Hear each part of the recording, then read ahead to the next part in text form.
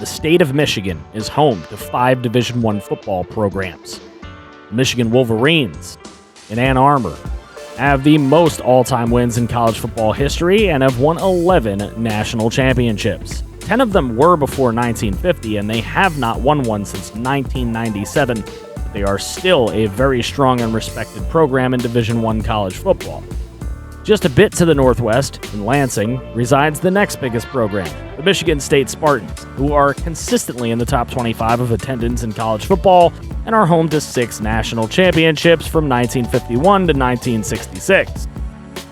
UM and MSU are rivals in the Big Ten and have quite a large fan base within the state. Then there's the 3 MAC conference teams who call the state of Michigan home. The winningest of those being the Central Michigan Chippewas, just a bit north of Michigan State, who boast a 59.2 all-time win percentage, 30th highest in NCAA FBS history, and a bowl record of 4-9. They also have a 1974 Division II championship to their name. Then in Kalamazoo, there is the Western Michigan Broncos with a 56.7 all-time win percentage and a 2-9 bowl record.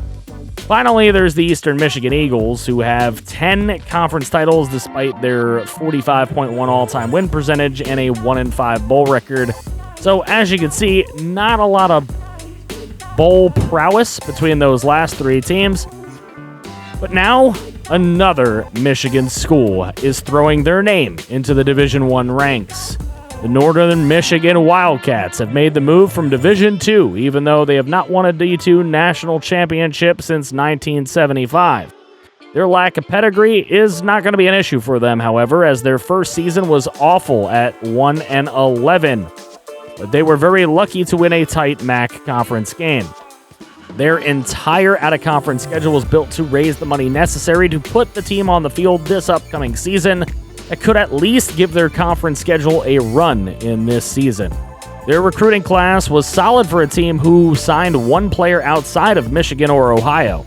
To talk a little bit more about recruiting, they will look to compete with the other 5 Michigan schools to develop homegrown talent and try to extend their reach from Michigan to Ohio and possibly Minnesota, Illinois, Indiana eventually, and beyond.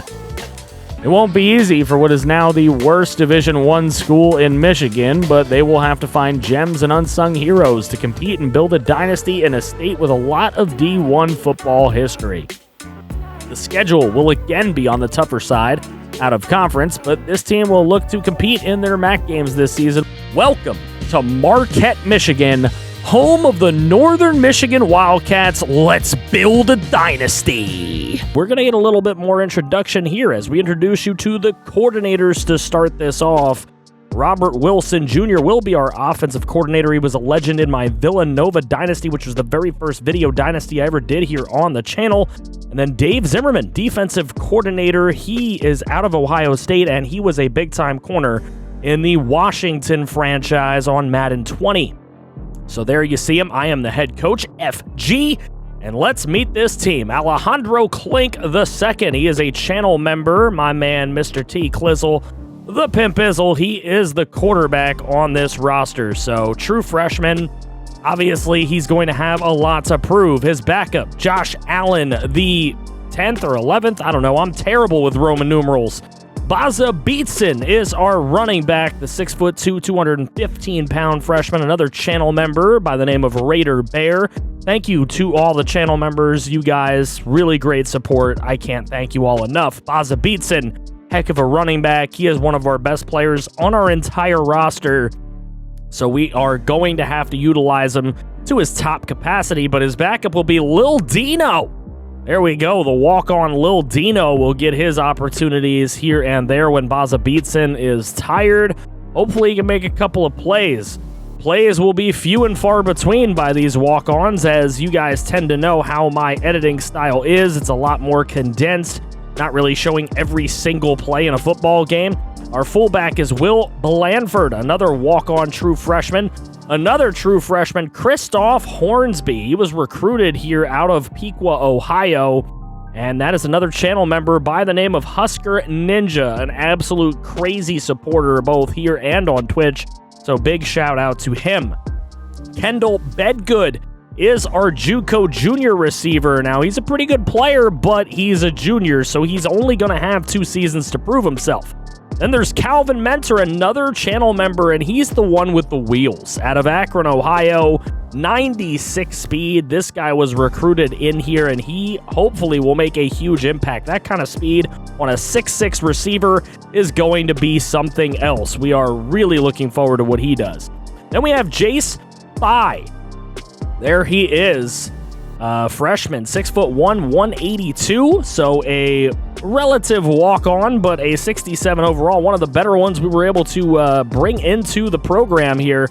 So we'll see how he does. Another one, Brewski. Now, he was a former channel member, but Brewski is my man V-Dub Productions. Love that guy. He is a long subscriber on the channel, so he got a better player there than some. Rigoberto Ramirez Jr. is my man, Mr. Rigo. He has been a channel member for a few months as well. He will be our starting tight end, and he's going to be a weapon for us for sure. As you can take a look at his ratings here, the catching doesn't seem too tremendous, but the blocking and the catching is pretty much about even, so he should be able to make some plays out there. He's definitely going to get used a lot. I love using my tight ends. The offensive line is going to leave a lot to be desired in this program. Obviously, the left side of the line, we don't even have any right guards. Our best tackle is a transfer, so he's not going to be able to play. Hannibal Marbles will start off the defensive side of the ball. He's a 68 overall. That's my man, Walty Snowman. He is another really long-time subscriber here on the channel. So that's why some of them got better players than some of the walk-ons. Here's TNJ, and that is a channel member, of course, and he's also a pretty big YouTuber. You might have heard of him. So TNJ, one of our highest profile channel members on the team. Then we have Scrap Trap. He will definitely be rotating in both sides, left and right defensive end. He will definitely get his opportunities to make some plays. He's a hell of a tackler. Pretty even on everything else, but nothing too great. Then we have a left outside linebacker, Ben Van Gooten, another 69 overall, a 6'1", 230-pound linebacker. That's one of you from the comments section, so you got lucky with a pretty good player here, Ben Van Gooten. Then we have Kaz Cray, another high-profile channel member here. He is a guy with over 1,500 subscribers here on YouTube. Go check him out, Kaz Cray Gaming. Another guy making some sports content. So he will be our middle linebacker. And then Jeremy CJ, a JUCO junior, but not a very good one, will be our starting right outside linebacker. We're definitely looking to replace him. He's got some speed, but that is about it. He really doesn't play well on defense. Aaron Coe is the leader of this defense, maybe team overall, from Columbus, Ohio. He's been here a while on this team. He's part of the national championship team from last year in D2. Then we have Cornelius Jenkins. That's my man Hobart, and he has been a really long-time subscriber of this channel, so definitely wanted to show him some love. He's a mod here as well as Twitch. Definitely had to show him some love. Then we have Sav Rambo. My man Rambo is going to be our slot corner with 89 speed, 86 excel, 85 agility. I think he can get it done. And we have the walk-on freshman, Mr. CF Flyer. He is coming out of Hawaii. He is a walk-on freshman, and he's got some good jump. Stamina's good. He might get hurt, though. You never know. Then we have my man Raiden, who has Richard Lutz, the free safety. He has been such a heavy supporter over on Twitch, becoming a mod really quick. He's a big supporter over here on YouTube. He watches a lot of our videos, so we show him some love. Then my man Aqua Ninja Nate gets the JUCO junior strong safety Levi Frost. He's got some speed to him, but he is dumb as a rock. At least he can tackle, though. He'll have to make a lot of plays. Christian Klump will be our kicker. He is our freshman kicker. Only a 61 overall. It's going to be tough to make kicks with him. Our punter is a very high-profile YouTuber, Mr. Nitro Drive. That is Jaguars Nitrous. He will be our punter. And now that you've met the team, we have to start our season at the big house. This is not going to be easy. Welcome to the Big House, Michigan Stadium, as the Michigan Wolverines will play host to our Northern Michigan Wildcats, and I don't think we're ready for this matchup. I can be perfectly honest with you, as we get down to the field where Baza Beatson runs the football for a 4-yard gain. It's good to see that we can even run the ball with this offensive line. Here's Alejandro Klink with a short pass. It goes to Rigoberto Ramirez for a gain of 6. So it's good to see. Like I said, I was going to utilize that tight end. Here's Alejandro Klink. He is rolling to the right, and he will find Rigoberto again. Look at this man just shrugging dudes off. He said, "Get off me, ho!" As Rigo picks up a big first down. Here's 3rd and 12, and that one is incomplete. Alejandro Klink not able to make that connection. They're going to go for it here on 4th and 12. Klink going to throw, and that one's nearly intercepted. Probably should have been picked. It really wasn't thrown in the spot it should be. Michigan takes over. They get all the way down the field. Here's Cade McNamara. He's going to throw it up the middle to Wilson. And Roman Wilson for 25 yards from McNamara. That gives Michigan a 7-zip lead. Here's Brewski. Nice little spin and a first down pickup with a gain of 7. So Brewski making a big play. Now on 3rd and 2, Baza beats and is stuffed in the backfield. Look at the defense just come in and attack. David Ojabo on the tackle.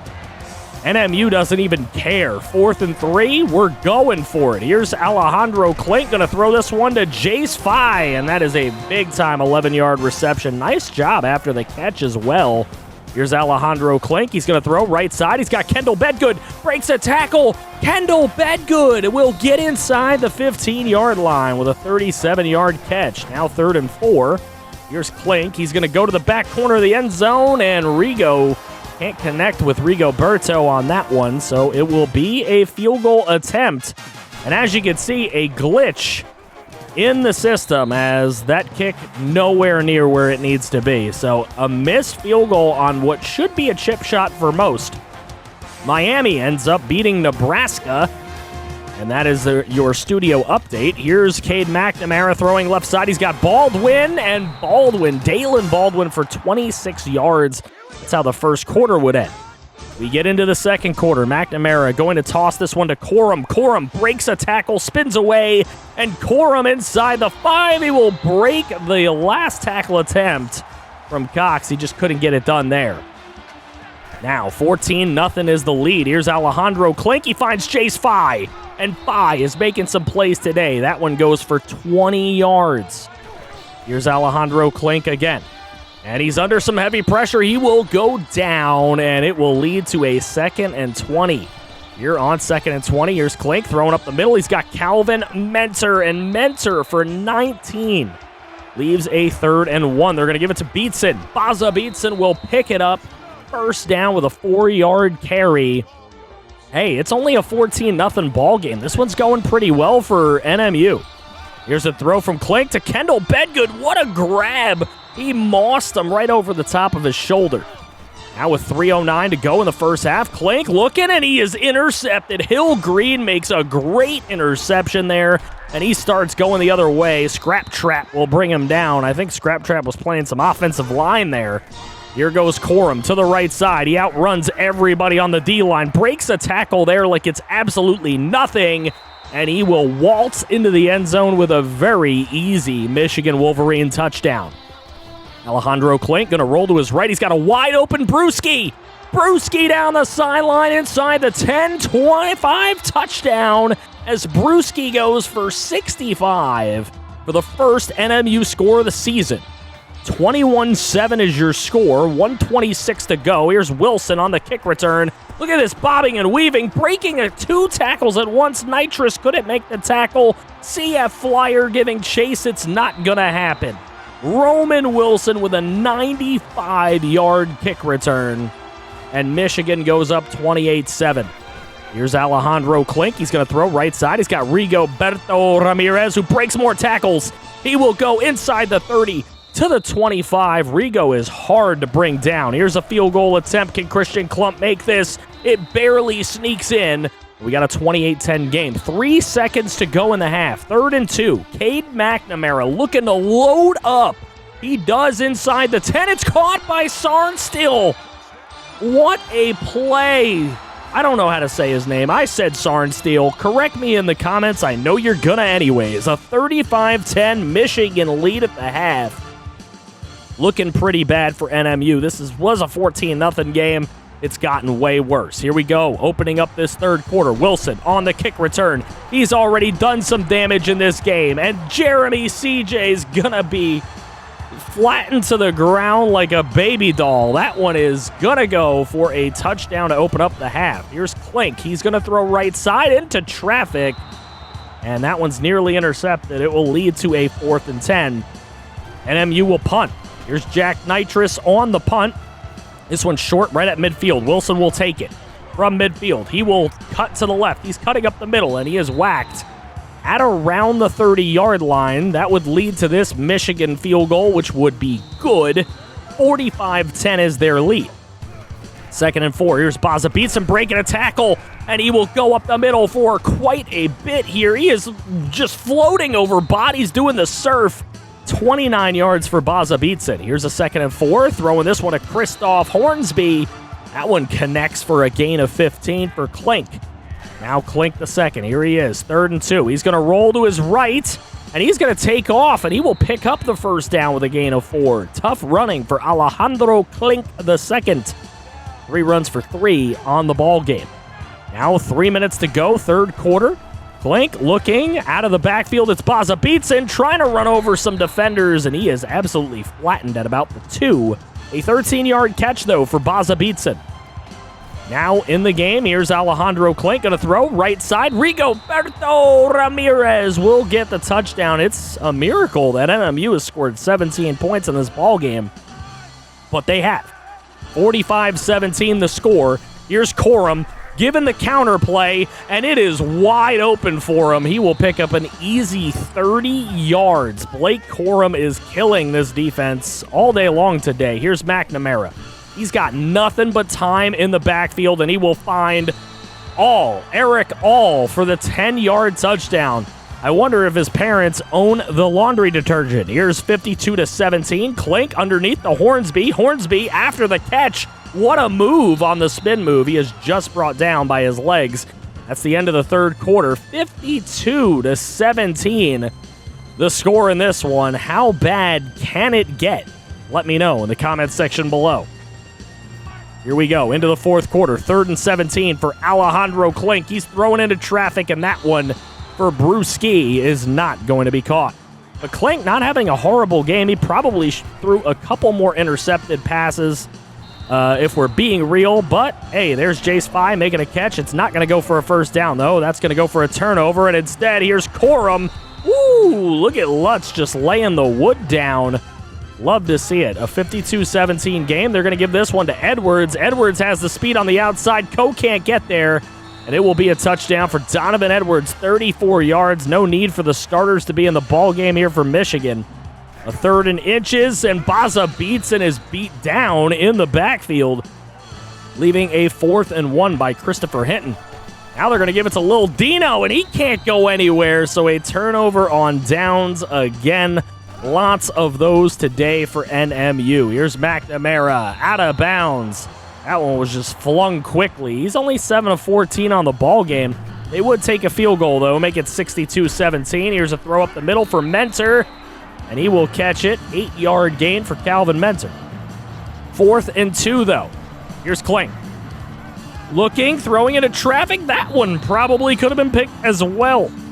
His stat line looks way better than it could today, but another turnover on down. And you know what? Michigan could just kneel the ball here, but why not give it to Blake Corum so you can put up 69 points on this Northern Michigan team? Nice, but not so nice. 69-17, that is a score that Northern Michigan will remember for a while, as they will be playing Michigan for, I believe, the next 3 seasons after this one. There is a contract for them to play them the first 4 seasons. So Michigan will be on the schedule next year. Northern Michigan will remember what went down here today. 23 out of 37 for 353, 2 touchdowns and a pick. But let's be real, he probably should have had another 3. Baza Beatson for 77 yards today. Rigoberto and Brewski coming through with 72 yards apiece and a touchdown. Bedgood did his thing. Fye did his thing. So did Mentor and Hornsby. Baza Beatson even had some catches coming out of the backfield. Defensively, Aaron Coe did lead in tackles We didn't get a single sack or interception or forced fumble. We are taking on a top 25 ranked Utah Utes team. They're 2-0 already on their season. We're obviously 0-1 after that huge crushing defeat against Michigan. But Alejandro Klink II actually played quite well. We're going to have to play against Cameron Rising, who has thrown for 520 yards and 5 touchdowns in his 2 games here at Rice-Eccles Stadium in Utah. We are ready to take on these Utes, and they are set to kick it away. We are underway here in our second ball game of the season. Here comes Aaron Coe, the corner, coming out of the end zone, and he gets it across the 20, 30, and over through the 40-yard line with a 47-yard return. So here we go, starting this one off. What are we going to do on 1st and 10? Give it to Beatson, and Baza Beatson for a 2-yard carry. It'll be 2nd and 8. On that 2nd and 8, Alejandro Klink II rolling to his right, looking for a receiver. There's nobody there, but there is a lot of green grass for him to take off and get out of bounds with a 23-yard gain. 6:11 to go first quarter. Here goes Beatson, and he is going to pick up 7 on the ground. So Baza Beatson making an impact early on in this ball game. 3rd and 3 for Alejandro Klink. He's going to throw this left side. Calvin Mentor for the first down. More of a speedster, but they're making a possession catch to pick up the first down. 4:30 to go. Here's Alejandro Klink II. He goes to Brewski for 8 yards. And a very slow, methodical, and good drive from Northern Michigan here to start this ball game. Alejandro Klink looking. He's going to throw to the end zone, and Brewski gets his feet down for the touchdown. Of course, Zebras want to review it. They never want to give Northern Michigan a lead right away, so we got to take another look, and there you go. You can clearly see Brewski. That would have been a touchdown in the NFL. Never mind college football. We got a studio update early on. Kent State able to upset the big bad Ohio State team from Columbus. So there you go. Cameron Rising with his first offensive possession. There's a toss, and on 2nd and 8, Chris Curry gets 13 yards and a first down. Utah continuing their drive. Here goes Curry again.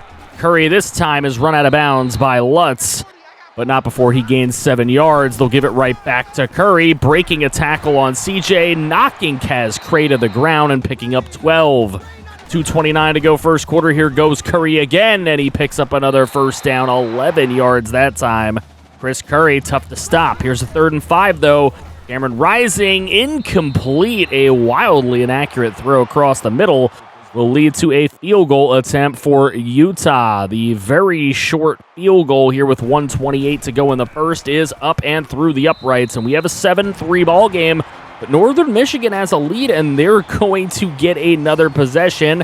Not before this studio update where Wisconsin remains undefeated with a close win over the Terrapins. Here is Alejandro Klink II on a 3rd and 10. Hits Brewski for 4 yards, but that is not enough for a first down pickup. So Utah ready to get this football back. They have it, and here on the option, Rising going to keep it himself, and he is going to be brought down, but not before a gain of 6 yards. So Utah, they're down on upset alert here at the end of the first quarter. We will be back right after this. And into the second quarter we go. Rising going to give to Curry. Chris Curry has been doing a great job on the ground thus far today. And there we go, continuing it with a 6-yard run. They're going to give it back to Curry again, knocking Levi Frost out of the way, and Curry has some room here. He's knocked out of bounds by Aaron Coe at about the 2-yard line. Now later on 2nd and goal, here's Curry again, and he will pick up a 4-yard touchdown run as the Utes will have their first lead of the football game at 10-7. Here's Alejandro Klink. He's looking. He's going to throw right side. That one's intercepted by Matele, and Matele is going to bring it inside the 30-yard line, and the first turnover of the game goes against Klink, and you can see he hates it. After the interception from Matele, here goes Cameron Rising, and he's going to take off running with it as Utah looking to extend their lead, and he is going to get it all the way inside the 10, close to the 5-yard line. Here's a 1st and goal for Utah. Cope in motion. He's going to get the handoff, and he's going to take it for a 6-yard touchdown run. Makai Cope. And Northern Michigan is going to have to cope with being down 10 points here. getting close to midway through this second quarter. Here's Alejandro Klink the second. He's going to throw up the middle. Rigoberto Ramirez Jr. with a 15-yard reception. He was calling for a face mask, did not get one called for him. Here's Klink, hit as he throws, but it's Rigo wide open again. Rigo steamrolling the defense and into the end zone with a Northern Michigan touchdown as the Wildcats are going to get into the end zone again. So they're not going anywhere. A 17-14 game. They're still here. Cameron Rising throwing this one wildly inaccurate again. He has made a couple of really bad throws in big spots already. Here's Baza Beatson on a 2nd and 6, and he breaks a tackle for a 7-yard gain. Now Klink looking to throw across the middle. He's got Rigoberto again. Another 15-yard catch for the young man, and it is 3rd and 2. Here's Klink, hit as he throws, and it's going nowhere. That gets a 4th down set up with 27 seconds to go in the half. They're going to go for it, and Klink is brought down for a turnover. You cannot take a sack there, but he really had no choice with the defense bearing down on him. Here's Rising. He's going to throw left side. O'Toole making the catch, and with 14 seconds to go in the half, can Utah extend this lead? Here's Curry. He's going to run the football. Chris Curry, we haven't seen a lot of him recently, but he was coming in like gangbusters to start this game. There's another 10-yard run. 9 seconds to go in the half. Rising, going to throw. Numatala Tolo. Come on. You can't expect me to say that correctly. Have you been on the channel? Here we go with 4 seconds left in the half, and Utah going to extend that lead with a field goal. 2 seconds to go in the half, and here you go. After a touchback, it's Klink to Calvin Mentor at the end of the half, and he is going to do it. A touchdown, a score for Northern Michigan at the end of the half, and that is huge for this team. A 21-20 lead with the extra point, and Utah goes into the half dejected. We're back for the second half. Rising going to throw this one over to Clark. Clark breaks a tackle. Levi Frost finally able to bring him down. Calvin Clark 16 yards on the play. Here's Rising. He's got another wide open man. It's O'Toole this time. Breaks Coe's tackle, but is finally brought down. And Utah trying to get their lead back. Here goes Chris Curry. He's going to run the football, and that's another really good run. A run of 13. He's had a lot of double-digit carries here today. He has just been incredible. Here goes Curry again, and Curry this time going to pick up 9. Make it a 3rd and 2 for Rising. He's got to make a big throw here, and he does to Numatalio. I'm trying many different things here. 1st and goal for Utah, and they will hand it to Curry wide open for the touchdown. Nobody there to stop him, and Utah will take the lead once again. This one going back and forth. They're going to go for 2 here. Rising trying to make a throw. That one's nearly intercepted by Cornelius Jenkins on the 2-point conversion try. So Utah's lead will remain 5. And Northern Michigan takes over with it. Here's Klink. He's rolling to his right, and he cannot make the throw on 3rd down. So Utah gets it right back. Here goes Chris Curry, and he has just been a freight train against this Northern Michigan defense. Here he goes again. Curry, this time getting the blocks. He was really brought down by the first man who touched him. The blocks were there. 157 so far for Curry. Rising going to throw underneath. There's Numa. I'm just going to call him Numa now. And Numa with a 16-yard reception. Here's Rising again, and this one going to be given to Curry, and he will fight his way into the end zone again, and Utah extends their lead with Chris Curry, who has just been an absolute monster so far today. It's a 33-21 ball game, a 12-point lead for Utah, the number 8 team in the nation, and the defense is starting to show up as they get to Alejandro Klink. That's David Fotu on the sack. It's a 2nd and 23 now. Klink with 1:05 to go in the 3rd. He's looking to throw this one up, and he's got Rigoberto Ramirez for a 20-yard catch, and there goes Baza Beatson on 3rd and 3 for a 6-yard carry and a 1st down. So they get out of trouble there. Let's see if they can do anything about it. Here's Alejandro Klink to Hornsby. And Christoph Hornsby with a nice 9-yard catch as we close this third quarter. Get them fours up. It is 33-21 as we head to the fourth quarter here in Utah. Number 8 on the ropes here. A closer game than many thought. We'll be back. And we're back for a 4th and 2 in this fourth quarter. Here's Clank looking. He's got a wide open dude in Brewski. 22 yards to Brew.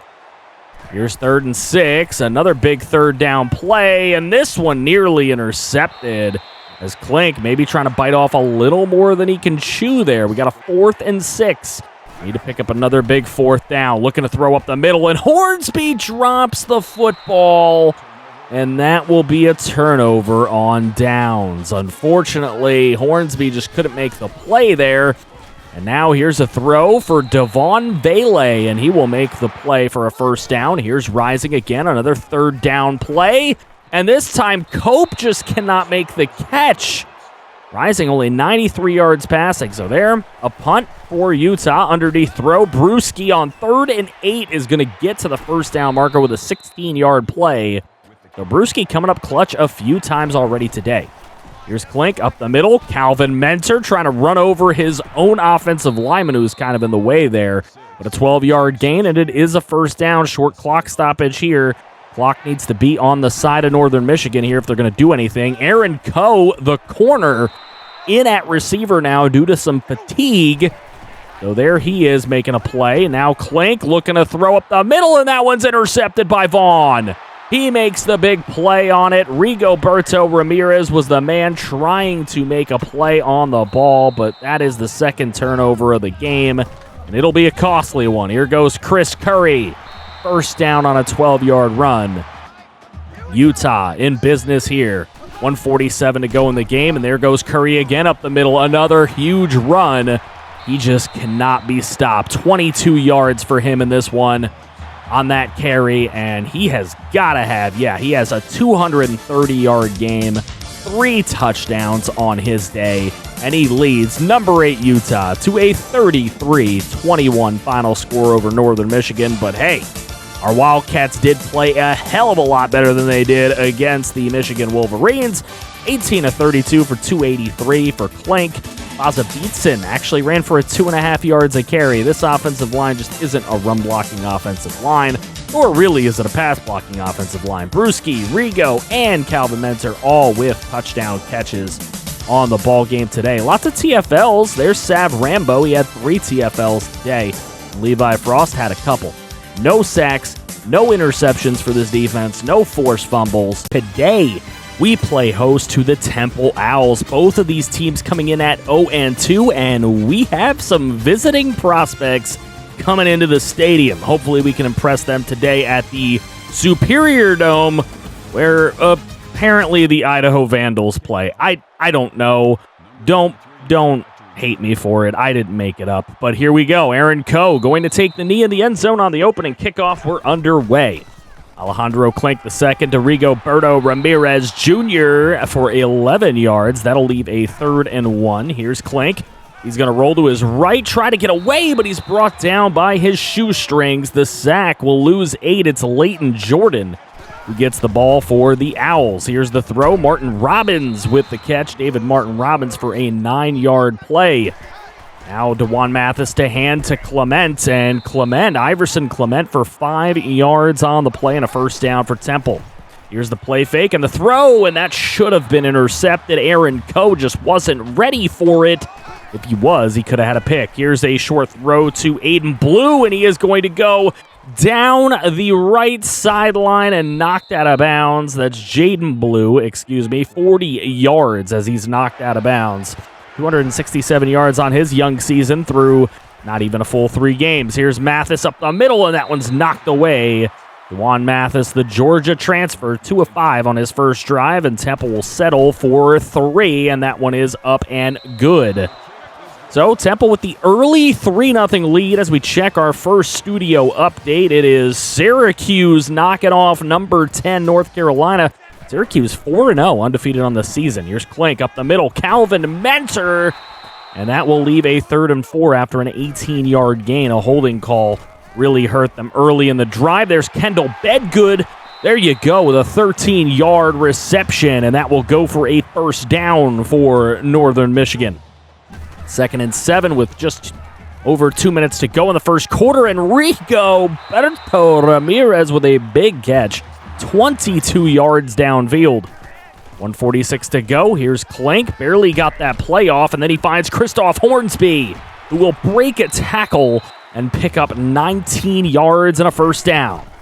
Here's Clink again, pressure in his face. He finds Calvin Mentor, and Mentor will get past the first down marker. A gain of 8 and a first down again for the Wildcats. Now here's Clink looking end zone. He's got Rigoberto Ramirez Jr. for the touchdown. Northern Michigan has a lead. Here's DeJuan Mathis. He's going to take off with the football here on the first play of the drive for Temple, a 7-yard play. And that brings the first quarter to an end. Northern Michigan holding the lead, 7-3 at home. We'll be back. Back for a 3rd and 2 for the Owls, and Mathis will hand it off to Clement, who barely picks up the 2 yards necessary. 4 runs for 12 on his day thus far. Here's a play fake to him. Mathis looking to throw, but he's going to scramble, and Levi Frost will make sure he comes down with a 3rd and 3 remaining. Here's Mathis. He's going to give it to Clement, and Clement is going to get the first down and more, 6 yards for Iverson Clement, as the Owls keep the chains moving. Here goes Clement again on a handoff on 1st and 10, breaks a tackle, and then he is brought down near the 40, complains for a flag, and he will receive it. A face mask call. That one going to go against Cornelius Jenkins, a 15-yarder. And now from our 26, it's Temple looking to close in, and they get to the red zone with an 11-yard pass play to David Martin Robbins. Here's Mathis going to hand this one off to Clement. Clement bobbing and weaving through the defense. He's brought down near the 1-yard line with a 14-yard run. 1st and goal. Mathis, empty back set. He's going to take off, and he is going to use that big body to pummel his way into the end zone over Kaz Cray. It's a 10-7 ball game. Temple takes the lead back. Here's the throw. Rigoberto Ramirez on 1st and 10. A 20-yard play to him. He's tough on that stick and nod route.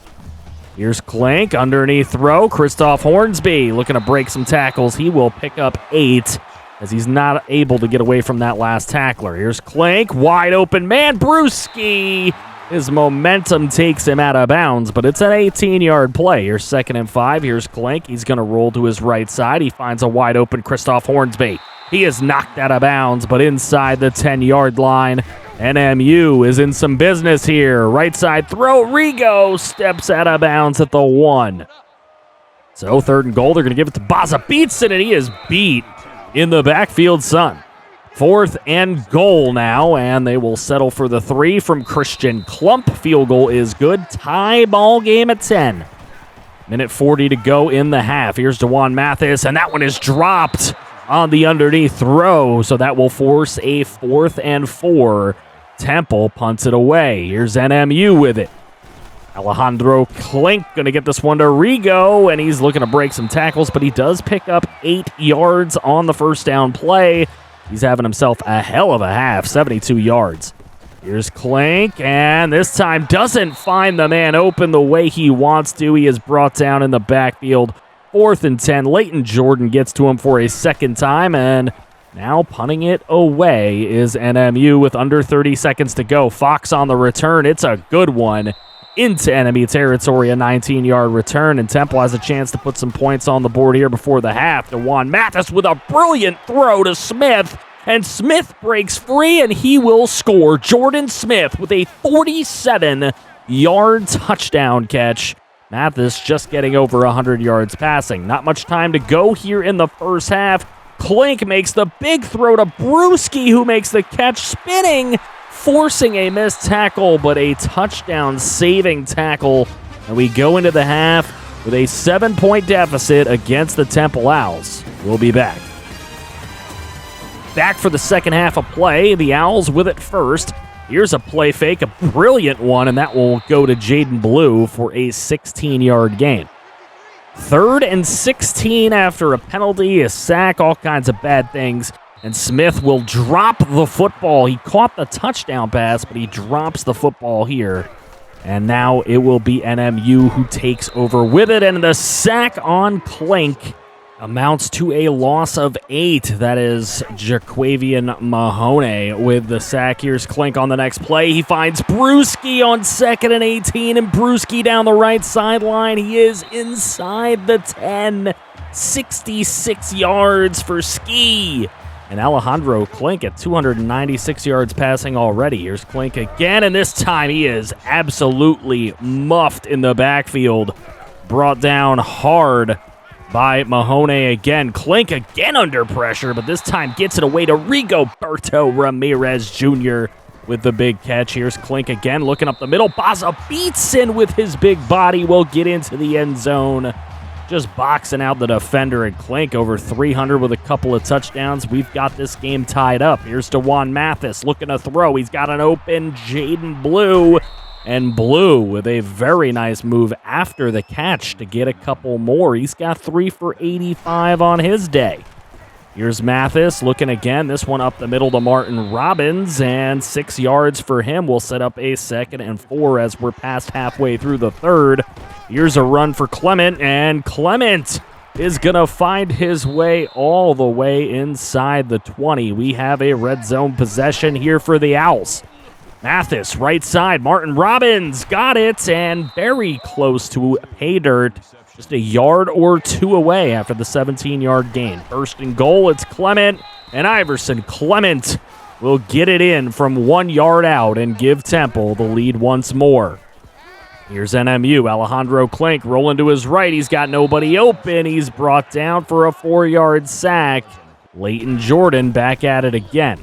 3rd and 14. Klink looking, and an inaccurate pass is going to do him in. And it's going to force a 3 and out for Northern Michigan. So Temple with the football now. Getting the return again is Fox. Another nice return for him, just like he had it in the first half. And that is going to set up Temple in enemy territory already. Iverson Clement to the left side. A little bit of misdirection there on the play call, and it works really well. Here's Temple again. DeJuan Mathis on the dropback. He's going to take off, scrambling for yardage past the first down marker.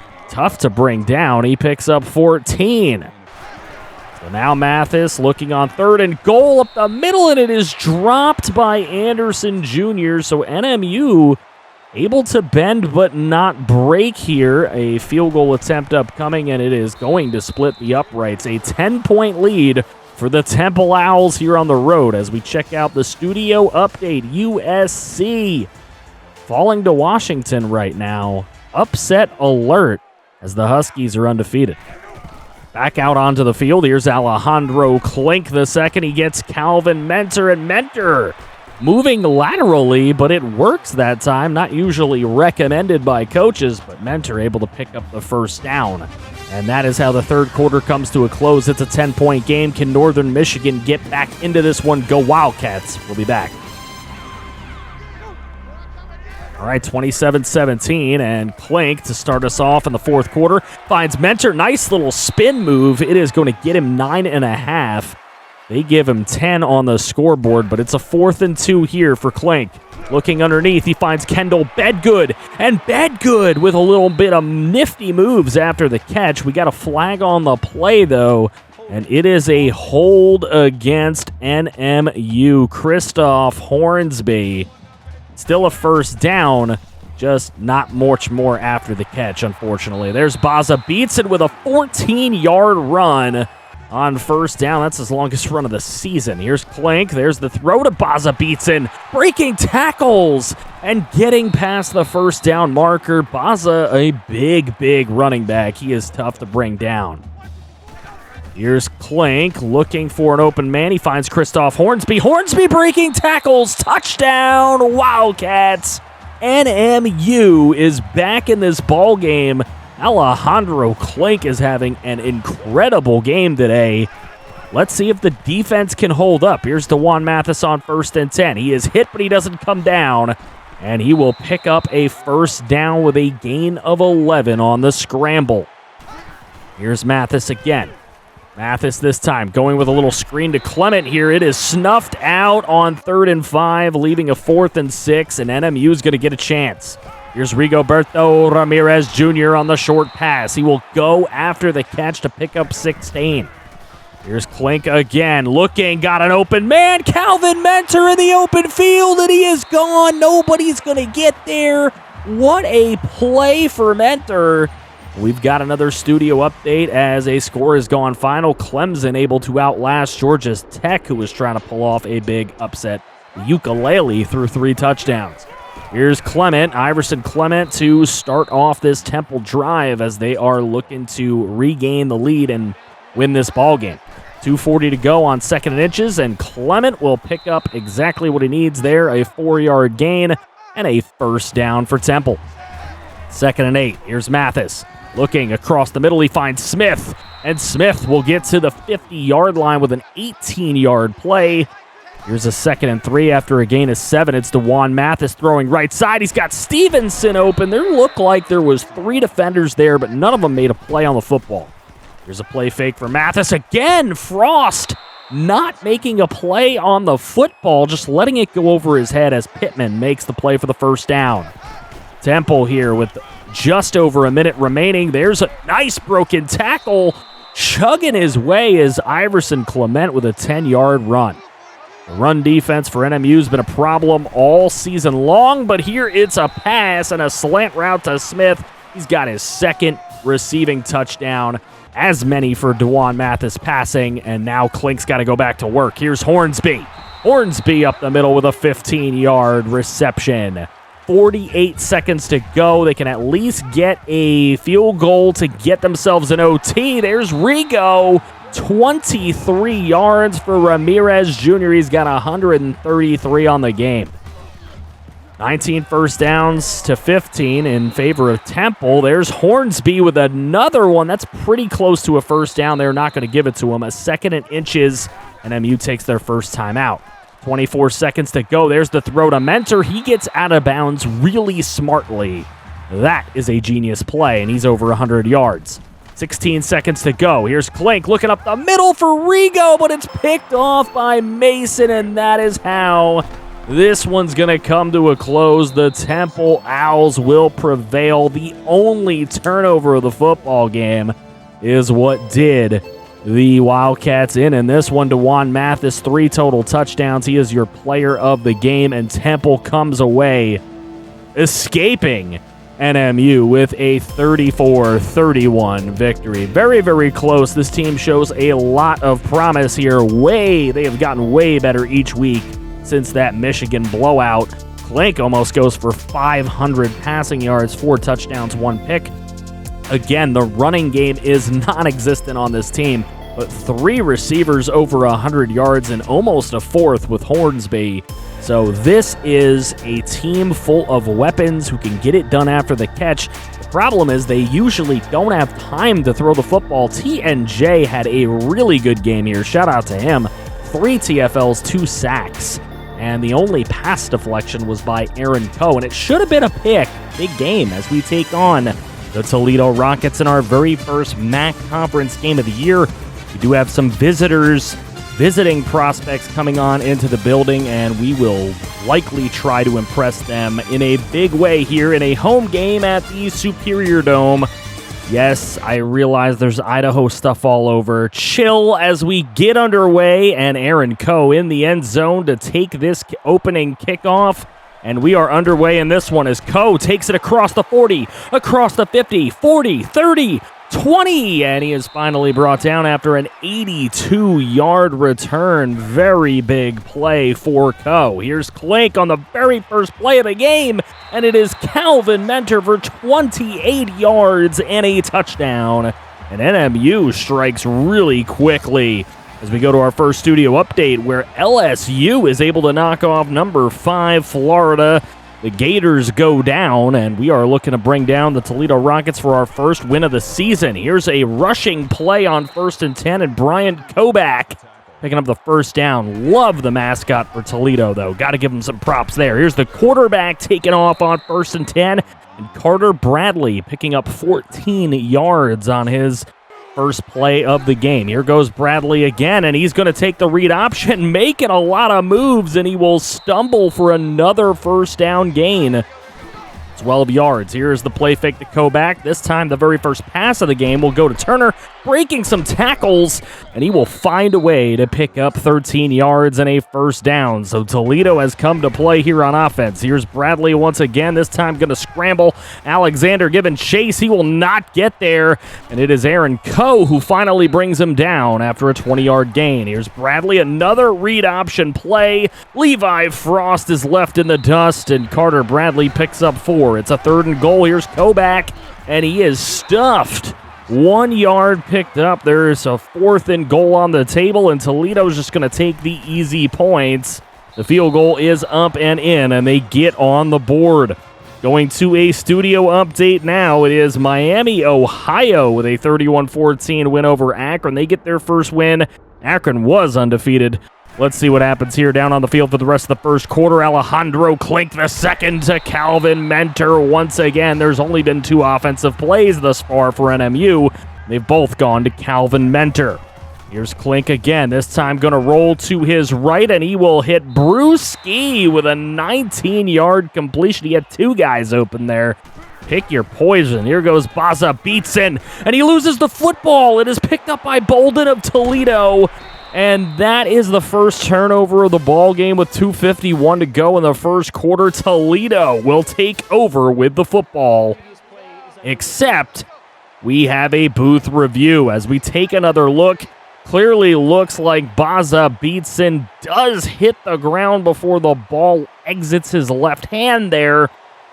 So, ball goes back to NMU. Here's Klink. He's going to give it to Rigoberto Ramirez Jr. Shout out to him, one of our channel members. Here's Klink the second. Going to throw over to the left side. He's got Brewski. And Brewski inside the 10 with a gain of 21. 3rd and goal now for NMU. And Klink under some heavy pressure. He loses the football. It is picked up by his offensive lineman, so that will at least leave a chance on the table here for Christian Klump on a 4th and goal. To extend the lead, he does. Back up to a full touchdown, 10-3. Studio update, Maryland able to knock off number 14, Florida State, and Jordan Travis. Florida State's first loss of the year, so Maryland doing their part there to add to the upsets today. Here's Bradley. He's going to roll to his left, and he is sacked by TNJ, a big-time YouTuber and a big-time channel member here on our channel. That ends the first quarter, 10-3 in favor of Northern Michigan. Can they keep this roll going? Back into the second quarter here to start it off. 3rd and 13 for the Toledo Rockets. Bradley going to throw left side. That one maybe could have been picked off, but a very nice defensive play anyway. And the punt would leave NMU over here on the other side of the field, but a 4th and 7, and they're going to go for it. Rigoberto Ramirez makes the catch and a first down. They were a little bit too close to punt and a little bit too far away to kick a field goal, so taking a chance there, and it pays off. There's a 3-yard catch for Christoph Hornsby. That'll leave a 3rd and 1 for the Wildcats. Giving it to Baza Beatson. Is he going to get there? No, he's bounced around, and he just cannot pick up the first down. So, rather than electing to go with a field goal here, they're going to go for it on 4th and 3, and Klink will find Rigoberto for a 7-yard completion and a first down for these NMU Wildcats. 3:44 to go in the half. Klink on the run, and he is brought down for a loss of 18. The convoy was after him. Now a 2nd and 28 for Klink. He gets it over to Calvin Mentor, and that is a nice 19-yard completion, leaving a 3rd and gettable here at 3rd and 9. Klink looking to throw, and instead the pressure gets there. It's a 4th and 9. NMU going to end up settling for this field goal attempt. Christian Klump gets it up and in, and NMU continues rolling a little bit here. Studio update. We have Auburn knocking off number 9 Iowa State. That's Iowa State's 2nd loss of the year, though. And all of their players of the game were on defense making tackles. You could tell it was not a good offensive performance by them. So 2:28 to go in the half. NMU up 10 now, and there's the run for Kobach, a 7-yard run. And that one will make it a 2nd and 3. Here's a play fake to Kobach. Quick little throw over to Turner. He's had a pretty decent game here, and he picks up a 7-yard completion and a first down for the Toledo Rockets.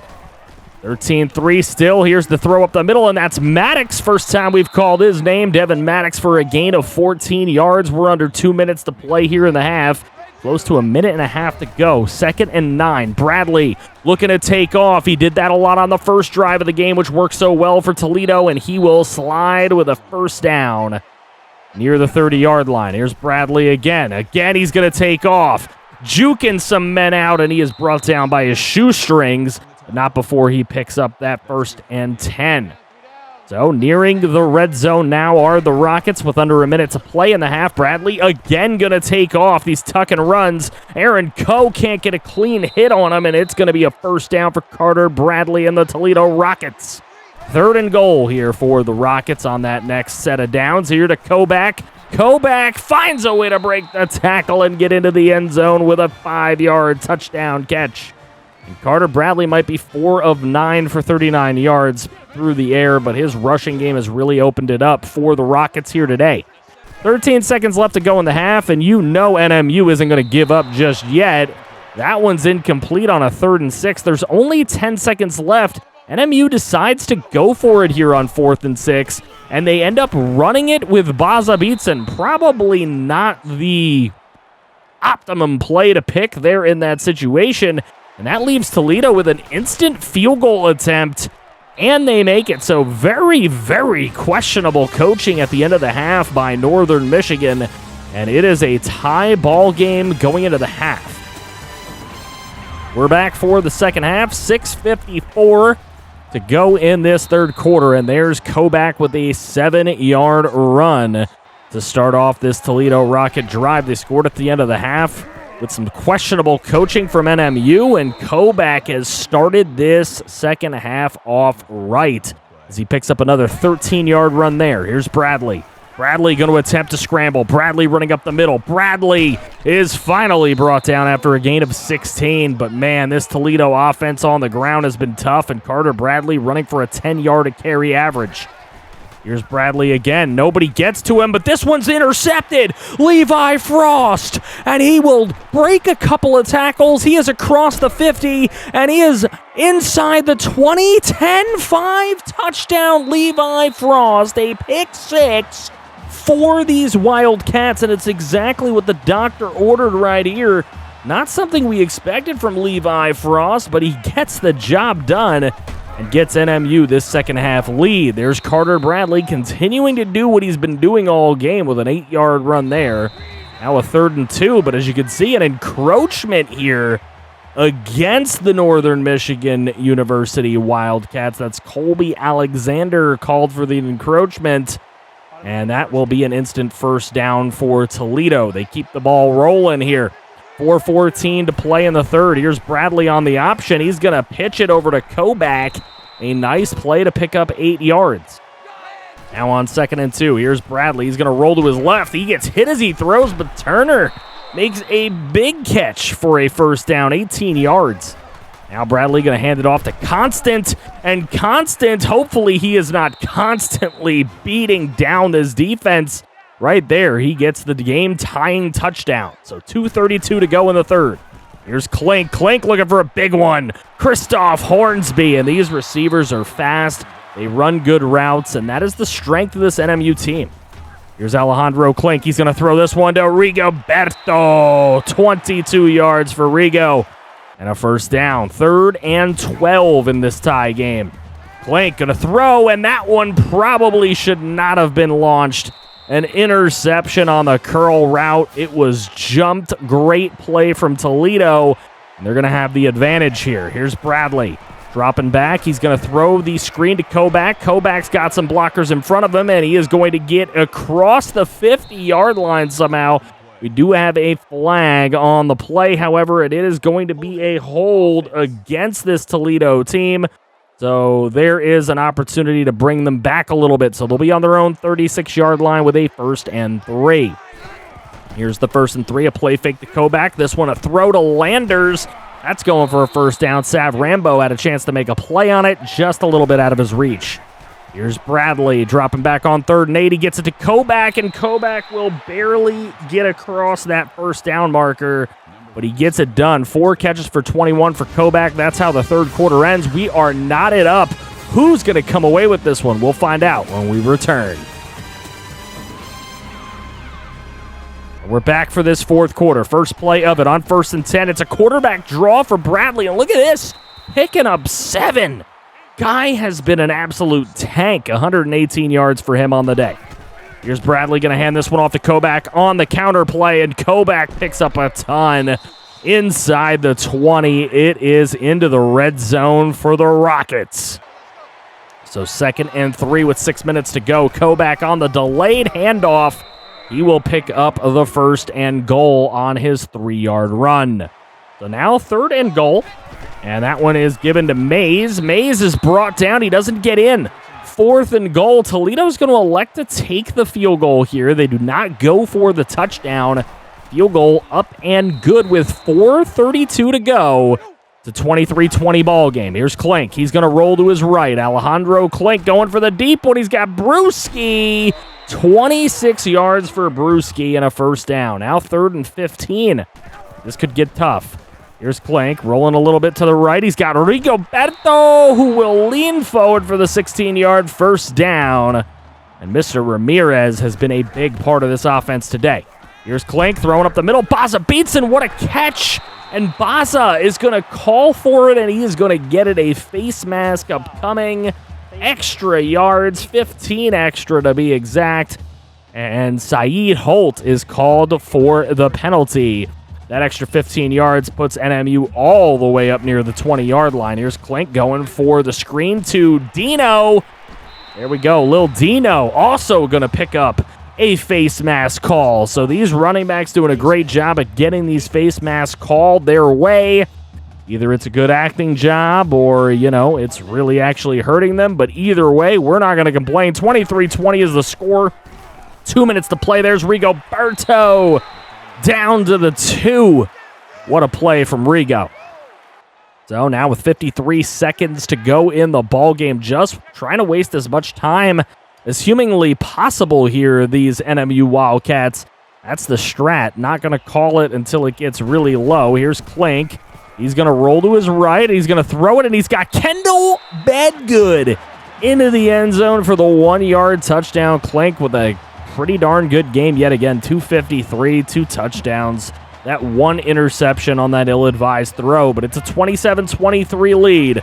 Toledo can either get it down the field and win it, or they will end up losing. Isaiah Winstead on the first catch. It's a 9-yard gain. Bradley up the middle. He finds Stevens. Stevens breaks a tackle. He's already in enemy territory. There's 23 seconds left. Toledo's got 1 timeout. Now just 13 seconds left after spiking the football. A 3rd and 12 and a big hit on Carter Bradley. They try to hurry to the line without using the timeout. And clock is just going to expire on them. Levi Frost, the player of the game with 6 tackles and the pick 6. That really got it done there in the beginning of that second half. 27-23 your final score. Northern Michigan gets their first win of the season. Rejoice in the comments section. Baza beats in 10 attempts for 6 yards. Running game really is non-existent, but man, we have so many guys that can make plays. Kendall Bedgood got himself a touchdown. Rigo has been huge. Calvin Mentor, Christoph Hornsby, everybody just out there contributing. TNJ and Hannibal Marbles, both with sacks today. That's not something that we see very, very often. The sacks really isn't a big number for this squad. Matter of fact, you usually don't see a lot of defensive numbers up on the board, but Levi Frost with a pick 6 today. And of course, those 2 sacks, very, very instrumental in our first win of the season. And it's our first MAC conference game of the year. So 1-0 in conference is going to look really, really good to start us off. We take on UNLV, another home game for us. 3 more visiting prospects, and they are missing a wide receiver for 5 weeks. We'll see if that helps us get a win here at home at the Superior Dome as we get this one underway. Let's get this thing popping off early. Aaron Coe from the end zone will take it out, and he will get across the 30, across the 40 with a really nice 43-yard return to start us off in this ball game. So Alejandro Klink has been playing pretty well all season, and in that one off to Baza Beatson for a 5-yard gain to start us off. Running the ball, keeping it on the ground early. Here's Klink over to the right side. He's got our man, Rigoberto Ramirez, obviously a key player on this offense, for an 11-yard gain here on 1st and 10. That one's ill-advised as Oliver cuts that one off. That's just a great play. Klink didn't see him there. And we've got a personal foul, a face mask against us as well on the interception return. Christoph Hornsby adding 15 and getting UNLV some really good field position. Here's Chad Magyar for a 6-yard run to start off UNLV. Here's Rogers looking to throw, and that one incomplete. Justin Rogers has been off the mark, and UNLV will punt it back. So with 5 minutes to go, first quarter, here's Klink looking for Brewski. He drops it, and it's intercepted. That one is not on Klink. Brewski should have had that one. So a 1st and 10 for UNLV. Here goes Magyar, and he breaks a tackle, and he is inside the 5-yard line. 29-yard run for Magyar, 2 for 35 to start him off. UNLV now with a little bit of motion. Rogers going to pitch this one to Jenkins, and that'll be a touchdown for Steve Jenkins, a 6-yard touchdown run. And the Rebels will take a 7-0 lead. There's a sack on Klink on 1st down, a loss of 7. Would lead to a 3rd and 17. Klink throwing one up to Rigo, but he could not bring the pass in. It has been a horrid start for Alejandro Klink II. Here's a punt out of his own end zone. Jack Nitrous over to Reese. Reese on the return. It's a good one, too. Head down, breaking tackles, and another flag on the play.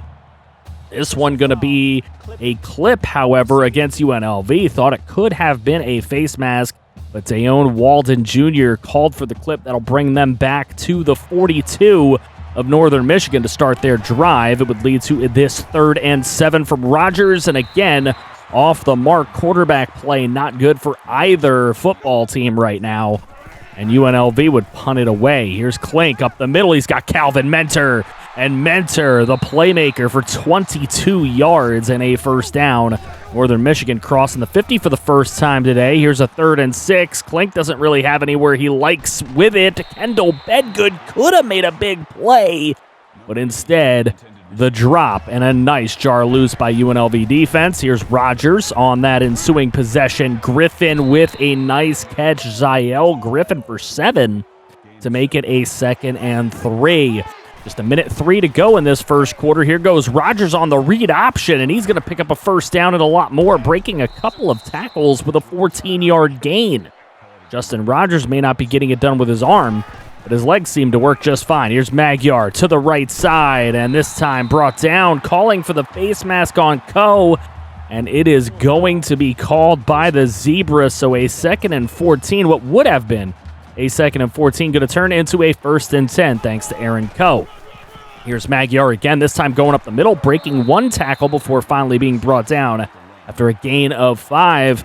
And that is how the first quarter comes to a close. UNLV up 7-0 and driving here on the road.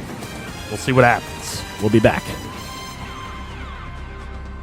All right, here trying to complete their drive are the running Rebels.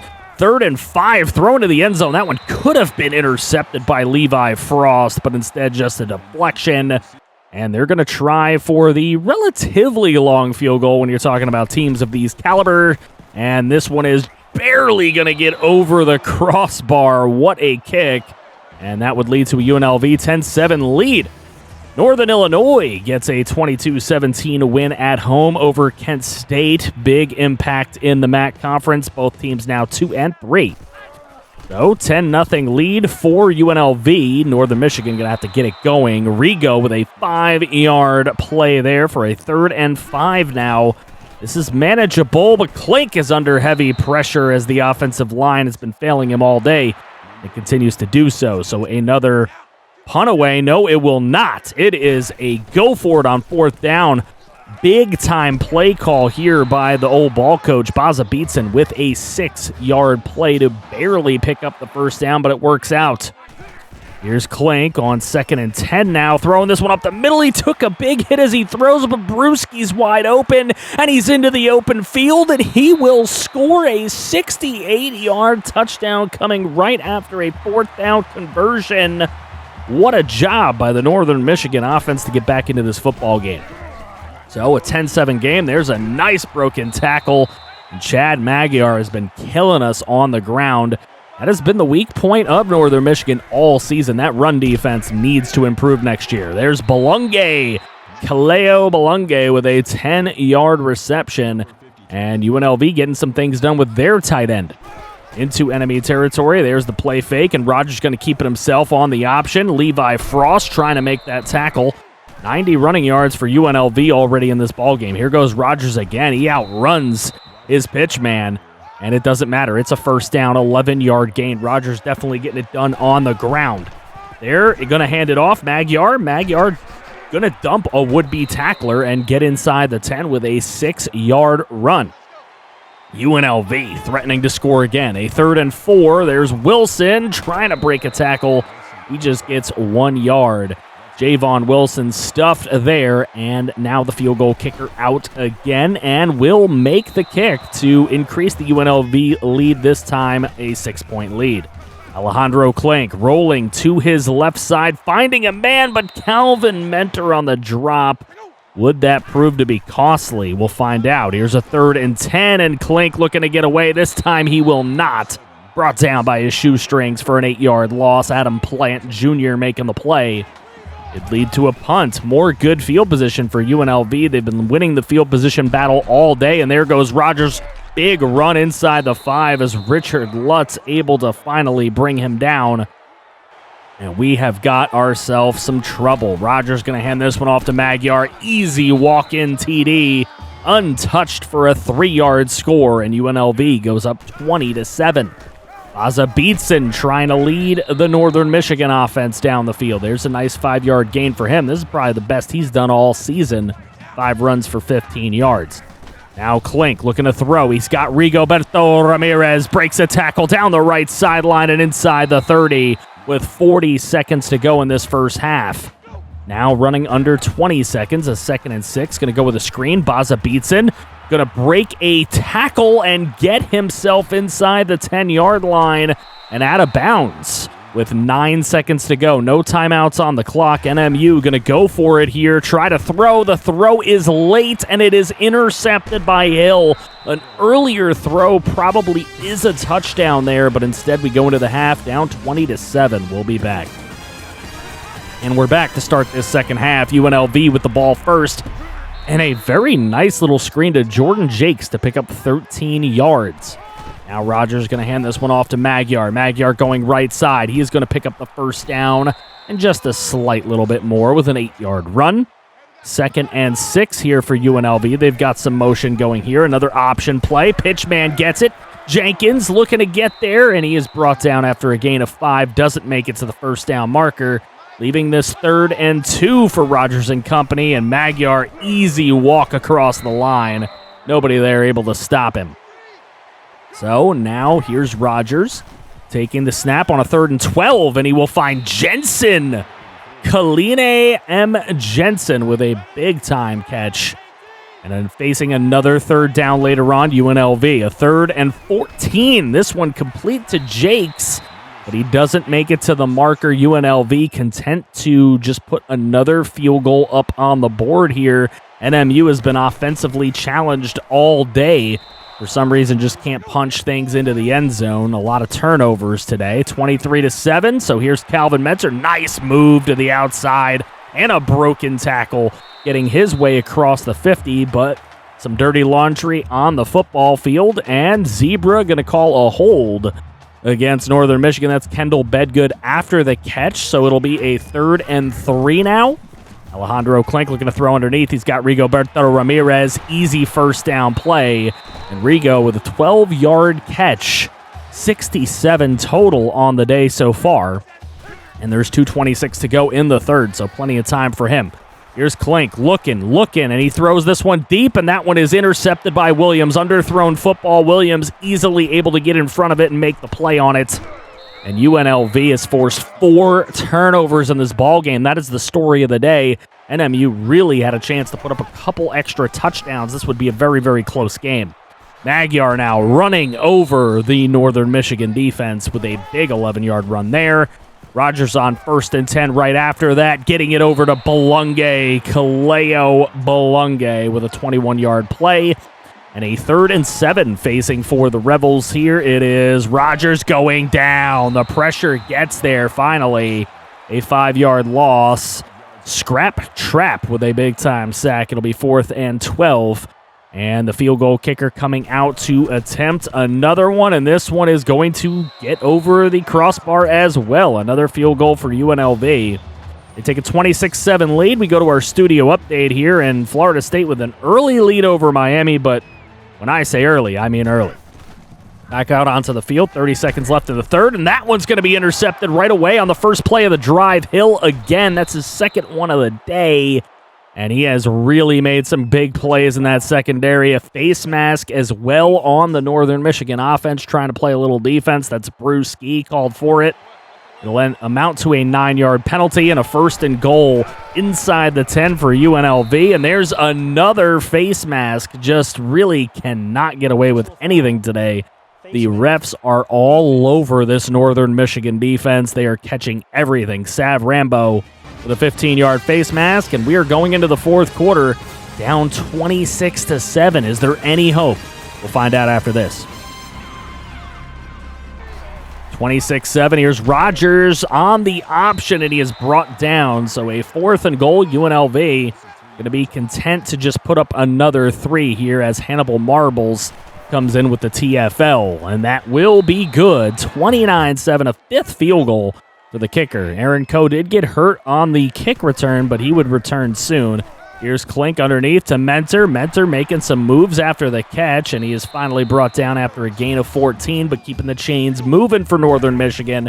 Here's Klink on a little bit of a play fake, throwing it up the middle to Jace Fye.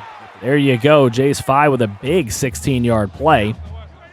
Now Alejandro Klink on a 3rd and 10 gets Kendall Bedgood on a curl route to the 30-yard line with a gain of 12.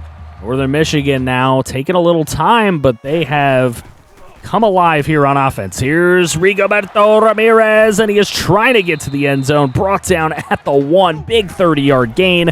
Baza Beatson finishing off the drive with a 0-yard touchdown run. And that'll make it 29-14. Going for the onside kick here, Northern Michigan. They know there's not much time, but Griffin able to cover it up and get it and return it to about the 40-yard line. So defense needs to be played by Northern Michigan. There's still a little bit of hope here. They would need a couple of touchdowns and 1 2-point conversion. There's Magyar. Magyar on the screen is going to pick up the first down on a 3rd and 9, and that is just about going to kill any chance of a Northern Michigan comeback here. Rogers throwing up the middle. He's got Jensen again. Kaline Jensen with a 22-yard touchdown catch. And it's 36-14. Really, Northern Michigan just playing for some pride here. Klink going to find Brewski short. Brewski going to take it after the catch for a gain of 15 and a first down. Playing for a little bit of pride. They would like to make this just a 2-score loss.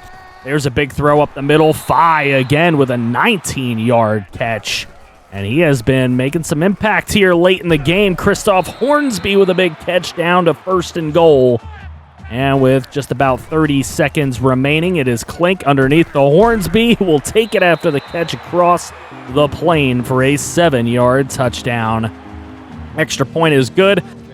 Onside kick would not be good, and it is a 5 of 5 field goal attempts that the kicker of UNLV is the player of the game. A 36-21 win for UNLV over our Northern Michigan Wildcats. Just a game in which too many turnovers did us in. It was definitely Alejandro Klink's worst performance of the season, and when that is going to happen, we are going to have trouble. 2 touchdowns, 5 interceptions for Klink. He still threw for 323, I mean, the throwing, we throw the ball all over the field with the amount of weapons and speed that we have at wide receiver. We can definitely get that done. The running game is never going to be a focal point. It's just not good enough. The offensive line, not more of a run-blocking offensive line, which is embarrassing to say because they haven't really been a pass-blocking offensive line either.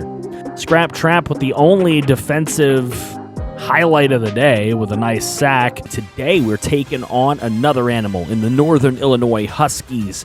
Now, they are a perennial powerhouse in our MAC conference, but they're 1-1 in conference, and we are undefeated in conference. This is a big opportunity for us, and we have JUCO tight end Clint Long coming in for a visit today. We just got to pass to the tight end for 100 yards to impress him, and with Rigo Ramirez, maybe we can. NIU's a little bit banged up as they come into the Superior Dome here today. Another home game for our Wildcats. It's going to get a little messy later in the season as we take on a lot of road games. Here we go. We are underway, and it floats right over Aaron Coe's head. A 2nd and 12 already after Baza beats and was caught in the backfield. There's a throw to Calvin Mentor for a 10-yard gain, setting up a 3rd and 3 to keep the chains up moving, and that is a great grab from Brewski, who looks to get away, but he is caught by his shoestrings after a gain of 31 yards. 5:36 on the clock in this first quarter. There's an underneath throw. Calvin Mentor getting it done after the catch, getting past that first down marker with a gain of 14. He has been huge all season. There's Kendall Bedgood with a tight catch for 8 yards. And now a 3rd and 4 to try to finish off that set of downs, and Mentor with a rare drop. Northern Illinois celebrating like they did something, but that was all Mentor. The field goal is barely good by Christian Klump, but he gets the job done as we have our first studio update. Alabama is on upset alert. The Razorbacks coming in for some woo pig. We'll see if they can finish that one off. Oregon outlasts Colorado in their game. Very, very close. Almost lost to a 2-5 team. Here we go, continuing play on the field, a 3rd and 10, but we have got a flag on the play. Rocky Lombardi is stopped short of the first down, but that offsides is huge, as it's going to give Northern Illinois another opportunity here. 3rd and 5, Lombardi takes the snap. He is looking to throw, and he throws this one deep downfield to Tucker. Finds his man Cole Tucker for a big gainer. 2nd and 8. Here goes Rudolph on the ground. A little wide receiver sweep. Trayvon Rudolph picks up 8 and a first down for NIU.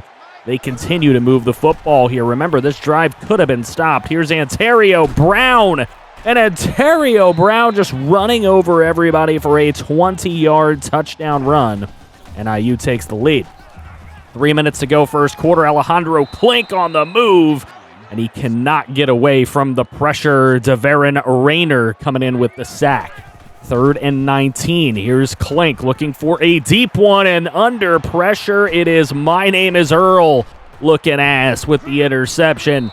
Big time play, and NIU takes over with the football. There's the flip to Ontario Brown, and he has been huge already in this first quarter.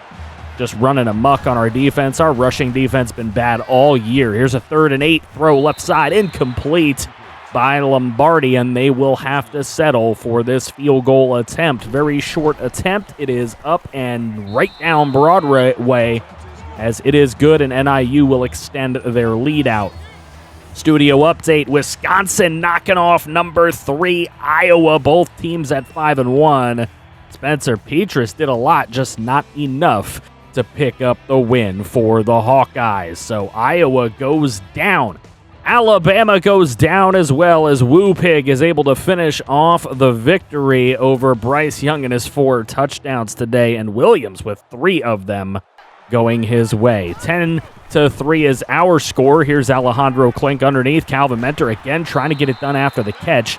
He leaves a 2nd and inches for the offense. Here on 2nd and inches with 21 seconds to go in the first quarter. There's Lil Dino with a 5-yard first down run. There you go, Lil Dino, getting in some action. Last play of the first quarter, it's Brewski making a catch, breaking a tackle, and picking up 9.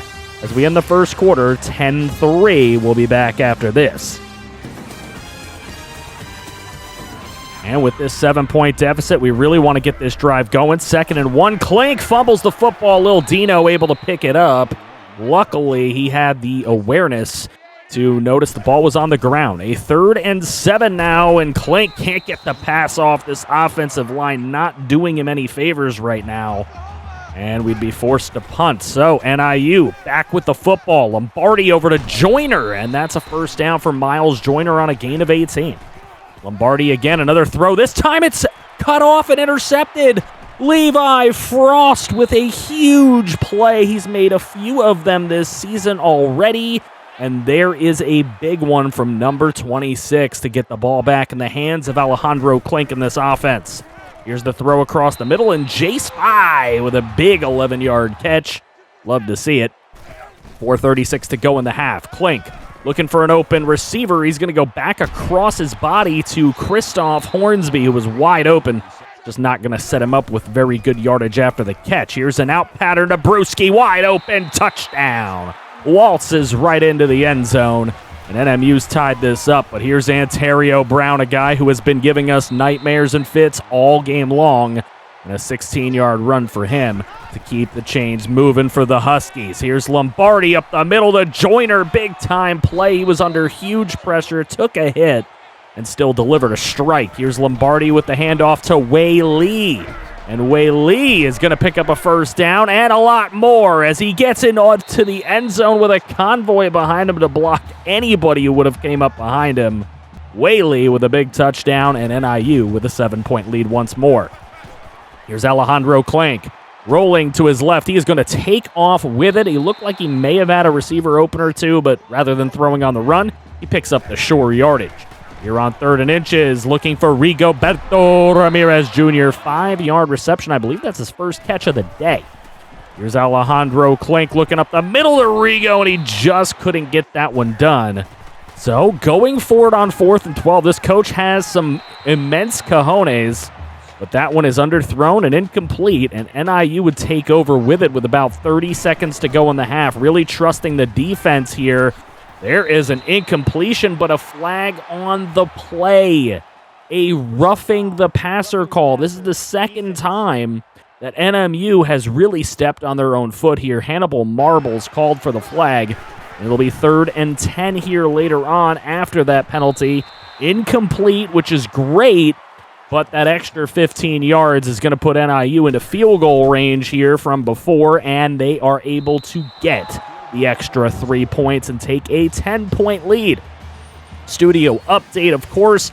We have another MAC game going on that's near the half. Ball State is in the lead over Western Michigan. That's going to be a tight one to look out for the rest of the way through as well.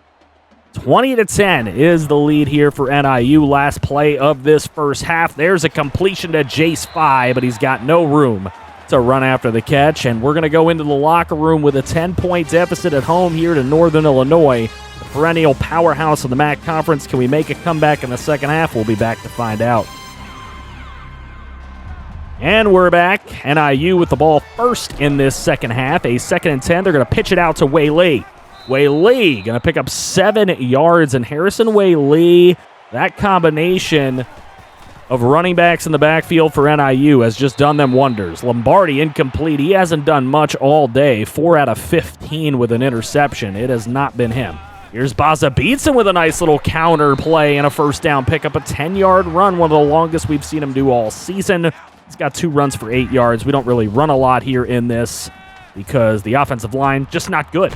Here's a short little throw to Kendall Bedgood. He'll pick up 8 yards. Good to see him getting involved in the offense a lot today. 2nd and 2, they're going to give it to Baza. Baza Beatson will pick up the first down. Hey, good to see he can pick up a 2-yard first down.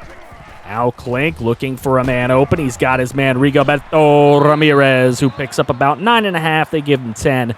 It's 2nd and inches. However, he's got 3 catches for 22. Here looking, he goes with the out route to Kendall Bedgood, and that will pick up a first down and keep the chains moving. Bedgood's been playing well today. Here's a 3rd and 12, and Klink looking to get away. He's got to throw the football away, unfortunately, and a 4th and 12 is on the table here midway through the 3rd. And again, big cojones from the old ball coach. Going to go for it, but that's an underthrown pass, and Nick Ratton able to knock it down and get the ball back for NIU. So here's a rough one. 3:38 to go in the third. Underneath throw, Cole Tucker with a good play to pick up 8. Now a 3rd and inches. Can we get him off the field? Lombardi under some pressure, and he has just been inaccurate all day long. Good coverage from Aaron Coe, and NMU takes over with the football. So can Northern Michigan do what it takes here to get back in this ball game? Brewski with a very nice play and an 11-yard reception. He's got 4 for 64 to this point. 2:19 to go, third quarter. 2nd and 10. Klink drops back, throws under a little bit of pressure from that left-hand side, and Calvin Mentor able to get open as he usually does and make a play. There's a tight catch from Christoph Hornsby for 12. He's made a couple of nice in-traffic catches today. 2nd and 5 with just over a minute to go. There's Rigoberto Ramirez as he is brought down inside the 5 after a gain of 17. Ball getting spread out a lot today. A play fake isn't going to work. Klink is sacked by Nick Ratton, who's having an incredible game, and that's going to bring us to the end of the third quarter. Still down 10, a scoreless third quarter. We'll be back after this.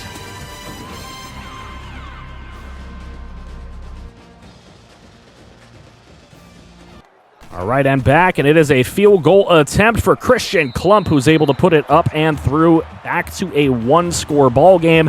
As we do take a look at that studio update, another MAC conference game underway in that fourth quarter. Looks like Akron is going to pull off a win over Central Michigan, but you never really know in MAC play. Anything can happen. So, 7-point game here. Rocky Lombardi going to make this throw, and that's underthrown. Aaron Coe makes a big play. The star defender has it, and he is across the 20 inside the 10-5. Touchdown, Aaron Coe. What a return. What an interception, and what a way to get back into this football game. 2 picks from Rocky Lombardi. He's only thrown 5 completions to his own team all day, but this has been the reason NIU was in the lead for so long. Ontario Brown for 15 yards. Him and Wei Lee have just been crazy today. Here's the throw up the middle, and McCray. Rocky Lombardi always seems to make a big 15 to 20-yard throw when they need it the most. Here's Lombardi again looking to make a throw, and that one's nearly cut off by Cornelius Jenkins, but Trayvon Rudolph just made a great play on the football and got a big-time first down reception. Here's Ontario Brown going left side. Jenkins can't bring him down. He gets a little help, though, but not before Brown picks up 9. He's close to 100 yards here in this fourth quarter with 4:50 to go. 2nd and 1, Lombardi going to throw. He's under pressure, but he gets it away to Joyner for a short little catch that will pick up a first. Here's Ontario Brown now. Van Gooten can't get him down. Cornelius Jenkins will run him out of bounds, but it's an 11-yard gain and a 1st and goal. 3rd and goal later on. Lombardi going to throw this. There's Ontario Brown running over a defender and tripping into the end zone for a 7-yard touchdown reception. What just happened? Well, Akron pulls off the win against Central Michigan. Both teams at 4-2 now, and NMU finding themselves down a score. That throw is ill-advised in traffic. Klink just trying to make a big play and play hero ball, and it does not work out there. So 3:18 to play. Here's Ontario Brown running up the middle, and that was really close to a touchdown. Surprised they didn't give it to him. Here's Rocky Lombardi, though. He's going to take off with it. Hannibal Marbles can't make the tackle, and Aaron Coe gets blocked in the back, but a 6-yard touchdown run for Rocky Lombardi, and that could be the dagger that ends it all, as the Huskies have come to play on the ground today. Lombardi made just a couple of big throws when he had to, but that doesn't mean Northern Michigan's given up. Here's Hornsby, nice little spin move, and able to pick up some more yards because of it. 2:34 now. Klink throwing left side. Kendall Bedgood makes a big play after the catch. He breaks free, and he is inside the 30, inside the 20, and inside the 15 with a 53-yard play. And then Klink on the next play to Brewski for 13 and a touchdown. Northern Michigan's back. 2:12 to play in the ball game. Just got to get a stop here, but not going to happen on that short little play as Fabian McCray takes it for a gain of 16. Now running the football, Ontario Brown's going to pick up an instant first down as well. None of the timeouts have been used by Northern Michigan yet. Now they're going to start doing so. A very balanced offense for NIU, 24 runs, 24 passes, but the runs have worked way better as Ontario Brown just continues with it. 155 on the game now. And finally, Rocky Lombardi able to get into victory formation and close it out for the Huskies here on the road. 18 carries for 160 yards and a touchdown and a receiving touchdown for Ontario Brown, who just destroyed us today in this 34-27 defeat. That's going to make NMU fall to 1-5. Alejandro Klink at 22 of 36 in this game for over 300 yards, a couple of touchdowns, but a couple of picks, and that's what did us in. Turnovers are going to be a key factor in these games, but look at this ball spread. Everybody with some touches, and you'll love to see that. Levi Frost was a big player today. He had a TFL, he had a pick, most tackles on the team. Aaron Coe doing his part as well. We've got a couple of stars out there in the secondary. Today we take on Eastern Michigan, a team with the exact same record as we have. They're 1-2 in the conference. We are 1-1 in the conference. We still have the worst rushing offense in all of college football with the best passing offense. They're missing a left tackle. We'll see how important that is for them today as we get another away game, this time at Rynearson Stadium in Eastern Michigan. We are ready to take on one of our rivals here in the state of Michigan. This is a big game. We don't want to lose the games to the teams in Michigan, and Jack Nitrous will kick it off. We are underway in this football game, and Eastern Michigan will receive. It is Smith taking it from just outside the end zone and taking it across the 30-yard line with a 29-yard return. Dennis Smith sets up Eastern Michigan with a really good 1st and 10 here across the 30. Bryant's going to take this, and he is going to run with it on the option play, and he'll pick up 7. So Ben Bryant, the EMU quarterback, and he does like to make some moves with his feet. Here's Bryant again, this time looking to throw the football. He's got a wide open man in Drummond, but it is a dropped pass, and that will lead to a 3rd and 3. Defense celebrating on something they didn't even really commit. Here's Bryant looking to throw. He goes with the short one to Drummond, and Drummond again will let this one fall to the ground as he is jarred loose of the football. Kaz Gray celebrating amongst those men. Here's Klink, his first throw of the game going to Christoph Hornsby for 5 yards as Hornsby makes it a 2nd and manageable here early in this first quarter. Klink, here's the throw right side. He's got Calvin Mentor on a 3rd and 2, but he just couldn't pick up the first, so EMU takes back over with the football. Here goes Dennis Smith. Smith was really instrumental on that kickoff return early on, and there he will pick up 34 yards to get EMU within striking distance here in the red zone. There's Boone Jr., the starting running back, and he is going to run his way into the end zone. Darius Boone for a 19-yard play, and the first score of the football game belongs to Eastern Michigan as we have our first studio update of the day. In Arizona, we talked about them possibly knocking off Oregon, and they do it. Unbelievable. They remain undefeated. Great win for the Wildcats. Here's Alejandro Klink now. 1st and 10 over to Kendall Bedgood for an 8-yard play, and that'll leave a 2nd and 2. Bedgood has really been coming on strong here these last few games, really making an impact. Here's Klink again to Bedgood, and another first down. Maybe missed a more open man deeper, but he took the underneath route, and he took the easy first down. Here's a 3rd and 10 now, as the Wildcats just seemingly cannot get anything going with any sort of consistency, and Klink is now 4 of 7 on the day as EMU gets another stop and the football back. Bryant over to Drummond, who hangs on to that one this time. A catch of 6 yards. Here's a 3rd down, 3rd and 4. Neither team has been good on 3rd down, and EMU continues to be bad on 3rd down. Ben Bryant not really all that impressive throwing the football.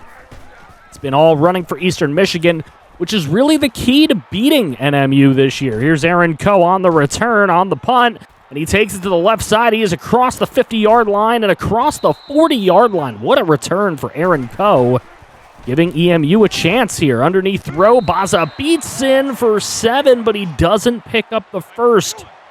EMU too far away for a field goal. They're going to go for it, and Rigoberto Ramirez, first time we call his name today, breaking a couple of tackles and picking up 20. That's huge.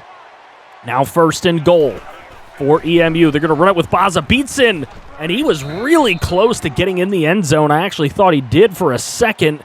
That would lead to a 3rd and goal after a couple of failed attempts, and Baza Beatson will just run it in himself with a 1-yard touchdown run. And again, another studio update here. NC State, number 16, knocking off the number 1 team in the nation. The Clemson Tigers go down. The ukulele can't get it done.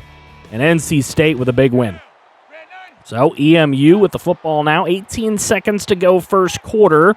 Got a man in motion. They're going to run the triple option here, and Bryant is going to take it himself with a gain of 6.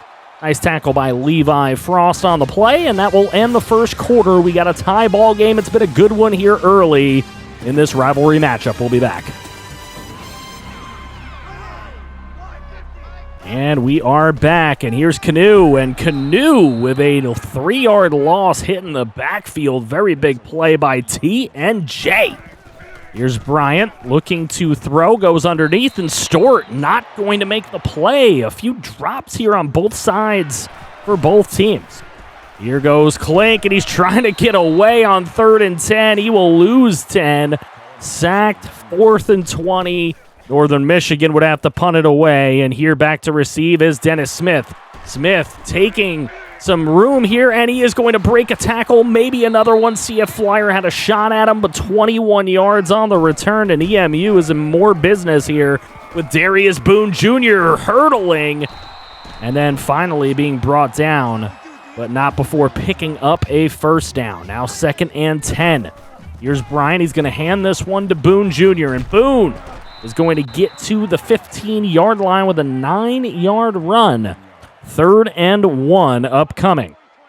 Here's Eastern Michigan trying to cap off this drive, and unfortunately brought down in the backfield. Bryant really should have pitched that out, but he didn't. So EMU going to go for a field goal here right up center, and that kick is good. They don't have the greatest of kickers, but still better than ours. Now 4 minutes to go in the half. Klink underneath to Kendall Bedgood, trying to stop himself, go back a little bit, pick up 7 yards. Good play for Kendall Bedgood. 3 catches for 29 for him early in this ballgame.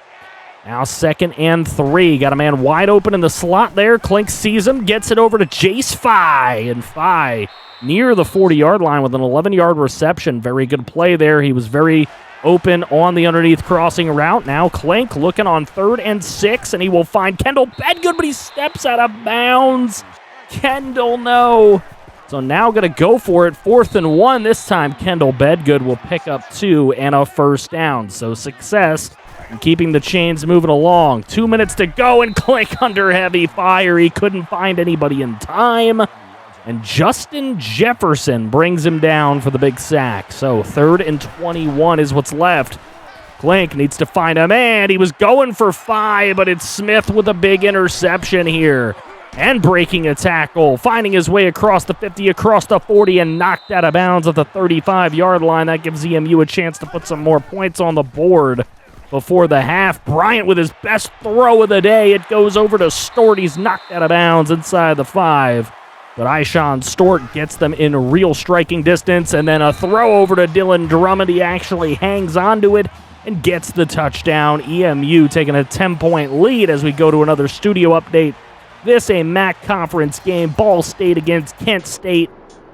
4-2 Ball State is on top, 21-14. We'll see how that one ends up later on in the day.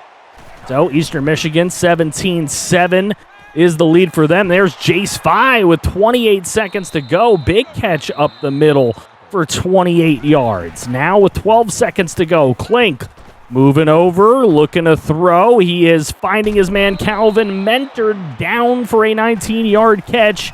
Now just 4 seconds to go. They take a chance. They go to Brewski up the middle for the touchdown, and 3 different receivers coming up big to get on the board at the end of the half. We go into the half 17-14, Eastern Michigan on top. Back to start the second half, 3rd and 6 for NMU as they get the football first. Baza Beatson's given the football. He does pick up 4, but that's not going to be enough for a first down. And EMU is going to go for it here, or NMU, excuse me, is going to go for it here. Maybe a little ill-advised, but nobody open on the play. and it is thrown away for a turnover on downs. Very questionable decision. It goes right back to EMU. There's a broken tackle and brought down after a gain of 6 is Darius Boone Jr., who's had a great game all day.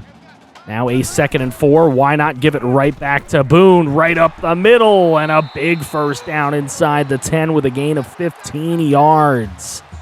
So Darius Boone's fired up. He's getting a little bit more carries here in this second half. At least the volume early on has been much more than the first half. Here's Bryant on the play fake, and that's a throw to Dennis Smith that's going to end up being a touchdown. Interesting. Didn't think he initially crossed the plane with that, but EMU will take a 10-point lead.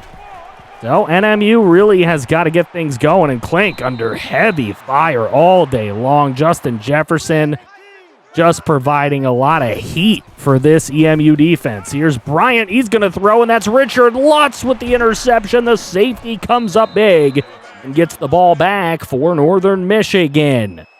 Richard Lutz with the big interception, setting up Northern Michigan with some good field position here. There's the throw across the middle. Christoph Hornsby picks up 7, leaving a 2nd and manageable here. Very well done. Alejandro Klink II finds his man Hornsby again, breaks a tackle before finally getting dragged out of bounds after a gain of 13 yards, 4 catches, 29 yards for Hornsby. Now Klink finding another man. No, that's intercepted. Oh, he had little Dino early on, but he waited until he got to the middle linebacker, and he pays the piper for it. So now EMU with the football back. Darius Boone Jr. picks up a first down on a 2nd and 5 with a gain of 7 yards. And now 1st and 10. Here goes Boone again, breaking some more tackles, just pinballing around. A 6-yard pickup as we come up on 30 seconds to go in this third quarter. Darius Boone this time is brought down for a loss of 3. And that's how the third quarter comes to a close. It was all EMU in the third quarter. They're up 24-14 going into the fourth. You think NMU's got to come back in them? We'll find out soon. Here we go. Fourth quarter it is. Ben Bryant with the football, looking for a man open. He doesn't really see anybody. He's just going to let it loose and go to 4th and 7. He's 4 out of 15 on the day. That is not great numbers, but he's done just enough when he's had to, when EMU has had a chance. Here's Aaron Coe on the return here, looking to get it across the 50, and he does. So great field position for the Northern Michigan Wildcats.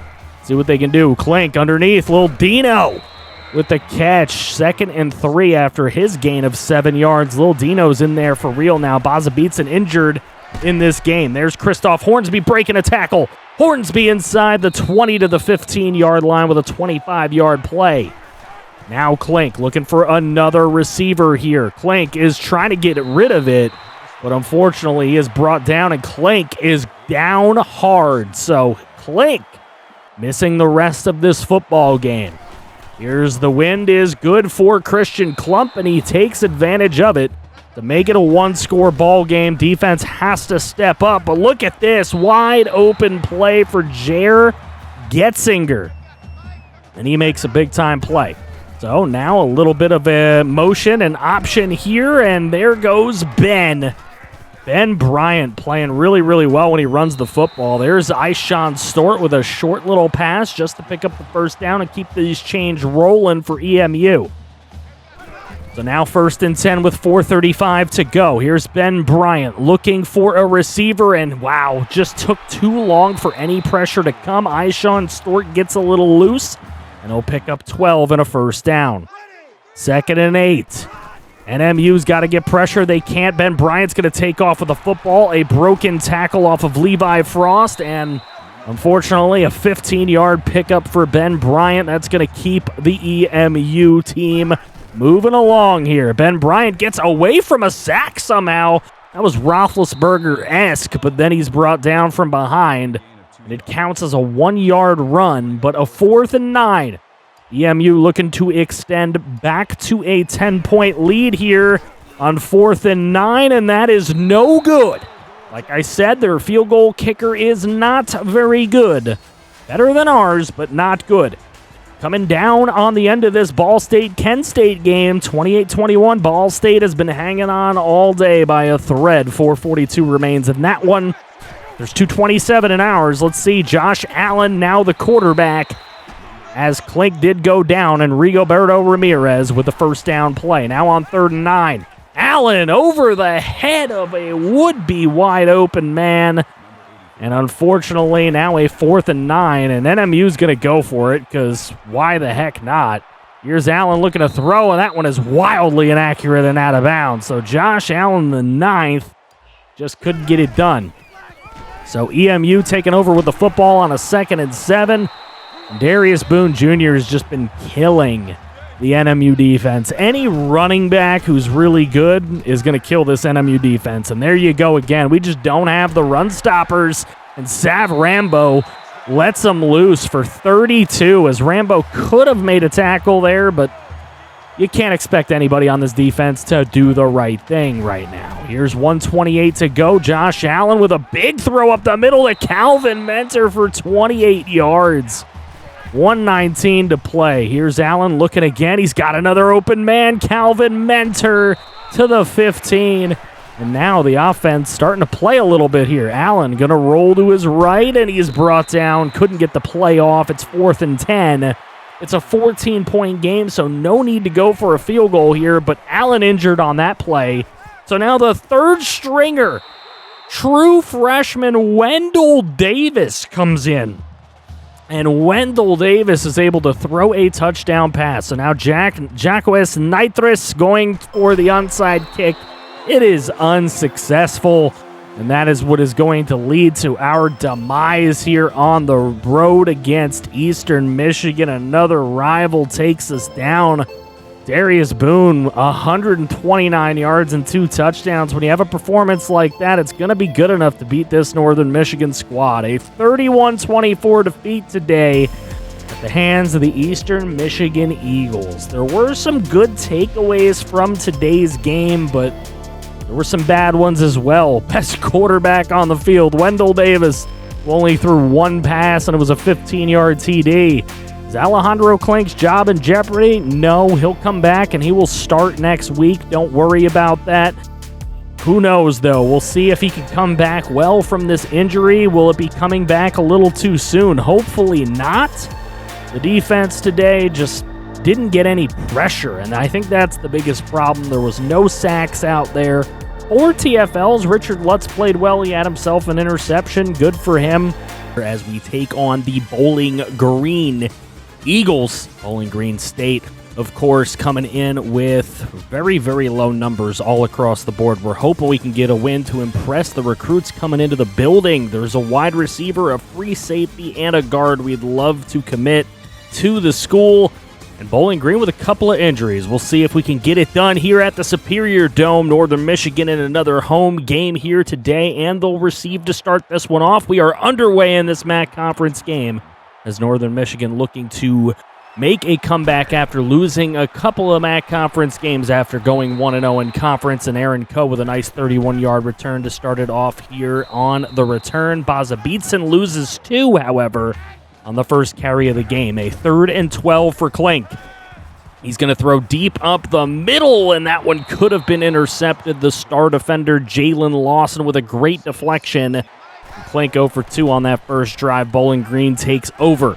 Here goes Bowling Green, and this is going to be a name to look out for today. Tommy Guajardo has been making some plays throughout the season. Here goes Stort on the run, on the toss on a 2nd and 6, and a big 20-yard pickup for Terrian Stort. He might Terrian our defense up. Sorry, that was terrible. Here goes Terrian Stort again as he gets 4 yards, and a 3rd and 1 upcoming for Bowling Green. We'll see if we can get them stopped and stuffed on this 3rd and 4. Here's Melton looking to throw. He throws it right side to Kinsey, and Kinsey's brought down just a gain of about a half a yard. They don't even give him a full yard. Bowling Green going to attempt a field goal here, getting close to midway through the first and barely gets over the crossbar. Bowling Green will take the 3-0 lead as we go to our first studio update, where Ball State has the lead on Central Michigan on the road to start off, but it's very, very early in that football game. So our possession now. Here's Alejandro Klink looking, and that one is cut off and intercepted by Jones of Bowling Green inside the red zone already. What a play. And Klink is feeling it right now. He's a little bit injured, obviously got hurt in the previous ball game, and there's Tommy Guajardo going to get that 10-yard touchdown reception. And Tucker Melton starting off his day 3 of 3 with a touchdown. Bowling Green with a 10-0 lead. Klink stays in. Here's the throw right side. Rigoberto Ramirez on a 3rd and 10. And he's stopped after a gain of 8. That leaves a 4th and 2, and they're going to go for it here. Northern Michigan taking a chance. Very short throw to Calvin Mentor, who makes a nice little cut and picks up 11 yards downfield. So his first catch of the day goes for a first down. Northern Michigan keeping it going here. Klink looking up the middle, and he's intercepted. It's Lawson this time. The ball stays in his hands rather than falling to the floor. A flag on the play. Looks like it's going to be a face mask against Northern Michigan. And that's going to be an extra 15 yards on top of the loss and interception. Sidney Brooks called for that face mask. So a 3rd and 4 on their ensuing possession. The throw to Tommy Guajardo. He's trying to fight for the touchdown. He does pick up 10 yards and get a 1st and goal for Bowling Green. They're going to give to the fullback, Nick Reyes, on a 3-yard touchdown run. You got to have respect for the fullback getting some use. Here's Aaron Coe, and he has been really good with the kick returns, and this time taking one across the 50 for 59 yards. So kick return yards working out a lot better than pure offense in this ball game thus far. Josh Allen, the 9th in this ball game now, as Klink just feeling a little too much hurt on the shoulder to continue going. And Josh Allen, the 9th, with a really nice pickup and a first down. Here's Allen again looking, and he will find Brewski for a gain of 9. Close to the first down marker here for Northern Michigan. That's how we go into the first quarter break. It has not been a great start. 17-0 Bowling Green. We'll be back. And we are back to start the second quarter. Here's Josh Allen, the 9th, gives to Baza Beatson to pick up that 2nd and 1. He picks up 12 yards. Easy first down on that play. Here's Allen again, and that one could have been intercepted on 3rd and 10. Trent Sims, nice deflection. We'll bring out Christian Klump to hit the field goal and at least get Northern Michigan on the scoreboard. Studio update coming in, and it is Utah in a little bit of danger on upset alert against Washington State. Shout out to my man Nitro Drive. Go check out that channel on YouTube. He goes to Washington State, and he's a cool cat. Second quarter, 6:32 to go. Melton going to throw this one up the middle to Embry, and Embry with a big-time play. 17 yards for Jalen Embry. And a first down for Bowling Green. They continue to move these chains all day. Terrian Stort tearing up the defense. Another first down play for Bowling Green. Here's Tommy Guajardo, left side. And again, another first down. 15 yards for Guajardo on that one. He's got 4 for 44 on the ball game. It's been killing us all day. Here's Melton. He's going to pull this and take it himself on a 3rd and 9, and he is stuffed. Gain of 6. No first down play, and Bowling Green will try a field goal. This one straight on target here. 44 yards was the first one, and this one is up, and it is barely good again. So a very nice kick for Bowling Green. They'll take a 20-3 lead. This one's not out of reach for Northern Michigan if they can start the scoring train, and Baza Beatson looks to start it with a 16-yard run. Getting close to midway through the second quarter now. Davis is in the ball game as the quarterback. Josh Allen a little bit injured, and there is Sims with an interception. We have seen him make a deflection earlier in the ball game. It's kind of weird. It's like a bad omen every single time somebody gets a deflection. They end up getting a pick later in the ball game. And there's the throw from Melton for Guajardo. That's going to go for a first down of 14 yards as Bowling Green looks to extend this lead before the half, and it looks like they're going to be able to do it with just another first down or 2. Here's Melton looking, and he finds Guajardo, drops the football, and it's intercepted by Van Gooten. Great play from Ben Van Gooten. And it'll be first down for Northern Michigan. Later on, a 2nd and 7. Here's Christoph Hornsby making some moves and picking up 16 yards for a first down. Davis still in at the quarterback spot, and there's Calvin Mentor for 11 yards and a first down. Davis is out here trying to earn a starting job potentially if Clint can't go next week. Here's Davis rolling to his right. He's going to take off with the football and at least pick up 3. At least his legs are giving the team a little bit of added usage, something that Alejandro Klink does not give this team, but there's only legs can get away from so much, and it wasn't going to get away from the convoy of men that got him for that 14-yard sack. Bowling Green take over with the football. Embry with a really nice toe drag. I don't even know that he technically even did toe drag, but that's a first down right there from Tommy Guajardo on 2nd and 2. 17-yard play, and Guajardo nearing 100 yards receiving with a minute and a half to go in the half. Here's Melton. He's going to go underneath on the screen to Terrian Stort, and he will step out of bounds with a gain of 7. So continuing to play really, really well here is Bowling Green on offense, and they're going to give it to Terrian Stort on 3rd and inches, and he will pick up the first down and a whole lot more. 7-yard run there, and that'll set up with under a minute to go in this half. A 1st and 10 as Tommy Guajardo takes it down to 1st and goal. He's got 89 yards receiving in one half. Levi Frost with the tackle. Here's Melton into the end zone, and that is Reyes. Nick Reyes, the fullback, not only with a rushing touchdown, but with a receiving touchdown in the ball game. Bowling Green extends that lead. Ball State up 14-10 on Central Michigan. Looks like they might be able to extend their season record to 6-2. We'll see if they're able to pull that off later on. 27-3 Bowling Green. There's a tip, and Hornsby tried to make the play on the tip ball at the line. Just couldn't get it done. So 3 seconds to go in the half. Terrian Stort, look at the strong run from him as he's fighting off Hannibal Marbles. And that is how we're going to go into halftime. 27-3. Bowling Green has come in here and just ripped this defense apart. Offense really struggling to get anything going. As we start this second half, there is the run for Terrian Stort. 2nd and 5 upcoming. He's got 11 runs for 77 yards. They give it right back to him for a first down carry of 10 yards. Heck of a play. And that will leave a 2nd and 10 later on that next set of downs. Melton's going to late hand off to Terrian Stort. He can't get brought down again, and Richard Lutz will finally get him shy of the first down marker. Big 3rd and 2 here. Northern Michigan would love to start the half with a stop, and Ray Moore on the toss is going to pick it up. And Van Gooten tried to get there, just couldn't do it. So 5:30 to play here in the 3rd quarter. They got a man in motion. It was Embry, but they're going to give it to Terrian Stort, and he goes up the middle. Look at this, just stiff-arming dudes. Is this Derrick Henry or Terrian Stort? I can't tell. Here he goes again, and this time he is brought down on a 3rd and 13. He's brought down after a gain of 2.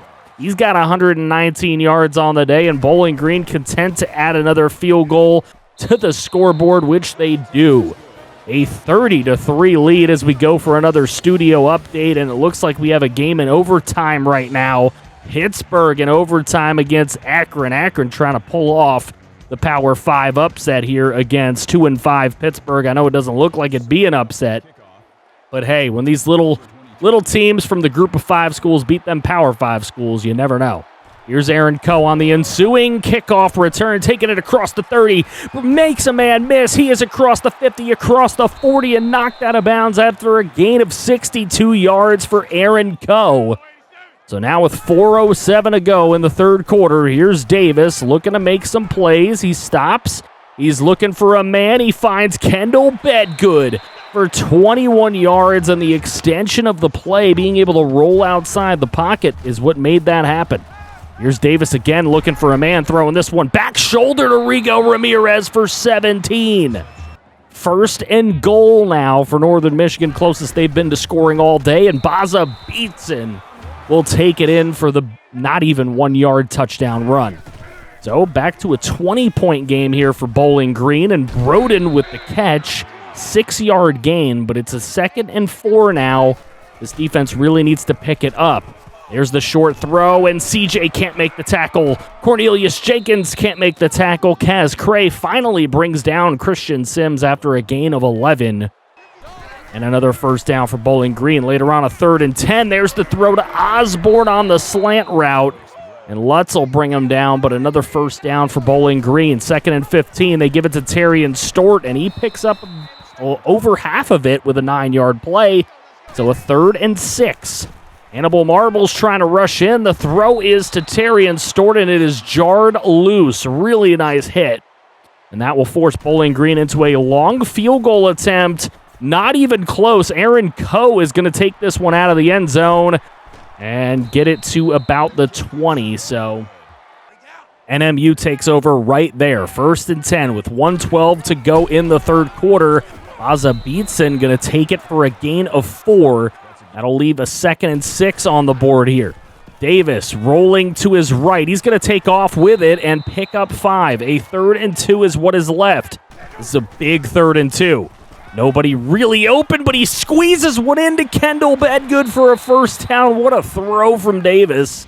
And that is how the third quarter comes to a close. Northern Michigan trying to stay in this ball game, but it's 20 points. We'll be back. And we're back here to start this fourth quarter. Davis going to throw it over to Bedgood. That's complete for an 11-yard play and a first down. NMU is moving the football here after the failed field goal attempt for Bowling Green. Here's Calvin Mentor up the middle for another gain of 11. Pretty close to the 30-yard line now. Looks like NMU would need another first down to be able to hit a field goal from here if that's what they wanted. And there they get it with Calvin Mentor across the middle. 16 yards for him. 3rd and 10 now. Davis looking for an open man, and he gets Calvin Mentor in the end zone for the touchdown. What a play. Mentor finds himself open. And there we have it. We're getting closer in this ballgame. Western Michigan with a 31-24 win over Eastern Michigan, making our loss to EMU even worse. But we get back onto the field here. 4:58 to play in the game. Needing a defensive stop. Melton finds Broden. First down, and Levi Frost couldn't make the play. However, flag on the play. They're calling offensive pass interference here. You don't get that often. Jalen Embry, it's coming back. 3rd and 19. Marbles was in quick. They go with the screenplay. Terrian Stort doesn't have enough time to pick up 19 yards. He just gets 6. It looks a little hurt, too. But as he's dinged up, NMU has a chance here, and that was a tight throw to Rigo that Davis just couldn't make that time. Sims gets his 2nd interception of the ball game. Trent Sims playing out of his mind, and he may have just saved the ball game for Bowling Green. Osborne up the middle for 17 yards and a first down. Bowling Green continues to move this football. 2:10 to play. Here goes Terrian Stort. Look at this, the pancake right there. And the knockout of Richard Lutz to be able to get Terrian Stort 30-plus yards on that play. Here goes Ray Moore with just 6 seconds to go. And now with just 5 seconds, that is going to do it. They don't put any more points on the board. They decided against it. Trent Sims with 2 interceptions is the player of the football game. And man, he played really great on defense. Bowling Green comes away with a 2-score win. 30-17, but Northern Michigan's fighting. This isn't a very good team. They are trying their best. Wendell Davis gets the best quarterback rating of the day, which isn't saying much. Our passing game was awful today, and if we can't pass, we can't really do anything. Baza Beatson actually ran for 5 yards a carry today. That's a bit surprising. Probably his best rushing performance of the season. Richard Lutz comes away with 10 tackles. Kaz Cray with 2 TFLs and a sack, and a pick from Ben Van Gooten. So the defense was trying to keep us in this ball game. 2 1-7 teams going at it here today as we go on the road to Buffalo. They're a mash unit. 2 guys out for the season, a couple of dudes probable. This is going to be a crazy matchup. Hopefully we can take advantage of some of the injuries here at UB Stadium in Buffalo, New York, on the road in another MAC conference game. And Jacques Nitrous with the kickoff kickoff, and we are underway in this game. O'Neal takes it inside his own 5-yard line, and he will take it across the 30, 35, and close to the 40 with a nice 34-yard return for Tyree O'Neal, and that's where Buffalo will start with it. A 2nd and 9 for them. Here is Myers looking to throw, hit as he throws, and gets it away to Marlon Johnson for the first down. So 1st and 10 with 6:15 to go in the first quarter. There's the throw to Lamborn, and we got to watch out for LeBourne. Cameron LeBourne is going to be one of their big star players in this ball game. Something to look out for. Here's Myers on 3rd and 6. Hit as he throws, gets it away to Ron Cook Jr. for a 1-yard completion, but the defense holds strong, bending but not breaking here on the first drive. A 4th and 5 and a field goal attempt here, a little bit over 40 yards, and that one is good. Buffalo goes on top 3-0. Studio update. Arizona gets the upset over number 4 Utah in Pac-12 conference play. Get back down onto the field, and Alejandro Klink in the offense with their first opportunity here in this game. There's a nice throw up the middle to Brewski, takes a big hit, but not before picking up 23. On 2nd and 10, Klink rolling to his right, and he will find Rigoberto Ramirez for 17 yards. One of the stars on this offense making another big play. Now under 4 minutes to go, first quarter. Baza Beatson with a great run, an 8-yarder. He hasn't really been getting a lot going this year, but that one was a good play. Here's Rigoberto on 3rd and 2, makes the short-handed grab for a gain of 5. And another NMU first down. 2:53 to go first quarter. Here's Klink under some pressure, gets it away to Calvin Mentor, and look at him go. Calvin Mentor for 13 yards. The acceleration, the quick agility from Mentor, too much for Buffalo to handle. Here's a throw to Coe, and the defensive corner, Aaron Coe, comes in for an offensive play, and he will get a touchdown. A two-way player this year for this NMU Wildcat team, and he makes a big play, giving them a 7-3 lead. Here goes Ron Cook again, and he will pick up a few. A nice 5-yard run, nice stiff arm too. Here's Myers on 3rd and 5. He will find Burniston, and Burniston will find a way to get past that first down marker with a gain of 7. Lovely, lovely play, and Buffalo in business here on this drive, getting a couple first downs. Here goes Cook, and that's another one, a 22-yard run downfield. 3 runs for 28 for him to open his day. Ron Cook been a big part of the offense, and he continues to be here on 2nd and 10, getting around our defense and picking up another first down with a gain of 18 yards. Tough to stop has been Ron Cook, and he is a big-time playmaker early in this ballgame. There's a big throw, and Stevens with the toe drag swag for 17.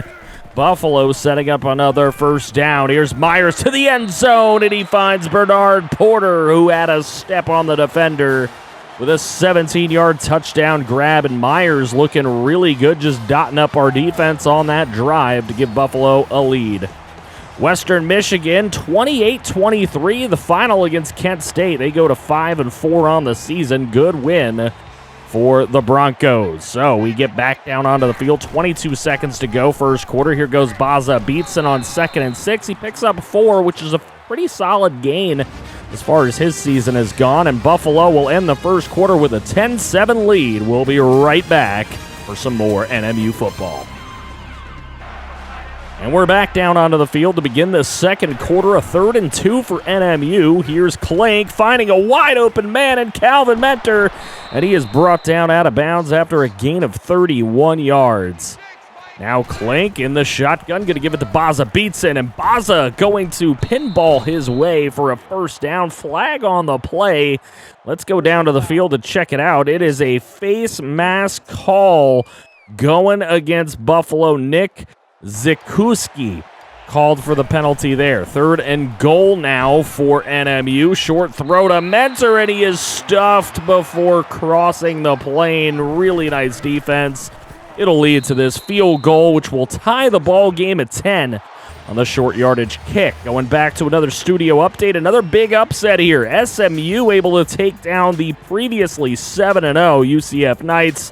Ohio State goes down to Michigan State in an upset, and Akron with a win over Ohio. Back down onto the field, Buffalo with the football. Here's Myers on a play fake. Myers going to roll to his right. Marbles is coming in, and Hannibal Marbles with a 6-yard sack. Big-time play, and that will help our defense to try to get this ball back, and that sack's going to help as well.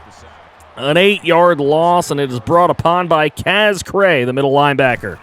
So 4th and 21. Here's the kick from Buffalo. It is Aaron Coe back to return as he's doing a little bit of everything today. Doesn't get a huge return, but that 6-yard return will bring us close to midfield. Here's Alejandro Klink with the throw to Christoph Hornsby for a 14-yard gain and very, very close to a first down. 3rd and inches upcoming.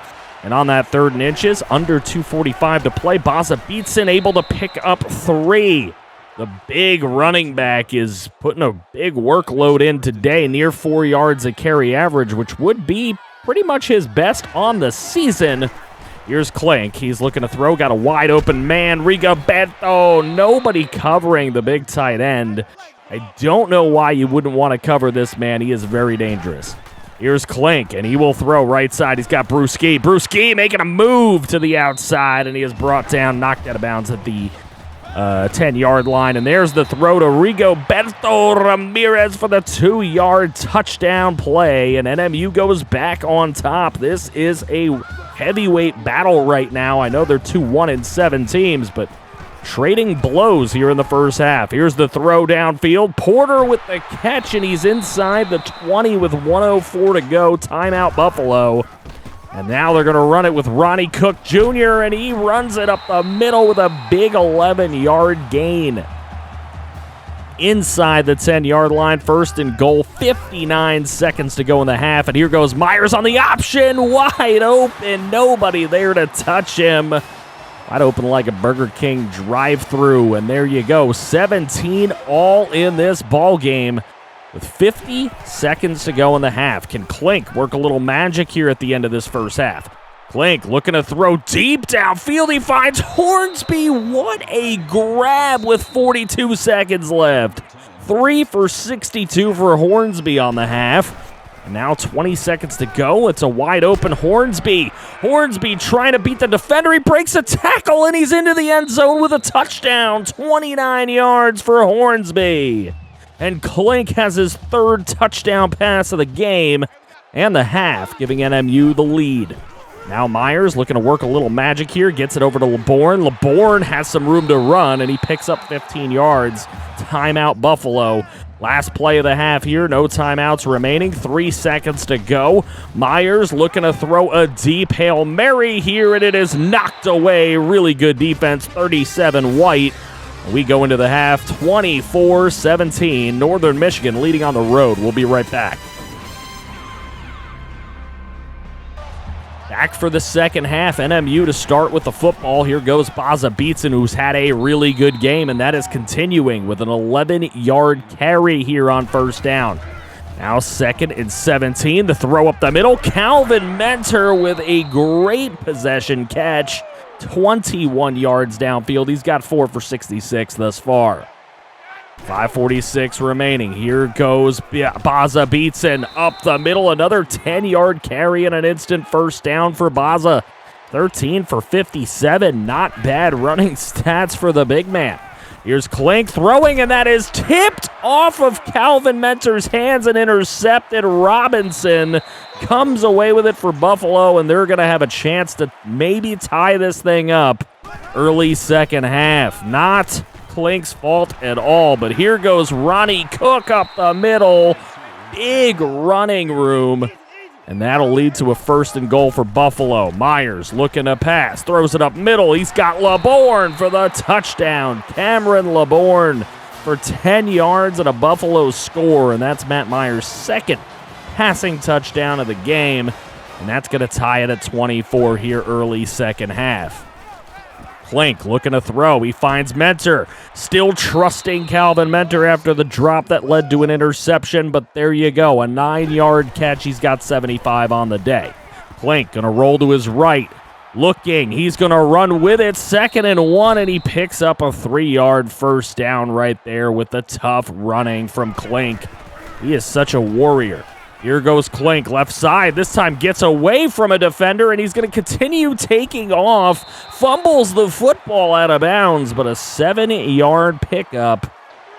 And a first down for NMU here, looking for it on 2nd and 3. Can they pick it up? No, Klink goes down. He's not going to get away from 2 guys. So now 3rd and 12 to try to pick up that first down. The throw up the middle. Brewski gets away from the would-be tackler, and he is off to the races. He is going to get a 33-yard completion for a first down. Here's the throw up the middle, and that is Clark. That's not somebody we hear of often, but Noah Clark with a 22-yard catch. Might be his first catch of the year. Here's Josh Allen in the ball game now after Klink taking a bit of a hit. That's going to go to Mentor, and Mentor is brought down after a gain of 9. It'll leave a 2nd and 1. Can pick up a first down before getting into the end zone, and Allen's going to hand it off to Baza Beatson, who has done so much work today. He deserved a touchdown, and he will get a 1-yard touchdown run to give NMU the lead once more against Buffalo here, a 31-24 lead. Myers working late 3rd quarter here. Myers getting away from a would-be tackler, but not away from Kaz Cray, who forces a fumble. Alexander's going to pick it up, and he is going to take it to the house for 6. What a defensive play, and Kaz Cray able to make the play. Colby Alexander with a nice pickup on the scoop and score gives NMU a 14-point lead, but man, are they still having trouble with Ron Cook, who picks up 20 yards here. Now they're going to go with the option play, and that is not the right read for Matt Myers. Big play made in the backfield. So a 3rd and 13 for Buffalo. Here's Myers looking for an open man, and Hannibal Marbles is able to get in there and break it up. So NMU with the football back after the punt. Baza Beatson coming out of the backfield and picking up a nice 13 yards on the pass catch. Baza Beatson having a big game today, surprisingly. Here with just 8 seconds to go in the 3rd quarter. Look at this. Why would you leave Rigoberto that wide open for a touchdown? 34 yards downfield. Nobody on him, and he's going to take advantage every single time. And NMU going to take a 45-24 lead as we come to the end of the 3rd quarter. A big 4th quarter coming up. Get them 4s up, party people, as we're here in Buffalo looking for a road win. We'll be back. All right, back here for the final quarter at Buffalo. 6:44 to go. Myers going to throw this one over to Ron Cook Jr., who has been a big source of their offensive outcome. He picks up 9. 2nd and 1. Myers going over to Burniston. Second time we've called his name today, and that's a big first down for Buffalo. 2 catches for 20 yards. That's solid production. Here's Myers looking. He finds nobody open, and Hannibal Marbles is going to pick up the coverage sack with an 8-yard play. That'll bring them back to 2nd and 18. Eventually a 3rd and 9. Nice flip to Ron Cook Jr. Is anybody going to bring him down? Yes, Levi Frost, but unfortunately he brings him down by the face mask. And that is going to be an instant 15 yards for Buffalo. They move ahead. 1st and 10 on the NMU 14. Here's Myers. Looking to throw again. Nobody open, but Myers going to take off for the end zone and pick up the 8-yard touchdown run. What a baller, and he will get Buffalo back to within 14 points in this game. But under 4.5 to go, NMU just has to play a little keep away here. Baza Beatson running up the middle for a 12-yard gain.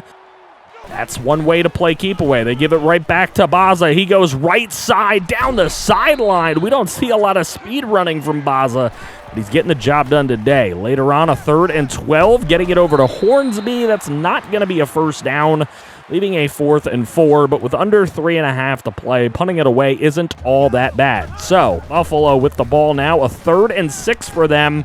Throwing left side, and it is dropped by Johnson, trying to make the toe drag swag play, and he just couldn't do it. So a 4th and 6, punting it away. Here's Aaron Coe, getting it from about his own 44, spinning away from a would-be tackler and taking it to the left side, getting away from another tackler and taking it to the 20-yard line. What a 34-yard return from Aaron Coe, who has also made a few big plays today. Here now, Baza Beatson, look at this, running over a defender and getting up the middle for a 12-yard run. 2:02 to go. Klink takes a big hit, but Rigoberto able to make the catch for a gain of 7. So 2nd and goal here, now 3rd and goal. Klink with a couple of fake snaps, and now he's going to go for the real snap. Here goes Klink. He's going to roll to his right. He's going to find Rigo, who had to make a slight adjustment, but he does for the 3-yard touchdown grab. 5 touchdown passes for Klink in this ball game. You'll love to see it as we go to another studio update where Texas is back. I mean, I don't know if they're actually back, but they do beat Baylor, a rival school in state, to go to 5-3. Here's Myers on the ensuing possession to Todd, and they are going to give them the first down, so they keep this game alive. 3rd and 7 for Buffalo. Here's Myers dropping back with it. He's going to throw left side. There's Johnson, who dropped the pass before, but this time Marlon Johnson picks up 9.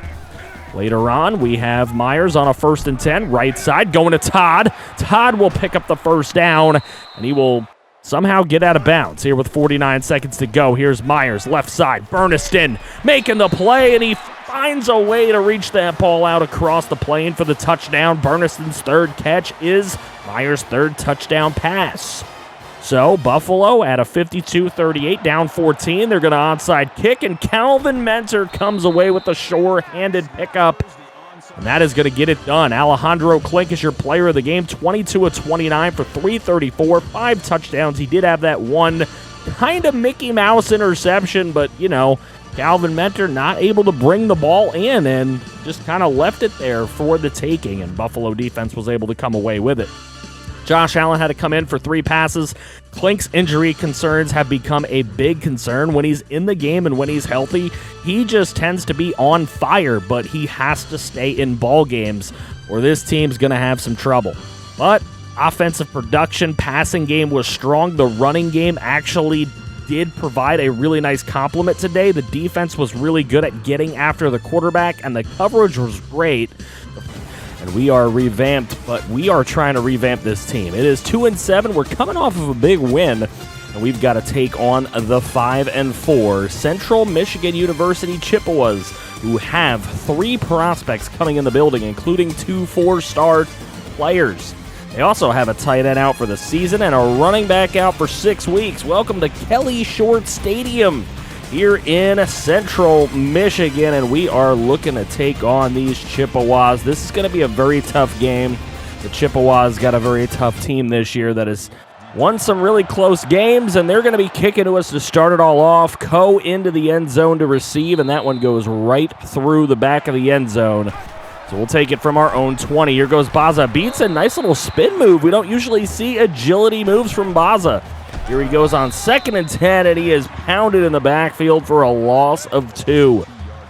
Not the greatest start for our Wildcats, as Alejandro Klink with a throw to Brewski, who drops a first down pass.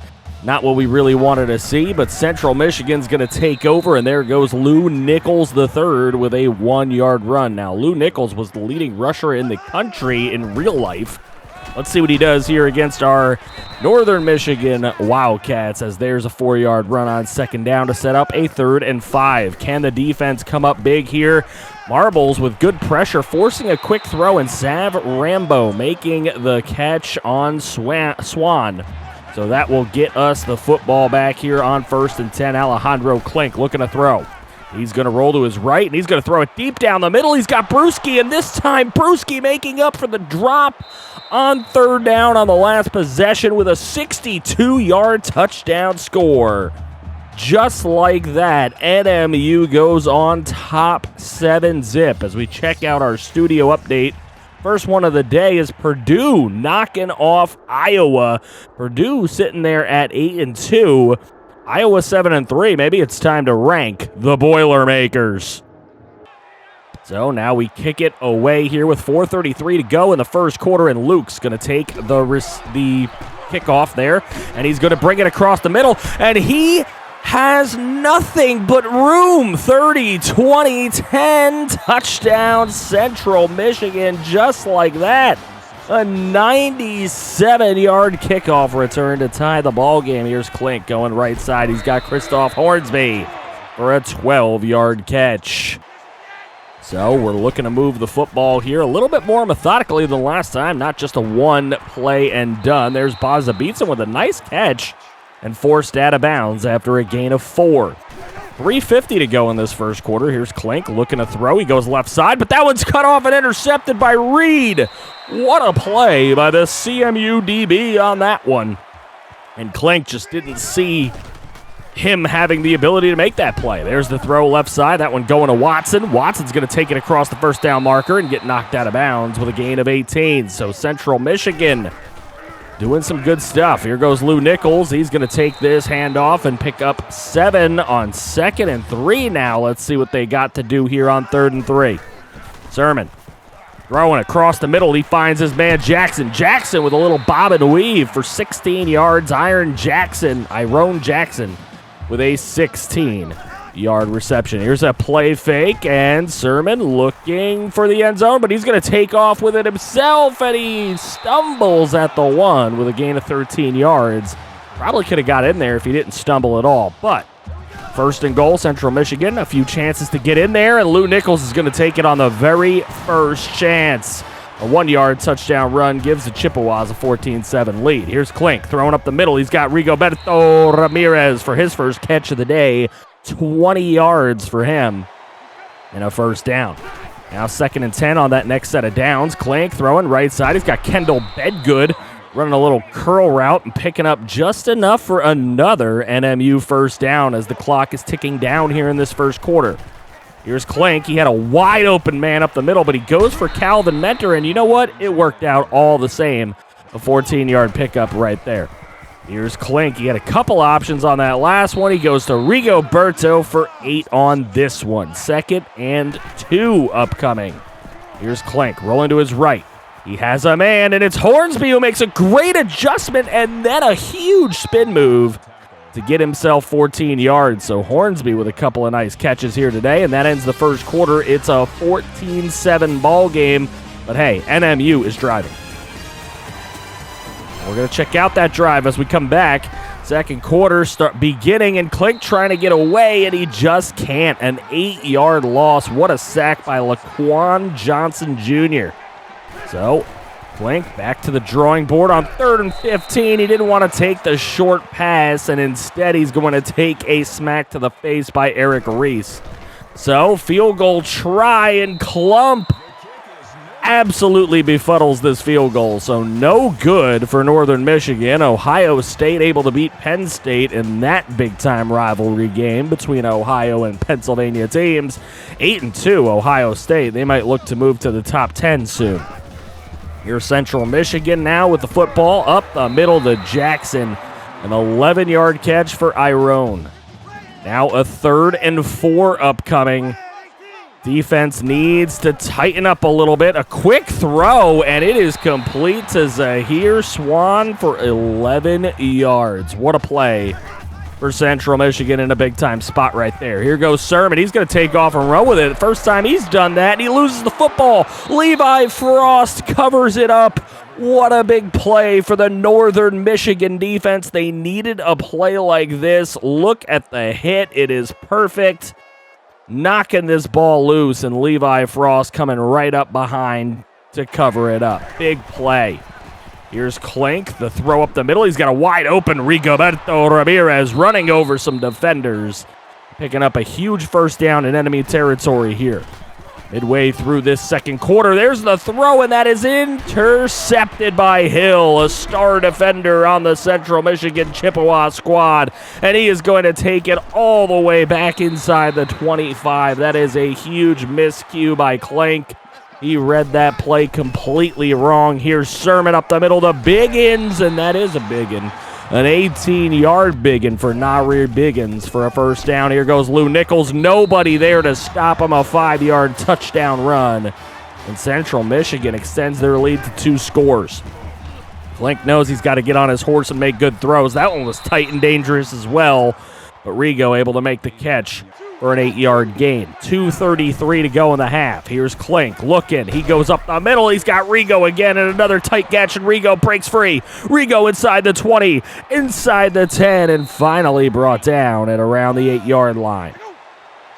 Now Klink going to hand this one off. Baza beats and brought down in the backfield, a loss of 2. That's going to put NMU at the 5-yard line here on 3rd and goal. Klink looking to throw. Right side. Calvin Mentor is able to sneak the ball across the plane. A 3-yard touchdown catch for Calvin. And NMU moves to within 1 score. But there's a minute 3 to go for Central Michigan. The defense needs to hold up. But there, Swan making a big catch, and Levi Frost not able to bring him down. That one gains 25 as we get inside of a minute here to go in the half. Sermon under some pressure, but he's got a man, and it's Biggins.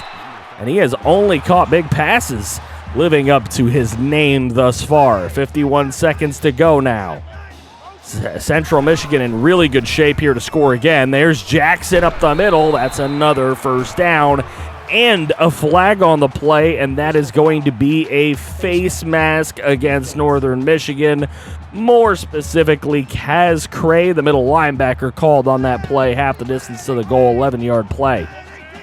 So 47 seconds to go. Sermon throwing right side. He's got Jackson and Iron Jackson. I don't know why I keep calling him Iron Jackson with a big touchdown. Sermon's 10 of 11 so far on the day. He has played really, really well. Just that big fumble miscue. So Klink now with a little bit of time. He gets it over to Jace Fye. And Fye with a 12-yard reception going for a first down. His first catch of the day.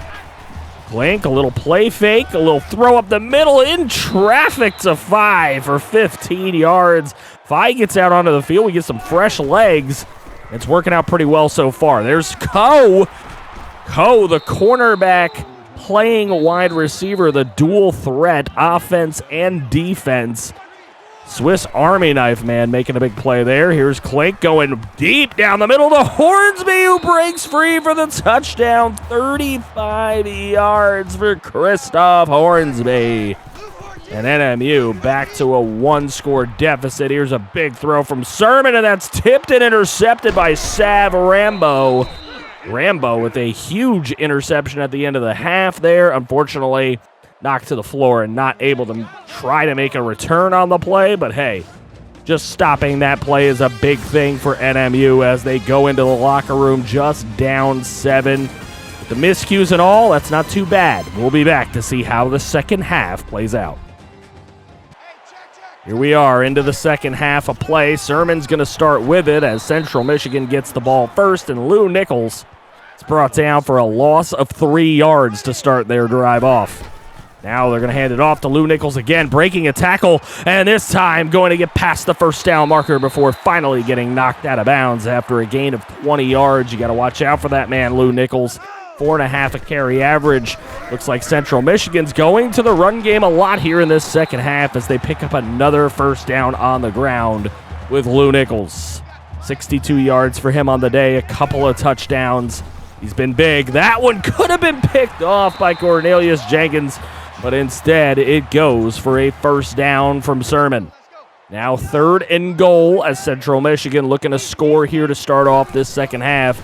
And Sermon looking for a man. He got plenty of time, but he has to throw it through the back of the end zone. A coverage was too good on that play for NMU. So Central Michigan going to settle for a field goal. That one is good with 4:12 to go in the third quarter. 31-21, a 10-point deficit for Klink and this offense. Here goes Brewski, and Brew making a really nice play after the catch, picking up 8 yards. Now 2nd and 2. Here's Klink under some pressure, but he finds Jace Fye, who has a nice stiff arm at the end of that play.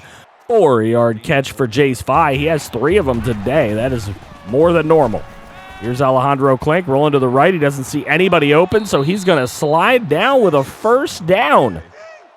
Heads-up play for Alejandro Klink, doing everything he can to get past that marker. Now 2nd and 10. He had a play developing, but he goes for the quick one to Jace Fye, and you know what?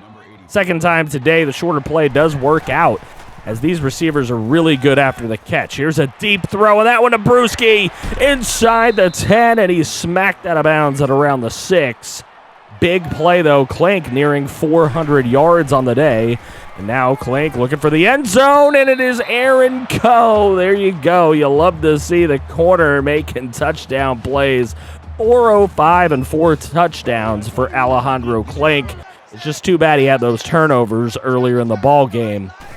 Who knows what the score could be. Here goes Lou Nichols. Really nice patient running from Nichols, and he gets all the way to the 35-yard line with a gain of 18 and a first down for Central Michigan. Richard Lutz on the tackle. Here's Klimczak, and Klimczak with a 7-yard catch. That's the first time we're calling Cade Klimczak's name. And Central Michigan moving the chains again. Here goes Lou Nichols up the middle. Nobody has touched him. Levi Frost tries, but he gets punched in the face. Does not make the play, and that was a relatively quick third quarter. A lot of running from Central Michigan. 31-28 is their lead. We'll be back.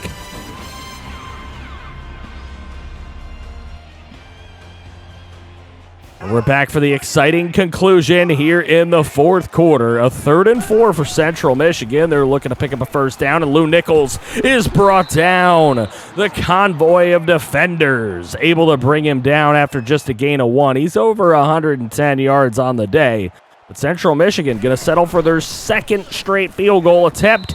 And that one is good. They lead by 6. Here's Coe in the end zone, taking it out on this ensuing kickoff. Over to the left side. Aaron Coe is across the 40, across the 50, and nearing the opposing 40-yard line. That is great field position for NMU to start this off. Here goes Klink, right side. Looking for an open man, and he finds Christoph Hornsby, who stays in bounds, makes a spin move, and is knocked out of bounds after a gain of 16 yards. Hornsby nearing 90 yards receiving. Here's Klink. He's throwing up the middle into the end zone for Mentor. It's intercepted. No, that is not the way. He tried to take a 50-50 ball to his man, Calvin Mentor, and it just didn't work. So Central Michigan with a 2nd and 4, and there's Lou Nichols with a first down run of 13 yards. 4:37 to go in the football game. There goes Lou Nichols again, and what a cut! What a cut by Lou Nichols. He almost had nothing but grass in front of him, but a nice tackle from behind. Here's a 3rd and 12, and that tips off Matzek. Not able to make the play, and the defense is happy about it. They will get the ball back, but not as good a field position as they had before. But there's Calvin Mentor, and he's knocked out of bounds at the 50-yard line. A 30-yard catch for Mentor. 2:57 to play in the game. Time of the essence. Big throw up the middle as he's hit, and Klink gets it away to Rigo for 34. Couple of huge passes. Now 2:38 to go. He's taking a shot at Brewski, and that one's knocked away in the end zone by Willie Reed, who already has 2 interceptions on the day. Josh Allen had to come in that game after Klink took that shot, and Allen was the one incompleting there, and now Allen's the one throwing the touchdown up the middle for 15. So he tried to take a shot to the end zone. It didn't work out. Unbelievable. Josh Allen had to come in there, and he makes the throw up the middle. Here's the throw left side to Klimczak. Klimczak for the first down as Northern Michigan has their first lead of the ball game at 35-34. So now Sermon going to hand it off to Lou Nichols. Why wouldn't you keep going on 3rd and 2? Lou Nichols just plowing ahead. Central Michigan now with 170 rushing yards. It is clear that they came out with a plan here in the second half to run the football. Now it hasn't worked because they have relinquished their lead, but man, good running by Lou Nichols all day long, and there's another 6-yard gain, just slow and steady as he goes. A 2nd and 4 with under 30 seconds to go. That one's thrown out of bounds and incomplete. This is huge for the defense. 3rd and 4 with 22 seconds to play in the ball game. And they give it to Biggins, and he is going to cross the first down marker. You just can't let him get across that yellow line. There's Sermon. He gets it over to Iron Jackson for a 5-yard reception. Now it's 2nd and 5. Coming really, really close to the end here. Klimczak makes the play, and that is an 8-yard catch that is going to get them a closer field goal here. It's around a 38-yard field goal. It is up, and it is down the middle. Central Michigan with a 2-point lead. Josh Allen still in the ballgame as Klink gets hurt, and he will throw another interception to Reed. 4 turnovers by this NMU offense. Now, you can't really blame Josh Allen. We all know he's just a walk-on, But Lou Nichols with 159 yards and 2 touchdowns, and Central Michigan able to pull away in a heartbreaker in this one. Klink did all he could in this one. A couple of miscues, quite a few little miscues, a couple of bad interceptions that he would like to have back. But man, this team played its heart out today. Look at that, 485 yards, 4 touchdowns, 3 interceptions, a 65% completion rate. Just got to cut down on those turnovers. The running game wasn't much of a help today. I know they didn't get a ton of attempts, but when you're running 6 times for -4 yards, coach isn't going to give you the ball. 162 yards for Rigo, 101 for Brewski with a touchdown. Aaron Coe coming over from the defense, 41 yards and 2 scores. You'll love to see that kind of play from a dual offensive-defense player. No sacks from the defense is big because CMU had a lot of little quick passes, and we weren't able to get into the backfield and use one of our strengths. This is episode 13, and we are just a couple of games from ending season number 1.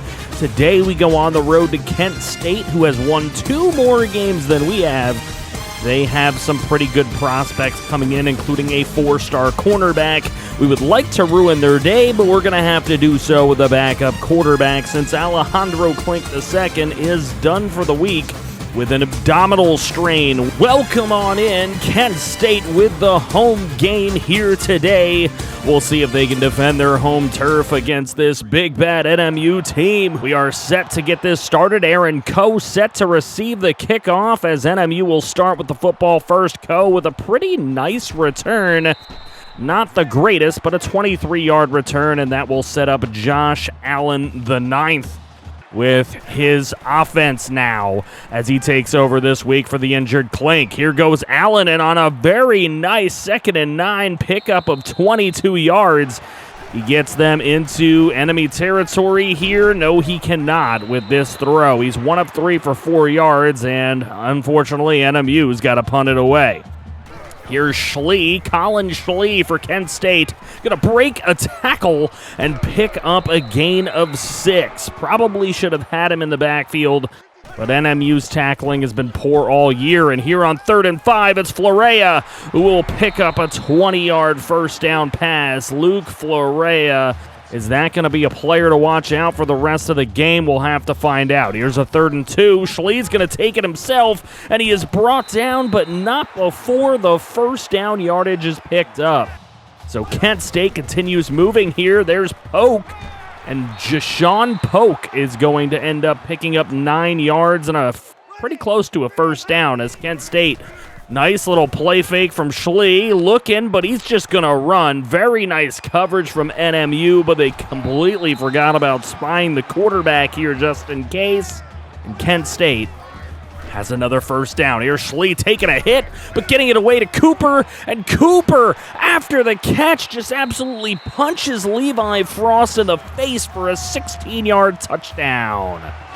So Kent State with a 7-0 lead. Here's Josh Allen. He's going to get that one away to Brewski for a 13-yard completion and an NMU first down. They really need to go on a nice drive here. Here's Allen, tough in the pocket, and he gets Rigoberto Ramirez with a flag, no less. We'll have to see. Looks like it'll be a face mask, and that's exactly what it's going to be against the Kent State defense. That one, Jesse Bird, the free safety, called for the infraction. Here's Allen on a 3rd and 10, throwing at the end zone in double coverage, and those are just the kind of mistakes you're going to get from a backup quarterback. If you thought Klink turned the ball over a lot, watch out. Josh Allen has a lot of turnover-worthy plays, and Christian Klump can't make the field goal. It's no good as we have our first studio update of the day, and it is a couple of rivals going at it. Toledo with a lead over Ohio. Toledo's had a really nice season this year, 7-3. And they are headed to a bowl game. Here's Kent State still leading 7-0 as they take over with the football here, and Marquez Cooper for a 4-yard run. That's just his second run of 3 yards, but that catch for the touchdown was incredible. Here's a throw over to Mark Williams for 8 yards, and that will leave a 3rd and 2 for the Golden Flashes. And on 3rd and 2, Colin Schlee backing up, throwing left side. He's got a wide open Cephas. And there it is, Dante Cephas with a 28-yard play. Here's Colin Schley on a play fake again on 1st and 10. He's just going to run, and he's going to take off inside the 10. Nice little move, and he will score 25 yards. Colin Schley or Colin Kaepernick, I don't know. Both about the same rushing talent, it seems. Here's Josh Allen with a big throw, and it's underthrown, intercepted by Nunez, and the first turnover of the ball game goes against NMU. This is not good. Here goes Colin Schley on another run, trying to get by CJ, and he won't. But that's the end of the first quarter. Kent State with a 14-0 lead, and they're driving. We'll be back. Back to begin that second quarter. It's a 2nd and 1. They're going to give it to Cooper. Cooper going wide, and he will pick it up and more. 6 yards for Marquez Cooper, and the Golden Flashes with another first down. Here's Schley, another play fake to Cooper. This time going to throw, and he gets it to Poke. Sav Rambo trying to be smart on the play. Almost makes a really nice play, but unfortunately a first down. Here's Cooper trying to plow his way into the end zone. Doesn't quite get there, but it is a 1st and goal for Kent State. And on 1st and goal, they'll go right back to Cooper, easily in the end zone. Nobody there to stop him. And Kent State has started out 21-zip. Another studio update as Ohio ends up coming back and knocking off Toledo in a big upset. What a game. 4 touchdowns for Rourke, the quarterback. And Toledo, unfortunately, is stunned. Here's Coe back to receive the ensuing kickoff. Coe going to take it up the middle and then go to his left side. He's got some green in front of him. He's going to take it across the 50, across the 40, across the 30, and finally knocked down around the 20-yard line with a 79-yard return. So, good spot for NMU to take over. Here's Allen to Calvin Mentor for 20 and a touchdown. And hopefully that starts a little bit of an onslaught here for this offense for NMU. Rambo trying to come up and make a tackle on Marquez Cooper, and he is just pushed in the back out of bounds. Maybe a missed flag there by the refs. Here's Schley, and under heavy fire, he goes down with a loss of 12. Kaz Cray making a big sack. Now 3rd and 6. Here's Schley. Looking for a man. He's taking a little while here, and Walker's going to pick it up and get across the marker. How do you let him do that? Devontrez Walker picking up the yardage necessary. Here goes Marquez Cooper again, and another fantastic run from Cooper. 14 yards following his blockers perfectly. He's averaging 6.2 thus far. Now got a man in motion. They're going to give it to Cephas. Cephas left side, and he's going to pick up a first down. Dante Cephas pulling that jack-of-all-trades type of offensive mindset. Here goes Cooper on a little misdirection play, and he's going to pick up a first down. Wow, the rushing game for Kent State is all over NMU right now. Now a little fake right there on the option, and a Colin Schley 12-yard touchdown run for Kent State will put them up 28-7. Let's see what NMU has as the quarter is winding down. The half is winding down. It's Christoph Hornsby. 27 yards for Christoph. And that's his first catch of the game. First time we've called his name. Hopefully a lot more by the end of the game. This offense needs to get going. Here's Allen rolling out to his right, looking deep downfield. It's Hornsby again. What a play of 43 yards. Now 1st and goal, they're going to give it to Baza Beatson. We haven't called his name much, but there's a 2-yard touchdown run for the big boy. So with 2:25 to go in the half, Kent State going to try to put up some more points. Here's Flourier, and he is going to pick up 13 yards and a first down for this Kent State offense. Colin Schley has only missed 1 pass all day, and he's run like a demon. 10 yards on that one.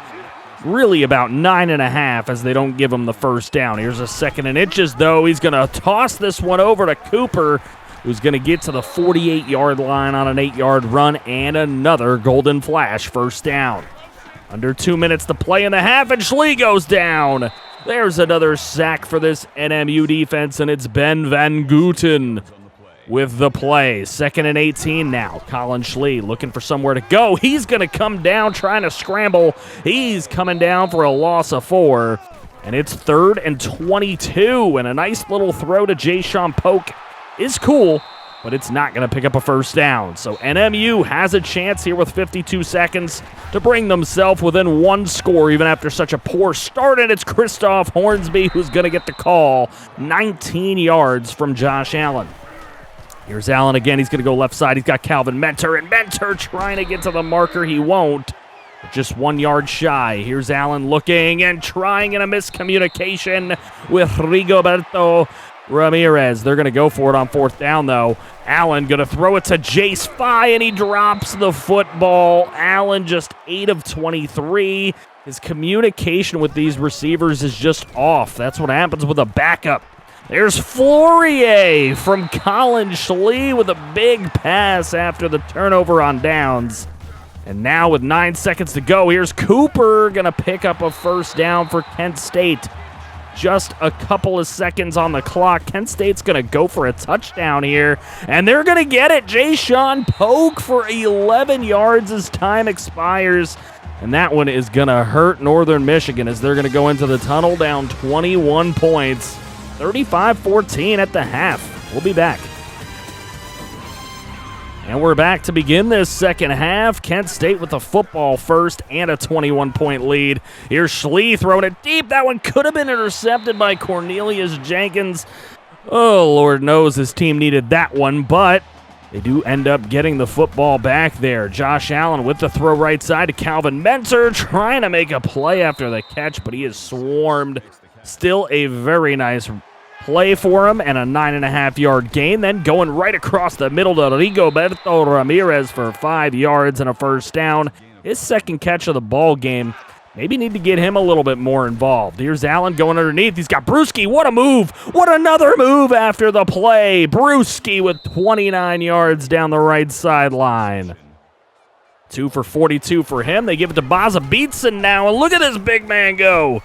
17 yards for Baza. First and goal for NMU. Here's Josh Allen with the play fake. He's going to roll to his left. Interesting roll, and he finds a man. It's Brewski in the end zone with a 7-yard touchdown play. 207 and 2 touchdowns for Allen in relief of Clank here for one game. There's the throw over the middle, and Williams going to make the catch. Mark Williams with an 8-yard catch. Probably his third of the day. Here's a 2nd and 2 for Kent State. Just up 14 points now, but still a pretty good lead for them. And Schlee gets away from Van Gooten, and Lutz will finally bring him down after a gain of 7 for Schlee. Now, 3:10 to go, third quarter across the middle. That one's a drop by Flourier. So Colin Schlee, a little upset with him for that, but I'm not sure it would have gotten to the first down marker anyway. So back over to NMU, and Hornsby with a nice catch. Perhaps maybe a missed face mask on the play. Looks like Hornsby's head was twisted, but no call from the Zebras. Here goes Baza Beatson with a 2-yard run, and he will continue to move this change for the offense. Here's Allen. Nice throw. A little bit low, but Hornsby adjusts, makes the catch, and picks up 12 and a first. Here's Allen on the very next play, throwing, and he gets that one over to the top to Mentor. This NMU offense is moving the football here. Allen looking for an open place to go with the football, and he's going to go downfield, and that is really not a chance he should be taken as the free safety Bird, who had gotten hit with a face mask earlier, ends up making up for it with a big interception. 3rd and 1 on that ensuing possession for Kent State, and Marquez Cooper picks up the first down, and another flag on the play here. That is going to be a face mask against the NMU defense. Looks like they're getting the calls, and NMU aren't. Jeremy CJ called for the infraction, and NMU really getting their backs up against the wall here late in this third quarter. Marquez Cooper just continues to run the ball well.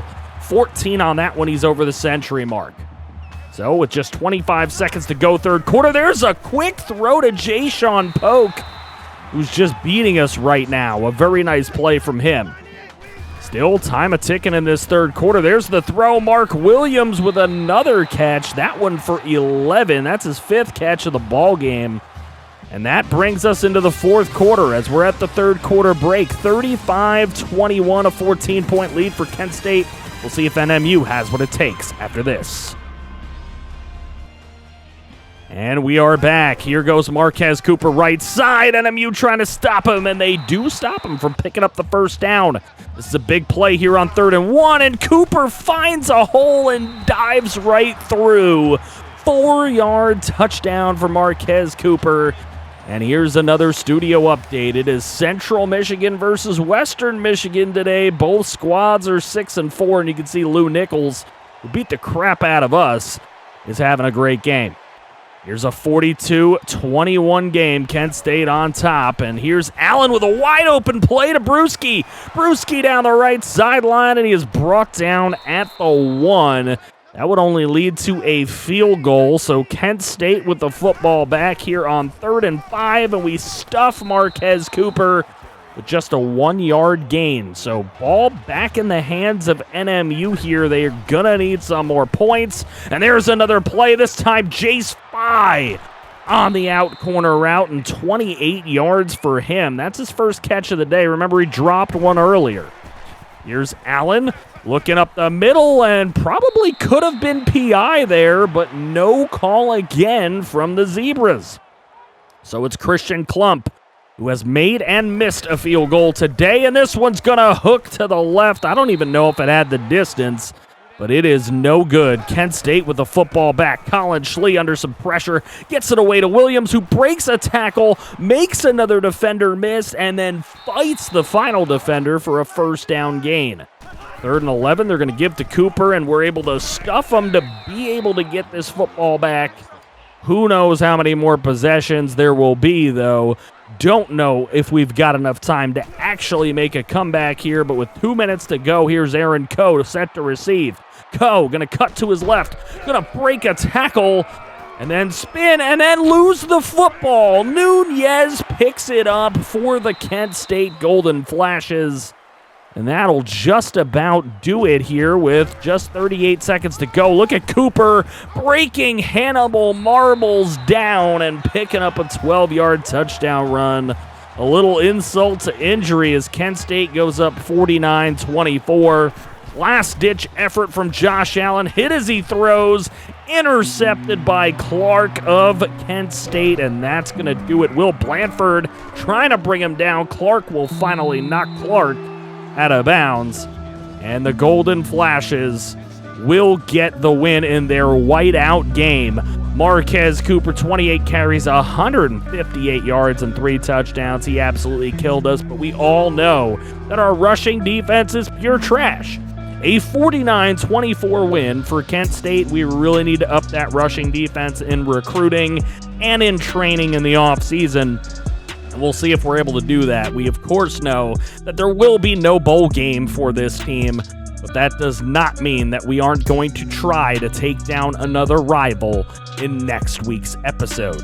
Baza Beatson, he did whatever he could do, but we really had to do a lot of throwing today behind the 8 ball most of this game, and unfortunately it just was not enough for us. Kaz Cray had a brilliant game on defense, 10 tackles and a sack. Hannibal Marbles and Van Gooten able to get sacks as well. We didn't have any interceptions, and there was the deflection from Jenkins. This is the last episode of the regular season. We already know that we're 2-9 and have 0 chance at a bowl game, but not only is it senior day for Aaron Coe, who happens to be our only senior, but it is also our whiteout game against a big-time rival in the Western Michigan Broncos. This has been their schedule thus far, and we're hoping that we can take an upset victory here. Rigoberto Ramirez is just 131 yards away from 1,000. We'll see if he has any chance of getting there today. It would take a huge game. Obviously, they average more points every single game, and they are such a good offense. We're going to have to watch out for this team and be on our best defensive sets. Steve Redd, Eli Francis, and Paul Rivero are all coming in to visit, and they have 3 tackles hurt on their offensive line. So hopefully we can get home and make some sacks here at home at the Superior Dome for NMU, baby. The last ball game of the season, and it is home. We'll be through year number 1. We're hoping to add another win to our schedule, make it 3 wins on the year. We are set, and we are underway here at home in Aaron Coe, back to receive. The senior takes it across the 20, across the 30, and dragged down after a 33-yard return. 1st and 15 after right away a false start penalty. There's Baza Beatson. He'll pick up 3 yards. So now 2nd and 12. Here's Klink under center. He gets it over to Rigoberto Ramirez. That's the man who needs to get a bunch of yards today. He's got 21 with that catch. Nice play. Good start for him. Western Michigan defense a little bit on its heels as we're into enemy territory. There's Klink right side. He finds Rigo again, and that's another first down. 13 yards that time for Ramirez. And NMU moving pretty well right now. Wide open right there. Calvin Mentor for the touchdown. 32 yards and a score. And Klink goes 3 of 4 in the opening drive. We got a studio update. It was Ohio State winning the battle there in the big rivalry game at the Big House. Back onto the field where Jefferson took the handoff, and he is going to take it right side. Western Michigan's first offensive possession starts with a 15-yard carry. They go right back to Jefferson, and he goes up the middle for a gain of 14 yards. So quick start for both offenses. Here's Western Michigan in enemy territory, and that pass is off by Caleb Ellaby. That was the first one they asked him to throw, and it wasn't very good.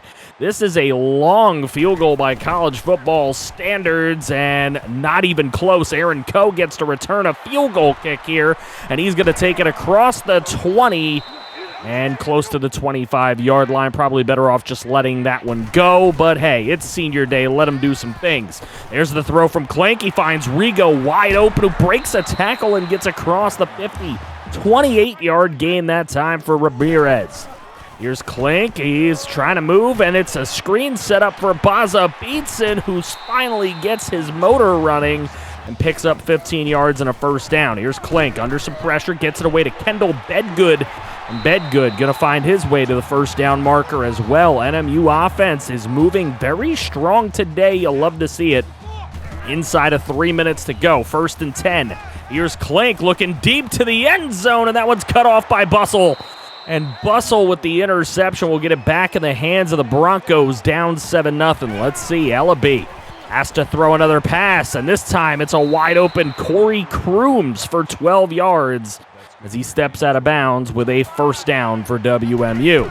Here's Ellaby going to hand it off to Jefferson. He's been their star thus far today, and Jefferson again with another nice run. 12-yard pickup for Ladarius Jefferson. And the Broncos moving the chains. Here's a 2nd and 5. Ellaby going to go right side. He's got a wide open Sky Moore, who was drafted in real life this year.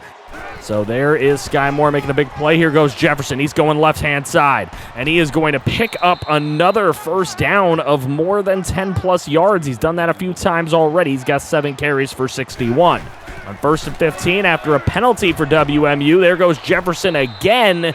And if we're being honest, that would have picked up a first down without the penalty, but it leaves a 2nd and 4. Here's Ellaby.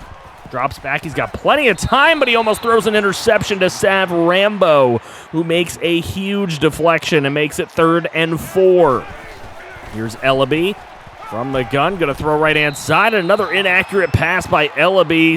Jeremy CJ in coverage. And Western Michigan going to attempt another field goal. This one considerably shorter than the last, but this one hits the crossbar. No good. Shades of Cody Parkey. We have another studio update, and it is Kent State beating Bowling Green to end the season bowl eligible at 6-6. So a big road win for the Golden Flashes. Bowling Green falls down to 3-9. That's what we're looking to get to. Eastern Michigan goes to 2-10 after a loss at home against Ohio, who finishes the season 5-7. So we have potential to get to 3-9 and be better than EMU, even though they beat us this year. There's Mentor on the pass, 8-yard gain for him. It'll leave a 2nd and 2 for Klink to go deep down the middle and right back to Mentor with a big pass. near 69 yards. That would be nice, but it's only 68 as of now. There goes Baza Beatson up the middle, and he's pulled down by his face mask. Doesn't even complain for the penalty. He knows he's going to get it. And NMU with an extra 15 yards in this first quarter with 8 seconds to go. And that will end the first quarter 7-0 Northern Michigan. And they are driving again. We'll be right back. And we're back to start this second quarter. Inside the red zone are the Wildcats. Clank rolling to his right, and he finds a wide-open Rigo Ramirez. 20-yard touchdown catch. And there's a 14-0 lead. Here's WMU. They're facing a 3rd and 5. Nice little scramble and throw, but Damari Robertson has no room to pick up the first. So NMU will get it back. Baza Beatson on a 2nd and 5 will pick up 4. Making it a 3rd and 1. Not a bad day so far for Baza. There's a throw up the middle. Christoph Hornsby for 6 yards. And it's no doubt the identity of this team has been throw. Klink putting up yards every single game, and he's doing it again today. There's Calvin Mentor for 19 more. He's been a big part of the offense thus far. You love to see that. Clank rolling to his right. He finds Kendall Bedgood, who will barely pick up the first down, but that's 2 straight for Kendall Bedgood of exactly 10 yards and moving the chains. All he does is move the chains.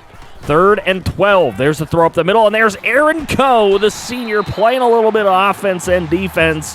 It's going to be terrible next year without him, as he does so much for this team. Here's Clink up the middle, and there's Jace 5 for 20 yards. And a touchdown. You'll love to see the 5th wide receiver making some plays. And with that, Alejandro Clink has a school record 28 touchdown passes on the season. Here's Ellaby. He's dropping back. He's going to throw the short one to Torres, the tight end. And Anthony Torres picks up 7. 2nd and 3 here, under 3 minutes to go in the half. Ellaby gets back to Torres again. And Torres has been the one eating us up here on this drive thus far. Linebackers need to get it together and cover that tight end. Here's Ellaby. He's going to hand it off to Jefferson. Jefferson finds some room, squeezing between his offensive line.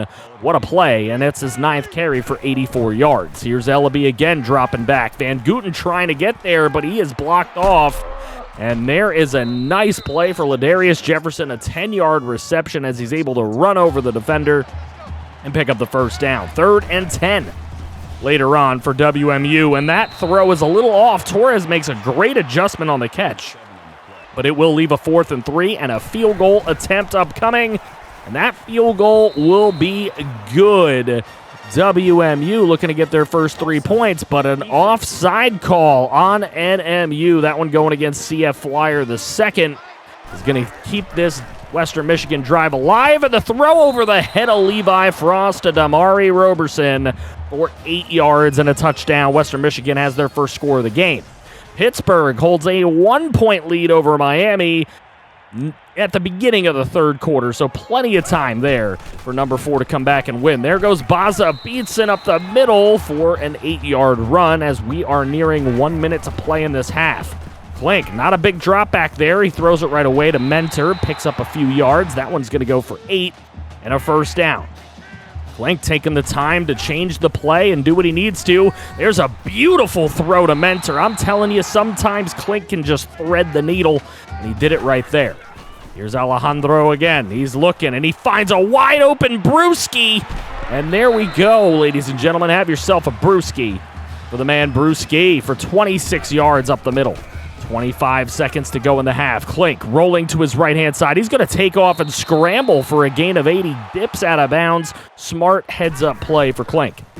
Here on 2nd and 2, he can't take the sack, but he throws it away to Rigo Ramirez for the touchdown with 16 seconds to play. Wow, what a play at the end of the half for Alejandro Clink II. But it does leave the Broncos a small chance to do something, but they're going to throw an interception. Ellaby didn't even see Levi Frost in front of his man. Now, does NMU do anything with this football? You know, if anybody knows Clink, you know he's going to toss one up, and that's what he does. Hit as he throws, though. And that one will sail out of bounds, incomplete, and we'll just go to the half. Happy to be up 28-7 at home on a big rival senior day. We'll be right back. Here we go. Western Michigan going to have it to start the half. And look at Jefferson.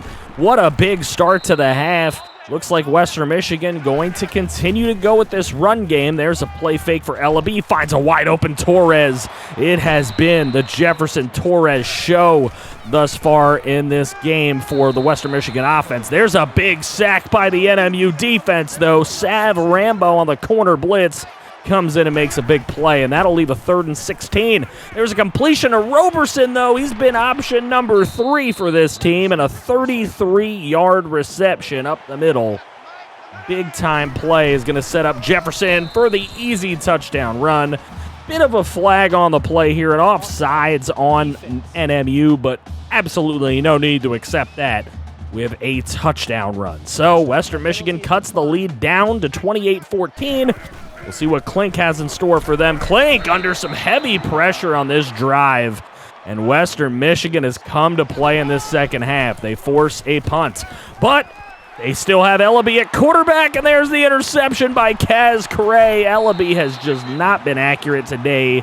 And again, another tough play for the Western Michigan offense. Here goes Klink, rolling to his left this time. That confuses the entire Western Michigan defense, and he will pick up 20 yards on the play. Klink definitely does have that scrambling ability. It's sneaky.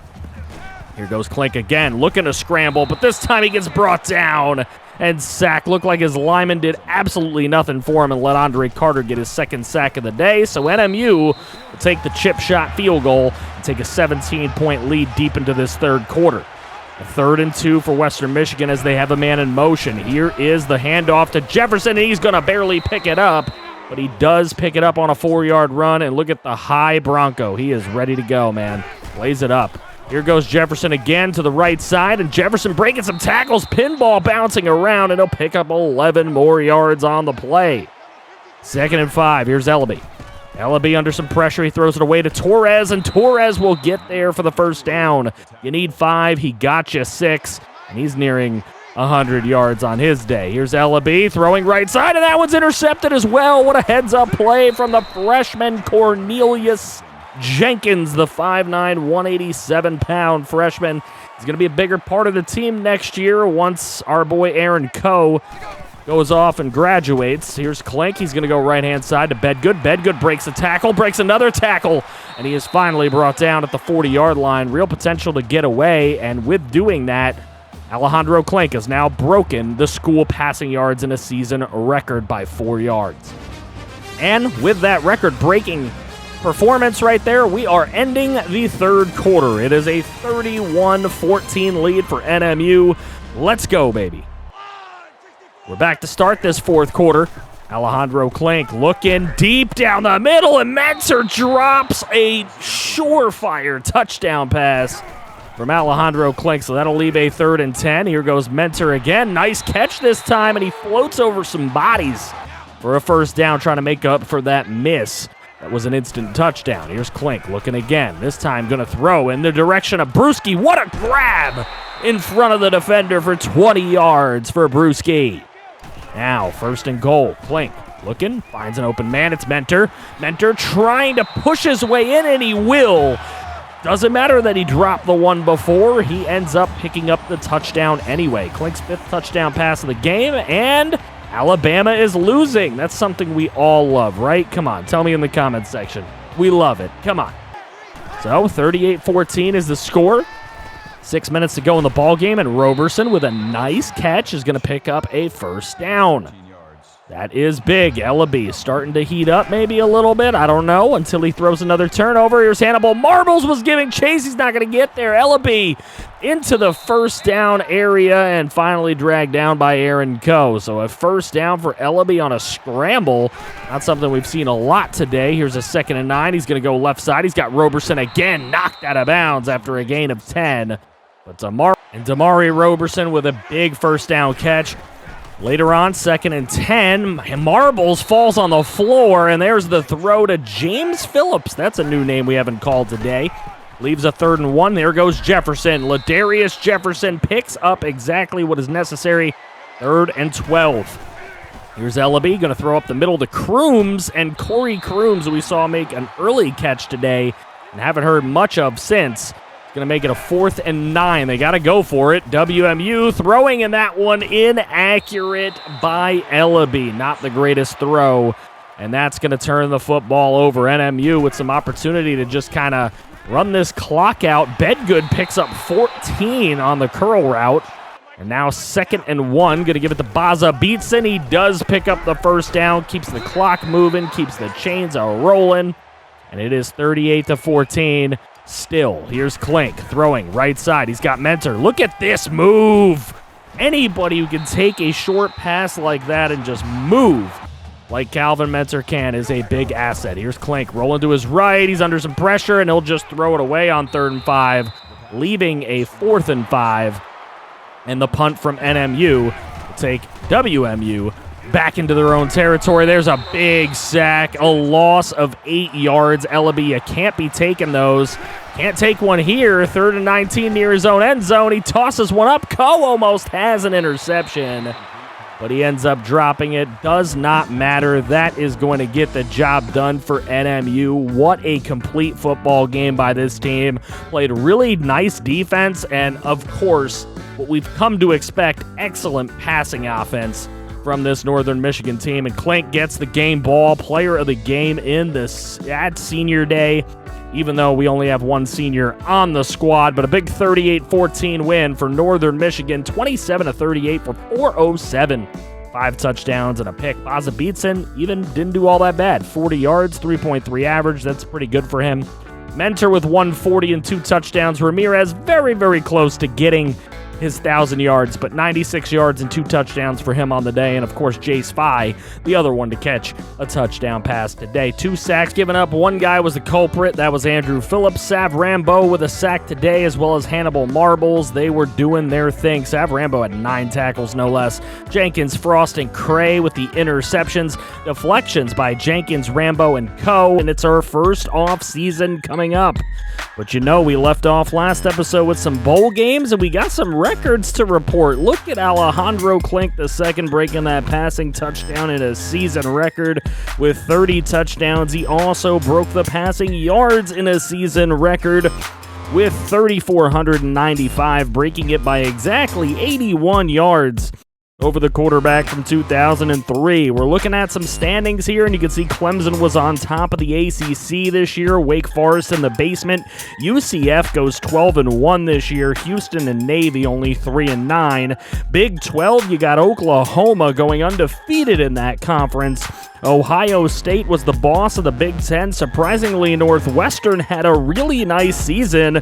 Rutgers way down at the bottom. That's my squad, but they suck.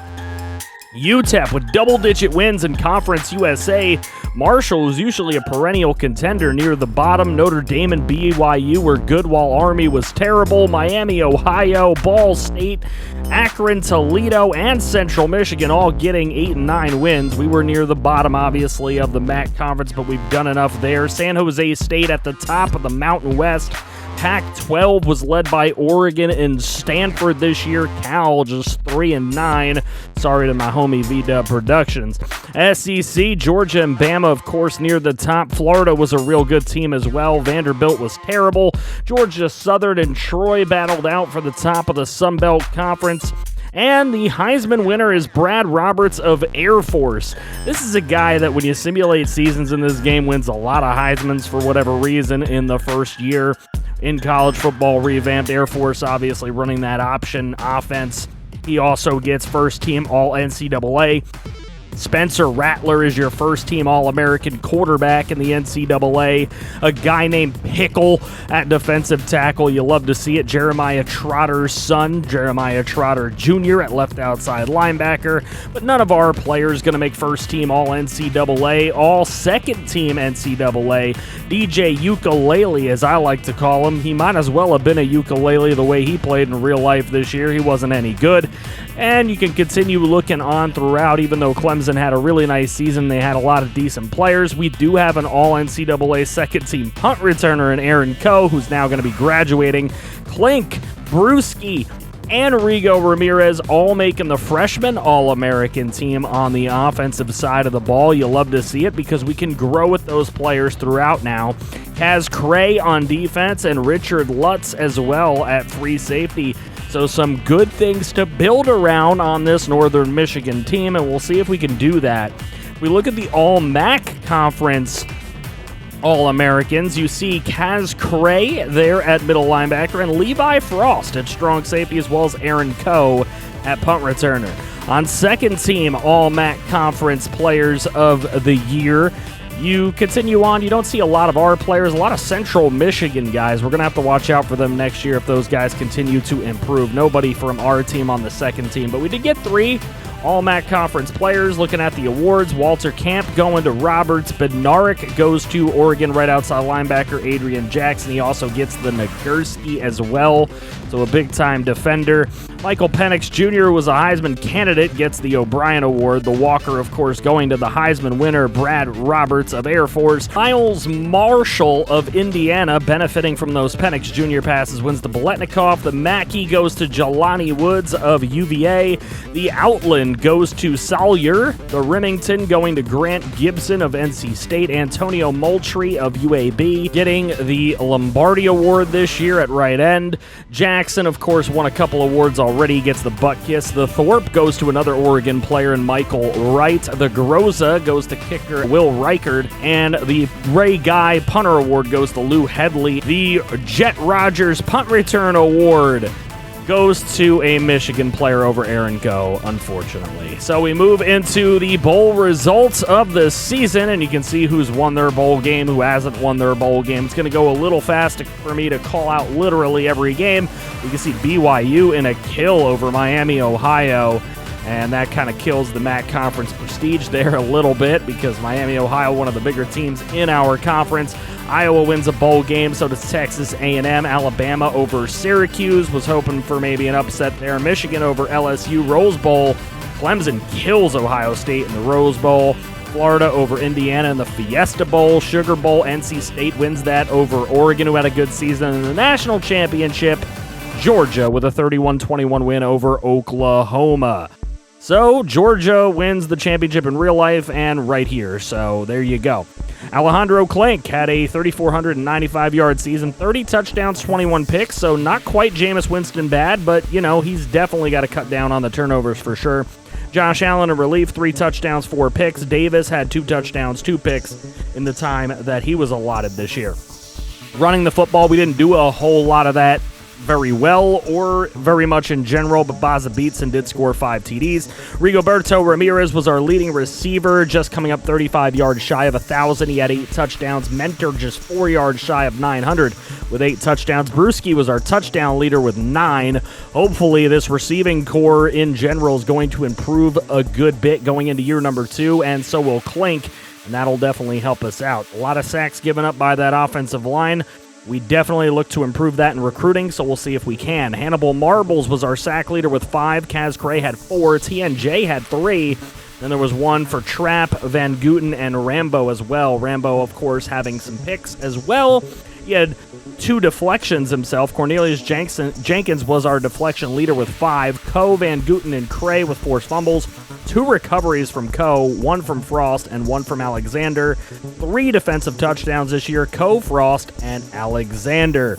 All in all, not really bad numbers coming from the defense. Better than I actually expected them to be. Our head coach, FG, despite only winning 4 games in 24 in 2 years at NMU, not fired. And as we take a look at the MAC conference, all of the coaching changes going on there, Buffalo just fires literally everybody in attempts to make some big changes there. A lot of general extensions to report, but not a lot of firings except for Buffalo. Aaron Coe is graduating. Sad, sad day. He was a big part of both the offense and the defense, actually. He made a lot of big plays out there on both sides of the football. We get no transfers in, so we're getting no help there. We're going to have to do it all in our own recruiting, and these are the recruits. So our top recruit this year is a kicker, Jason Johnson, overall-wise. We got a JUCO tight end in Clint Long, who's a 76 overall, but our top freshman, who's not a kicker, is defensive end Tim Smith. We also got another tight end, a freshman tight end from College Station, Texas, trying to keep that Texas pipeline going. Eli Francis has decided to go to Hawaii to play his football, but that's no big shake because we did get Aaron McDaniel anyway, so we bring ourselves a pretty good receiver to bring up in the pipeline behind our already talented receiving core. Defensive end J.J. Hartman should help. Outside linebacker Brian Van should be a big addition. Steve Redd is going to be probably an offensive lineman on this squad. We lost Josh Ingram, another defensive end, which isn't a big shake because we did get 2 other defensive ends, but he's going to Central Michigan, so that's definitely something to watch out for. We're going to have to play him every single season. Michael Turner and Eric Vincent should be guys that help on the offensive line for sure. Paul Rivero as an athlete, I'm hoping we can use him at corner. Lawrence Kemp should be a decent middle linebacker coming up through the pipeline, and a defensive tackle, Wes Porter. We're going to need to probably redshirt both of those guys. Eddie Johnson decided not to choose a team. We didn't offer him a scholarship because we had already got our kicker. Ben Henry, Nick Pierce are 2 guys that are developmental, but hopefully they can do some damage in a couple of seasons. Reggie Babcock chooses Vandy over us. Phil Smith chose Notre Dame over us. Keon Frederick and Casey Pope, as well as Brian Lamb, some more developmental guys as well. The cousins from the recruiting episode, Richard Hunter and Edmund Hunter, they both chose different teams and they were not NMU. So Boise State getting Richard Hunter, the outside linebacker, and Edmund Hunter, the other outside linebacker, is actually going to stay in conference at EMU. So we got a rival at CMU and a rival at EMU. Those are 2 things to watch out for in future episodes. And as we take a look, we have the 57th ranked recruiting class in the nation.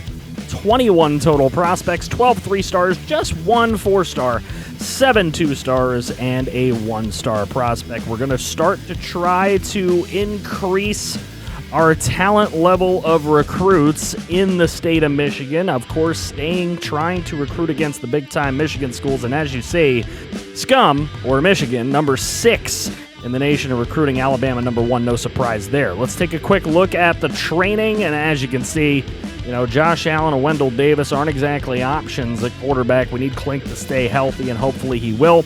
Baza Beatson going up quite considerably there. Hopefully that will definitely help him to truck some dudes and really take over offensively. He needs the offensive line in front as well.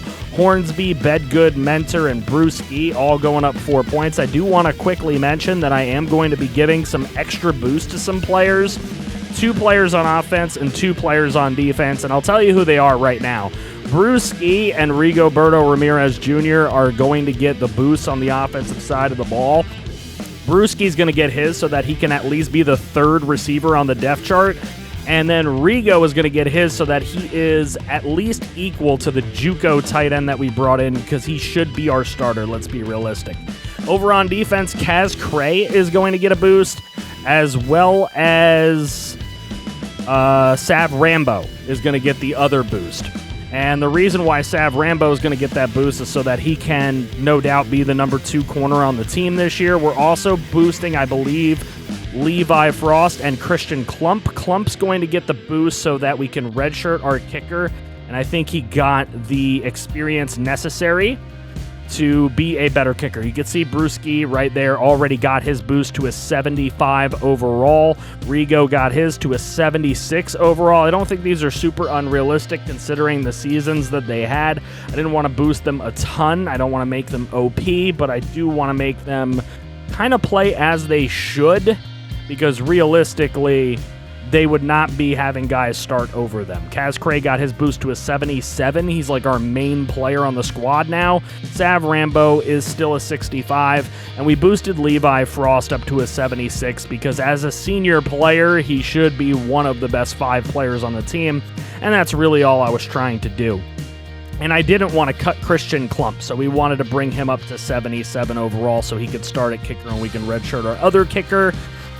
This is going to be the brand new schedule. Hopefully you guys will be excited about this new season coming up. We're going to be starting off with a home game against the Cincinnati Bearcats, and then we go back to the big house, number 12 Michigan, and then we will host the Michigan State Spartans before going out to Syracuse, New York to face number 18 Syracuse. Buffalo, Eastern Michigan, UNI, Ohio, Ball State, Central Michigan, Akron, and Western Michigan make up our MAC conference schedule this year, so it should be a fun one for sure. And if you look at the week 1 scores, Ball State has already lost. Auburn got an easy game right there. Texas A&M already beat the defending champion Georgia Bulldogs. Northwestern takes down Stanford. Texas takes down Notre Dame. Alabama barely survived South Carolina early on. And if you look at our MAC schedule, Oklahoma State had a tough time with CMU. They did take care of them. Ball State loses. Akron beats Louisiana. Miami beats Toledo. And Ohio beats App State. So some big wins for the MAC Conference in week number 1 as we're taking on the Cincinnati Bearcats. They've been a pretty consistent team over the last few years, and this should be a tough matchup, but they got to face us at our house. Lee Bowen and Blade Nelson have made the team here, new freshman recruits. However, they're going to take red shirts here in season number 2. Ukemi Copeland, the right guard, true freshman. He'll be starting, and he looked pretty solid in camp, holding up some of our good defensive linemen for Mr. Alejandro Klink, and he's going to need that kind of help. Right end, Dill Burt, number 69. Nice. He will also get the start at defensive end this year, likely in some rotation with TNJ and some of the other guys we have on roster. Miles Burrow will be a true freshman starter at right outside linebacker. Number 15 was a lot to handle in camp. Really good pursuit of Klink. Hit him hard a couple of times. We'll see if that ends up holding true for us here in this ball game at home against Cincinnati. Obviously, they're much better than we are, but the team is making strides forward here at the Superior Dome. Northern Michigan. It's raining in the dome, boys. It is raining again. Gotta ignore that, you know, a little suspension of disbelief here. It's a fantasy world as Klink throwing this thing over to Rigoberto Ramirez Jr. for 25 yards at the 50-yard line and a first down. NMU continuing with the football. It's Baza Beatson up the middle, and the first couple of plays for NMU's season number 2 has worked out pretty well for us, getting some big gains down the field. Alejandro Klink gonna roll to his left, and he will dive, trying to escape a sack. I don't really know what he was up to there, but it leads to a 2nd and 27, and here's Klink getting beat down again. Another big loss, this one at 12 yards, and that drive came to an end abruptly. So here's Evan Prater, the new quarterback for Cincinnati after Desmond Ridder gets drafted in the NFL, and he makes a big throw downfield, setting up a 1st and goal for Jerome Ford, who in this universe did not get drafted in the NFL, and I can't see why, as he scores the first touchdown of season number 2. And unfortunately, it's against NMU. Here goes Baza Beatson on a 3rd and 2. He's not going to get there. NMU feeling a little bit of pressure here. They're going to go for it on 4th down. Obviously, better team here at home. We're going to make this play over to Rigoberto Ramirez for 7 yards. He's our leading pass catcher last year, and he's looking to be that again. 3 catches for 45 already. Next play, it's a 1st and 10 for Alejandro Klink, but unfortunately, he has absolutely no time. He's sacked for a loss of 8 by Zaquay Lawton. They get the football back. Here goes Jerome Ford. Jerome Ford busting a tackle and finding his way into enemy territory. Rivero giving chase and is able to help bring him down, but after a 45-yard rush, that is dangerous. Cincinnati already with a 7-0 lead after 1, and they are looking to drive again. We'll be back. Back to start the second quarter in this Cincinnati game, and there's Prater going to hand it off, going to toss it over to Jerome Ford on the option for a 14-yard touchdown run, and that's the second one of the day for Ford. Cincinnati going up 14-zip. We got a tight one. UTSA looking to get a win at home over a ranked team in Kansas State. Looks like K-State's got a lot of work to do this year. Here's Klink, and again going down. Took a little long to get rid of the football there, but we've got a flag on 3rd and 20 here after the big sack. And it is going to be a face mask against Isaiah Ruffin, and that is a rough call, to say the least, as that's going to give an automatic first down to NMU, and Rigo with a 12-yard catch is going to get the first down picked up here as NMU continues moving along into enemy territory this time. Clink, broken toe. He's going to return soon, though, getting that toe fixed on the sideline, and Josh Allen comes in and throws this interception to Smith, and that is going to go back into our side of the field with the first turnover of the ball game. Marion Smith gives Cincinnati another prime opportunity with 1:22 to go. They get it over to Scott, and Chris Scott for 17 and a first down.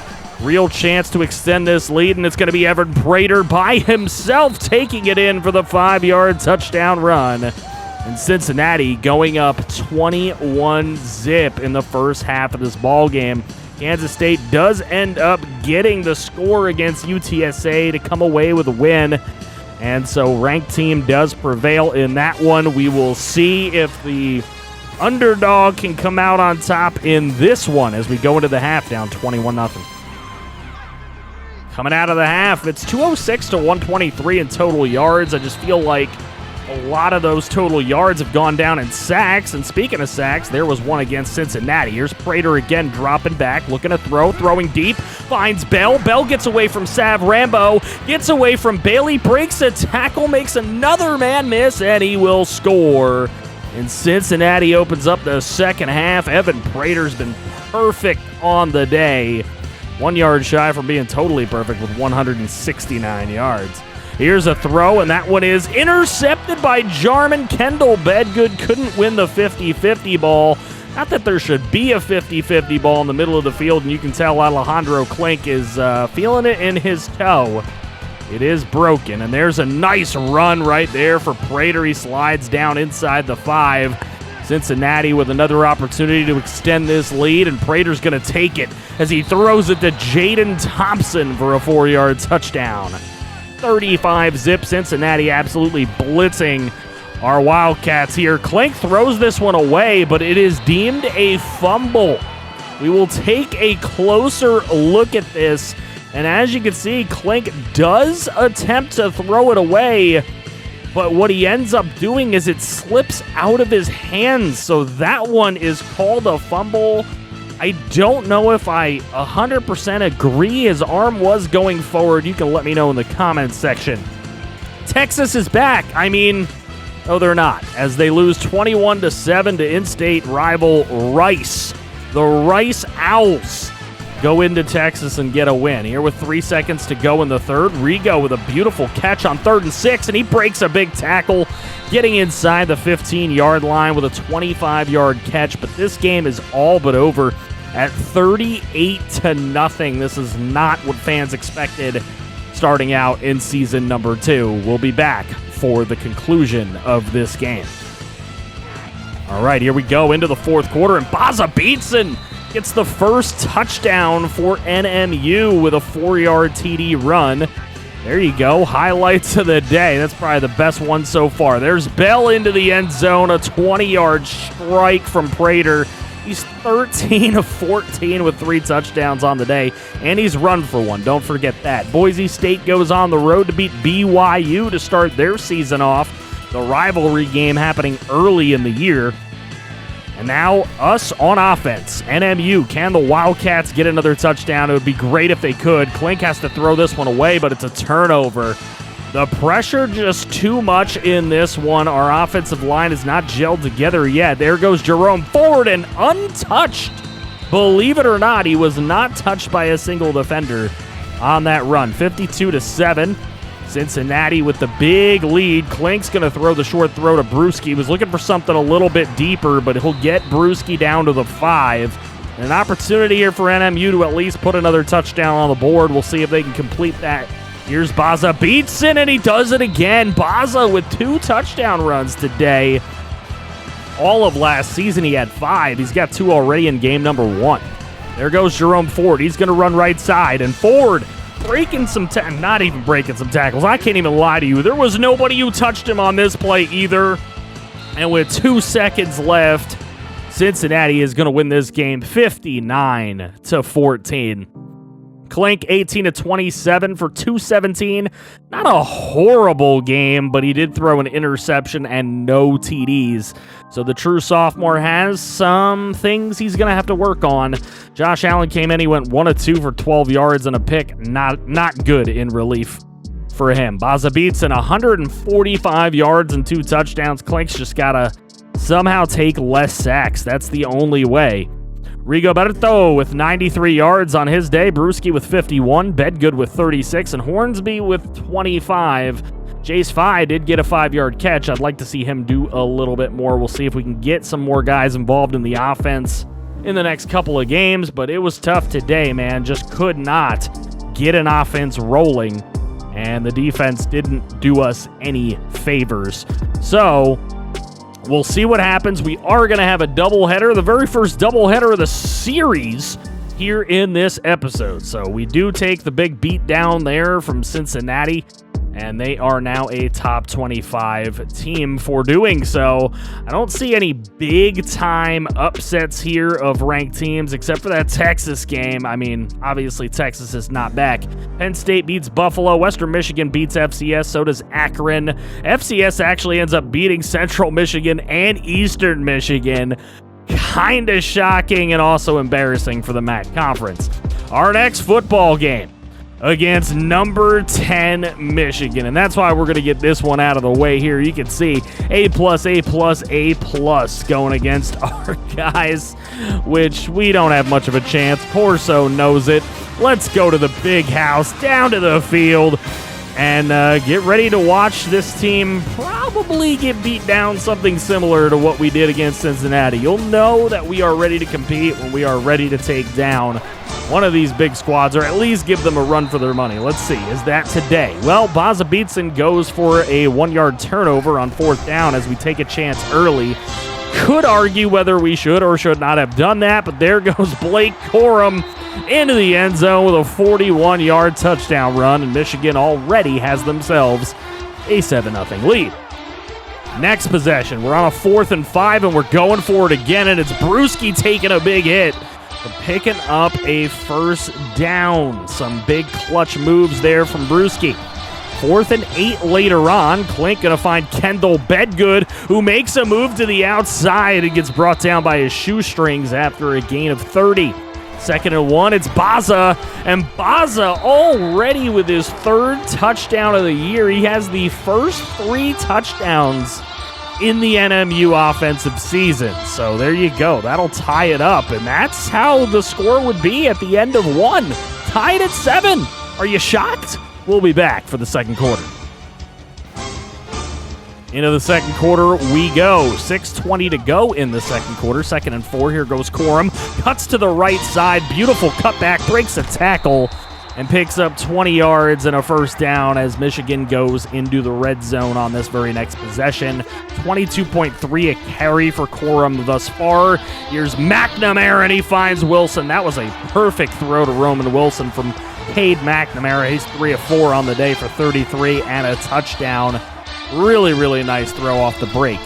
Here's Klink. He's looking to make a really nice throw, but unfortunately it's more of a Brett Favre-esque try to fit it into a spot it doesn't belong, and it is intercepted as Michigan will take the football back here in enemy territory. 2nd and 2. It's Wilson again, this time inside the 10-yard line with a 28-yard grab, and with 4 minutes to go in the half, Michigan already up 14-7. They're looking to extend that lead. Here goes Blake Corum breaking a tackle, breaks another one, and finds his way into the end zone with his 2nd touchdown of the day. 21-7 the score. Just 3 minutes to go before halftime here, a little over 3 minutes, and Klink looking to roll. He finds a man deep. Look at this. Brewski wide open. Look at 6 giving chase there for Michigan, and Brewski will get dragged down at the 5 by his shoestrings. What a tackle, a touchdown-saving one. But then Baza Beatson will get another touchdown, his 4th of the season. All 4 TDs for NMU coming from Baza. Now Klink gonna roll to his right, and he looks for Calvin Mentor. And Mentor turns it upfield with a broken tackle, and he's dragged out of bounds after a gain of 46. Northern Michigan ends up with a field goal on that drive, and we got a 21-17 halftime game. We're in this. Back for the third quarter, and Cade McNamara will start with the football on a 3rd and 10 opportunity to get off the field. Lutz gets broken bad by Henning, and Henning will find his way all the way to the end zone as he also breaks Levi Frost's tackle attempt for a 68-yard touchdown pass, and that's the kind of big play we just can't give up if we're going to beat a big team like this. So 28-17 the score. Here's McNamara. What a perfect throw. McNamara's come out firing in this game. That one goes to Henning as well, and it sets up a 1st and goal. Fake to Corum, throw across the middle to Quentin Coleman. 35-17 is the score. 3:08 to go, third quarter. Here's McNamara. He's going to throw end zone. That one's caught by Henning. 22 yards and a touchdown, and Michigan has blown this thing wide open with 3 touchdowns in the third quarter. 42-17. We'll see how poorly this one ends for NMU when we return. And we are back here with 5.5 minutes to go in the ball game. Here's Klink throwing a screen to Mentor, playing backup running back duties. You might ask why. Well, they're looking to make him more of a Debo Samuel type of guy. They get a field goal at the end of the game there, making it a 42-20 final. Klink throws for 281, another pick, no touchdowns. He hasn't thrown the touchdowns this year. It's been Baza Beatson running it in from about 4 or 5 yards out, or even less. He had another good game. Baza Beatson might be the guy to ride out this season. We'll see. He's played much better than he played last year. This offensive line may be more geared towards run blocking than pass blocking. It's just been really hard to stick with a run game when you're down 20 points at times. Today, a huge game as a big Power 5 school is coming into the Kibbe Dome to take on our Wildcats, the 0-2 Michigan State Spartans. We're also 0-2, but Michigan State, a big powerhouse of a school. Peyton Thorne starting off with 2 touchdowns, 2 interceptions for the Spartans. Alejandro Klink, no touchdowns, 2 interceptions in his first couple games. It has been Baza Beatson who has been leading this team. A loss to Oregon in overtime and a loss to UNLV at home by Michigan State. We'll see if we can take advantage of their slow start and continue their slow start in this ball game. It would be huge for us to do, but only averaging 17 points a game and giving up 50.5 points a game is not going to do it for NMU. For them, Lockett is probable, the wide receiver with a PCL sprain. I believe he will play in this game. However, welcome on in. Northern Michigan welcomes you to this ball game. A big crowd for this one to see a Power 5 Michigan State in-state rivalry here. And we are underway to get this one started. The 0-2 NMU Wildcats will get it first, and Calvin Mentor takes it from deep in the end zone, brings it to the left side, and gets across the 30, across the 40, breaking tackles across the 50-yard line, and this is going to be a great start for NMU. So, starting with it on 1st and 10, it's Baza Beatson, who has been leading this team in offensive production, and he will get 3 yards right off the bat. A 3rd and 7 now later on. Alejandro Klink looking for an open receiver. He doesn't have one, and he goes down for a loss of 11. Klink just under 500 yards passing on the season. He has not thrown a touchdown yet. And that 4th and 19 is going to lead to a punt. So here is Michigan State with their first offensive possession. Peyton Thorne under some pressure. He gets it away to Malik Carr for a loss of 2. Now on 2nd and 12, here goes Simmons to the left side, and he will pick up 10. Jordan Simmons, the running back, going to make it a 3rd and 2. This is a big 3rd down for Michigan State. They'd like to keep the ball moving here. Lockett was in motion, and Peyton Thorne's going to take off with it himself, break a tackle, and slide down for a 1st down for the Spartans. Here's Thorne. He's going to toss it to the left. Simmons is smothered in the backfield. Big play for this NMU defense. Van Gooten in on the tackle. Here's Thorne. He has plenty of time, but he's going to intercept. Throws an interception to Kaz Cray.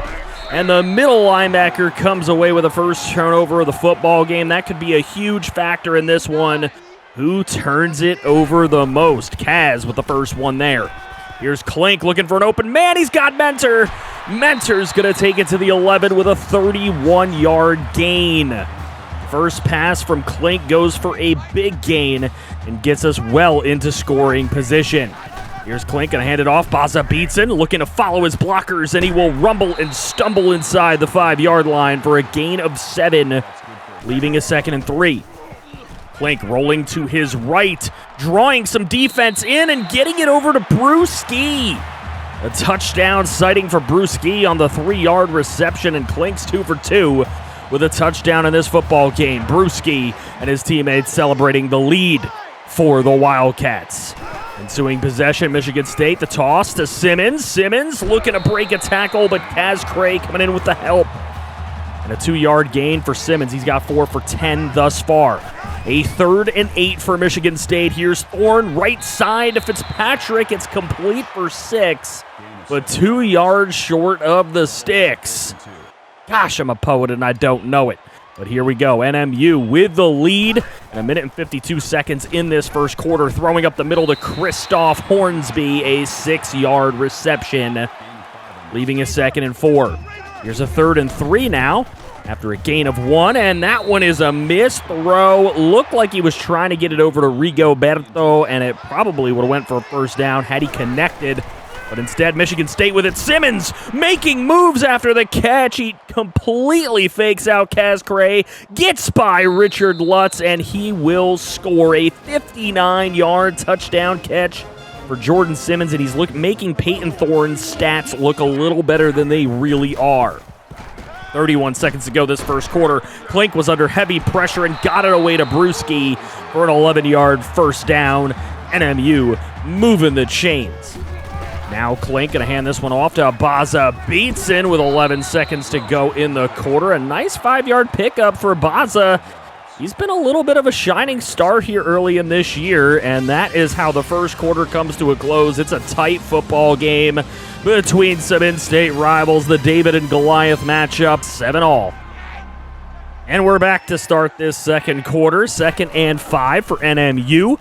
Alejandro Klink going to roll to his right, but all his receivers to the left, but he's going to find a man deep down the middle. Christoph Hornsby completely blows away the defense for 66 yards. What a play by Hornsby to completely lose all of the DBs in the Spartan backfield. Unbelievable. Here's 6:46 to go. White going to take this one. Ricky White will lose 4 on the play. Miles Burrow in on the tackle. Big-time defensive stop. Now a 2nd and 14, though, as Michigan State still has some time here to pick up a first. What a one-handed grab from Coleman. And that is going to go for a first down. Keon Coleman for 24 and a first. So despite a really good defensive play, Michigan State still moving the chains. Thorne's going to take what he can get, which is 4, before sliding down and giving himself up. Now just under 5.5 to go in the half. Here's Thorne in the pocket. Burt misses a tackle, and Thorne's still running around in the pocket. He's brought down for a loss of 1, and that is going to bring up 4th and 5. So NMU with the football back and a 7-point lead. Here goes Baza Beatson on a beautiful 11-yard carry. Like I said, Baza Beatson's been the heart and soul of this team early in this season. Here's Rigoberto in motion on a 1st and 10. They're going to give it to Beatson again. Baza looking to pick up 10 more. He'll get 9. It'll leave a 2nd and 1 for NMU. Got 7 carries for 36 in this first half. Now they're going to give it to Baza again, and another first down pickup for Beatson. A 6-yard run for a first down. 8 for 42 early in this ball game. Just under 4 to go in the half. Here's the underneath throw. Brewski breaks a tackle, and he is brought down after a gain of 8 inside the 40-yard line here. NMU moving the football. Here's Klink going to give it to Baza, and he is brought down on 2nd and 2, a loss of 3. Worst run of the day for Baza. Ben Van Sumeren with the tackle. It'll be 3rd and 5. Here's Klink under some pressure, tries to get it away and does, but incomplete, and it'll bring up 4th and 5. NMU sadly having to punt that one away. It was a good punt inside the 20, but here goes Jordan Simmons, left side, breaking a tackle. He's been huge for this MSU offense. And a 13-yard pickup there will give him 25 on the day. Here's Curry in motion. He will take it on a little jet sweep to the left. Cornelius Jenkins in on the tackle on Spencer Curry, but not before a gain of 8 yards. Coming up on 2 minutes to play in the half. Here's Thorne. Looking right side, he finds Malik Carr, and Malik will pick up a gain of 11 and another MSU first down as the time in this half is ticking away. Thorne deep down the middle to Lockett, who is a little bit injured, but man, he can still make some plays out there. Big-time player for this MSU offense. Here's Thorne underneath. Malik Carr, Kaz Cray making the tackle. Took a little bit to do it, but a 6-yard pickup for MSU. And now coming up on a minute to play. Thorne's got plenty of time. He's going deep to the end zone. Double coverage, and what a catch. Keon Coleman with another huge catch in this game. Made a one-handed grab for a first down, and then that touchdown play. As we go to the studio for an update, UNLV with an early 7-0 lead on one of our rivals in Akron. So go UNLV Rebels. 1:05 to go in the half. Here's the kickoff from MSU. Mentor sitting there in the end zone. He's going to take it. He's going to go to the right side. Nice cut down the sideline across the 35 with a 37-yard return. As Beatson takes the handoff for 10. 10-yard run. They won't give him the first down. Didn't want to stop the clock for the Wildcats, but the next play is a first down over to Rigoberto for a 4-yard catch. Here's 3rd and 8. Nice little play fake from Klink going deep, and that one could have been intercepted as it is knocked away, and it will bring up a 4th and 8. Here's the punt. This one is going to be off the helmet, and luckily for the Spartans, they're able to recover, but man, what a crazy punt that one was. Here's Peyton Thorne. He's going to throw underneath. That's intercepted. Kaz Cray with another pick today, and this one could go all the way back. Inside the 10, he is being tackled, but he's not going to come down before he crosses the plane. Touchdown, Wildcats. And they regain the lead on another Kaz Cray interception. He's been a star today, and they will go into halftime with a 7-point lead because of him. 21-14, Northern Michigan. Back to start this second half off. Spartans with the football first. Thorne going right side. It is dropped by Fitzpatrick.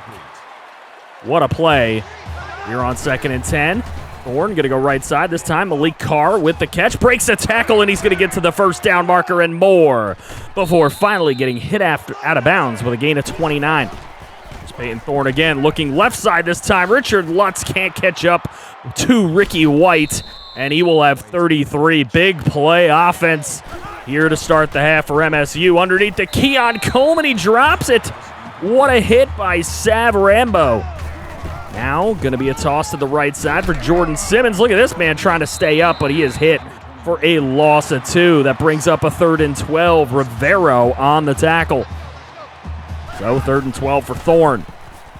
Thorne going to go deep here, and that's just an inaccurate pass. Levi Frost getting some credit there, but really just good coverage. 4th and 12. Here is the kick, and it is good. Michigan State gets themselves within 4. Let's see what NMU has for their first drive of the second half. Calvin Mentor, nice pickup of a first down. Gain of 6 for Calvin. So 1st and 10 for NMU. Klink going right side. Rigoberto for 12. Big catch for the tight end, and only a second of the day. Here's Klink. Looking left side. He is hit as he throws, and it's underthrown and intercepted by Brooks. What a big play for the strong safety, Kendall Brooks of the Michigan State Spartans. He's going to give them a chance to get their first lead of the ball game. They can drive the length of the field. Here goes Simmons. And that is across the 50-yard line with a gain of 7. Leaving a 2nd and 3 for Michigan State. Here's Thorne up the middle, and Ricky White will break Rivero's tackle. Cornelius Jenkins will finally bring him down, but not before a gain of 35 yards.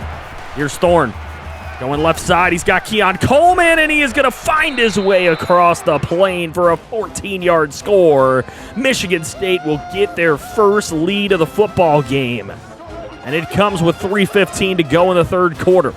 Another studio update, and again, that UNLV Akron game big for our conference because you don't want any team to go undefeated in your own conference or you have no shot. So thank you, UNLV, for holding it down at the moment. 3:11 to go, third quarter. Here's Klink, right side throw. Hornsby knocked loose of the football. 2nd and 10. Klink, they're going to throw up the middle. Brewski will hang on to the football and pick up a first down. Brewski's been a big receiver thus far. Everybody else a little bit shaky. Here's a big throw up the middle. That one could have been intercepted. That's a Brett Favre-esque throw for Mr. Klink, as he likes to do every once in a while. There goes to Ramirez, and Rigoberto with his 3rd grab of the football game. And that's a big 13-yarder. Here goes Baza Beatson on 1st and 10, picking up 7. Should this team rely more on Baza this year? I don't know. Here's a throw from Klink. Fye had a chance, and he's intercepted. It's Groves with the interception. Jace Fye just not able to out-battle the one-on-one there. And the Spartans take over, and they go with Curry to the left side on that jet sweep again. Spencer Curry for 12. First down, Spartans. Michigan State now, a play fake from Peyton Thorne. He's got some time, almost hit from behind. It is completed to Malik Carr for 28. He's got 5 catches for 72. Here a little play fake, and Thorne was going to take it himself, but a loss of 2. Ben Van Gooten, 2 TFLs today. Now 48 seconds to go in the third. Peyton Thorne going left side to White. And Ricky White picks up a few. They're going to have to go field goal here to extend their lead, and it is barely good, but it does go through the upright. Studio update again, same football game. UNLV with a 7-point lead, 21-14 over those Akron Zips. Doesn't look like Akron's got a ton of offense going, but they do have their defense working with a pick already today off of Brunfield. 2 seconds to go. Last play of the third. Klink under some pressure. He's just going to throw it away. That'll lead to a 3rd and 7 when we get back from the break. End of the third quarter, 27-21. Michigan State taking the lead into the fourth. This is huge. We'll be back. As we're back, and it's 3rd and 7. Alejandro Klink under pressure gets it away to Hornsby, and another drop for Christoph Hornsby. That one could prove costly, as here goes Michigan State on 2nd and 9, and Peyton Thorne with a tough run. He got absolutely hammered on that play, but a first down. Here goes Jordan Simmons to the left side. He's got open room to run. Levi Frost will bring him down. Touchdown saving tackle. It's 3rd and 5 here later on for MSU, and Simmons will make the catch, but he is stopped shy of the first down marker. A 4th and 2. And Michigan State is field goaling to death right now. They will make that one and go up 30-21, a 9-point lead. As we check in again, Akron has scored a touchdown, and it is 21-all. Williams Jr. is killing it for Akron right now. He's got 2 touchdowns and 11 carries, and their tight end is getting the job done as well. So 30-21, just 4:57 to go. Here's Klink, right side. Baza Beatson on the catch. He'll pick up 3, but it is an all-important 3rd down right now. Here's Klink, gonna throw this one. This time a really good throw, and it is dropped again by Hornsby. So the call from coach is to go for it. Brewski, a chance to get to the marker. He doesn't get there. He's a yard shy. Michigan State takes over, and Thorne starts dealing. Keon Coleman with a catch there for a first. And to make matters worse, a roughing the passer call against TNJ. So that's going to go to the opposing 11, which is our 11. Peyton Thorne throwing to the end zone. It is caught, and he hangs on. Ricky White catches that right in front of Levi Frost. What a grab. And Michigan State, a statement second half thus far. Mentor from his own end zone going to take it out, and he is going to try to make a huge play here. Mentor takes it to the left side. He's going across the 40. He's across the 50. He's got 30 yards left. Makes my man miss, and he will score. Nobody will catch Calvin Mentor on a 105-yard kickoff return touchdown. And MU going to go for 2 here, try to draw this one a little bit closer. Rigoberto with the catch for the 3-yard 2-point conversion. It's 37-29, an 8-point game. NMU is still in this thing. They're just going to have to play some damn defense. Here's Peyton Thorne. Thorne off his back foot. It's almost intercepted by Kaz Cray for a third time. What a freaking performance from the middle linebacker. Here's Klink. Throws, and that one's on Klink. That was a little inaccurate. 3rd and 11. He's also under pressure. He's going down. Sacked for a loss of 10, and it's 4th and 21. The old ball coach says we got to go for it, and he's sacked again. Klink, another loss of 10. He's got no help from the O-line here late in this ball game. There goes Simmons, and he will score a 5-yard touchdown for Michigan State. And they extend the lead even further with just a minute 28 to go. 44-29. Here's Klink, right side.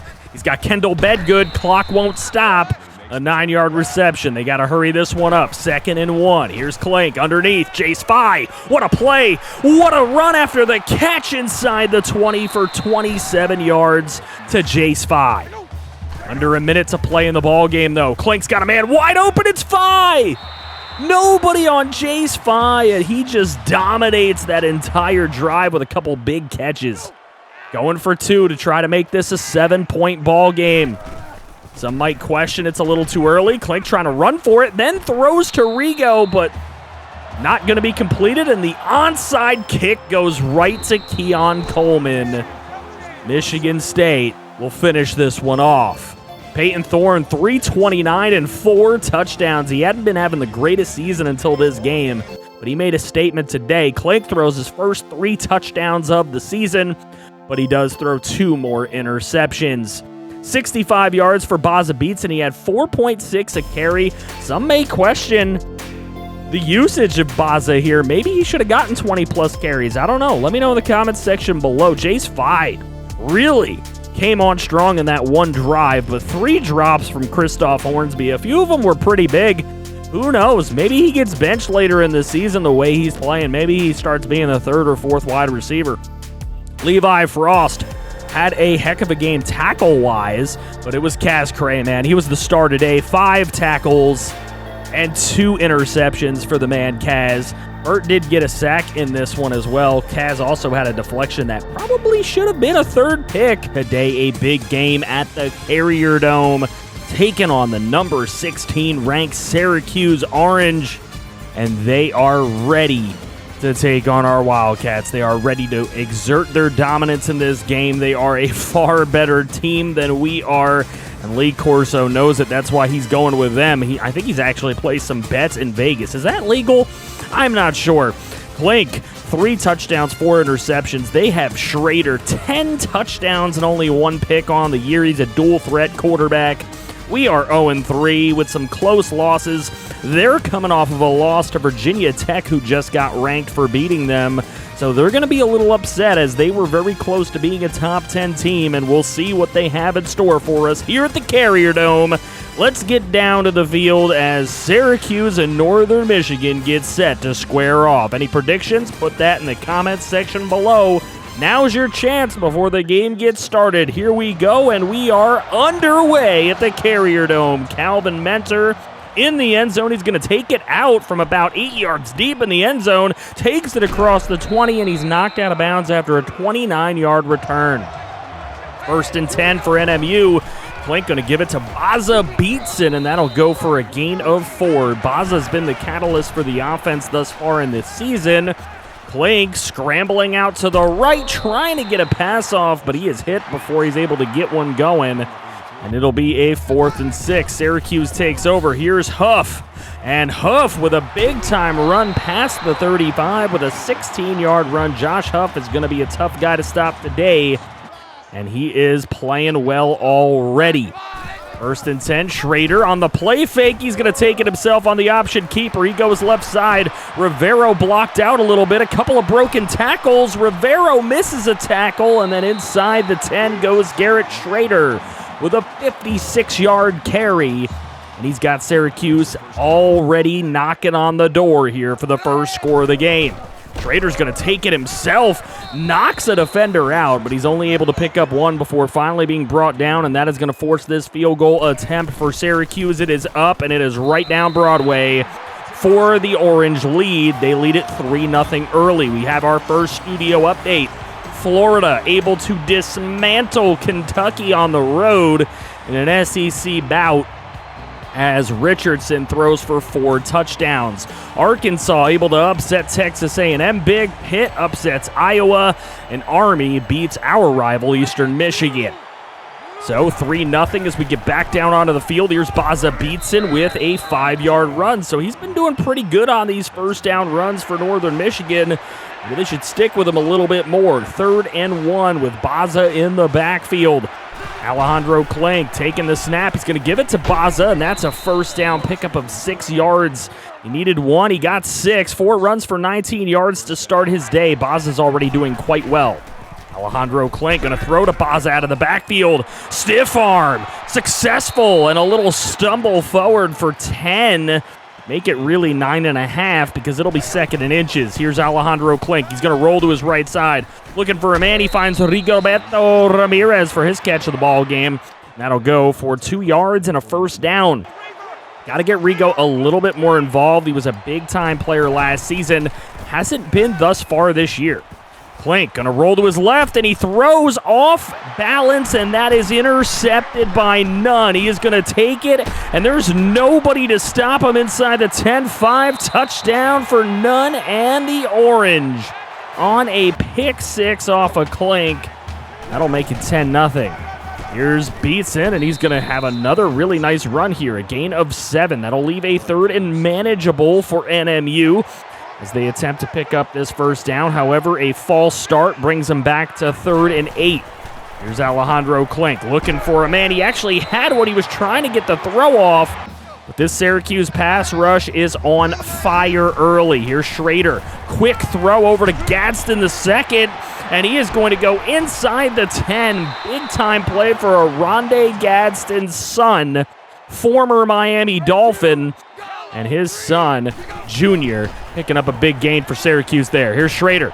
He's going to go, and he is going to get very close to the end zone with an 8-yard carry. 2nd and goal for the Orange. The handoff to Josh Huff, and he will pick up the 1-yard touchdown run. Syracuse dismantling Northern Michigan early, 17-zip.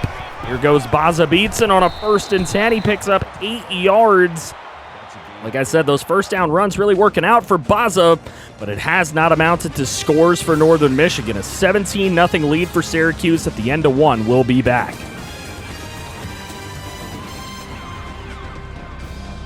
We are back to start this second quarter. A 2nd and 2. Another handoff to Baza, and he has been running this offense. 11 yards for Baza. He's got 45 total in the first quarter and 15 seconds. Here's Clank. Little throw out of the backfield to Baza. Breaks a little tackle, but he's knocked out of bounds after a gain of 6. Here's Clank on 3rd and 4, and he is brought down. Again, that 3rd down pass rush has been heavy as Drew Tuazama comes in with the sack. 4th and 9. They're going to go for it here, and that's thrown across the middle and intercepted by Kaboba.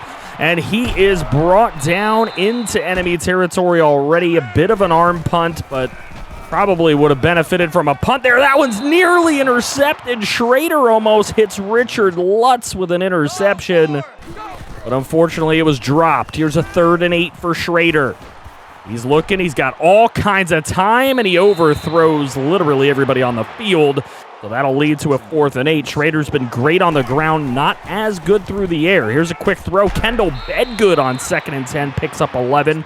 First down, Northern Michigan. On that 11-yard play, it'll be 2nd and 10 here on the next set of downs. Clank rolling, throwing deep. Mentor with a catch in front of a star defender, and he outruns him for 69 nice yards. 98 yards, a touchdown, and 2 picks for Clank early on. We'll see if he can catch a little fire after that one. Williams given a handoff here, and he's going to take it up the middle. Nice little change of direction there. Wasn't going the way he wanted to, but Marcus Williams for 20.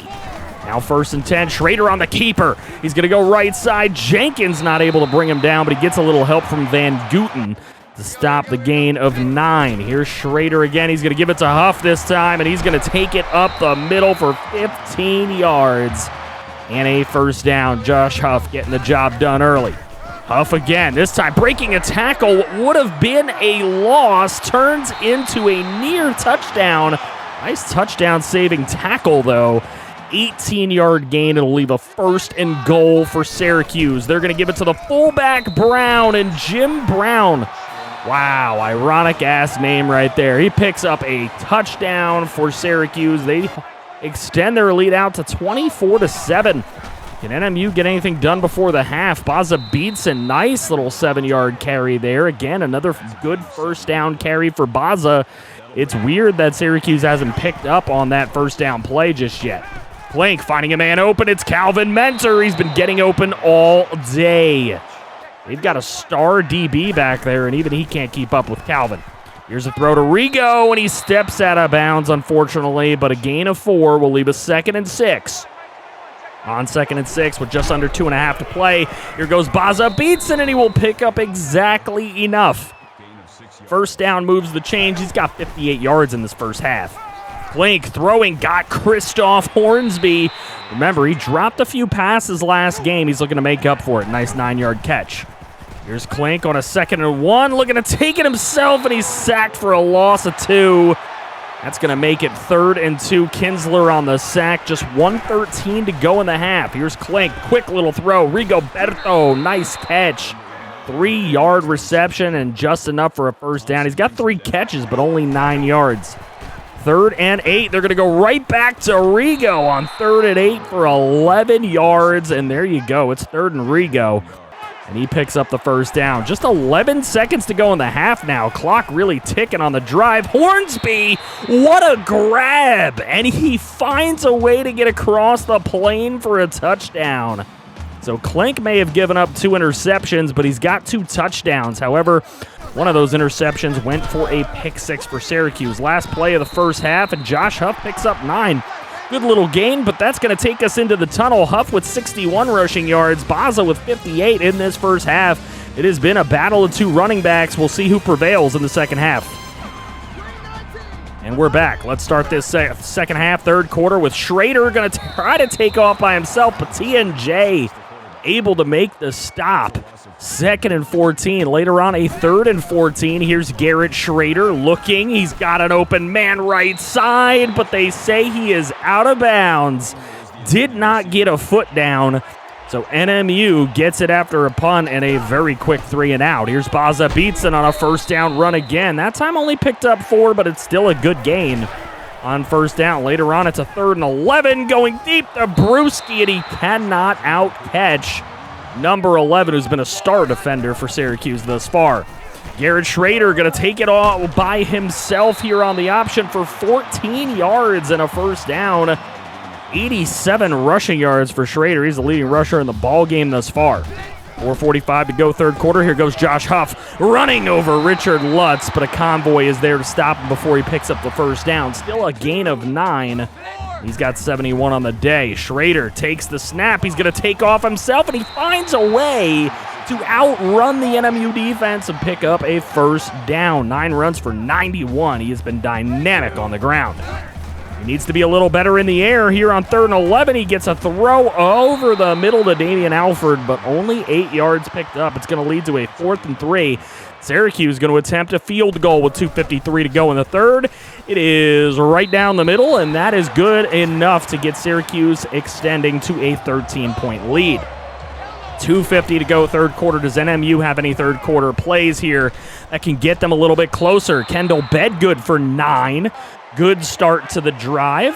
2nd and 1 here on this set of downs. Quick little out to Rigoberto. It has worked all day, and he breaks a couple of tackles to get 18 on the play. 1st and 10, looking for a man. He's got one mid-range. It's Brewski across the 30-yard line and knocked out of bounds after a gain of 21. Brewski with a really nice play. 2:04 to go. Here's a run with Baza Beatson on 1st down, and I don't know, has there been any 1st down runs that have failed in this ball game for NMU? seemingly it has worked out every time. Here's Klink looking to throw, and he is getting away from a would-be sacker, and he will just throw that thing away, feeling the pressure. That leaves a 4th and 5. Could go field goal here, but they don't trust the kicker.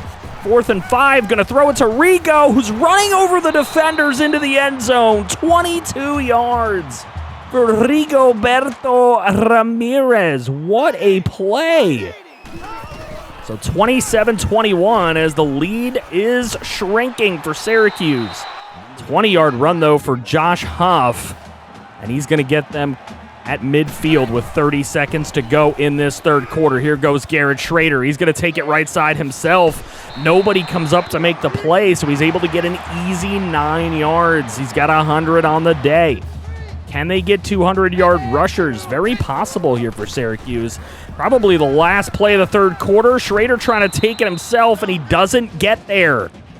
Ooh, exciting third quarter, and it might lead for an exciting fourth quarter. 27-21 Syracuse Orange. We'll be back to see if NMU can come back.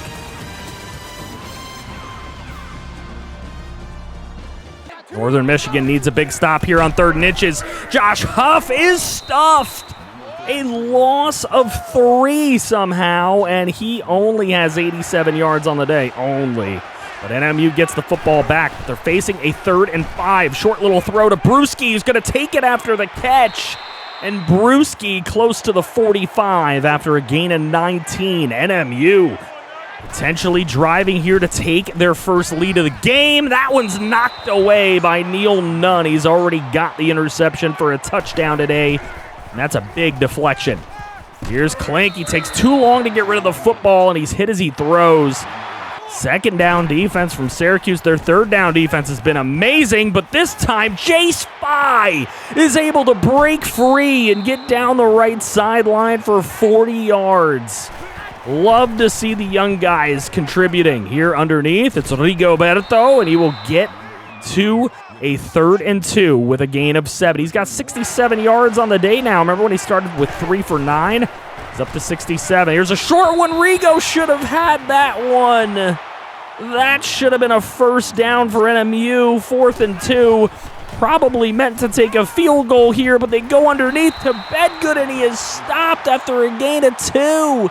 It's not enough to get across the chains, and Syracuse takes over on downs. Questionable coaching decision, maybe.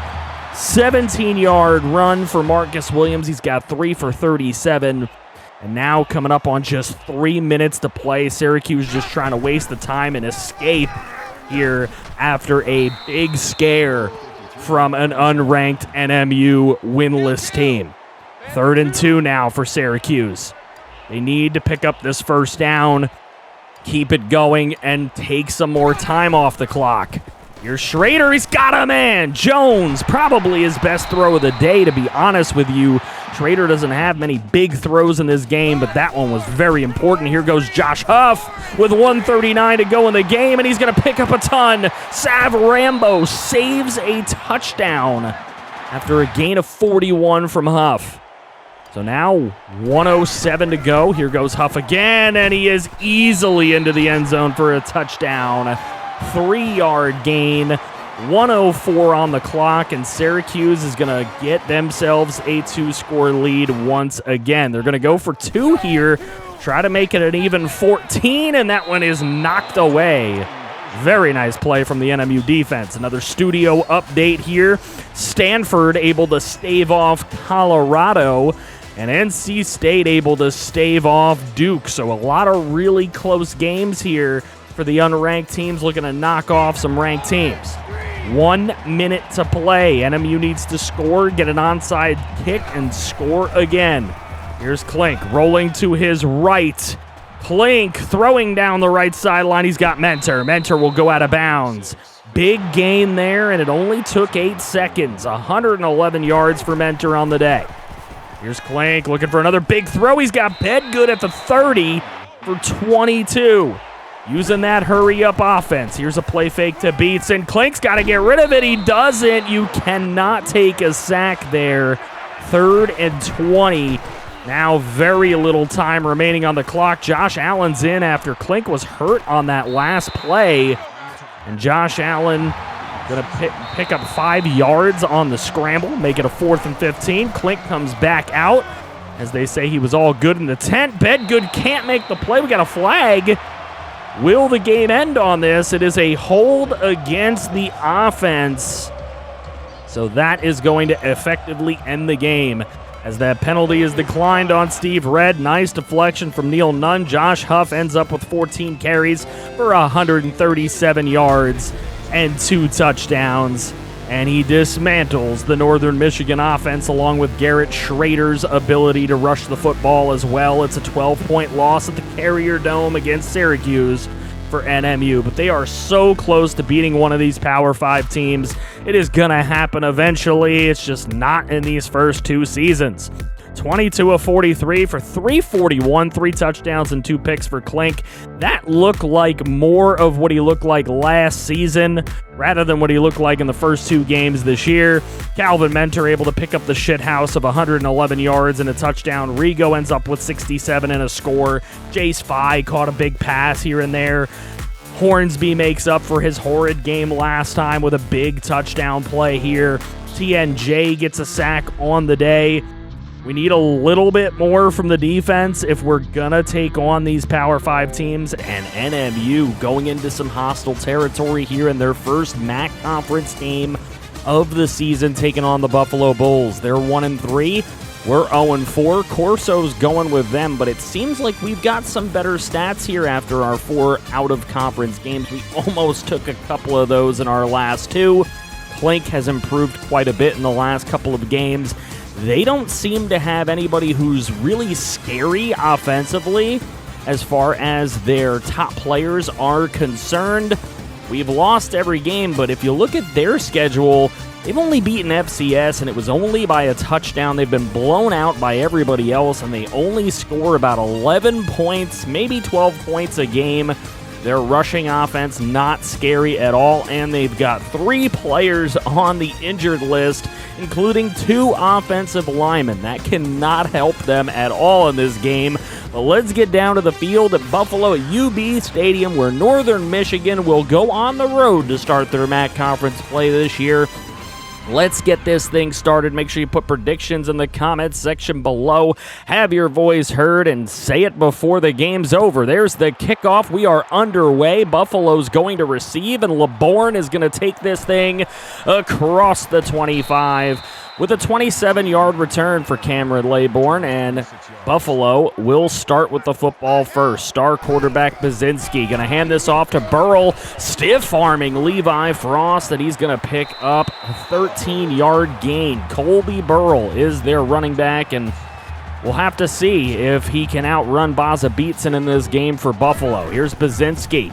He takes it, goes right side to Henderson. That one's complete, brought down after a gain of 7. Al J. Henderson might be their number 1 target today. We'll see who they want to throw to right away. Here's Henderson again, and there's a run for Henderson this time instead of a reception, a 16-yard run. So we see who their top targets are so far. Here again for Henderson. We got a flag on the play, however, not a big gain from Baczynski to Henderson. But there will be a roughing the passer call. That one going to go against TNJ. That's a 15-yard penalty, in Buffalo deep within scoring range here in the red zone. Baczynski on the play fake, goes left side. He's got Burrell. Burrell with a stiff arm. Burrell finding a way, but he falls out of bounds very, very close to falling into the end zone after a gain of 15. 2nd and goal. Baczynski taking it himself to the right side on the option, and look at the convoy of defensive players for NMU keeping him out of the end zone. On 3rd down, they go to Henderson, and he is stopped by Levi Frost. 4th and goal upcoming, and Buffalo will elect for a chip shot field goal. Right up the middle here, right down the middle of the field goal goes, and they will take the 3-0 lead on their first possession of the ball game. Little studio update here early. Miami, Ohio goes to 5-0 after knocking off Power 5 Tennessee. They could be a tough team in our conference. Klink under some pressure. He gets the football away. No grounding since he's outside the pocket. So 2nd and 10, they're going to go to Baza Beatson here. He's had a very nice season running the football. He'll pick up 4 to start his day. 3rd and 6, a throw up the middle. Brewski reaches out for it, but he cannot make the grab. Buffalo defense celebrates. They have forced a punt. 1st and 10, Bazinski gets it over to Johnson. That's going to go for 10. Marlon Johnson with a first down catch. And Bazinski starting his day perfect at 5 for 5. Here's Bazinski again on a 1st and 10, throwing left side. He's got Henderson, Al-J. Henderson for 19 yards and another first down. Right now, defense looking sluggish for NMU. Aside from that goal line stance, here's Bazinski up the middle. Rivero cuts it off, and he has an interception. There's the first turnover of the ball game, and it's going to go in favor of NMU. Let's see if Klink and the offense can take advantage. Here's Christoph Hornsby, and he somehow stays up and picks up a couple of extra yards. 9 total to leave a 2nd and 1 for these Wildcats. 2nd and 1 goes to Baza Beatson. Nice run, a 6-yard carry for Baza. And with 2:26 on the clock, a 1st and 10. Now down to 2:13. Klink rolling, and he's brought down by his legs. What a sack by Chris King. A loss of 8 will make it 3rd and 18 for Klink in the offense. Klink finds Rigoberto Ramirez Jr. for 21 to keep the drive alive. Klink rolling to his right again. Klink just going to keep taking off. He is outrunning the defense for 10 yards and a first down, so Klink showing off the wheels a little bit there. Now probably last play of the first quarter. Klink going to go to the right again, finding a guy deep, and Clark cannot pull the pass in. Backup tight end cannot make the move. Correction, this will be the last play of the first quarter as the time did not run out, but it's an underthrown football, and it's intercepted by Fuqua. He's going to take it across the 30. Baza Beatson brings him down, but it looks like we're going to have a flag, and it will easily be a face mask on Baza Beatson for an extra 15 yards. Rough way to end the first quarter for Northern Michigan, but this is a 3-0 ball game. It's been very defensive. We'll see what we get when we return for the second quarter. Second quarter begins. Here's Bazinski on a 2nd and 10. He's going to Al-J. Henderson, and look at Henderson after the catch. He has been quite agile after the catch. Bazinski no longer perfect after his interception. He's been perfect otherwise, and this time Henderson goes nowhere. Brought down for a loss of 4. Like I said, defensive performance coming through so far in this game. There's Watkins. He is brought down. That will leave a 4th and 3 up there after a gain of 6 for Anthony Watkins on his first catch of the game. They're going to go for it on 4th down. They go right back to Watkins, and he goes across the middle for a gain of 6 and a first down for Buffalo. Buffalo looking pretty good thus far here on this drive. There's a throw left side, goes to Laybourne. Laybourne across the 25, close to the red zone after a gain of 6. 2nd and 4 now. They're going to hand it off to Al-J. Henderson. He's brought down for a loss again. A loss of 3 after the tackle from TNJ. So 3rd and 8. Here's Bazinski looking for a target. He finds Burrell. Burrell is stopped. A yard shy of the first down marker, Colby Burrell. So Buffalo going to settle for another field goal attempt. This one's right down Broad Street as well. They go up 6-0. Here's Mentor on the return. The ensuing kickoff return takes it across the 40, and he gets near midfield with a 47-yard kick return. Good field position for NMU. Let's see what they can do. Here goes Baza Beatson up the middle with 3:32 to go in the half. He picks up 8 yards. 4 runs for 19 on his day. A little underused in the ball game. NMU should consider that. But it's a 2nd and 2, and Baza Beatson goes up the middle for a gain of 9. 1st and 10. NMU move the chains here. Baza Beatson running it again. 7 yards. Like I said, maybe they should consider that as he takes a bunch of carries for a bunch of yards there in a row. There's an incomplete pass from Alejandro Klink. Again, good defense from Buffalo. 3rd and 3. Klink goes down for a sack, a loss of 9, possibly taking them out of field goal range. Elad with the sack, so instead of punting, NMU going to try to pick up the first. Klink hit as he throws, and it's intercepted in the end zone. So arm punt it is, and Buffalo will get it on a touchback. Here's the first throw. That goes to Gassett.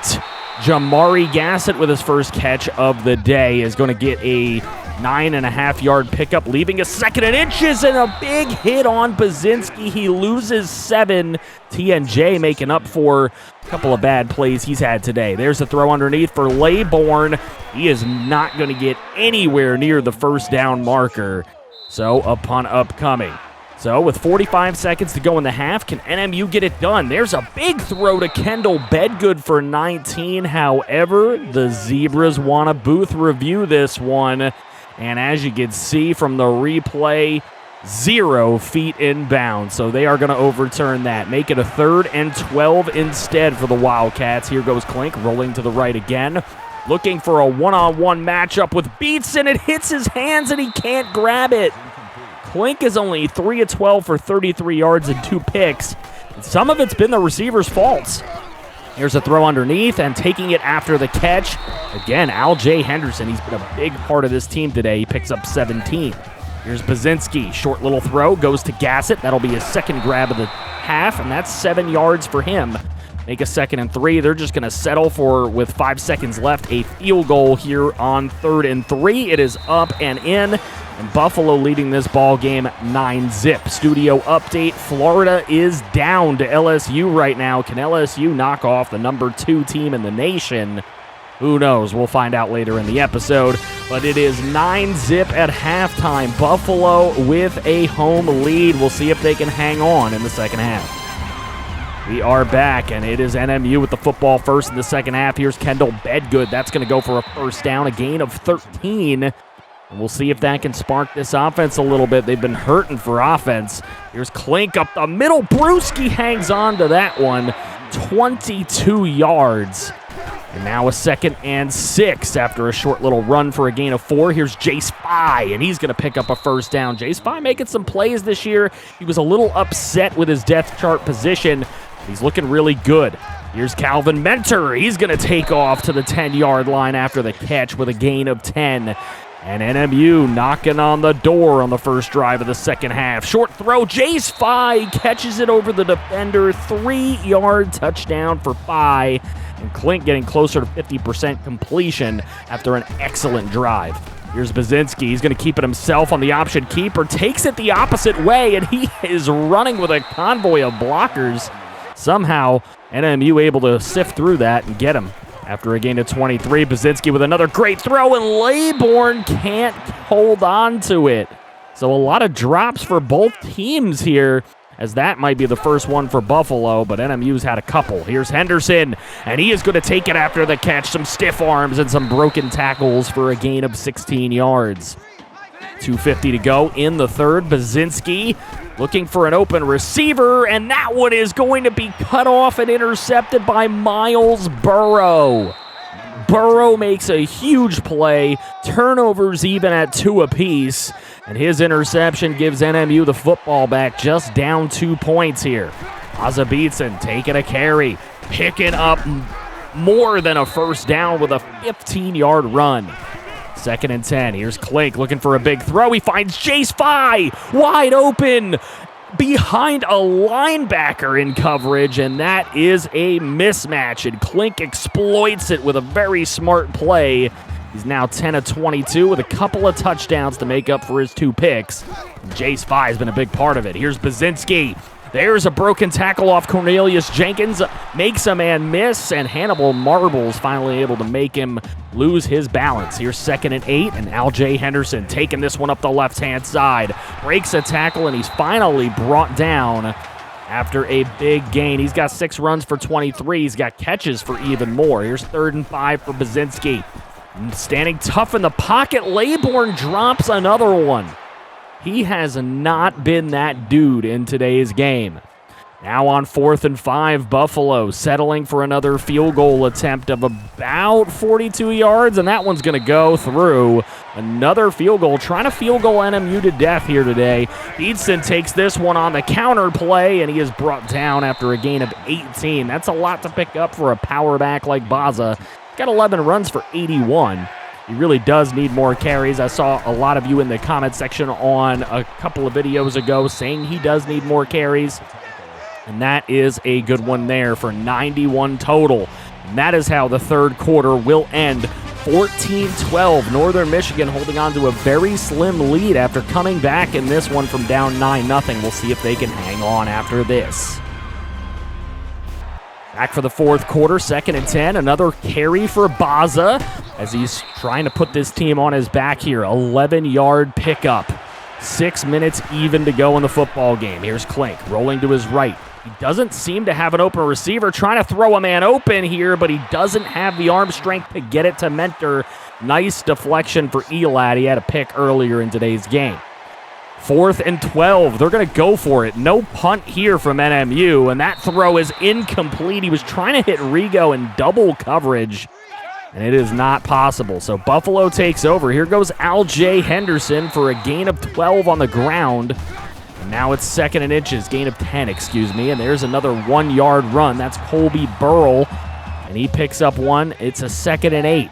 Guess it was 1.5. Here's Bazinski. He's trying to break Kaz Cray's tackle, and he can't, but he does pick up 4 yards, making it a 3rd and 4. Here's Bazinski. He's going to hand it off to Al-J Henderson. He's not going to get to the first down marker. He was trying to break as many tackles as possible, but Dill Burt in there to make the play.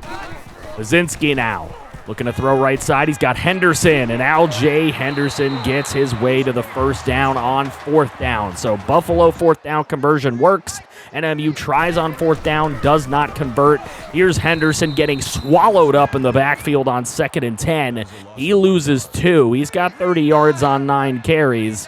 But it's a 3rd and 12 for the Bulls. Here's the throw, and Laybourne drops another one. That's 3 drops already for Laybourne, and that'll lead to a 4th and 12. Buffalo gonna go for it. Henderson's not gonna make it to the marker. Great tackle and a turnover on down. So that time for Buffalo, the 4th down doesn't work. Here's Brewski underneath. Takes a big hit, but he gains 6, and it's 3rd and 2 for NMU. See if they can pick up the first down here. Nobody's open. Klink's under pressure, and he throws it away. That's going to leave a 4th and 2. And that is not good for NMU. They're actually going to go for it because it's short yardage. Here's Klink throwing up the middle, and he's intercepted by Claude. Another interception for Alejandro Klink, and that is at a really bad time in this game. 2 touchdowns, 3 interceptions, and Claude makes a big play for the Bulls. 2:04 left in the game, and they have a chance to take a lead. Already in enemy territory. Here goes Bazinski. Nice run for 10. Instant first down already for Buffalo. Here's Bazinski again, this time giving it to Al-J, and he's not going to get anywhere. A loss of 2 for him. Buffalo's really got to pick it up here. 1:25 to play. Here's the run for Henderson, and Rivero is in on the tackle. A loss of 1. Henderson has not been able to go anywhere, so forcing Buffalo to pass on 3rd and 13. It's complete to Laybourne, but unfortunately his dopey head made him go out of bounds and come back in, so that is going to be illegal touching, and Laybourne is killing this team today. Buffalo probably should be up by significantly more, but that penalty is going to make it 4th and 18. We're under a minute to go. Bazinski with a short throw. That's not going to get anywhere near the marker. So a turnover on downs. Here's NMU with it. Klink rolling to his right. Looking for a man. He might have had one there, but Mentor could not outdo Marcus Fuqua. So the player with an interception earlier today, able to get another deflection. Here goes Baza Beats, and that's probably what NMU should be doing. There's a timeout called by Buffalo, their first one of the half. Here's Beatson again on a run. Another timeout for Buffalo. 2nd and 5 now. Make it a 3rd and 4 after Buffalo's used all their timeouts. Klink trying to get the throw for the first down, and he is knocked down barely gets that throwaway. So here's the ensuing punt here on 4th and 4. Burrow gets it, but he steps out of bounds. No return, and it's 26 seconds to go for Baczynski and the Buffalo offense. That one is going to go for a penalty. A face mask by the NMU defense. Who is called for this infraction? It is going to be Kaz Cray. So the leader of the defense called for an infraction here, giving Buffalo some free yardage, but they go underneath to Johnson, and they don't have time for this. Marlon Johnson, 7-yard catch, but they don't have that kind of time. 6 seconds to go in the ball game after a spike, and it's Baczynski looking for it all. He was kind of hit there on that play, and it is tipped around, and it is intercepted on the ground by number 30. What a play to get that interception. Klink, not a great day for him. He did face a couple of drops and a lot of throwaways. Baza beats him, though. 120 yards on the ground. Again, maybe he should be more of a focus. Jace Fye was huge in the receiving game with 80 yards and a couple of touchdowns. Kaz made 6 tackles. TNJ and Sav Rambo both credited with sacks today. Interception, Cornelius Jenkins was number 30, who made the interception on the final play of the ball game. Rivero and Miles Burrow also with interceptions. We are hosting the EMU Eagles today. Eastern Michigan coming in winless. We're 1-4 after just picking up our first win in MAC conference play against the Buffalo Bills. We will be looking to take on Kaminsky, the starting quarterback of EMU. Alejandro Klink has not gotten off to the quickest start this season, but he's played better in MAC play. We'll see if he can continue that. EMU only averaging about 15 points a game, and we have 3 big-time prospects coming in to visit. They have 2 players hurt, quarterback for 5 weeks and wide receiver for 4 weeks. Here we are at the Superior Dome. Northern Michigan against Eastern Michigan, a couple of bitter rivals. Eastern Michigan got the better of us last year, and we're underway. Calvin Mentor's going to take this one out of the end zone and take it pretty close to the 20, a 23-yard return. Not exactly the greatest decision taking it out of the end zone, but here we go. 1st and 10, Baza Beatson, who's having a much improved season number 2, 16 yards right off the bat, and he picks up a first down.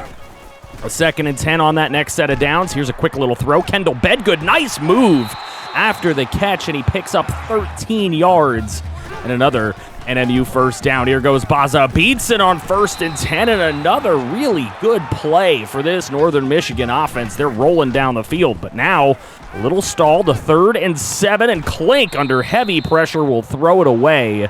So a 4th and 7 upcoming. Northern Michigan's going to go for it. No respect to their bitter rivals, and that could go wrong in this game. There's a throw and a very inaccurate pass from Alejandro Klink, who's 1 for 5 on his first drive. So here's EMU. We get to see what they're going to do on their possession, and that's a great throw across the middle to Tanner New for 13 yards. So Eastern Michigan near midfield now. It's 1st and 10. They're going to hand it off. Boone Jr. Now, this is a guy we're going to have to watch out for, and he's clearly showing why with a huge run up the middle, and that's inside the 5-yard line with 46 yards for Darius Boone. 1st and goal, they'll give it right back to Boone. Look at him punch an NMU defender in the face. I believe that was Miles Burrow taking that Derrick Henry-style stiff arm. And Boone is into the end zone with the first touchdown of the ball game. We go for a studio update at the booth. Miami, Ohio, continuing an undefeated season so far. They're 6-0 on the year as they dismantle Bowling Green, who's 1-5 on the season. Akron beats Western Michigan, and Ohio trying to hold on against Kent State late. Here we go, 7-0 in our ball game. Baza Beatson up the middle, another first down. He has been incredible running the football early. They should probably lean on him, and they will. Here's Baza Beatson again, and another really nice run from Baza. That one a 6-yarder. That'll set up a 2nd and 4. Here is that 2nd and 4 with 3:45 to go in the first. Quick little throw to Christoph Hornsby for 12 yards and a first down. So Hornsby with a nice little catch on that stopper. Here's Klink going to throw right side. He's got Rigo Ramirez wide open. Gap closes on him, but he picks up 7. Here goes Baza on 2nd and 3, and he's going to pick up the first down. This big power back is getting it done early in this season. and he has got to be leaned on. He has been already. 9.3 a carry average for him. Here, another quick throw to Hornsby, but he drops it. He has had the dropsies early in this season, and now they're going to go for a field goal on 4th and 6, and Christian Klump cannot hit. No good. We go for another studio update, and we find out that Kent State came back. They went all the way down the field to come back and beat Ohio and have their season go to 5-1. Northern Illinois gets a win over Central Michigan, who's not having the greatest of seasons, poor Chippewas. NIU goes to 4-2. We take them on in our next game. Here we go, and this is the quarterback taking off for a bunch of yards and a first down. What a run for Christopher Kaminsky. Kaminsky trying to put the team on his back. We'll see if he can. Here goes Kaminsky again, going to take off on 1st and 10 and slide with a gain of 3. Good closing tackle there. Now on 2nd and 7, here's the run. It's Darius Boone running over TNJ, and he's brought down by Hannibal Marbles. There's a flag on the play. Odd call here. They're going to call face mask. Marbles brought him down from behind. I didn't see a face mask, but there's an extra 15 yards for EMU, and they're into enemy territory. Here's Kaminsky looking to throw. He goes underneath to Joseph, and that's going to go for an 8-yard reception. Gent Joseph, maybe a guy we want to watch out for in this game as the slot receiver. 90 and 92 yards, very, very close here in offensive production, and there's Jarrett Getzinger Jr. with a big catch for a first down for Eastern Michigan. 2nd and 6, they're going to give it to Boone. Boone goes up the middle, and he will get the first down with a great run. 80 rushing yards already for EMU, and that will get us through the end of the first quarter. EMU with a 7-0 lead, and they're driving. Northern Michigan better watch out. We'll be back. And we're back here for the second quarter. It's a 2nd and 10 for EMU. Boone going to take it left side, and he's brought down for a loss by Miles Burrow. What a tackle for loss there for Burrow. And that'll set up a 3rd and 13. Kaminsky's got some time across the middle, and it's inaccurate. He might have had a touchdown if he was able to make that connection, but instead EMU going to settle for this field goal, and it is up and barely good, but it is good. And EMU extends their lead out to 10 as we go for another studio update. Alabama barely leading Arkansas in a number 2 versus number 3 battle. Huge battle here, both teams 6-0. Back down onto the field as Northern Michigan has the football now. 6:04 to go in the half, and Baza Beatson just running over some guys. 9-yard pickup. It is 2nd and 1. He's got 69 nice rushing yards. Let me get some nice in the comment section. Here's a run for Baza Beatson, and that's going to go for a first down. 3-yard run for him. 2nd and 6 in the next set of downs, and it's Rigo Ramirez wide open again, breaking some tackles and getting pushed out of bounds after a gain of 16 yards and a first down. 4:38 to go in the half. Klink, decent pocket. He's going to run out of it, though. He's going to go to his left, and he's going to take off and run, and he is pushed down after a gain of 9.5. It's going to be a 2nd and inches here, and Baza Beatson's trusted with it, and he's held up. But he does pick up exactly what is necessary for the first down. Here's a 2nd and 10. Baza not on the field here, but there's Jace Fye with a nice pickup of 16 yards and a first down. Jace Fye's made some big plays in this game. Or not in this game, but in this season. There's Baza Beatson again. 1st and 10. A 6-yard run for Baza Beatson. Continuing this drive. Here's Alejandro Klink. Looking left side, he finds Rigoberto, and he will pound his way into the end zone. 11-yard touchdown for Rigoberto Ramirez. And Klink, still 50% on the day, but he gets his first touchdown throw. Another update on that Bama-Arkansas game. Arkansas has now taken the lead, 14-10. We're going to keep a close eye on that one. That's a big battle, number 2 versus number 3. So EMU with the football now, with 2:56 to go in the half. Here's Kaminsky. Kaminsky looking to run. He's coming down. That's a sack. Miles Burrow has been all over this football field making tackles already. 2nd and 14. TNJ coming in now, and he's going to bring him down for a sack. A loss of 3 for EMU on that one. It sets up a 3rd and 17. Play fake to Boone. Throw across the middle, and Mitchell couldn't bring the pass down. He might have had a chance to get to the marker, but he doesn't. So here goes Baza Beatson, rolling and rumbling, stumbling and bumbling up the middle for a gain of 10 and a first down. He's got 92 rushing yards in the half. Here's Klink. He's going to roll to his right, and he's going to find Calvin Mentor. Nice move to be able to pick up the first down. He would have no doubt been tackled, but nice little shifty move. Here goes Baza Beatson up the middle again, and that's a 13-yard run for the big man. He has been chunking this team. Here's Klink looking to throw. There's Hornsby. Nice catch, and he gets the first down. That time, Hornsby able to hold on to the football. He's got 2 catches for 23. Does a great job. He holds on to the football. Here's Baza Beatson rumbling up the middle for a gain of 6. The half clock is ticking down here. Both teams with all their timeouts, and Baza going to easily pick up the 1-yard touchdown run. He deserves it. He's been leading this team. It's 14-10. Here goes Boone Jr. on the next possession, and that's a 2-yard run. Looks like Eastern Michigan content to run this clock down as we go to the half. Northern Michigan able to come back with 14 unanswered to take the lead going into the half.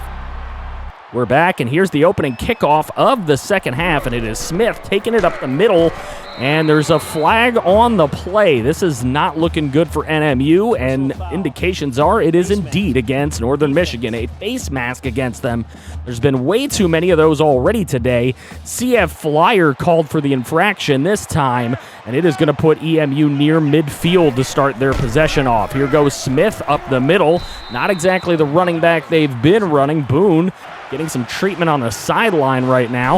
Now it appears he's back in the game. Here goes Boone Jr., 3rd and 3, and he loses 3 yards. Doesn't look like he's got his step going right now. Kaz Cray on the TFL. So NMU takes over. This is their first possession of the second half. Here goes Hornsby, and that's a 9-yard catch. Nice job, Hornsby making some plays here today. Just wish he didn't drop the ball. Here goes Baza Beatson, 7-yard run. And that's another first down for NMU. 17 runs for 119. He's dominating so far. Here goes Beatson again. Another job for him, and another big 9-yard pickup. His job today has been extremely good. Here we go again. Baza Beatson. Why not? Just keep giving it to him. If they can't stop him, you don't stop giving it to him. 9 yards that time as well. 2nd and 10. A roll to the right for Klink. Underneath. Brewski with the catch, and he's inside the 30 with a gain of 6. It's a 3rd and 4. They're going to trust Baza again. But this time he's held up, and he is taken down after a gain of 2. It's going to be 4th and 2. EMU with a big stop here. But NMU going to go for it again. They have not punted today. Here goes Brewski, and that is inside the 5 with a 22-yard reception. And Baza Beatson going to finish the drive off with a touchdown run. 144 and 2 touchdowns. He's got a gross of yards. And NMU extends their lead out to 11 points. Let's go check out the studio update. Another update. Bama has now taken the lead in the second half with 3:07 to go in the third. 20-17 against the Woo Pigs. Big game happening out there. Doesn't seem like the quarterbacks are throwing for a ton of yards, though. Very defensive. Here comes the return here, ensuing kickoff, and a broken tackle, and a punch in the face, and another flag on the play. Seems like the refs are giving EMU great field position on every single return here. It's seemingly just up against NMU right now. So, great field position. Can they take advantage? Kaminsky to New, and that's a missed tackle. He's going to go inside the 30 with a 22-yard reception. Tanner New. Here we go, play fake, and that's going to be the option, and Kaminsky going to take it all the way inside the 15. Another flag on the play. And yet again, it is a face mask against the Northern Michigan defense. This Wildcat defense cannot believe it. It's TNJ called this time, half the distance to the goal. So first and goal from the 6. Later on, it's 3rd and goal from the 6. There's the completion to Boone, but a nice tackle from Miles Burrow. He was there immediately to make the play. And it's going to be EMU settling for a chip shot field goal, which they make. They're down 8. 1:33 to go in the third. Klink got a man. It's Brewski. Instant first down, a 14-yard reception.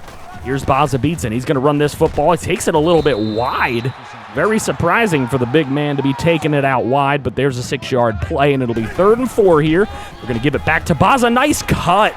And a big first down for Baza Beatson, an 11-yard run when they needed 4. So now 1st and 10. Here's Klink. He's going to roll to his right. Not really a lot of pressure, but he's going to throw an interception. It is Peavy. Big interception for the EMU defense. and Peavy comes away with it. Clank throws a critical pick there. EMU can tie if they go down and get a 2-point conversion. Here we go, a little play fake, a little option, and Sav Rambo with a big hit in the backfield, a loss of 4. 8 seconds to go, third quarter. That might be the last play, and it is. 21-13 is the Northern Michigan lead going into the fourth quarter. It's been a pretty tough battle in this one. Turnovers, big tackles. We'll be back for the conclusion. And we're back here in this fourth quarter. A little play in motion. Kaminsky going to throw to that man. It's Joseph. Breaks a tackle. And Richard Lutz, touchdown saving tackle as he pushes Gent Joseph out of bounds after a gain of 45. Here's 3rd and 5. Kaminsky, right side throw. Gent Joseph heard footsteps from Van Gooten, and he doesn't make the catch. So a 4th and 5. Eastern Michigan's going to go for it. It's a draw play to Darius Boone, and he goes up the middle, and he will score with a big stiff arm on Van Gooten. So after Van Gooten makes a nice defensive play on the play before, he gets absolutely big-wheeled on the touchdown. So now Eastern Michigan going for 2, and Boone going to take it right up the middle for the 3-yard run and the 2-point conversion. It's a tie ball game. Little foreshadowing from before. Here's Clink throwing a big one to Christoph Hornsby in traffic, and it is complete for a first down. Hornsby holds on. Looks like he had the wind knocked out of him a little bit there. Got to watch Calvin Mentor in the slot. There goes Baza Beatson on 1st and 10. They kind of were a little bit concerned about Calvin Mentor, but that's a 9-yard run for Beatson. Mentor hasn't really been a huge factor thus far. Here's Clank. This time, there's Mentor. That's another nice play after the catch, and that'll ensure a first down for this Northern Michigan team. 2 catches for 19. Like I said, not a huge factor thus far. We'll see if they get him more involved here in this fourth quarter. There's Rigo Ramirez, another guy you would figure to be a huge factor in the ball game. That's a 14-yard catch, and he has been a pretty big factor. A touchdown catch, nearly 50 yards on 4 catches. 2nd and 9. Here's the throw underneath. That one's going to Mentor. Mentor lined up in the backfield on that one as the backup running back and then did a halfback angle route for the catch there. They can line him up anywhere. He's in the backfield again here on 3rd and inches. And Clink going to take the snap. He's going to roll to his right. He's looking for Mentor in the end zone, and he can't get the ball over the defender. Big deflection there to bring up 4th and inches. They're going to give it to Baza, though. And Baza's going to pick up that first down. Flag on the play, however, and yet another penalty against the Northern Michigan squad. This time against the offense, it's a holding on Ukemi Copeland, and that is going to bring it back. So 4th and 7, NMU going to go again. They don't have the field goal kicker to make this play. There's a throw to the end zone. He had a man open, but he couldn't get it over Peavy. Peavy is having an exceptional game. What a closing speed to make that play. That was a man that was open. You can't blame Clink for trying to make that throw. He just didn't make it. So there, a 2-yard loss for Darius Boone on the ensuing first down. Van Gooten with a nice TFL. Here's Kaminsky looking for a play. He's got a man open. It's Joseph. And there's Joseph breaking more tackles. He has done that today. Another flag is thrown. We have more dirty laundry. This one is another face mask against the Northern Michigan defense. I cannot believe what I am seeing here. Miles Burrow this time on the infraction. Under a minute and a half to play. Here's Kaminsky underneath. Getzinger Jr. with the catch. That's one that's going to go for 5 yards. So 1:02 to go. Kaminsky on a 2nd and 5. Underneath throw to Boone Jr. He loses the football. Luckily gets his own fumble. It'll be 3rd and 1 with 20 seconds to go in this ball game. Here's Kaminsky. He's going to go underneath the Boone. He barely picks up the first down before getting knocked out of bounds after a gain of 8.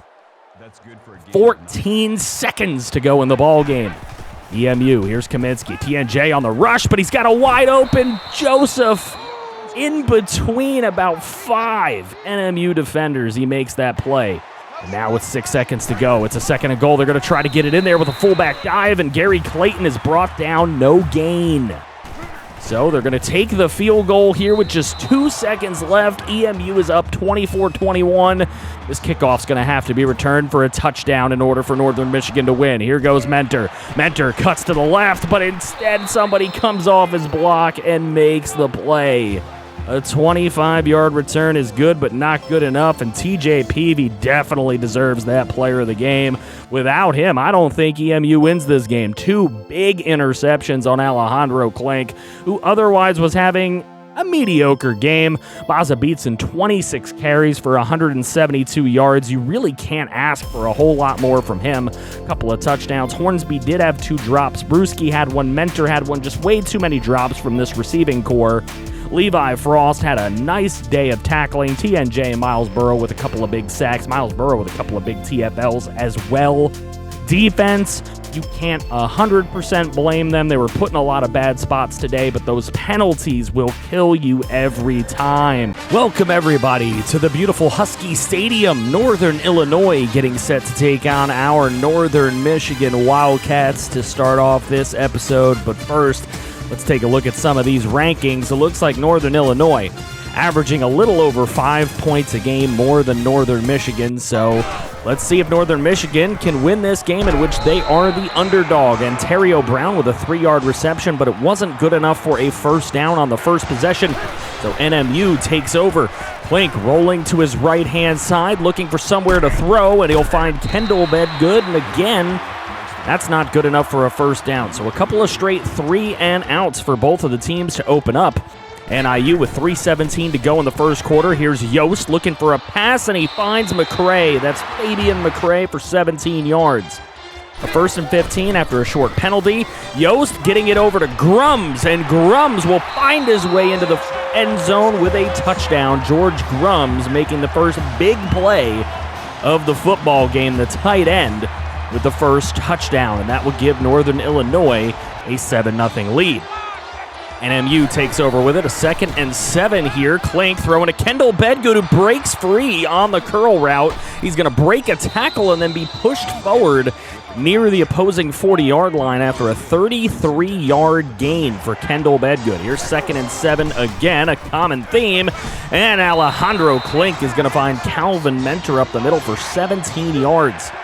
3rd and 5 here. Drive could stall if it's not picked up, and Klink hit as he throws.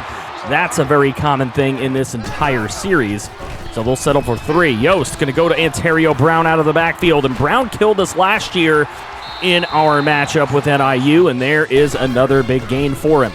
Here's Yost throwing this one underneath to Jama, and Mohamed Jama with a 7-yard catch, but it's not good enough for a first down. Long field goal here. This one about 49, 50 yards, and that one is up, and it is barely over, but it is over the crossbar and good. 10-3 lead for NIU. Into the second quarter here, and Alejandro Klink rolling to his left-hand side, and he is hit as he throws again, bringing up another 4th down.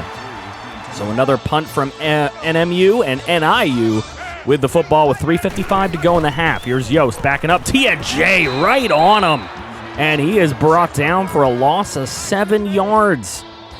NIU still trying to pick up that first down. 2nd and 17 after the sack.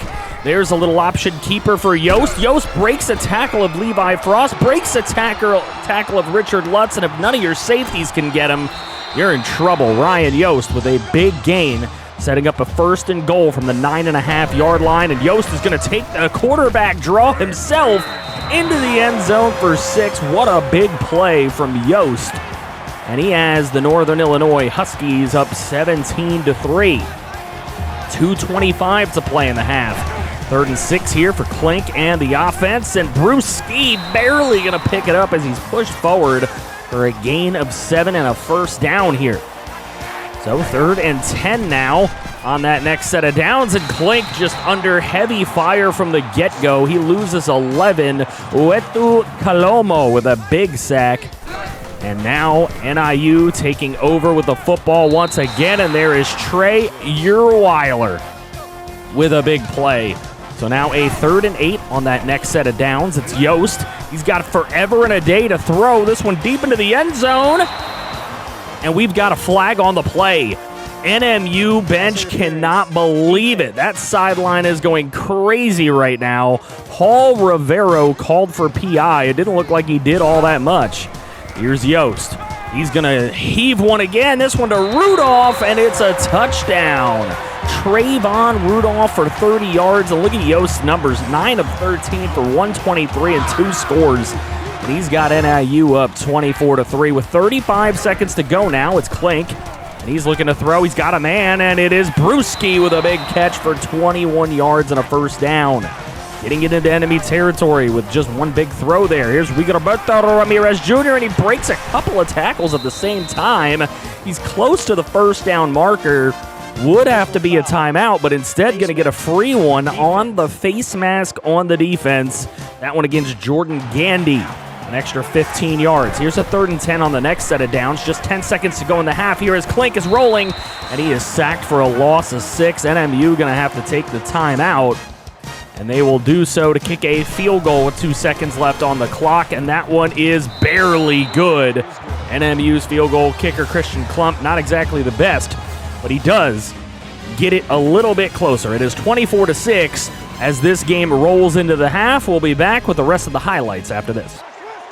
And we are back here in the second half. Alejandro Klink over to Kendall Bedgood, and he gets inside the 20-yard line. A couple of nice broken tackles like he did before. A couple of big catches for Bedgood in this game. Here's Klink looking to throw. He finds Baza Beatson for the touchdown in traffic, an 8-yard play. And Klink now has a touchdown pass on the day. And that's the first NMU touchdown. 2-point conversion is good. It's a 10-point ball game. Here's a throw to Travis, Messiah Travis. Love the name. He is the Messiah for NIU, but he only has 1 catch. Here's McCray. He's going to take this end around all the way for 11 yards. Fabian McCray, a couple of big plays today and a couple big first downs. So still a 10-point game, 2:31 to go. Here's Yost taking the snap, setting up a screen to Ontario Brown. Brown gets it, and he is brought down shy of the first down marker. A screen on 3rd and long almost never gets the job done. Here's a long field goal attempt, and it is good. NIU's kicker just draining bombs from all over the place. It's a 13-point game. Klink throwing this one up the middle. He's got Rigoberto Ramirez into enemy territory at the 45-yard line. Nice 29-yard grab. 40 seconds to go in the third. Underneath, it's Jace Fye. We get a Jace Fye sighting inside the 15-yard line. Nice 22-yard play. And we're into the fourth quarter. 2nd and 10. Underneath, Rigoberto breaking more tackles and near a touchdown. Probably could have given it to him, but they don't.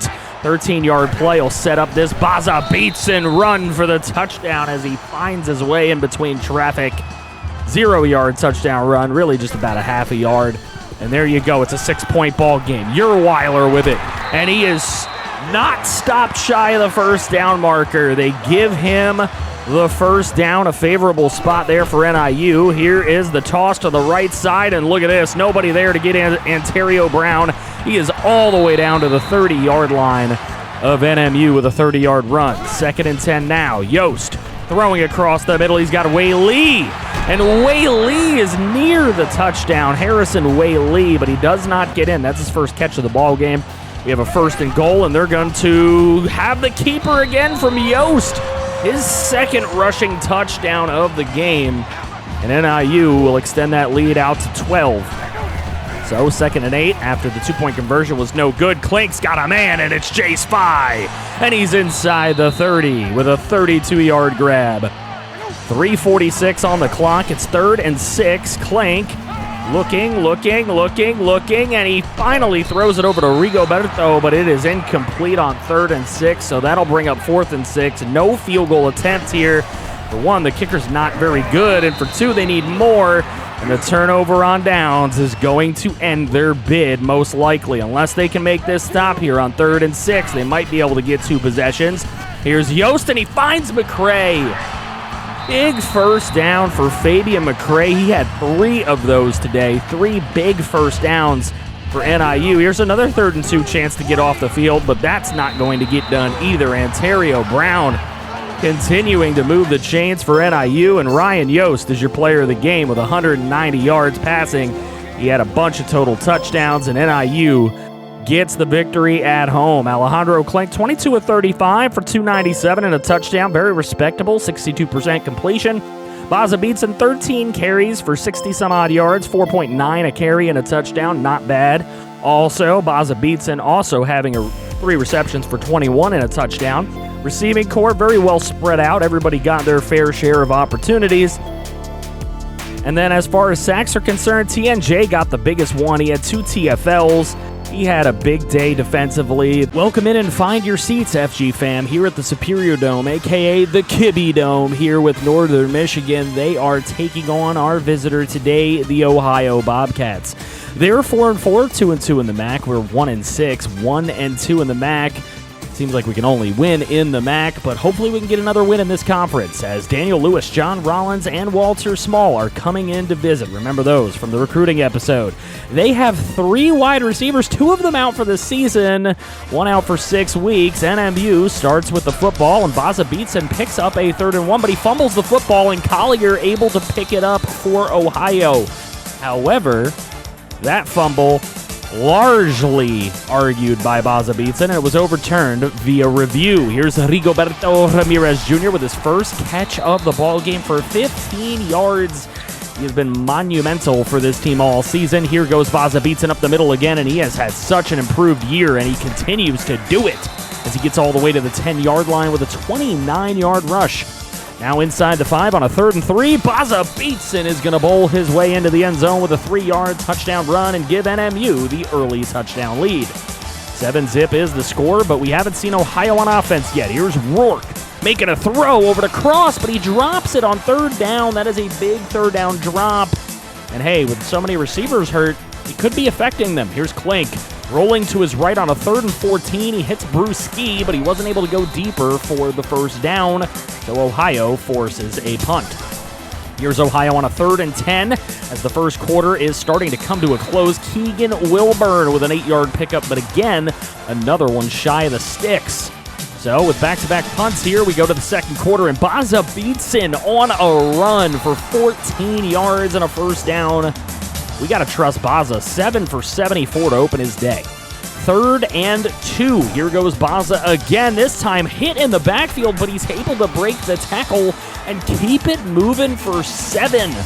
You know Ohio's upset they missed that tackle. Here's 2nd and 2 with 5:25 to go in the half, and Klink up the middle to Rigoberto Ramirez, and he has just stopped shy. It took a convoy to stop him ahead of the touchdown. Here is Klink. He's rolling to his right. He's got a wide open Rigoberto, and he will pick up the touchdown anyways. A 1-yard touchdown catch, 67 yards, 10-12 for Klink already on the day. 14-zip NMU. Here is the throw, and that one goes to Foster. Ohio picking up a 1st down, their first one of the day. 18-yard pass for Tyler Foster. Here's a 1st and 10. They're going to go out of the backfield to Bangura. And Bangura will pick up a 1st down of 11 yards. You'll love to see it for Ohio if you're an Ohio fan. We, unfortunately, are not. Here's NMU. There's a throw up the middle. What a tight throw to Wilburn. And he is going to break free for 40 yards. Keegan Wilburn making a play. I thought their receivers were hurt. Who is that superstar? 3rd and 11, 14-7 game, and Rigo makes a tight catch up the middle in the seam for a 12-yard 1st down. That's big. He's already got 10 catches in the first half. Here's Klink looking for another man. He goes underneath. Kendall Bedgood trying to make some moves after the catch, and he will pick up a 1st down, 10 yards. Now here on a 1st and goal, it's Baza Beatson, and he is going to bob and weave. That's not something we say a lot often with Baza Beatson. And he bobs and weaves for a touchdown before the half. 21-7, Ohio trying to make up some ground in these 24 seconds. Bangura is going to run for it. Lutz just puts him in the ground after his gain of 21. 12 seconds to go now. Rourke looking for somebody to throw to. This is Mickey Rourke's grandson, and he finds Cross inside the 10 for 45. Big plays leading to scores for Ohio. This one's going to lead to a field goal attempt with 5 seconds to go in the half. That one is up and directly through the uprights. It is a 21-10 ball game as we go into the half. We'll be back after this. We are back at 21-10 here in the second half. 3rd quarter, Wilburn with another catch. This one doesn't go for 40+, but it's a 2-yard catch. and it will not go for a first down. So here, Baza Beatson from his own side of the field. Look at this. Wide open up the middle. Baza Beatson running for a lot of yards. This hasn't happened in his 2 years, but there we go. A 73-yard touchdown run. It's the longest of his career thus far. Rourke going to hand this one to Bangura. And Sav Rambo trying to make the tackle. He cannot. It's a first down for Bangura. Bangura, we look to throw him in the basura, but it is not working. Here is Rourke, and he's going to take off running with it up the middle. And Cass Cray can't make the tackle. That's another first down for Ohio on the ground. Our rushing defense has been our worst part of our team for the last year and a half, and it still is. 28-10 game. Here's Rourke throwing over to Foster. Foster's made a couple of catches here today. That's 17 yards for him, and that'll get another first down for Ohio. Bobcats at 3rd and 4 here, under some pressure to make a play. It is Rourke, and he's under pressure, and T&J brings him down by his neck. Love to see it, even though that's a penalty, but it isn't in this game, and it is 4th and 12. So the field goal is up and directly through the middle like it was last time, but it's a 15-point ball game. Here's Klink looking to drive down the field and get their first score of the second half, and it's 15 for Rigoberto Ramirez. You'll love to see it. 11 catches for 88 yards. You'll love to see it. Their second score of the second half is what I meant to say. And here's Baza Beatson in the backfield. He's going to make a big block, and that's going to get it over to Rigoberto Ramirez to the 40-yard line, and a first down, 13 yards for Rigo. He's got 12 catches for 101 yards. Here's Klink with 20 seconds to go in the half. He gets to Rigo again. He has been reliable in this football game, and Ohio just simply has no answer for him. Here's the run for Baza Beatson. He goes up the middle, and that is a first down run. 213 yards for Baza. I know like 70-plus came on one run, but it's still a great game. Klink gets away from a would-be tackler, and he's going to run and dive into the end zone for a touchdown. A tough man play from Alejandro Klink II, and he gets us another TD. It's 35-13. Does Ohio have a chance? Here, getting that one away before he's absolutely crushed is Rourke to Foster, but it's only going for a yard. It forces another punt. This NMU defense is playing now in the second half. Baza Beatson up the middle for another 6 yards, already in enemy territory here. 3:37 to go. Klink under some heavy pressure. He gets away from one, but can't get away from the other as the line completely collapses. 2nd and 21. Klink up the middle finds Calvin Mentor to get to a 3rd and 10 after a gain of 12. Big throw. Here's another one. Does he have another one in the bag? It is to Rigo. Tight catch. It'll go for a 4th and 1. That's a 9-yard catch. He's got 15 in the day, and that is a new school record. 15 catches for Rigoberto Ramirez Jr., breaking the previous record of 14. So now a 2nd and 4 for Ohio with 1:38 to go in the football game. And Foster for 21 yards on the play. That's going to set up this 3rd and 1 later on in the drive for Ohio. Running the football is Bangura for 9 yards, and he's going to pick up a first down. Here's a 3rd and 4. Can Ohio get a score on this possession? That's really all they have to live for.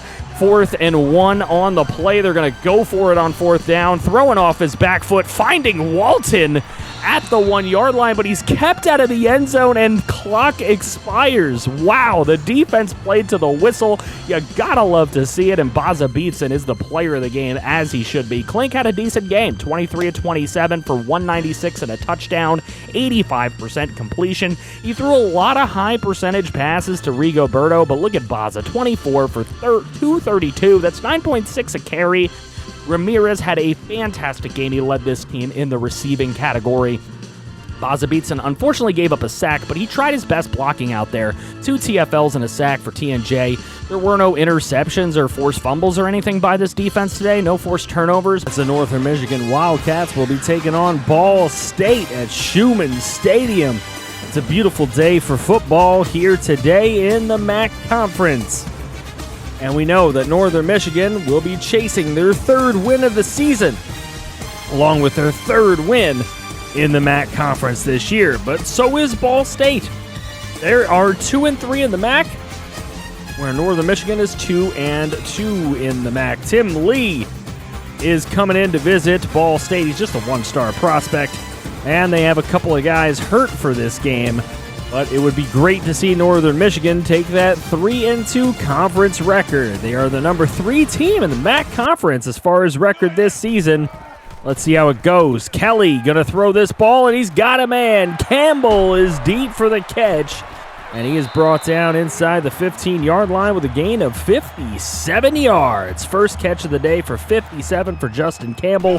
Here's a 1st and goal for Ball State, and Kelly's going to take this one himself, and he is going to take it across the plane for a touchdown. Kyle Kelly with a 5-yard touchdown run for the Ball State Cardinals.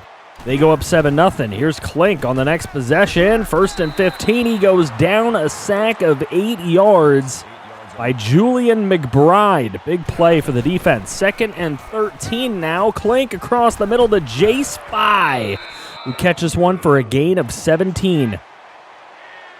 Then here's Klink again, looking on 3rd and 5. He goes to Rigoberto Ramirez Jr. for just 4 yards. It's brought down. It's a 4th and 1.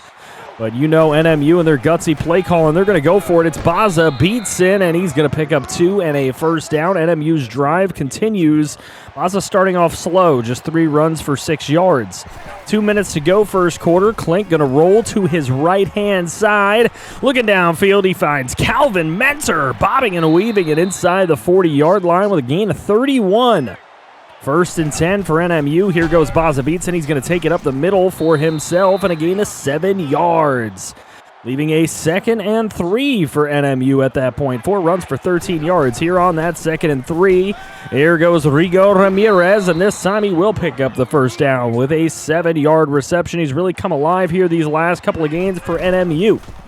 There goes Beatson, and he is going to take that one for a gain of 9, leaving this 2nd and 1. Klink going to roll to his right. Klink's going to throw that one away, as that'll lead to a 3rd and 1 in this ball game. Just 9 seconds to go first quarter. Klink going to hand it to Baza. Baza will indeed pick up 6 yards and a first down, and Ball State holds a 7-0 lead after the first quarter. We'll be back right after this. Back for that second quarter, NMU with the football and driving. Baza Beatson breaking a tackle, and he is not going to get to the end zone. It is a 4-yard run, though. 2nd and 6. Here's Klink up the middle for Rigoberto Ramirez. A 7-yard touchdown reception. Klink 5 of 7 for 66 yards and a touchdown thus far. Not a bad game. We're tied at 7. Here's Kyle Kelly, and he's going to take it himself, and he somehow gets past the first down marker with a gain of 11. 3 runs for 22 yards. Here's a 3rd and 11. It's going to go to Marcus, the running back, and he's going to take it up the middle himself and pick up a first down on 3rd and 11 with a gain of 16. 3rd and 13 later on. Marcus out of the backfield. He's going to punch a couple of guys, and he's going to be inside the 30 with an 8-yard reception, which is not going to pick up the first down. Here is a pretty relatively long field goal attempt, about a 50-yarder. It is up, and it is in. Ball State takes their lead right on back here with a lead of 3, 10-7. Here's Calvin Mentor on the ensuing kickoff. He takes it across the 30. He's got it across the 40, across the 50, across the 40 again, all the way inside the 20, 10-5, and touchdown. Calvin Mentor, a 103-yard kickoff return.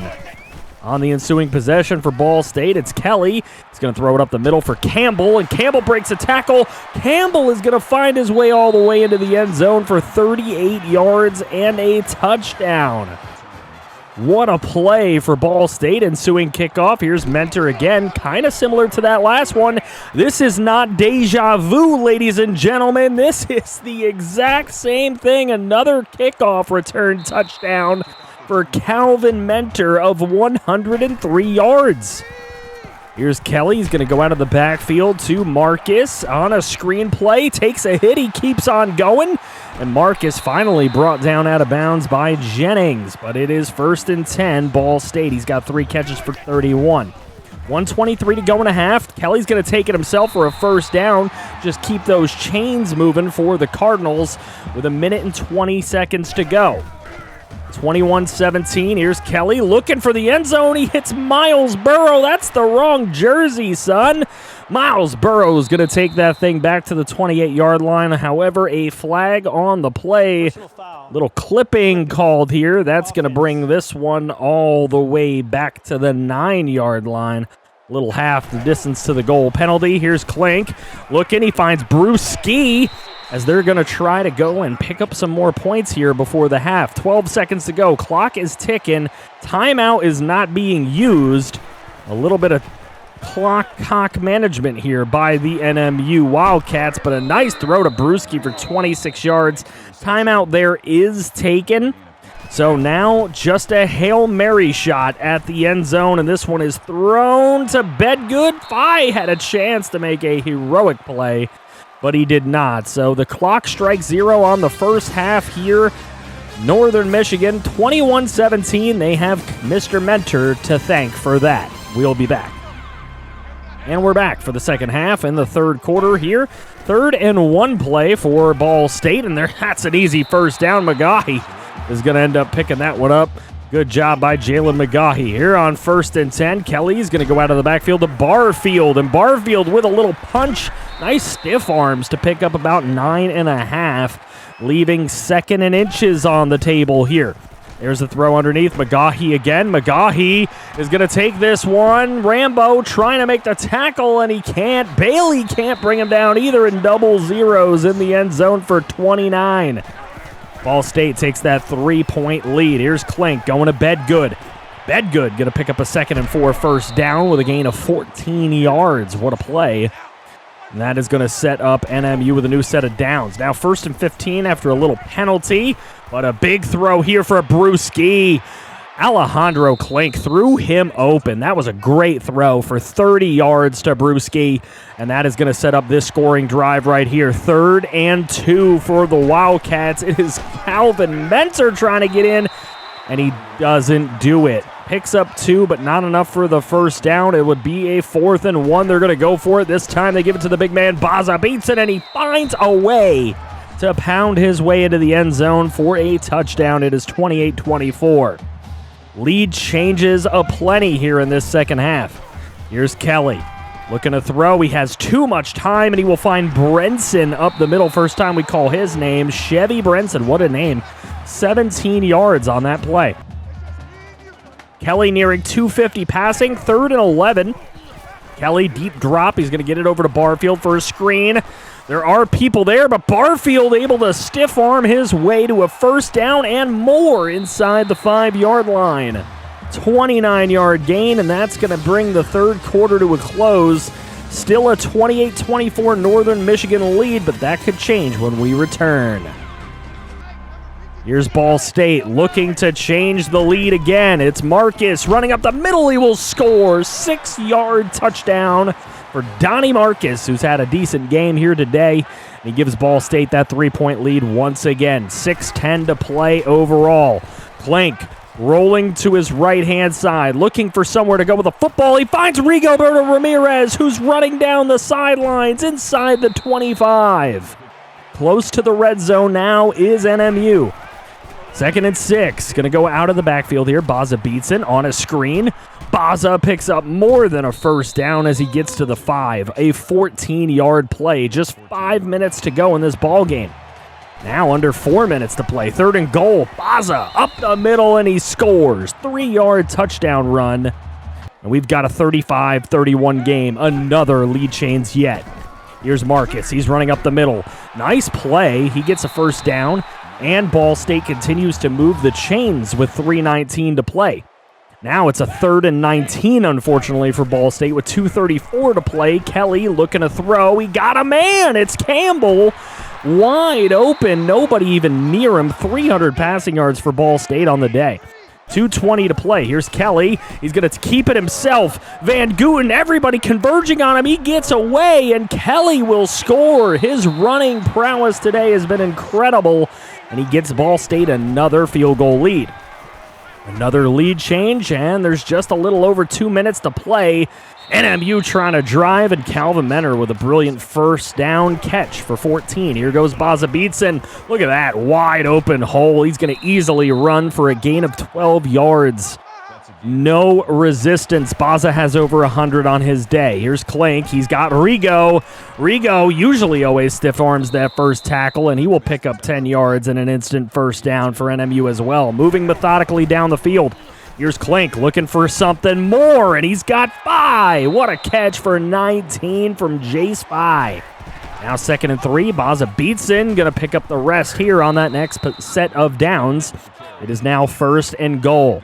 No more first downs before getting into the end zone here. 30 seconds remains. Calvin Mentor's going to take it up the middle, and Mentor's going to pound his way into the end zone. Not known as a power back. As a matter of fact, he's not a running back at all, but a wide receiver. He plays a little bit of scat back when we need him to, but a big touchdown here, and that is going to get NMU the lead once again here with just 28 seconds to play. Everybody just kind of standing around. The extra point's good. It is a 4-point ball game. Here's Kelly with 13 seconds to go. That one's broken up. Kaz Cray, nice play across the middle as the middle linebacker. Now Kelly looking again. Kelly sidesteps, makes a nice throw to McGahee. 0-0 into enemy territory with a gain of 26. Not a lot of time left here. 6 seconds to play. When do you start taking Hail Marys? The answer is now. Kelly going deep downfield. I don't know where he's trying to go, but that one's right over to Rivero, and he makes the big interception to end the ball game with the clock striking 0. Klink goes 16-20 for 254 and a touchdown. Big game for Baza Beatson, 115 yards, 2 touchdowns for the big man. Calvin Mentor really helping out a lot, 10 yards and a touchdown. Ramirez, 73 and a touchdown for him in the receiving game. Calvin Mentor with those 2 kick return TDs back-to-back on back-to-back kickoffs after giving up scores was huge. 3 sacks in the ballgame. Rivero and Miles Burrow with interceptions. It's time for another home Northern Michigan game against another rival here at the Superior Dome, a.k.a. the Kibbe Dome. It is Central Michigan. They are 1-7 on the season, and they only average 19.5 points a game, and they give up over 30 points a game. We have 3 visitors coming in, some big ones from the Prospect Spotlight episode, and they have a defensive tackle out for the season, as well as an offensive lineman who's questionable. A 3rd and 1 for Central Michigan early in the ballgame is picked up by Davis Heinzen for 10 yards. 2nd and 8 later on. It's Ingram. He's going to pick up the first down. 12-yard pickup for Jordan Ingram. They give it right back to Jordan Ingram on 1st and 10, and he goes and he picks up 16 yards for the Chippewas. They move into enemy territory, deep inside our territory, but Richardson goes down, sacked big. Big loss by Dilbert, number 69. Nice. It is a 4th and 13, and the Chippewas are going to go for 3, and they get on the board first with a 3-0 ball game. Chippewas lead it, and Klink with his first offensive possession. He's going to throw it over to Rigoberto, one of his top targets here in these last few games. 18 yards, and then it's Baza Beatson on the ground. Man, I am so proud of what he has done this year. 8-yard pickup. He's got 3 for 18 early in the ball game. It's a 3rd and 10 now for NMU, though. Maybe perhaps a drive stall. Klink breaks a tackle, then attempts to get that one over to Hornsby, but it is deflected by Marcel Lewis. And it's back in the hands of the Central Michigan Chippewas. Here goes Ingram, and he takes it right side. He has got the legs cut out from under him, but not before he gains 13 yards. It's a 2nd and 5 for the Chippewas. Back to Ingram they go, and another first down pickup. Jordan Ingram really getting the job done for Central Michigan. Now a 2nd and 8. Richardson going to turn, he's going to spin, and he is going to take off for a nice gain and a first down again for the Chippewas inside the 30-yard line of Northern Michigan. 14 seconds to go, first quarter on the clock. There's a throw out of the backfield to Jordan Ingram, and he is inside the 10-yard line. 1st and goal after a gain of 18. That is the end of the first quarter. Central Michigan leading 3-0 and driving here on Northern Michigan. We will be back right after these messages. And we're back for that second quarter. 6:55 to go. Richardson with a play fake. He had a man across the middle, but a drop pass. Daniel Richardson visibly upset, and it is 4th and goal. They're going to settle for 3 yet again. That one is up and through the uprights, and it's a 6-0 ball game. So NMU's got to get on their horse. They've done a decent job of bending and not breaking on defense. Baza Beatson with an 11-yard gain there. They need to not stall on offense. There's a quick throw, and that's Calvin Mentor out of the backfield. He will get into the red zone with a gain of 7. 2nd and 9. Klink going to hand this one. Baza Beatson going to take it, and he is going to find 10 yards. Nice pickup and a 1st and goal for Northern Michigan. Here's Klink. He's going to hand it off to Baza. Baza's got nowhere to go, though. That'll lead to a 4th and goal. And NMU looking to cut this lead in half. Field goal is up by Christian Klump, and it is good. And the score's cut in half. It's 6-3. Here, 2:32 to go in the half. It is Richardson, and he is going down. That is a big sack. No pause. And it is 6-3 still. Northern Michigan with the football. Baza beats a nice run and a nice first down pickup with 1:55 to go in the half. Here's Klink looking to throw, trying to roll a little right, but he stops and he throws it to Brewski. First down, 11 yards. Nice job, Brew. Here's a 3rd and 22, and they're going to hand it to Baza Beatson here, and he's got nowhere really to, well, he does pick up 9, but nowhere near the first down marker, let's be honest. Really bad play call, and they will be forced to punt. 38 seconds to go in the half. They're coming out of the backfield. It's Heinzen. A little tight end play for 18 yards. 30 seconds to go in the half. Richardson throwing it over to Heinzen again. Breaks a tackle, and he is inside the 30, inside the 20, and finally brought down inside the 15-yard line with a gain of 37 yards. 4 seconds to go in the half. Last play potentially, and he's not going to get there. Daniel Richardson tried to take it himself, and he is brought down shy of the goal line. So a little bad clock management going to cause Central Michigan to go into the tunnel with only a 3-point lead. We will be back after this for the second half. Time for the second half. NMU with the football first, and it will be Klink throwing the football. He's looking to throw anyways, and he finds a guy. It is Calvin Mentor for 21 yards. Mentor starting to come alive here later in the season.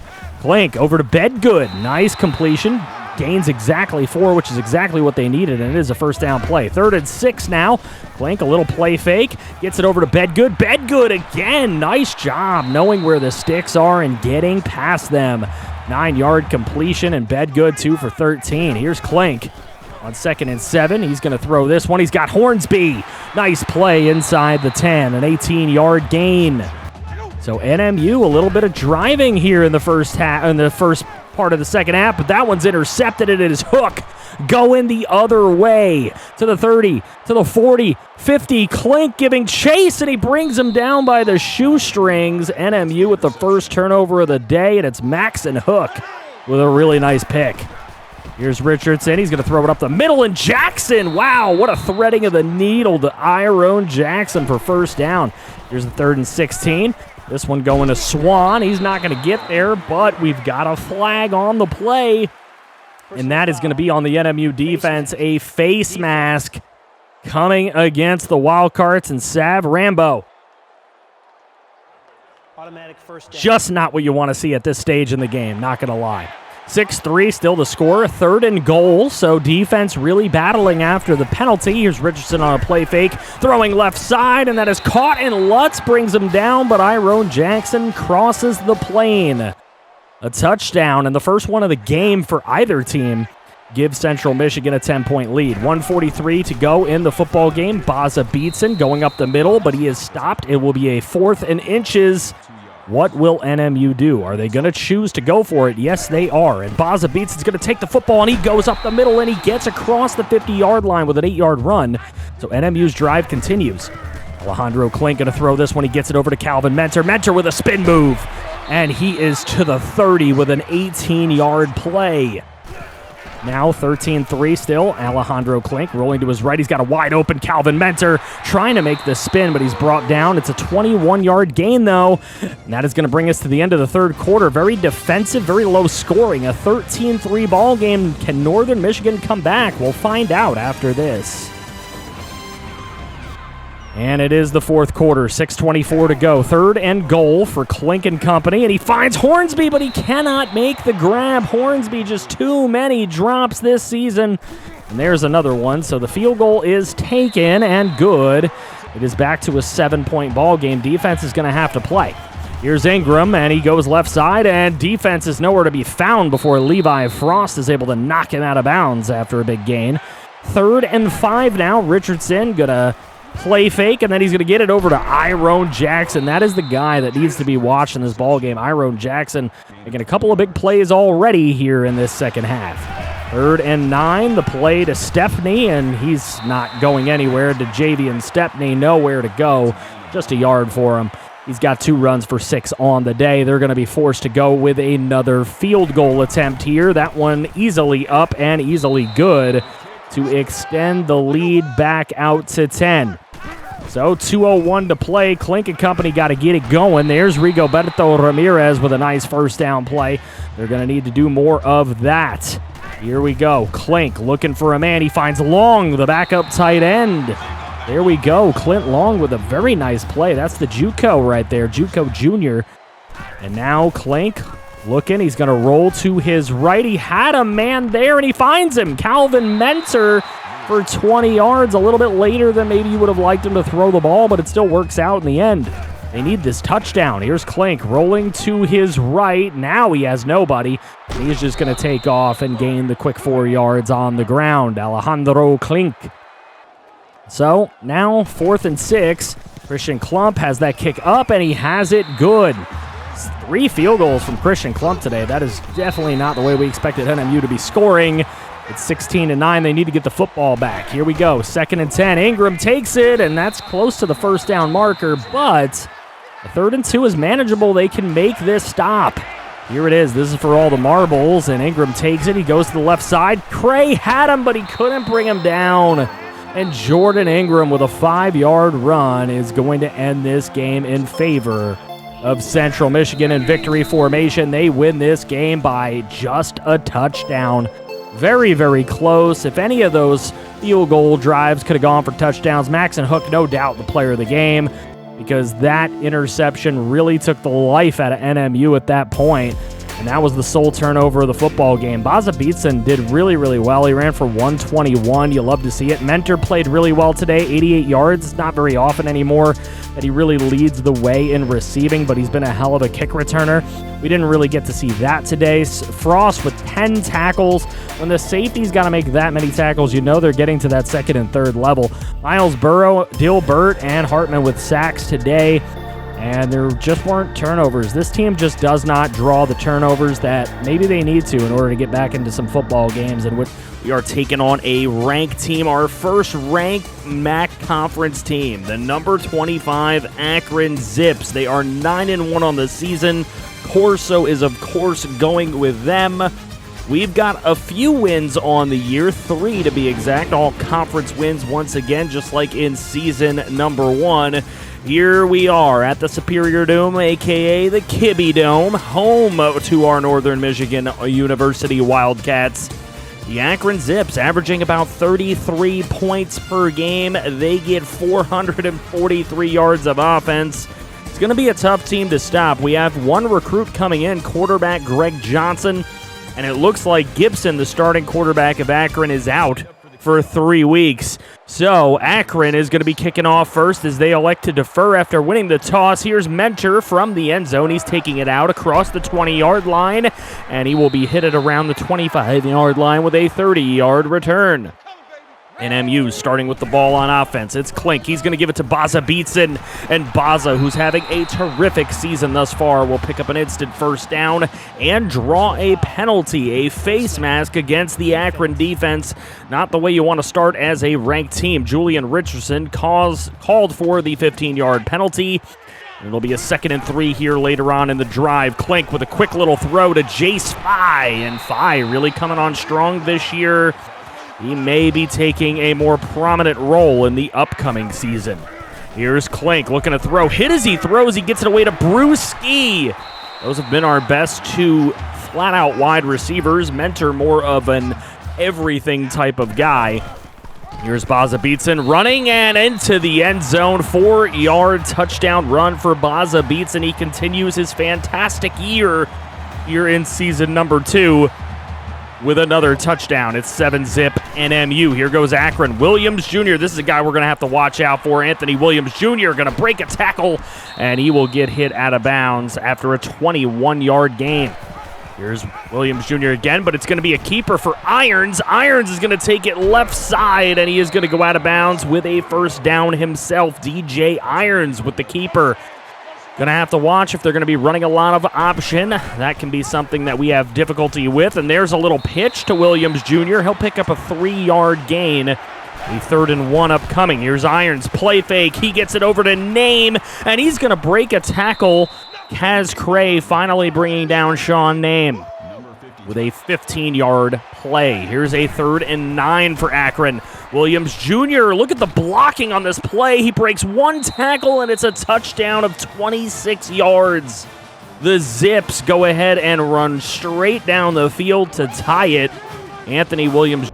And a quick little studio update. 3-zip Miami, Ohio, the other ranked team in this conference with a short little lead. 2nd and 5. Here goes Baza Beatson up the middle. He picks up the first down on this ensuing NMU possession. Nice 7-yard pickup. He's got 7 carries for 41 to start his day. 1:13 left in the first quarter. Rigoberto Ramirez Jr. with a 12-yard reception. His first catch of the day goes for a first down, and now time really ticking on the first quarter. It goes right back to Rigo. Nobody covering him thus far early on in this ball game. 21-yard catch for him. Last play of the first quarter, that's thrown over to Brewski, but it's intercepted by Hooks. And Hooks is going to take it across the 30, and he breaks a couple of tackles. He's going to take it across the 50 with a big interception return. Jalen Hooks with a big play. We are tied at the end of this first quarter, but Akron with a big turnover to end the quarter. We'll be back. Let's see if Akron can take advantage of a huge defensive play. Here's DJ Irons. He's going to toss it way out wide to Anthony Williams Jr. That fooled everybody on the NMU defense, and it's a first down. Here's a 2nd and 12. Irons going to take it himself, and he's going to scramble. Look at this guy running like Cam Newton out here. And there is a flag on the play. Another face mask call, this time against the NMU defense. And that's going to provide another 15 yards. And that one on Levi Frost. Here's a 3rd and goal. DJ Irons looking to throw. He's got all day, and he throws an inaccurate pass. He's 3 of 7. Not much of a throwing quarterback, as we can clearly tell thus far. More of a running threat. Here's a 4th and goal for Akron. They're going to line up for a short little chip shot field goal, and they're going to get it in. So the chip shot field goal is good, and Akron will take their first lead of the ball game. We go into the studio for an update. Northern Illinois has taken the lead against Miami, Ohio. Now, Northern Illinois, very good team, perennial powerhouse in the MAC Conference, and they are looking to take down the number 14 team in the nation. Here's NMU on their ensuing possession. Clink gets that one over to Mentor. What a throw in between 3 Akron Zip defenders. Nice play from Mentor to make the play. Here's Clink. Nice little throw, threading the needle to Rigoberto Ramirez, but that one is dropped. And it'll lead to a 4th and 5, which NMU will go for, and the pressure is too much. That's a turnover, so Akron takes over. Here goes Anthony Williams Jr. up the middle. Nice play and a nice first down. The Zips moving the football nicely now. Here's Irons. He's going to go out to his right side. Not going to elect a pitch. He breaks a tackle. He is into the open field. Cornelius Jenkins can't bring him down, and it's a 35-yard touchdown run for the quarterback, DJ Irons. Akron extends their lead out to 10 points. NMU's really got to get something going. Here goes Baza Beatson. He's been the catalyst when they've wanted to start a progressive offense, and Baza Beatson going to do that again. Another carry and another big pickup of 14 yards. That's the guy. He keeps this offense steady this season. We'll see if he can continue doing that throughout this game. There's Hornsby with a catch. He drops a lot of those. His status next year is a little bit in question. There's a lot of really good receivers on this team. You got to make plays. Here's Clink looking to throw again. He's got Mentor. See, that time, like I said, Mentor more of that utility type of player coming out of the backfield on that one. You're on 1st and goal. Clink under some pressure. He's hit and he gets the ball loose. It's Richardson who falls on it. Akron will get the football back. Another turnover for this Northern Michigan offense. That is not good. With 2:17 left, here goes Akron. Williams Jr. breaks a tackle. He's hit immediately, and he breaks it. Kaz Cray will bring him down, but not before he gains 13 yards. Here's 2:02 left to go in the half, and Name again with another catch. That tight end play has worked really well for Akron thus far. Here's Irons looking to throw. He's got Brank. This tight end fullback, I don't know what Akron is working with right now, but it is working for them. Here's Irons, another heavy pressure play, and Name up the middle, threading the needle. Irons all of a sudden making some great passes. Here on 3rd and goal. That one through the back of the end zone, no good. So a 4th and goal as the NMU defense bends heavily but does not snap. And it'll be another chip shot field goal for this Akron offense. 2 times settling for a field goal deep in NMU territory. Miami of Ohio getting beat even worse now as it's 16-3. So there you go. The top team in the MAC conference going down right now on the road to Northern Illinois. And that's why the MAC is so wild. 28 seconds left to go in the half. There's Mentor up the middle making a nice play. 15 seconds now. Klink looking up the middle again. He's got Jace Fye. Like I said, that guy seems to come up with some really good plays throughout the year. 24-yard catch for Jace Fye. So 10 seconds to go in the half. Klink looking deep. He's got a man. It's Mentor. What a play for Calvin Mentor, getting by the defense, using his speed, and he has just been that kind of incredible player. And he gets NMU close as they draw within 6 heading into halftime. Exciting game. We'll see the rest when we get back. Here we go to start this second half off. Irons taking a deep drop, and he is going to get hit. Not go down, but then TNJ going to get him down. Let's go. Big sack there for the NMU defense, and they are going to end up with the football here in really good field position after the punt. Brewski on a 2nd and 9 picks up 10 and keeps those chains a-moving. 2nd and 6. Here's Klink underneath. Rigoberto, good play. Make sure he gets to the sticks as well. His 3rd catch of the game for 41 yards. Here, 4:28 to go, 3rd quarter. Another little stop and go. That time, Kendall Bedgood going to make the play for 13 yards. Now 3rd and goal. The give is to Baza Beatson into the end zone for the touchdown. A 1-yard touchdown run, and Baza Beatson has this game tied. The extra point would give NMU the lead. So 21-20. What an exciting game, and NMU's got their first lead since 7-0. This is DJ Irons, though, with a big run, 25 yards. How does nobody get there in time to make a play on him? I'll never understand. Here's DJ Irons. There's the throw. Wow, threading the needle. I don't even know if that was headed towards Michael Matheson, but he is the one that makes the catch. And either way, big play for Akron. Here goes Williams Jr. on the counter play, and he's going to easily pick up the first down on a 2nd and 2 with a 7-yard play. He's got 100 yards, and he doesn't even have 10 carries yet. Here's Irons looking to throw. Irons has all the time in the world to find a wide-open Tristan Brank. 23 yards and a touchdown. Irons is 9 of 16, not a very accurate quarterback, but he did what he had to do on that drive, and he gets Akron the lead once again. They're going to go for 2 here, making an even 7 points, and Irons is going to take it himself.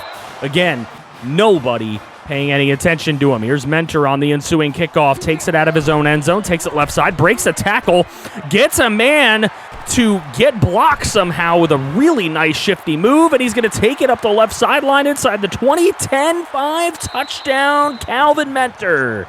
103-yard kickoff return, and that's got to deflate this Akron team. It's a tie ball game. You're on the road as the ranked team. Here's Anthony Williams Jr., though, and that is a great play following his blockers perfectly. A 23-yard rush and a first down for Akron. 6 seconds to go in the 3rd quarter. This is probably the last play of the quarter, and Williams Jr. will take it for a 7-yard run to leave us 2nd and 3 when we return. We begin the 4th quarter. It has been a slobber knocker, 28-all when we come back. And we are back for this exciting conclusion to this football game. Number 25 is on the ropes. A 3rd and 2 and brought down in the backfield. Sean Name. A little tight end reverse does not work out for them. So a 3rd and 10 here. Hornsby can't make the catch. No surprise there, but a very nice defensive play by 18 in white. So 28 all still. Here goes DJ Irons. Look at this guy bobbing and weaving. Cam Newton, little Lamar Jackson, who knows? 2nd and inches now for Akron. Here's DJ Irons looking to throw up the middle. He's got Grimes Jr. That's the first catch for Tony Grimes Jr. A 9-yard reception. We're going to start to see people we haven't heard all day make plays, I guess. Anthony Williams just cannot get his footing after running into his own blocker, J.J. Hartman, credited with the TFL. Now a 3rd and 17. This one going to go to Williams Jr. on the screen, and he is not going to be able to bob and weave his way through traffic. Kaz Cray with a brilliant tackle to get this ball back. So NMU with Baza Beatson running with it. And Baza Beatson for a 15-yard carry. Here's a 2nd and 2 for NMU. Baza Beatson, again, it's the call to him. Why wouldn't it be? He has been the catalyst thus far. 18 runs for 115 for Baza. 3:01 to play. Here's Klink looking to the right. He's got a man coming out of the backfield. It's Calvin Mentor. He picks up an easy 1st down. He's calling for the face mask. He does not get it.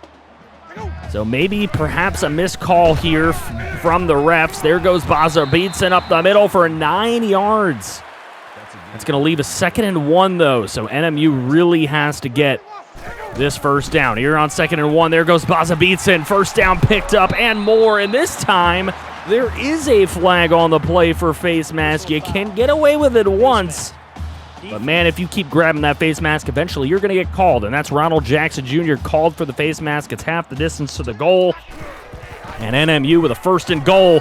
Easy throw. Rigo Ramirez wide open on the play. And Klink has his 2nd touchdown of the day. Here we go. There's a short throw to Matheson. Matheson going to find 4 yards as he picks that one up. A 4th and 8 upcoming, though. Good defense from NMU. This is the game right here. You got to make this play, and it's intercepted. Sav Rambo makes a fantastic play on the ball. Look at that toe drag to stay in, and that turnover is going to get it back to NMU. Look at Rigo on a 2nd and inches. He'll get it down to the 10-yard line. 1st and 10 after that, gain of 12. 5 for 58 and a touchdown for Rigo. Here's Baza Beatson up the middle, and he nearly gets into the end zone. It takes a couple of guys to bring him down on that particular play. 9 yards gets him 170. And you know what? Just for a little good measure here, why not Baza take it into the end zone for another touchdown? 2-yard touchdown run. And that's going to put the stamp on this ball game. 42-28 is the win. Baza Beatson is your player of the game and the absolute catalyst for this offense this year thus far. Klink had a pretty good game, 276, 2 touchdowns, 1 pick, 63% completion percentage. Not bad. We really want to see him keep those turnovers down. He's only a sophomore. He's got a lot to learn. Another guy who's only a sophomore, Baza Beatson, 172 yards, 3 touchdowns, a 6.8 average. What a game from him. Mentor with 116 and a touchdown. He also had that kick return for a touchdown. He had a great game himself. Alex Thomas was the only one to allow a sack today. Van Gooten had 6 tackles, a TFL, and a sack. A couple of TFLs for Hartman, Burt, and TNJ. Sacks for TNJ and Van Gooten. And the interception for Sav Rambo, which was a very acrobatic play. What an athletic play from Sav Rambo. We are taking on the 4-6 Western Michigan Broncos, an in-state rival, and we are on the road. It is their whiteout game here at Waldo Stadium in Western Michigan. They're 4-6. We are 4-7. We average just a little bit more points per game than them, but we give up more points per game than they do as well. They have 3 3-star prospects coming into the building here, and we're looking to ruin that big day for those 3 prospects. Hopefully, they might maybe take a little notice of our program over here at Northern Michigan. They have a couple of players hurt, a halfback and a corner. We'll see if it affects them today. We have elected to defer on the road here against Western Michigan, and we are underway. Parker's going to take this thing across the 20-yard line, across the 25 before he's finally hit after a 22-yard return. So Western Michigan starts with their star quarterback, Cargman. Cargman's going to make a throw to the right-hand side. That one's nearly intercepted, but it's actually caught.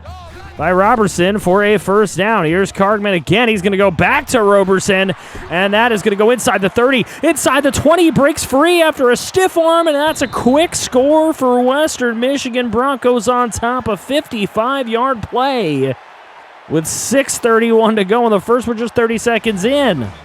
Big touchdown. We take a look at the studio update. It is the annual Michigan-Ohio State game, and at the shoe, Michigan with the big win. They are 11-0 on the season, looking for possibly a natty. Big win for them here. And we will go with our first offensive possession. It's Baza up the middle for a gain of 9. Now Alejandro Klink going to give it to Baza again. Why not? On 2nd and 1, he will pick up the first down with a gain of 12. So Baza starting off hot. They're going to keep going with him. He's the hot hand. He will run again for 12 yards. He is just absolutely running over this Western Michigan defense right now. Here's Alejandro Klink. He's looking to throw. He's going to go to Rigoberto Ramirez Jr. for his first catch of the day. 10-yard reception for the big tight end. Now Klink on a 3rd and 6. A little bit of pressure here. He's going to throw this one, and that one not going to get to his intended target downfield, which I believe was Kendall Bedgood on the play. So a 4th and 6. NMU's going to go for it here. Gutsy call and a nice little curl route for Christoph Hornsby, who makes the grab. 17-yard reception. His first one of the game. Here in the red zone. Klink looking for the throw. Floats one over to Rigoberto Ramirez for the 12-yard touchdown reception. And Klink, not bad. 3 of 5 for 39 yards and a touchdown on the drive to tie the ball game. 7-all. Here's Bartol with the catch from Cargman for 17 yards. They're trying to use their tight ends a little bit as well. Nick Cargman starting off really, really hot. The star quarterback. Here's Singleton running up the middle, and Singleton. Nice little change of direction for Christian Singleton to pick up 20 yards. So a 2nd and 12 here a little bit later on. Cargman looking to throw, and he can't get it over Kaz Cray, who's going to make a big interception and take it back to the 35-yard line. First turnover of the game goes in favor of the Wildcats. There's a quick throw to Kendall Bedgood on a 2nd and 5. He'll pick up 11. So Kendall Bedgood with his first catch of the game gets a first down. Here's Klink looking to throw. He's got Jace Fye. Look at this. The spread of the ball right now is excellent. Jace Fye picking up 18 yards. So 7-all still. 1:48 to go in this first quarter. Baza look at the strong, tough running from Baza for 7 yards. 7 runs, 52 yards early in this game. 3rd and 3 under heavy pressure, but he finds Rigo, who's going to get it to the 5-yard line. 19-yard reception. Already 3 for 41 for him. Klink looking to throw. He gets it to Kendall Bedgood. That's a guy we don't see a lot of touchdowns from, but he ends up getting one there. Klink already with 2 passing touchdowns in the first quarter. Offense on fire. 26 seconds to go in the first quarter. Look at Singleton getting the room outside. Lutz can't bring him down. TNJ all the way from the defensive end position to bring him down. You know you're giving up a bunch of yards if that happens. Here they give it to Singleton again. Singleton again gets the edge, and Kaz Cray will bring him down after a gain of 9. That'll end the first quarter. Northern Michigan with a 7-point lead. But Western Michigan looks like they're going to put together a good drive. We'll be back. And we are back for the second quarter. There goes Singleton, who's had a great game thus far. Another 9-yard carry. He's got 4 for 58.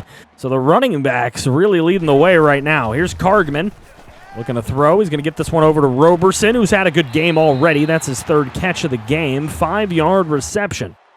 Now 2nd and 6. Singleton again looking for room. He's got none. The convoy is there to stop him, but there's a flag on the play, and it is going to be a face mask against the Northern Michigan Wildcats. The infraction is called on Paul Rivero, and that face mask will be half the distance to the goal to the 9-yard line. Western Michigan ready to score. 1st and goal. It's Singleton up the middle. Untouched until he crossed the plane. A 9-yard touchdown run for Singleton. Singleton versus Baza's looking like a good matchup here today. These running backs are ready to play. 2nd and 6. Here's Klink and his real prowess of spreading the ball. And this one going to Baza who actually really does a nice job after the catch on that screen for 21. Here's Klink on a 3rd and 2. He finds Rigo wide open. Nobody on Rigo, and he's all the way down to the 1. Maybe trying to put a little early move in there. Didn't let him get the touchdown, but here out of the backfield is Calvin Mentor, who's put it. I'm telling you, he's a scat guy. You can put him anywhere you need him, and you put him in the backfield to make another big play. Klink has his 3rd touchdown of the ball game.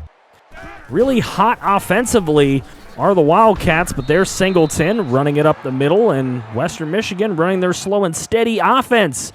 2nd and 1 here, and what is going on?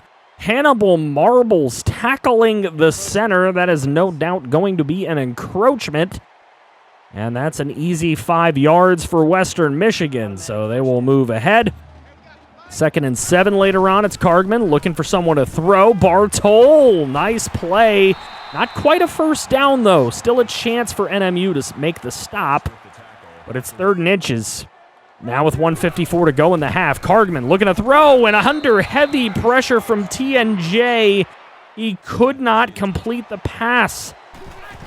So after the punt, here's NMU on a 3rd and 7 to Brewski inside the opposing 40-yard line. That's Brewski's first catch of the game. I think everybody's caught a pass just about in this one. Here's Klink looking to throw again. Mentor will drop the football on 3rd and 4. Drops have been a problem this season for NMU. They're going to go for it again. They've done this already, and here's a 4th down completion to Jace 5 for 12 yards. The aggressive play calling here by the coach, FG. He's getting the job done. Here's Baza Beatson up the middle, and that's a really nice run, but do we have any time for anything else? So eventually, just 1 second on the clock. NMU timeout. They will take the chip shot field goal and extend their lead to 10 going into the half. They have played aggressive. They have played loose. And they have a 10-point lead going into the locker room. It is 24-14. Northern over Western. We'll be back. Western Michigan really needs to do a better job in front of their home crowd here, but NMU gets the ball. And Kendall Bedgood with a nice 3-yard reception. Just very reliable hands from Kendall Bedgood. There's Baza Beatson up the middle, and an 8-yard run for Baza. Gets him a first down. Now Klink looking to give it to Baza again. Baza up the middle for an 11-yard rush yet again. 17 runs for 110. We're barely in the second half. Here's a little quick throw. Mentor had nobody around him, and he'll pick up the first down, getting to the sticks quite easily with that speed of his. 2nd and 6. Here's Klink again looking, and he was trying to hit the curl route to Bedgood, but instead he's going to throw it to 21 in white, and that is a turnover. The interception coming from Giacomo Irachi, and that is huge for the Western Michigan Broncos. That's another really nice run from Christian Singleton, making people miss. 15 yards for him. Now a keeper for Kargman. He loses the football. It's picked up by Miles Burrow. The 2nd turnover of the game for the Western Michigan offense. However, another look at this one shows that Kargman hit the ground before the ball popped out. So upon further review, Western Michigan holds on to it. A 3rd and 13. Kargman looking to throw. He finds Roberson, and he breaks a tackle. Roberson inside the 10. He has played really well today. Damari Roberson for 31. 3rd and goal. Little play fake to Singleton. He picks up a nice block on TNJ, and that's going to get the touchdown to the kick returner, Jalee Parkey. There you go, Jalee Parker with a big play and a touchdown for Western Michigan. They're only down a field goal now. 2:05 to go in the 3rd. Jace 5 takes a big hit, but he does pick up 5 on first down and give Baza Beatson a chance, but he's pulled down by the back of his jersey. So a 3rd and 1. There's Bedgood. Again, reliable hands on 3rd down, and he actually makes a play after the catch on this one. 28 yards for Kendall Bedgood. He's got 4 for 47. Here's a 2nd and 4, and it's Baza Beatson's turn. Picking up a first down on the counter play with a gain of 9. Coming down to the end of the quarter, and we are at there. 24-21, Northern over Western, holding on to a slim lead as we head into the 4th quarter. Can they close this out and get another win in a row? We'll see. 24-21. NMU looking to close the season out the right way, winning a couple of games. We'll see if they can. 24-21. There's the throw up the middle, and Wallace with the interception. Another pick thrown by Klink, and he was having such a great game. 3 touchdowns in a row, then 2 interceptions. There's a sack. Miles Burrow makes a play on Nick Kargman, bringing him down for a loss of 9. It's 3rd and 19. Western Michigan backed up. Here's Kargman looking to throw. TNJ this time. And that little duo between Burrow and TNJ working it again. So after the safety punt, here's Baza Beatson on 1st and 10 with a big 17-yard carry. 159 yards for Baza. Here's Klink looking to throw. He gets Kendall Bedgood. 12-yard reception for the sure-handed receiver. He's over 50 yards receiving. Here's Baza Beatson again. Another counter play. Western Michigan has not been ready for those. 168 yards for him. 3rd and 1. Klink looking to throw. He finds Clark. That's like our 5th receiver on the team. Noah Clark with a 9-yard reception. He also plays a little backup tight end from time to time. Here's Klink looking to throw. End zone. Ramirez couldn't bring it in. It hit his hands, but there were too many footsteps. And on 4th down, a chip shot field goal is hit through the uprights. That gives Western Michigan a fighting chance.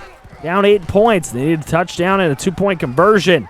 This is a big throw for Kargman, and it is complete on Rivero. Roberson just making amazing plays today. Now a 3rd and 3. Now that Western Michigan's so close, there's Oliver. Haven't called his name today. Marion Oliver for 4 yards. Kargman at 188, 2 touchdowns and a pick. What will Kargman do here? 2nd and 2. Will he give it to Singleton? No, he won't. He's going to throw for it. Kargman throwing left side. That one could have been picked by Sav Rambo, but it's caught for a touchdown by Barrett Smith. The 3rd touchdown of the day for Kargman. He is dueling with Alejandro Klink, and they're going to go for 2. Here's Kargman throwing. Easy slant route to Jalee Parker. And that is going to work to tie the ball game. Just 30 seconds left in the ball game. Klink was hurt at the end, but here is Josh Allen getting it to Brewski, and he will outrun the defense for the 81-yard touchdown. Josh Allen comes in after Klink has to go out and throws an 81-yard touchdown. So now it's up to Western Michigan. That is an exciting play. Western Michigan and run from Singleton for 9 yards. I don't know. Singleton should be out of this game by now. Just 9 seconds. That one's nearly picked off by Miles Burrow. Probably should have been. And now a 3rd and 1 with 8 seconds. And this is where Kargman's going to elect to just launch one. And that is knocked to the ground. Game over.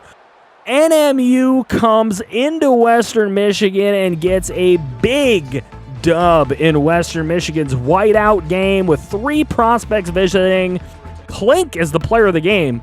You let me know if you agree with that in the comments section. I don't know. Josh Allen threw 1 pass for 81 yards and a touchdown with a 1,110 rating. Baza Beatson ran for 170 yards, albeit not getting any touchdowns. Brewski caught 2 catches for 100 and a score. Rigoberto with 99 and a touchdown. Bedgood with so many big first downs. I don't know. You tell me who the player of the game is today.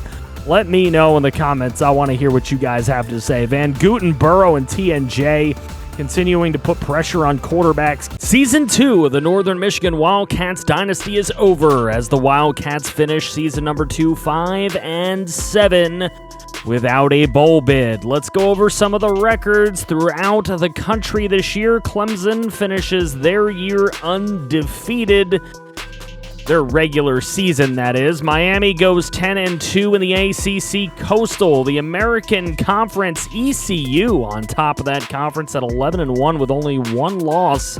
And it came in conference. Oklahoma goes 11-1 in the Big 12. They go 8-1. So Oklahoma, a top dog. Michigan also undefeated. They will take on Clemson in the national championship game. Maryland has a very good year at 11-1. Northwestern wins the Big Ten West at 9-4 total.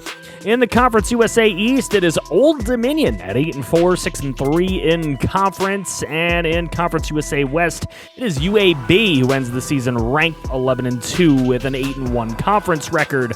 Army, Notre Dame, and BYU, the lone independents. BYU, the only under 500 team in our MAC conference. Miami, Ohio wins the East Side at 10-3, 6-3 in conference. Look at NMU. 5-3 in conference, actually finishing middle of the pack in the conference, but not getting themselves a bowl bid, unfortunately. Mountain West, in the mountain side of things, Air Force at 8-4, and Fresno State on the west side at 9-4, 7-2 in conference, winning their respective divisions. Pac-12 North is won by the Washington Huskies at 9-3, USC winning the Pac-12 South at 9-4.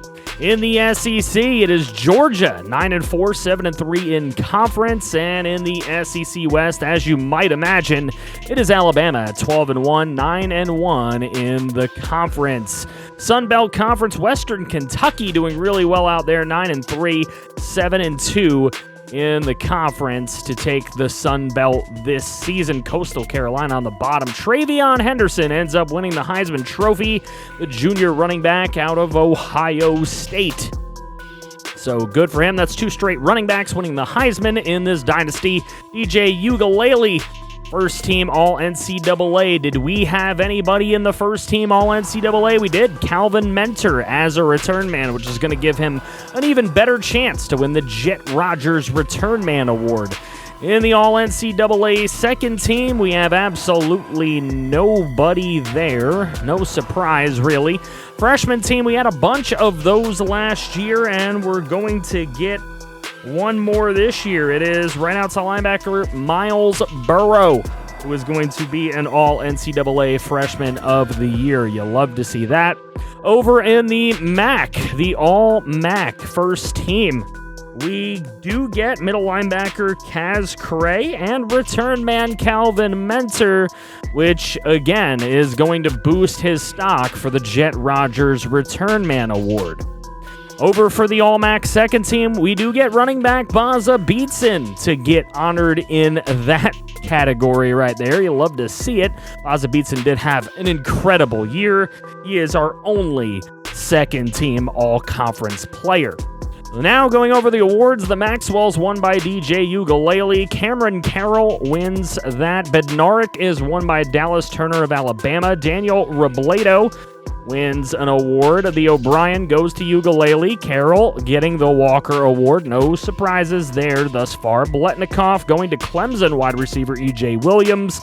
Corey Dyches, the tight end, winning the Mackey from Maryland. Outland goes to an Alabama player. Trotter of Clemson winning as well in the Remington. The Buckus goes to Dallas Turner. No surprise there. More Clemson players winning awards. We had no chance at the Groza. We haven't had a good kicker at all. The punter award goes to a Georgia player. And there you go. The Jet Rogers Award. Calvin Mentor does get himself that award. Looking at the season-ending stats for our NMU Wildcats, Klink finishes just shy of 3,000 yards, 17 touchdowns, 15 picks. A way worse year for him than last year. Baza Beatson with 1,500 yards and 15 touchdowns. So a way better year than he had as a freshman. Hopefully with both of those guys becoming juniors, it will be even better. Rigoberto leads our team for the second year in a row. Leads the team in touchdowns as well with 6, which Brewski was leading last year. There will be some ratings changed based on performance, and that wide receiver group is going to change quite a little bit. You'll see that in a little bit. TNJ has 8 sacks and 18 TFLs. What a year for him. Miles Burrow, no doubt, of course, going to get freshman honors with 4 sacks and 2 interceptions. So he had himself a big year as well. Rivero had 2 interceptions. Kaz Cray with 3. He has remained the captain and leader of the defense at that middle linebacker position. Levi Frost with a forced fumble. Mentor somehow recovered a fumble. I don't know. He's a wide receiver. I don't know how he got on defense. The only safety so far of the series is TNJ's, so we appreciate his performance in that regard. Christian Klump was 10 of 11. Not bad, but we didn't really attempt any field goals we didn't think he could make. Mentor almost 2,000 kick return yards and 4 touchdowns. Devin Hester-esque. As we look at the bowl games, I will just go over the MAC Conference bowl games. Miami, Ohio loses 14-42 to UNLV in the Idaho Potato. They're 0-2 in the last couple of years now. Akron wins 30-17 over Air Force in the Barstool. Toledo wins 38-13 over Southern Miss in the Quick Lane Bowl. NIU wins 28-25 over Arizona State in the Independence Bowl. Ohio loses 14-31 versus Troy in the Citrus Bowl, and Kent State loses 17-21 versus Georgia Southern in the Lending Tree Bowl. One interesting thing is that Akron lost to Air Force in the Idaho Potato Bowl last year. They beat them in the Barstool this year.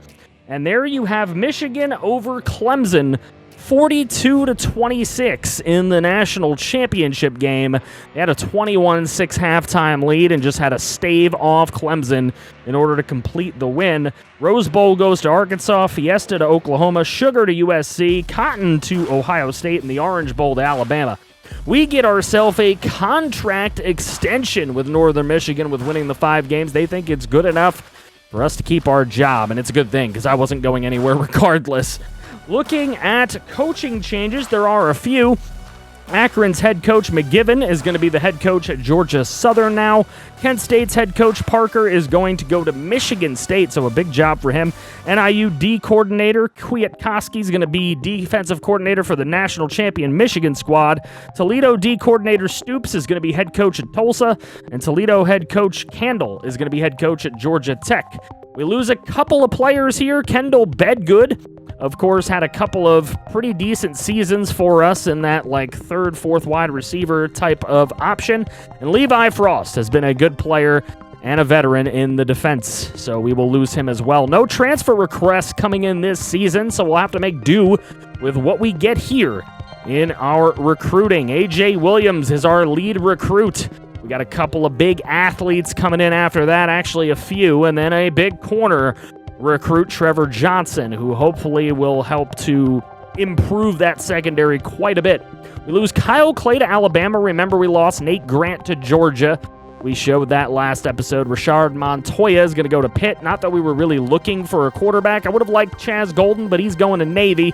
We'll have to take a look out for Lawrence Williams, who I really wanted. He's going to go to Central Michigan. So some of these guys we will definitely be paying attention to, and we will highlight in the future. Of course, we're going to be playing some of these teams, such as Darren Kane, who decided to go to Western Michigan, who we've beat 2 years in a row, but he decided to go over there and help that squad out. So that is our recruiting class for this season. You will have a chance to take over one of those recruits. All I need from you is, in the comments section, just say, I want to be a recruit, and give me the name. That's all I need, and you may see yourself on the team come the start of next season. Looking at the top classes in the country, and we are just trying to go until we find ourselves in there, and it is getting increasingly tough. We see Rutgers already. There we are, 45th. Well, just for some comparison, last year our recruiting class was 57th, so it went up a little bit to 45th in the nation. But we've only got 2 pipeline states, and that's where we draw most of our talent from, Michigan and Ohio. That has been the goal of the series, really. We may try to build a pipeline in Wisconsin or Minnesota since we have a few people there already. We have some position changes. The athletes. Willie Waters. He really wants to be quarterback, running back, or wide receiver. He wants to touch the ball a lot, so we'll see what we can do for him there. Same thing with Dwayne Mitchell. These are 2 really good athletes. These are 2 guys that really want to be touching the ball a lot, so we'll see what we end up doing with those guys. Steve Estes, however, halfback, wide receiver, but he's really not the fastest, and I really could use him in my defensive backfield, so we're going to throw him at strong safety. He may actually start as a freshman. We'll see how that goes. We don't need this many quarterbacks, and I have not increased Clank's rating yet, which I do plan on doing. So we are going to increase Clank just so that he is not going to be the backup. There he is, 84 overall. The backup will be Mitchell. Baza Beatson will have Waters now as a viable backup running back. We'll still use Mentor probably a little bit coming out of the backfield. We have changed the wide receiver ratings. It is Ski and Phi now that are up there on top. Hornsby had too many drops. Ramirez Jr. will be the best player on the offense. I have not changed any ratings to the offensive line. Quite frankly, I don't think they played that well last year, and we'll see how they do this year.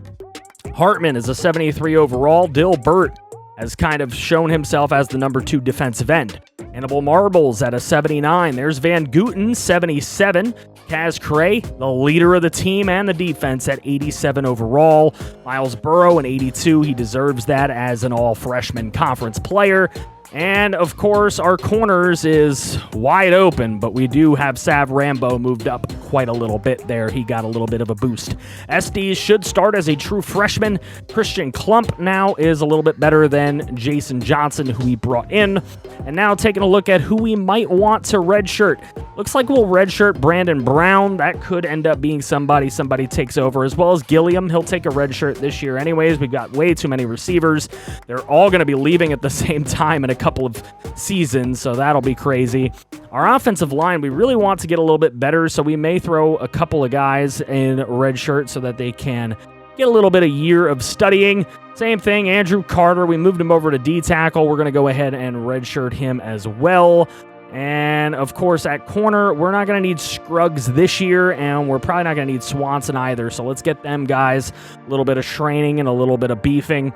Same thing for Eric Hodges. We're not going to need him or Lewis right now. Estes will start. Nallen can be the backup. Nitrous, our punter, still. With the red shirts all squared away, it's time to look at what the schedule is going to look like next year. And we're going to start out in the big house against the defending national champion and in-state rivals, I guess you could say, the Michigan Wolverines. So that's going to be a tough start. We're probably going to need a week's break after that, so we'll have an open day afterwards before we go take on the other in-state out-of-conference team, Michigan State. Then we're going to go on the road to the number 18 Maryland Terrapins, take a week off, and then we will be at home for number 19 ECU, who lost their bowl game. But they're starting the season ranked before we get into conference play.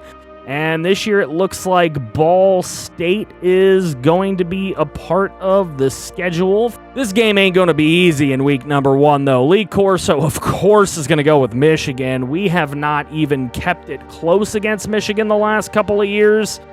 We'll see if we can do that this year. And as always, we will start on the road at the Big House, Michigan Stadium, against the defending national champion, Michigan Wolverines. Of course, Lee Corso is going to go with Michigan, as he should. They are 99 all over the place. That is the best team in the country right now, and they will kick it off to us first. Here's Calvin Mentor in the end zone, and the ball flies over his head as we start with the football from our own 20. Here goes Baza Beatson, and he will get across to the 29-yard line. A nice 9-yard carry. Really, really close to a first down. They mark him just shy, but he'll take the next carry, and that one will go near midfield for a first down. However, a flag on the play. And that one's going to hurt, as it is a clipping against our offensive line. The one called for the infraction is Calvin Mentor. So don't blame the offensive line. Scratch that. It is Calvin Mentor. Here's a throw up the middle, back to Mentor, and he will make up for it with an 18-yard grab and a first down. So Mentor doing some work in the middle of the football field. Here's a 2nd and 4. Klink making a couple changes at the line before he throws to Bruce Ski on a little curl route on the outside for a 9-yard reception. Here's a 3rd and 7. The give is to Baza Beats, and he does not make it to the first down marker. Good defense from the Wolverines. But on 4th and 5, here's a big risky go-for-it call, and Rigo Ramirez with his first catch of the day hangs on for an 8-yard grab and a first down. 4:07 to play in this first quarter. Klink under some pressure. He goes down. That is a star defensive end in your face. Chris Jenkins with a big sack. Here's a 2nd and 20, and again a jailbreak blitz. Jenkins was in on that one as well, but it's Kalel Mullings who's called for the sack there. 3rd and 29. Clank just going to heave one out there. Look at the catch from Jay Spy. He's got a more prominent role in this offense, and that 17-yard grab is going to set up this field goal attempt from Christian Klump, who has it up, and he doesn't have the leg to get it there. I don't know why they're highlighting freshman Dwayne Mitchell, but he isn't playing at the moment. 1st and 10, here goes Wolverines, and it is Edwards up the middle with a big 16-yard rush for Donovan Edwards in a 1st down. 2nd and 12, McCarthy dropping back to throw for the first time. He throws it underneath to Hibner, a star tight end, and Matthew Hibner, who makes a big grab there. But it still leaves a 3rd and 2 for the Wolverines offense, and Edwards up the middle, and he bowls over Kaz Cray, who can't make the tackle. A 7-yard run for Donovan Edwards and a 1st down. Michigan on the move. Here's McCarthy, going to give to Edwards again. He's obviously a main focus of this offense, and he picks up 9, leaving a 2nd and 1 for Michigan. 1:01 to go, 1st quarter, still scoreless. Here goes Edwards to the left-hand side, and he is not stopped as he stiff-arms 2 defenders, including Miles Burrow, who's a freshman All-American last year. And he picks up a 1st. Here's McCarthy on 2nd and 6. TNJ in his face with a big sack and a loss of 8. Look at TNJ, number 92, wearing the number of Michael Strahan and sacking like Michael Strahan. NMU and Michigan tied at 0 at the end of 1. We'll be back. And this scoreless game probably won't stay that way for long. Michigan on the move. McCarthy was supposed to throw the screen. He waits forever to do it. There's Hibner. Little tight end screen. And that'll pick up 3, but a big stop for the NMU defense. Michigan going to line up for this field goal. It is up and right through the uprights to give Michigan a 3-0 lead. But this is the national champs here. Blank throwing right-hand side. There's Rigo Ramirez breaking a tackle, and he is going to get it to a 4th and inches after a gain of 6. Are we going to look at another go-for-it situation here? NMU just playing with house money. They know nobody expects them to win, and Baza beats and easily picks up the 1st down with a 5-yard carry. Here in this 2nd quarter, gutsy play calls being made. Here's Klink on a 3rd and 5. He's going to look to throw to the outside to Christoph Hornsby, who holds on to that one. A 3-yard reception, but it leaves 4th and 2. Coach is going for it again, and this time Baza is slammed in the backfield. A 1-yard run, it's not enough. Here's McCarthy on an option play. McCarthy bobbing and weaving. TNJ chases him all the way from the other side. But he gains 19 and a 1st down. 3:22 to go in the half. Here's McCarthy up the middle to Dixon. That goes for a 1st down. Christian Dixon for a gain of 13 on the play. A 1st and goal for Michigan, and the throw to Hibner is complete for the touchdown. 10-yard touchdown reception from McCarthy to Hibner. McCarthy only has just over 30 yards in this game. 3 minutes to go in the half. Klink looking to lead the offense for their 1st scoring drive. There's Jace Fye breaking a couple of tackles, standing tough for a gain of 10. Here's 3rd and 7. Klink hit from behind. It is incomplete. Big pressure from the Wolverines. Here's a punt from Jacques Nitras. We don't call his name too often, but look at that punt inside the 30. All the way from deep inside his own territory. Here's J.J. McCarthy throwing right side. Jenkins, Cornelius Jenkins was trying to go for the pick. It didn't happen, and Andrell Anthony has a 34-yard gain. Under 1.5 to go in the 2nd quarter. Here's Logan up the middle, and there's a nice play for 11 yards. Robert Logan picks up another 1st down for this Wolverines offense. 1:13 to play in the 1st half. Here's McCarthy, left side. Hibner makes another big play. Another big focus of this offense. Now this offense starting to pass it a lot here in the 2nd quarter. 3rd and 3. McCarthy again. Another one. Hibner wide open. Hibner with 2 receiving touchdowns in this half. And McCarthy 8 of 10 with 2 scores. Here's Klink. Can he answer? Only 46 seconds in the half, and he's brought down. He has been under heavy pressure from Chris Jenkins all day. Here's Klink again, rolling to Jenkins' side, but this time he finds Lee Bowen, the freshman redshirt, making a 38-yard grab. Now Klink on 1st and 10, right side, Jace Fye again, another broken tackle. He's shifty. 8 seconds to go, 1 timeout left for NMU. Here's Klink throwing this one deep right side. It is tipped off the hands of Christoph Hornsby. 1 play left. Michigan defense fired up. 2 seconds and a half, a 3rd and 2. Klink's going to let it loose. Klink launches it to Jace Fye for a touchdown. I told you Fye has a more prominent role in this offense, and he's the target of a Hail Mary at the end of the half that brings Northern Michigan back to within 10. We'll be back for the second half. Michigan gets it first in this second half. And McCarthy looking to run with the football. McCarthy's going to take off. He's got a blocker in front of him, no less, and he is going to come down after a gain of 20 yards. Big play for McCarthy. Here's a 3rd and 8. McCarthy looking to throw. He's got a man wide open. It's Logan with the toe drag swag for 14. Second time we've called his name. Here's Edwards. Ooh, that was close, but big block. Springs Edwards for 14. Here's a 2nd and 9 for the Wolverines. Again, Edwards. Again, should have been a loss, but he picks up a bunch, and that time he gets 9. It's a 3rd and inches for these Michigan Wolverines. Big 3rd down play. McCarthy's going to throw for it. It is behind the line, but Dunlap is able to pick up an easy 7. Nobody was there. Now a 3rd and goal. Here's a toss out to Edwards. Nobody home. Touchdown. Van Guten gets to him, but it's too late. And Michigan extends the lead back out to 17. As we go to our first studio update of today's episode, it is Texas taking down Notre Dame in a battle of top 20 schools. Hudson Card with 3 touchdowns, 2 of them to his tight end. And we're back onto the field here with Northern Michigan's possession. Klink over to Calvin Mentor, and that is going to pick up 9.5, close to the 1st down marker. Here's a 3rd and 1 for NMU. It's Klink looking to throw. He's going to go across the middle, and that one's nearly intercepted by Nakai Hill-Green. Klink hasn't thrown an interception today, nor does he want to. 4th and 1. Baza Beatson. This 4th down offense has been crazy. Now, yes, they did fail 1 time, but for the most part, they've been really solid on 4th down. Here's a 1:58 to go in the 3rd quarter. He's got a man, and it's Mentor. 1st down and more, 25 yards. 3rd and 8 for NMU.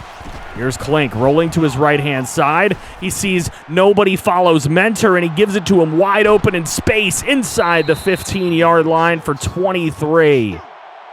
Now 2nd and 7. Here's Baza Beatson up the middle, and Baza will bowl over some defenders for a 10-yard touchdown run. And we're back within 10 points here in this game. Remember, this is the #1 team in the nation, the defending national champions. Here's McCarthy over to Edwards. Sav Rambo misses a tackle. Richard Lutz will finally bring Edwards down, but it's a gain of 14 and a 1st down. And that is going to take us to the end of the 3rd quarter. It's a 10-point game.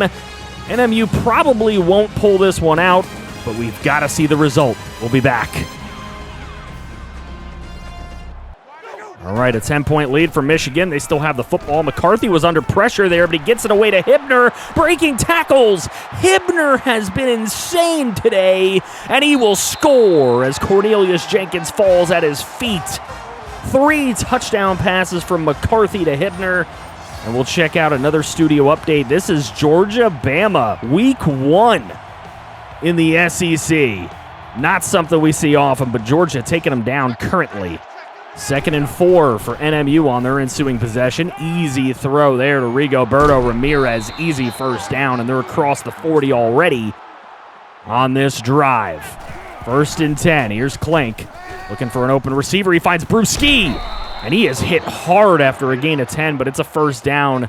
You'll give up your body for a 1st down. Here's 3rd and 10. On that next set of downs, Klink's got a wide open Lee Bowen, who's made a couple of catches today. Good to see the freshman redshirt getting involved. Now a 2nd and 5. Up the middle, it's Brewski again. floating over some bodies to pick up that first down. He's really getting the tough yards. 1st and 10, underneath. Klink going to Jace Phi.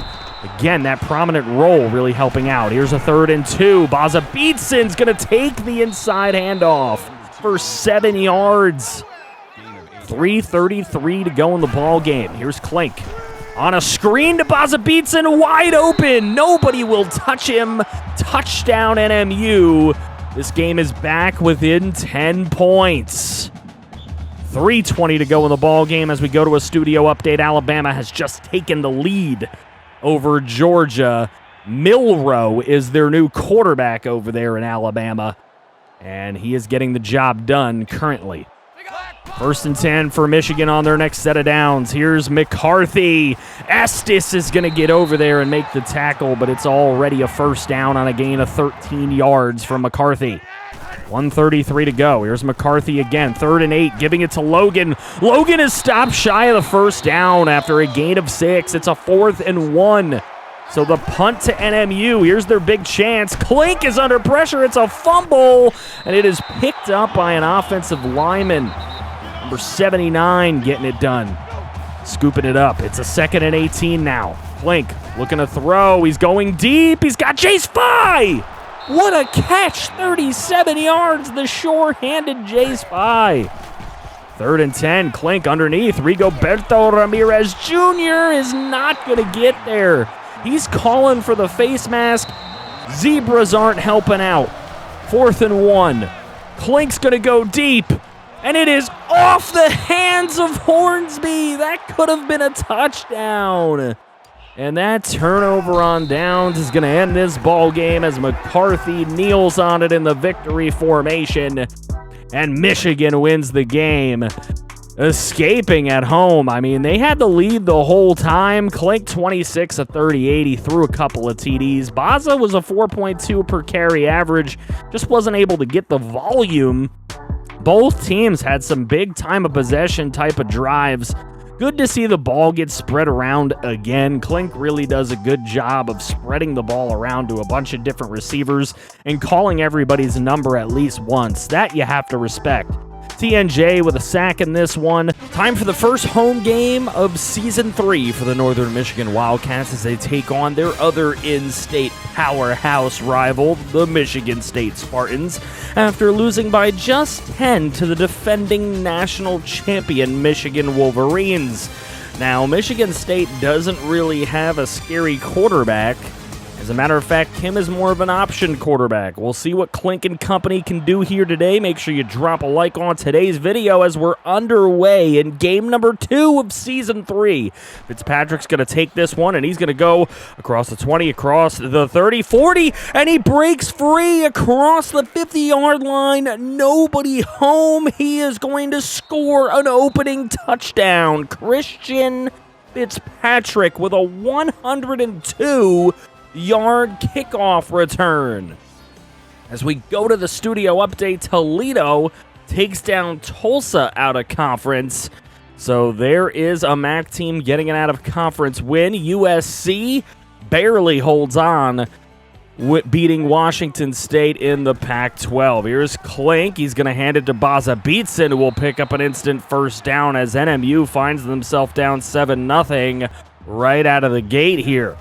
Klink going to hand it to Beatson again. Beatson's held up, and he's going to lose 6 yards. He's held up by his own offensive lineman. Not good. Here's Klink rolling on a 2nd and 16 now. He finds Brewski for a gain of 14 yards, setting up this 3rd and 2 for Baza Beatson to pick it up. So even with losing 6 yards on an earlier run, Baza Beatson helps pick up the first down. It's 2nd and 6. Klink going to take the snap, and he is rolling, and he throws it away, but unfortunately, he's in the tackle box. Big mistake from Klink, and it's a 3rd and 22. Here's a throw up the middle. He finds the freshman Lee Bowen, the freshman redshirt receiver, but it is not enough to pick up a first down. So here's Jacques Nitrus to kick it away inside the 10. What a punt from Jacques Nitrus. And that one is going to pin Michigan State in their own territory. Inside their own 5. Here's Kim. TNJ was in there quick. but he got the pass away to Todd Hayes for a gain of 7. 2nd and 3 for Michigan State, and they're going to run the football with Simmons. Simmons is going to take it to the left side. He bounced it way outside. He picks up a first down. He breaks a tackle from Cornelius Jenkins before finally be brought down. Now, next set of downs. It's a 3rd and 7, and it's incomplete across the middle. Noah Kim, like I said, is not much of a throwing quarterback, and that's going to get the ball back in the hands of the Wildcats. Here goes Baza Beatson with a run on first down. That's going to pick up 9. Really nice play on first down. Here's a 2nd and 1 for Klink, looking to throw. He's going to go really deep, but this is underthrown, and it is intercepted by Crump on the defense. Michigan State gets a huge turnover. It's an arm punt for Alejandro Klink. And Michigan State takes over 1st and 10. Here goes Kim. Like I said, an option quarterback, but he gets tackled on it. It's a negative 4-yard rush. Big defensive stop for NMU. Here's a 3rd and 10. Kim going to throw it again. Inaccurate under pressure. Kaz Cray there in the coverage, and NMU gets the ball back quickly. Here's a 2nd and 6. Here goes Baza. Beats it on a screen. Breaks a doesn't break a tackle, but he makes a man miss inside the 30 before finally being pushed out of bounds after a gain of 35. Klink now under heavy pressure goes down for a loss of 8. A lot of give and take in this game. Gains, then losses, then interceptions. Here's Klink rolling to his right. Looking to throw. He's got plenty of time, and he finds Jace Fye inside the 5. 28 yards. NMU on the move to tie, but right now down 7-0 as the first quarter comes to a close. We'll be back. And we're back to see Baza Beatson jump into the end zone for a touchdown 2-yard run. And Baza Beatson ties this ball game up for the Wildcats. 1 second into the second quarter. Now here's Kim, the option quarterback, getting it to Simmons. What a play. That is where Kim excels, or is supposed to excel. Hadn't been up until this point. Now a 2nd and 5, handoff to Simmons. Kaz and TNJ in on the tackle, but they can't bring him down shy of the sticks. And he picks up a first. Here goes Simmons again on the counter play. Breaks a tackle in the backfield, and he picks up 8 yards. Getting a lot more than what looks like is available is Simmons right now. 2nd and 2. There's a play fake, and there's a throw to Carr. Malik Carr, we remember him from last year, and he makes a nice play there for 10 yards. 4:58 to go in the half. Here goes Simmons running again. This time he won't break any tackles as he picks up a 7-yard run. And NMU's able to bring him down. Here goes Simmons again. Right side, though, off the toss. And he is at the 10-yard line. 82 running yards for Michigan State thus far, 86 for Simmons. Here's 3:58 to go in the half. Kim drops back to throw. Throws nearly intercepted. A.J. Williams, we could have really used a pick there. The freshman, the true freshman, couldn't pull it in. Here's the throw right side to Simmons. He's knocked out of bounds after a gain of 5. Now, you would think Michigan State would line up for a field goal, but they're going to go for it on 4th and 1. They give it to Curry, and he is stuffed. Spencer Curry cannot get there, and NMU now, good job on defense, but now they have the ball at their own 1. Baza Beatson going to pick up 7, try to get them out of there. Here's Klink on a 3rd and 3, and he's almost brought down for a safety, unfortunately. But he does get it away. Now a 4th and 3. This is a very dangerous call, but a surefire play to Calvin Mentor underneath. That was the plan all along. Send everybody deep. Go underneath to Calvin Mentor. And it works out on that play. Here's a 2nd and 7 with 2 minutes to go in the half. Klink gonna throw this one just in time to Lee Bowen, who breaks free. Lee Bowen into enemy territory with a 45-yard reception. What a grab. Now 2nd and 10. Klink gonna roll to his right-hand side now. Gonna throw this one short to Rigoberto Ramirez, who stiff arms a man into oblivion and gets pushed out of bounds for a first down. Coming up on a minute to play in the half. Klink going to Beatson out of the backfield. Beatson's brought down, but he's going to get the face mask call, and that's going to be an extra 15. The 15-yard face mask is going to pull him half the distance to the goal to the 7. Later on, Baza Beatson diving into the end zone for his 2nd touchdown of the game. And this time, it gives NMU a lead, their first of the day. 25 seconds to go in the first half. And Michigan State content to just give the ball to Simmons, who's hurdling to pick up a single yard.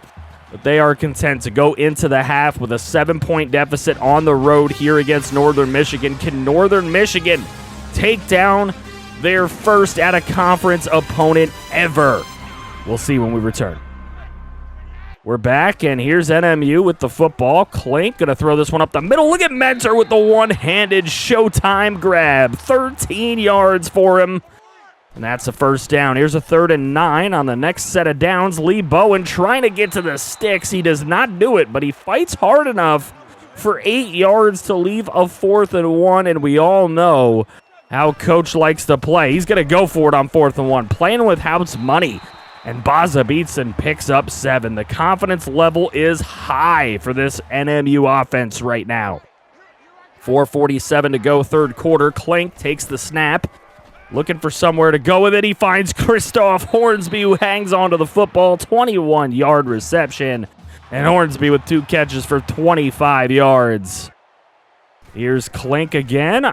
On the snap, going to throw this one deep down the middle. He was looking for Mentor, but it's intercepted. He finds Crump. The hands of Crump for the second interception for him on the day. And Kari Crump with 4 tackles and 2 picks. He's having a huge day today for Michigan State.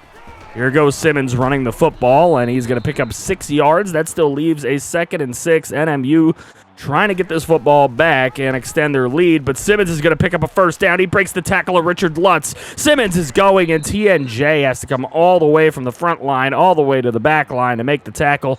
That's a 24-yard gain and 117 total for Simmons. He's going to increase that again as he heads right for Lutz and runs him right over into the end zone for a 40-yard touchdown. Nobody else was there. Lutz was the only one with a chance, and he couldn't make the tackle, and this ball game, just like that, is tied. Here's Klink on 1st and 10, goes underneath. Jace Fye breaking a tackle, picking up 7 yards. Fye has been a big part of the offense this season. That's only his 2nd grab of the day, though. Here's a 2nd and 3. There goes Baza Beatson up the middle, and that is going to go for a 9-yard first down. 14 all with 1:35 to go in the third. Beatson's going again, and he picks up 10, even though it's really about 9.5 because it leaves a 3rd and 1. Here's Klink. He's going to throw for it on 3rd and 1. He gets it over to Jace Fye. Pass was a little behind him, but Fye makes a great adjustment to make the play. We got a flag as well. It's going to be a clip on the offense, and that is coming back. Brewski called for the clip, and that'll make it 3rd and 8. So Klink going to throw again. He finds Mentor on the curl route, and Mentor picks up 14 before he's finally brought down. 37 yards total for him today. 37 seconds in the third. Baza Beatson's going to run this one for a gain of 6. That leaves a 2nd and 4. Here's Klink rolling to his right, looking for Rigo, and he can't hang on. That's going to leave a 3rd and 4. Big 3rd down here. Michigan State looking to get the stop, but they're not going to. Rigo gets that one, and he hauls it in and secures it for the first down. 31 yards for Rigo today. Ball, again, getting spread out nicely as it's tied, but Northern Michigan driving to take a lead on Michigan State. We'll be back after these messages. And we're back here, 14 all. Klink looking to throw, and he's going to throw that one away. It leaves a 4th and 4. Decisions. They're going to bring out Christian Klump for the field goal, and Klump is going to get it through the uprights, and good. NMU extends their lead, or gets a new lead, 17-14. Stanford is in trouble against Arizona State. These Pac-12 games starting early this year, and Stanford down 7 to the Sun Devils. Back onto our field. It's Michigan State with the football. Here's Kim. He's being forced to throw here now, and Savarambo just stops for a second. And that is going to allow Christian Fitzpatrick to catch a pass for a 13. Here's Kim again. He's going to throw it to Lockett Jr. And Terry Lockett Jr. for 14 yards and another first down. Kim excelling at the short passing game right now. 3rd and 7. He's going to do it again. Lockett Jr. breaks a tackle, but he is brought down. No gain. And that is a 4th down. Michigan State punts. Here goes Baza Beatson on a counter play. Baza Beatson, 1st down and more. A little speed running from Baza. That is rare. 101 yards for him with the 2 touchdowns. He has scored all NMU TDs. Here goes Klink to the right-hand side. He's going to run it himself. Klink did this a lot his freshman year, not so much his sophomore year, but there he is, a little slide. Klink again, going to throw right-hand side. He's got Jace 5. That's a 1st down as well. 10-yard gain. NMU driving to extend the lead, and this is big with 2:16 left. Here's Klink throwing up the middle. He's got Mentor. Mentor for the 1st down. 12-yard grab. 2:12 to play. Time is of the essence here for Michigan State. They have 1 timeout left. They've been calling them, but Klink finds a man wide open. It's Hornsby. 19 yards. Gets away. Separation from the coverage. They just could not stick with Christoph Hornsby. And it's a 10-point game. Here's Kim. On 1st and 10, he's going to launch one deep downfield. That's nearly intercepted by Cornelius Jenkins. 2nd and 10 now. TNJ with the sack. He gets Kim for a 7-yard loss. And it's a 3rd and 17. Kim sitting in his own end zone. That's dangerous. Malik Carr drops the football. Like I said, Kim not much of a passer, only 51 yards on the day. He's called upon on a 4th and 17. He does complete it to Christian Fitzpatrick, but it is nowhere near close to the marker, so the last-ditch effort from Michigan State is no good. Here goes Klink, scrambling a little bit. Get one back over to Rigo, who drops the football. And now it's a 3rd and 5 with 1:14 to play in the ball game. Klink's going to give it to Baza. Baza's not going to get there, and it is a 4th and 2. But NMU content here with 52 seconds to just pop through a chip shot field goal from Christian Klump.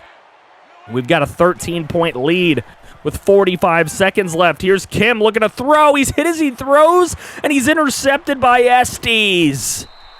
Flag on the play as well. We're going to have to check that. That's a personal foul. A face mask against Michigan State. So not only does Estes get the football, but further down the field we go. Turnovers now 2-1. Here's Baza Beatson running up the middle with just over 30 seconds left. 2nd and inches, he's going to go again. Baza Beatson gets the 1st down. It's 1st and goal. 9 seconds left. Klink's going to throw this, and Klink's going to get Lee Bowen in the end zone for a touchdown. 3-yard touchdown reception, and it's a 20-point game. Last chance for Michigan State. They're going to complete this to Fitzpatrick, who had a great game. As a matter of fact, he had one of the only 2 touchdowns, and it was a kickoff return. But there you go. That's a dub for the NMU Wildcats at a conference and against a Power 5 school. 120 yards, 2 touchdowns for Baza Beatson. Again, the spread of the football. Nobody more than 4 receptions. Almost everybody with 3 except for Bruce Ski. Just a really nice spread on the football. Everybody getting their own opportunities. TNJ with a sack on the day. A pick for Steve Estes, the freshman strong safety. Against number 21, the Maryland Terrapins. Of course, Lee Corso is going to go with them. They're a ranked team, silly goose. We should no doubt lose this game, but we'll see if we can maybe pull an upset at Maryland Stadium. The Northern Michigan Wildcats are ready to go, and I hope you are too. Drop a like on the video as Jacobs is going to take this one up the middle. Isaiah Jacobs for 9 yards. He's a big-time running back for them. They also have the Caleb Williams, that's right, of Oklahoma fame.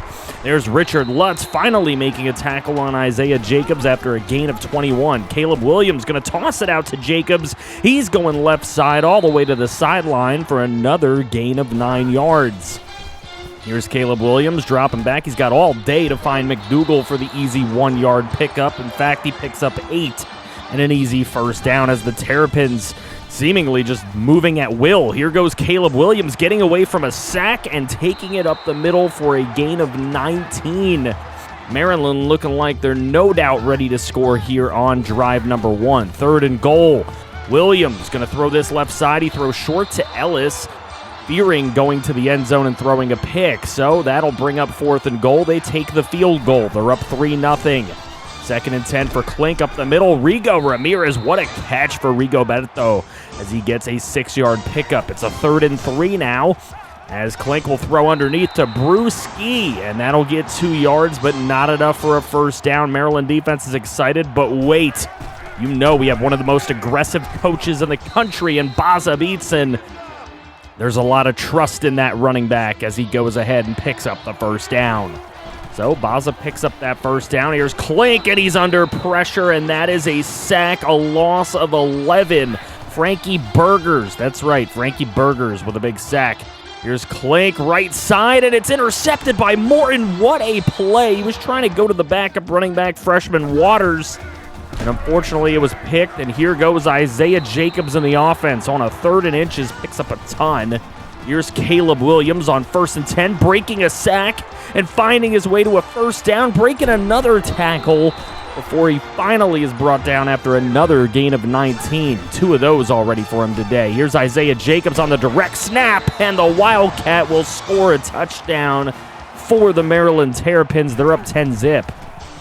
16 seconds to go, first quarter. Here's Klink looking for a big throw, and he finds Calvin Mentor for 22. Last play of the first quarter. Klink looking for another big play. He goes to Brewski for a gain of 17. 3rd and goal on the other side of the quarter break, and Baza Beatson is just slammed down for no gain. NMU going to settle for this field goal attempt, and it is absolutely yanked by Christian Klump. He misses. Maryland takes over. They're still up 10. Here's Caleb Williams on the option. He's going to take it himself, though. Estes can't make the tackle, and Caleb Williams will pick up 14. Big transfer in for Maryland as they get Caleb Williams, and he is really making a difference here today. That one's tipped at the line, however, and it'll lead to a 4th and 5. Good defense from PNJ. They take the field goal. They're up 13-zip. And Rigo Ramirez with a nice catch up the middle for a gain of 14 yards. So Klink looking for some more offense. This time going to hand it off to Baza Beatson. There's a nice play up the middle for 10 yards and a first down. Baza Beatson doing his part early on in this game. There's a throw. Rigo is getting open on this defense. He has got to be the catalyst for the offense. 24 yards that time. A 1st and 10, a rollout for Klink. Throwing to Brewski. What a play. Nice extension of the hands, and Baza Beatson will finish the drive with a 2-yard touchdown run. NMU's got themselves back in the ball game with just 1:42 to go in the half. 3rd and 8 now for Maryland's next possession. Here's Caleb Williams, have it all day to throw up the middle, and it is knocked away. As a matter of fact, I believe that was dropped by his intended target. So the punt, and now NMU has a chance maybe to take the lead before the half. Here goes Klink, rolling to the right, and he's intercepted. King cuts that one off. It looked like he was going to get it away to Jay Spy, and unfortunately, that is not going to happen. So a 13-7 lead, and it's Jacobs out of the backfield now, showing he can do it in the receiving game and the running game. There's a 15-yard catch, and Maryland continues to be on the move. 45 seconds now in the half. Caleb Williams, that's dropped again. I believe that's the same guy. Just continuously dropping passes. Shades of Christoph Hornsby. Here's a long field goal, and that one's right down Broadway as the Terrapins will go into the half with a 16-7 lead. We've reached our first commercial break. We'll be back right after this. We're back on a 3rd and 5 here in the third quarter. Klink rolling to his right, throwing to his left, and unfortunately cannot complete it. Devin King in some good coverage here today. 3rd and 1 now for Maryland as they take over. There's a short little throw to Dyches, and Dyches is going to pick up a first down and more. 10-yard reception for Corey Dyches, and Maryland keeps it on the move. 2nd and 6. There goes Isaiah Jacobs, and he will pick up 7. Exactly what is needed to get past the sticks. He's got 109 yards already, and he's going to keep running. Here's another one on 1st and 10, and that is an instant first down after a gain of 11 yards. Maryland continuing to move the chains here. The only thing keeping NMU in this game is holding to field goals. Let's see if they can keep doing that as Boone takes the screen, and he is stopped after a gain of 7. It's a 4th and 6, and the Terrapins will take another field goal. 19-7 lead for them. Klink up the middle to Lee Bowe, and he drops the football. That's a fumble. And that is a turnover, unfortunately, for NMU right away in their own territory. But wait, we take another look at this, and his knee was down already. So NMU continues with the football. Klink is going to go down. He's sacked for a loss of 8. A big play on defense makes it a 3rd and 18. Here's Klink under pressure again, but he gets it away to Calvin Mentor for a gain of 23. That'll leave a 3rd and 3 here later on. Rigo Ramirez, the steady Eddie player on this offense, 9-yard reception, and he gets a first down. Baza beats it up the middle, and he sneaks through the defense for a 9-yard touchdown run. NMU finds themselves back in the ball game because they give up field goals and they score TDs. Here's Jacobs running the football on the ground, and that is near midfield with a first down and another gain of 15 on the day. He's got a few of those. There's a play fake. Caleb Williams up the middle, and he finds David Ellis for 12 yards and a first down. Maryland on the move again. Can't give up a touchdown here, though. Caleb Williams, left side. Fleming Jr. with the catch. First time we call his name, Marcus Fleming Jr., a gain of 21. Here's a toss to Jacobs. Jacobs takes it right side. He breaks a tackle. Continues inside the 10, just running over this defense. Tough run for Jacobs, an 18-yarder. And that gives the Terps a 12-point lead. Here's Klink rolling to his right, looking for a deep one down the middle. He finds Calvin Mentor. What a play and what a hang-on by Calvin Mentor. Here's Baza Beatson taking the counter play, and he'll go up the middle for a first down as well. And NMU moving the football well here early on this drive. Klink looking to throw again, and that one's cut off again. It's King. He is having an amazing day out in that secondary. And King gets the better of Klink again later on. That would lead to Boone running this one in from 9 yards out to extend that Terps lead 33-14. Last-ditch effort for the NMU Wildcats, and Klink is picked off again. That one's Coley Jr., really close to throwing it to King again. Isaiah Jacobs has a huge day. Playing 264, but he threw 4 picks today. Baza beats an 81 yards, 2 touchdowns. Unfortunately, playing from behind the entire time. He can't just run the ball all day long, or you'll never catch up. Estes had a good day with 9 tackles. TNJ, of course, had a big sack on the day, but that is about all for the defense. We take a loss, and now Maryland has moved up to number 19 in the country. Oklahoma kills an FCS school. Ohio State beats Northwestern barely. California over USC. Miami over Notre Dame. Miami's been a top team in the country. Got to watch out for them. And Georgia over A&M. Well, we lose our out-of-conference game. Akron wins one out-of-conference against Kansas State. CMU loses out-of-conference as well.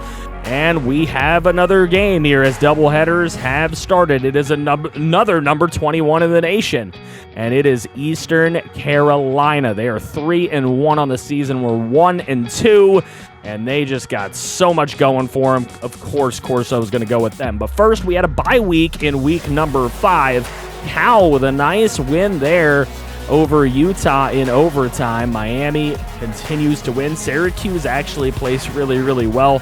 Kind of surprising in this series. Northern Illinois is now ranked in our conference, so we're going to have to watch out when we get to them.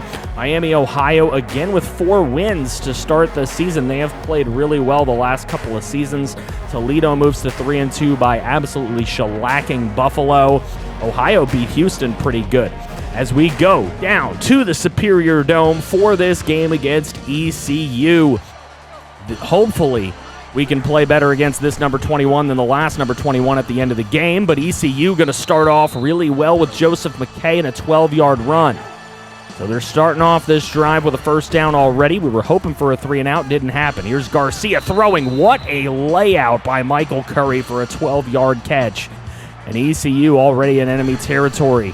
We're not even a minute into the game. There's a hit on Garcia, and it's picked off. Cornelius Jenkins makes an athletic play and gets the ball for NMU. So our first possession, a 1st and 5 after a penalty on the defense. Baza beats him, picks up 7 yards and a first down. Way to move us along, Baza. 1st and 10. Here's Klink rolling to his right, looking for a play downfield to Rigo. What a grab, and Rigo carries a man on his back all the way out of bounds. Here's a 2nd and 6. Looking to throw right side. Rigo easily picks it up with a gain of 8. So Rigo getting us down low here. 3rd and goal. Throwing to the end zone. Nearly intercepted. That one was intended for Rigo, but it was just too slow of a pass. Defender able to get in front. 4th and goal. We're going to go for it. Baza is stopped at the 1. 3-yard run, just not enough. And now ECU takes over. McKay's going left side, and he is brought down by Kaz Cray in the end zone. That's a safety. We have not seen one of those in this series thus far, and there's the first one. 2-0 NMU. What a way to start. Calvin Mentor, nice little curl route, 11-yard pickup. 3rd and 1 on the next set of downs. There goes Baza Beats, and he's going to pick up that and more. Nice 9-yard carry for Baza. It's a 1st and 10. Here's Clank on 1st and 10. Rigo, a big down and out play, 12-yard reception, and we are down low again for Baza Beatson to run it up the middle. This time it is successful. He is not stopped at the 1. 3-yard touchdown run. It's 9-0 NMU. Here's a 2nd and inches for Garcia. Taking a while to launch this one downfield. Williams can't make the play down there, and A.J. Williams is run over by Taji Hudson for 64 yards. And ECU's back in the ball game. Here's Jace Fye. Nice little curl route by Jace Fye for 12 yards and a 1st down for NMU. Moving the chains already on this possession. Here's Clink, rolling to the right. He finds Lee Bowen, who was heading on a down and out for 13 yards. That was a tight little squeeze by Clink. He loves to gunsling. Here's Clink again. He's going to run up the middle, and he's going to lose the football, and that is picked up by Ford. ECU gets the ball on a turnover. You don't want to be turning it over. We saw what happened the last time we turned over a bunch of times against a ranked team just a game ago. Here's McKay up the middle on a 3rd and 1. He picks up 4. And he's got ECU rolling. The Pirate is out there doing a couple dances. Here's Garcia. He is under pressure, and he is brought down. Williams, nice play from the corner position to bring down Mason Garcia and leave a 3rd and 16. Ooh, nice little slide to get away, but unfortunately that is too short of a pass to Taji Hudson to get to the sticks. It would lead to a punt. 3:14 to go in the first half. It's a 3rd and 3 for NMU. Here's Clink underneath. Brewski drops the football. Footsteps and hits and just jarred loose. Here's a 4th and 3 now. Of course, the most aggressive coach in the country is going to go for it with his number 1 running back. Baza Beatson for 22. Wants to put more points up on the board before this goes into the half. Here's Clink underneath. Mentor, nice play after the catch. Always a really nice play after the catch. One of the best yak receivers on the team. Here's Clink to the end zone to Mentor, and he proves he can make the tough catches as well, as he makes that one with a man on his back for a 3-yard TD. NMU extends their lead back to 9. Here's McKay running on the ground on 3rd and 2, and he picks up a bunch into enemy territory, a 20-yard play. Here's a 3rd and 3, a little screen. McKay is going to get this one, and he is going to not get to the 1st down. It looked like he might have. Here's a long field goal attempt before the half. It is through the back of the end zone, way no good, and it is a 9-point lead for NMU at the half. We've reached another commercial break. We'll be back. We're back for the 3rd quarter, and NMU with the ball again. Here's Baza Beatson up the middle on a 2nd and 4, picking up 6. Seemingly always there when you need him. Here's a 3rd and 6 for Clink. Underneath throw. Pierce. There's Nick Pierce. That is not a name we hear very often. Very new receiver in the lineup. Here's a 4th and 3 up the middle, though, and Lee Bowen drops the football. He had it wide open, the freshman redshirt. Not coming up big when we need him. 3rd and 12. There's a drop on ECU's part. That'll lead to a 4th and 12 and a punt. So, tight, contested game here. 2nd and 7 up the middle. It's Calvin Mentor, and he's going to take it in enemy territory after a gain of 25. Now running with it is Baza Beatson on a 1st and 10, and Baza taking it deeper into enemy territory. He's running really well today. They're going to give it to him again on a 2nd and 10, and he picks up 14. NMU killing it on this drive right now, looking to extend their lead once again. Clink up the middle. It's Brewski taking it to the 3. 20-yard play and a 1st and goal. Here's Clink going for the little screen to Baza. He's going to find his way through the defense. 23-yard touchdown play for Baza Beatson. Klink's having a really good game. 23-7 now. Here's Rose on a little wide receiver screen, and he is tough to bring down. Ray Rose picks up 3, and ECU moves the chains. They need to move the chains a lot more, see if they can. Garcia gets it over to Robertson. There they go, into enemy territory finally. ECU's had some struggles moving the football today. Here's a 3rd and 6, and Garcia trying to run for it, and he is brought down. So they're going to go for it here on 4th and 5. With 6:14 to play in the ball game, and Garcia goes underneath to Hudson, and that is not going to move the chains. A turnover on downs. NMU takes over. And the Wildcats looking to extend this lead again. Look at this layout by Hornsby. He was so wide open. If he dropped that, he would have rode home by himself. And think about what he just did. Here's Klink. There's the throw, and that is dropped. He had another one. Lee Bowen just out here dropping a bunch of passes. So unfortunately, there's another field goal, and it'll make it 26-7. There's a big play down the right side for Tajee Hudson. He has been their #1 target all day. He continues to be. Here's a 3rd and 10. Garcia, right side. He's got Curry for a gain of 7. Now a 4th and 2, and Archer's going to take it up the middle, get inside the 5 with a gain of 8, and keep ECU alive. There's Archer for the touchdown, and ECU gets their 2nd touchdown of the day. It took a long time to get it, but they're back within 12. It is not out of reach. Here's Christoph Hornsby with a play, and a 7-yard play to get them across the sticks. 2nd and 4. Klink, a little play fake there.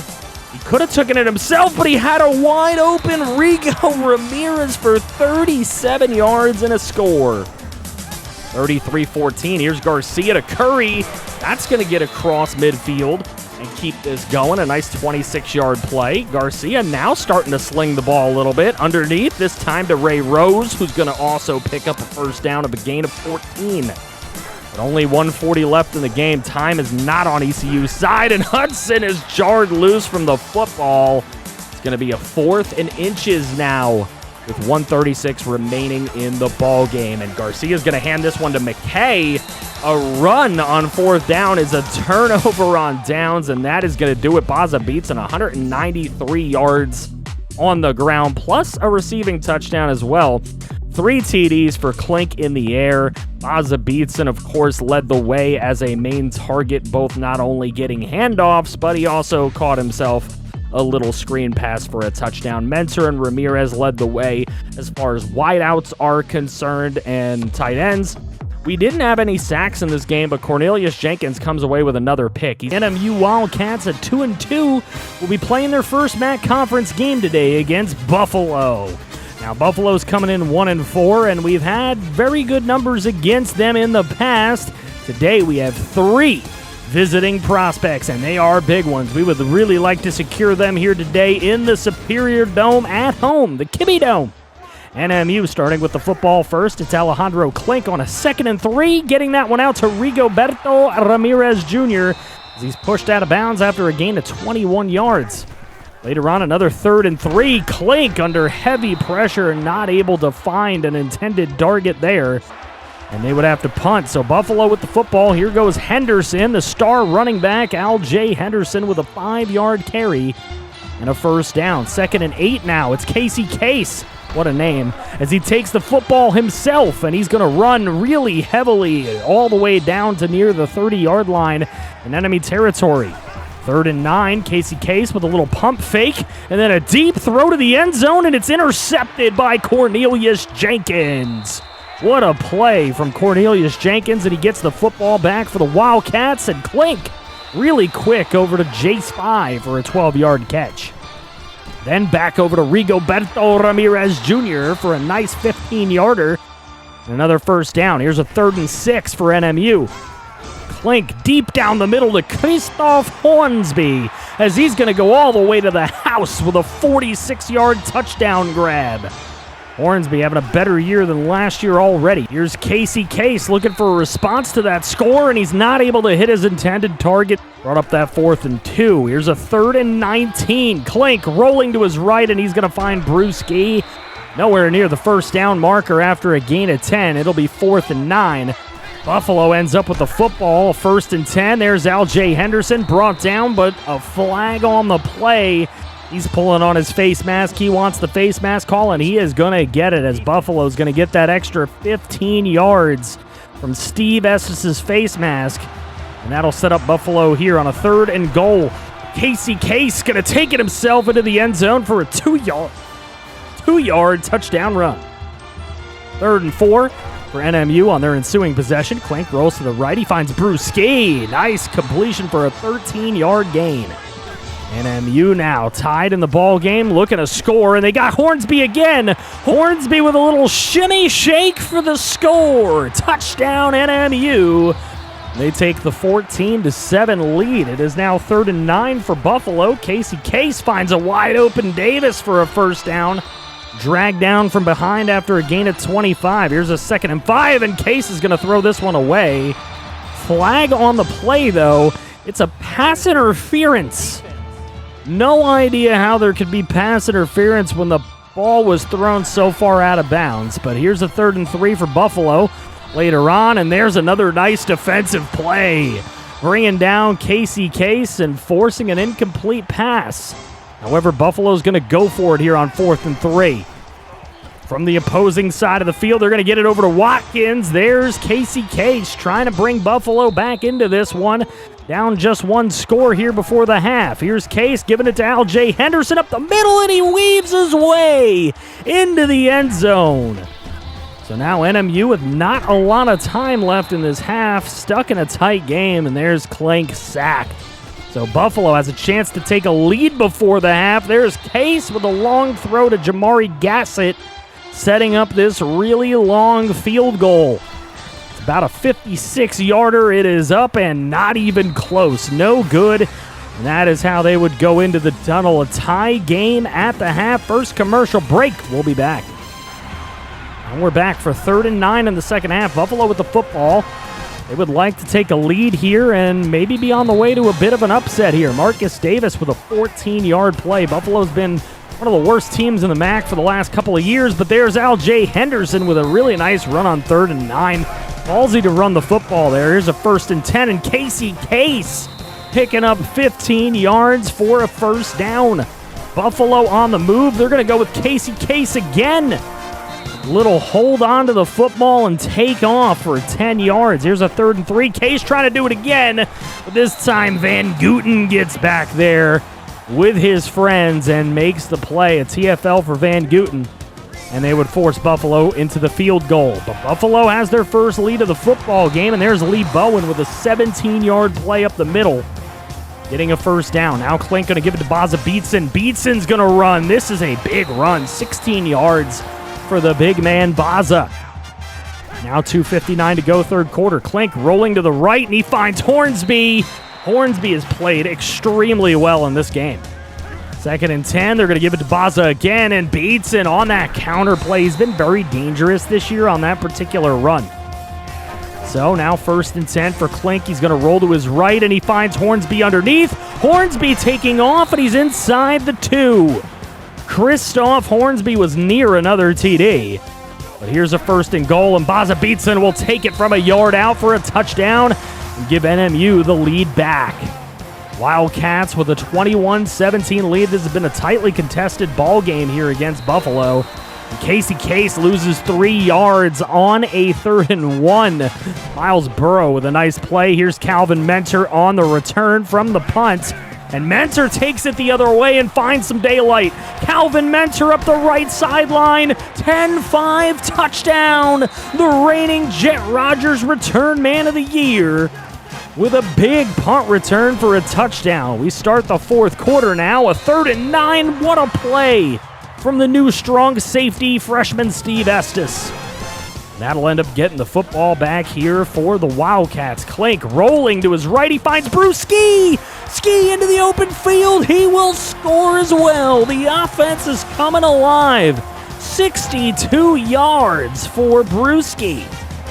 And NMU opens up a 35-17 lead with 21 unanswered. And there's another TFL on 3rd down. Miles Burrow with 5 of those on the day.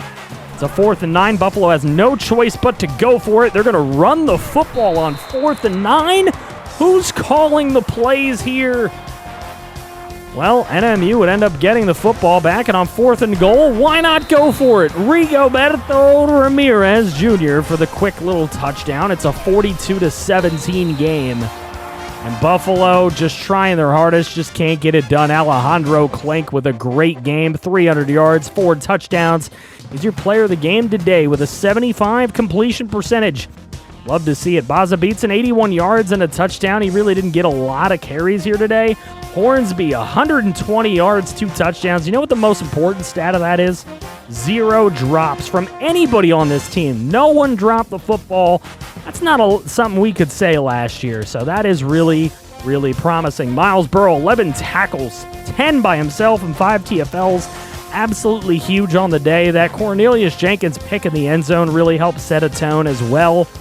Big, big win for this Buffalo squad. So you take a look here. UNLV absolutely killed Boise State. That's kind of weird. Not something you really see often. Vanderbilt beats Florida. Notre Dame continuing to win. Florida State beats Miami in a top 5 matchup. Over in our conference, Kent State loses out of conference. Bowling Green loses out of conference. An overtime game between WMU and Ohio. And EMU loses again, and that is our next team here in this episode, as we'll be taking on EMU on the road. So 3-2 NMU against 1-5 EMU. Now, they may be 1-5, we may have an advantage, but if you remember, way back when, our first season, Darius Boone Jr. just absolutely kicked our behinds. 129 yards and 2 touchdowns en route to EMU winning. And then last year, really when we thought we had a great chance to beat this team, EMU in a tie game got down and kicked the game-winning field goal. And TJ Peavy had 2 picks in that game. So we cannot underestimate EMU. Here's May. He's going to take it to the right side, and he is going to go all the way inside the 30, 20, 10, 5 touchdown, and the quarterback, Baron May, with a 65-yard touchdown run. Told you, we cannot underestimate this team. Here goes Baza Beatson on a 3rd and 3. He sets up a 1st and goal. What can we do here? 1st and goal. Clink going to roll to the right. He's going to get it to Lee Bowen for a 4-yard touchdown. That's huge as it ties the football game here as time is ticking in this first quarter. Aaron May is hit as he throws. He's 2 for 4 for 2 yards at this point. That long touchdown run kept EMU in it for this long. Here's a quick little throw. Lee Bowen, nice change of direction. He picks up the 1st down. Clink then on a 2nd and 11, throwing deep downfield. Brewski. These receivers are flying all over the field this year, and I love to see it. I hope you guys do too. Into the second quarter we go on a 3rd and 8. Clink throwing right side. It's nearly intercepted by David Carter Jr. So NMU going to have to settle for 3. It's a 10-7 ball game as Christian Klump hit the field goal. Here goes Baron May again. Baron May downfield. Baron May into enemy territory with a 25-yard run.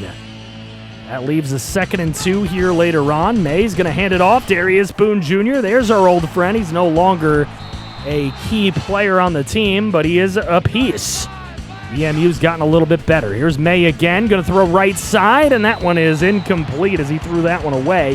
And that would lead to a 4th and 18. So NMU gets the football back, and Clink does throw an interception that time on the comeback route. He was trying to hit Brewski, but it's picked off, and it is turned over and back in the hands of Eastern Michigan. 3rd and goal here. Like I said, you can never count this team out. Here's Baron May. That one's incomplete. Sav Rambo in coverage. And they would kick the field goal to tie. Ensuing kickoff with 3:41 to go in the half. Here's Calvin Mentor taking it across the 20. Some good blocks. He gets across the 30, 40, across midfield, inside the 20-yard line, and he will score. The Jet Rogers Award winner last year now has a punt return and a kick return here in back-to-back games. There's Darius Boone. And he's going to take this run on 2nd and 1 and pick up 12 for Eastern Michigan. They're behind 7. Here's Boone again. They know that Boone works against us, but not on a 3rd and 13, guys. 4th and 9, so we go into the half at 17-10. Northern over Eastern at the moment. We'll be back. And we're back. Opening kickoff of the second half. Mentor's back there. They better watch out. Here's Calvin Mentor. You better watch out. Down the right sideline. Across midfield and inside the 20. 10-5 touchdown. Calvin Mentor. That's a guy you really got to watch out for. He is burning this year. 3rd and 6. Here goes Boone. They're going to run it again on 3rd down. A lot of 3rd down runs for Eastern Michigan. Bold strategy, as our run defense has improved greatly over these last couple of seasons. Here's Mentor again on another punt return. Mentor goes left side. He's going to bob and weave inside the 30 before finally being knocked out of bounds. Big return on the punt, and that's going to set this up. Here's a big throw to Rigo Ramirez inside the 5 before he's pushed out of bounds. And this 1st and goal easily connected for Baza Beatson to pick up a 2-yard rushing touchdown, and NMU is now opened up. Again, 21 unanswered points just like last game. There's Gent Joseph losing 3 yards. They decide not to go with Boone, and they're going to have to punt again. Here's Klink looking to throw. He finds Jace Fye. Nice little moves. The agility from Jace Fye on that play. He's going to later on set up this 3rd and 3. Klink throwing, end zone. Hornsby gets his feet down. 11-yard touchdown play. What a toe drag swag from Christoph Hornsby, and now it's a 38-10 lead. And Eastern Michigan does not know what hit him this quarter. It was such a close game at the half. It is not anymore. Here goes Hornsby down to the 21-yard line with a gain of 11. That's going to set up a 1st and 10. Here's Klink looking for a deep one. Hits Hornsby in the hands, but he dropped it. Could have been another touchdown. That was right in the breadbasket. But on a 2nd and 10, Klink going to throw this one to Hornsby anyways for a 1st down. 12-yard pickup. Hornsby has been huge in these last couple of games. 1st and goal. There goes Baza breaking the tackle and into the end zone. Another 2-yard touchdown run. Picking up those short yards. He is eating it. 3rd and 5. Here's Baron May looking across the middle. He finds Gent Joseph. And Gent Joseph looking to break Richard Lutz's tackle, but he's not able to. But he does pick up 20 yards. Here's Baron May, and he's coming down. TNJ got his hands on him, and he ripped him to the ground. 3rd and 16. Here's EMU, and Baron May looking on a 3rd and 16. He finds a wide-open Getzinger Jr. He was a big part of last year's game for EMU. Now on 3rd and 3, they're going to give it to Boone. Boone finds a way to cut back and pick up 4 and get that 1st down. Now it's 45-10. And it's a 3rd and 14. May over to Getzinger Jr. up the middle. 1st down. 17 yards. EMU really trying to push here and pick up a score. Here's May. Looking to throw across the middle. He finds Mitchell the 3rd, and he is going to pick up the 1st down at least. It's going to give EMU another set of downs here on 2nd and goal. Throwing right side. Gent Joseph jumping up to make the grab. It's a 3-yard touchdown. And Eastern Michigan going to try the onside kick here. And it is going to go right into the hands of Christoph Hornsby, who's able to hang on to it and get the ball for his Wildcats. 3rd and inches. Baza Beatson on the counter. Picking up 7.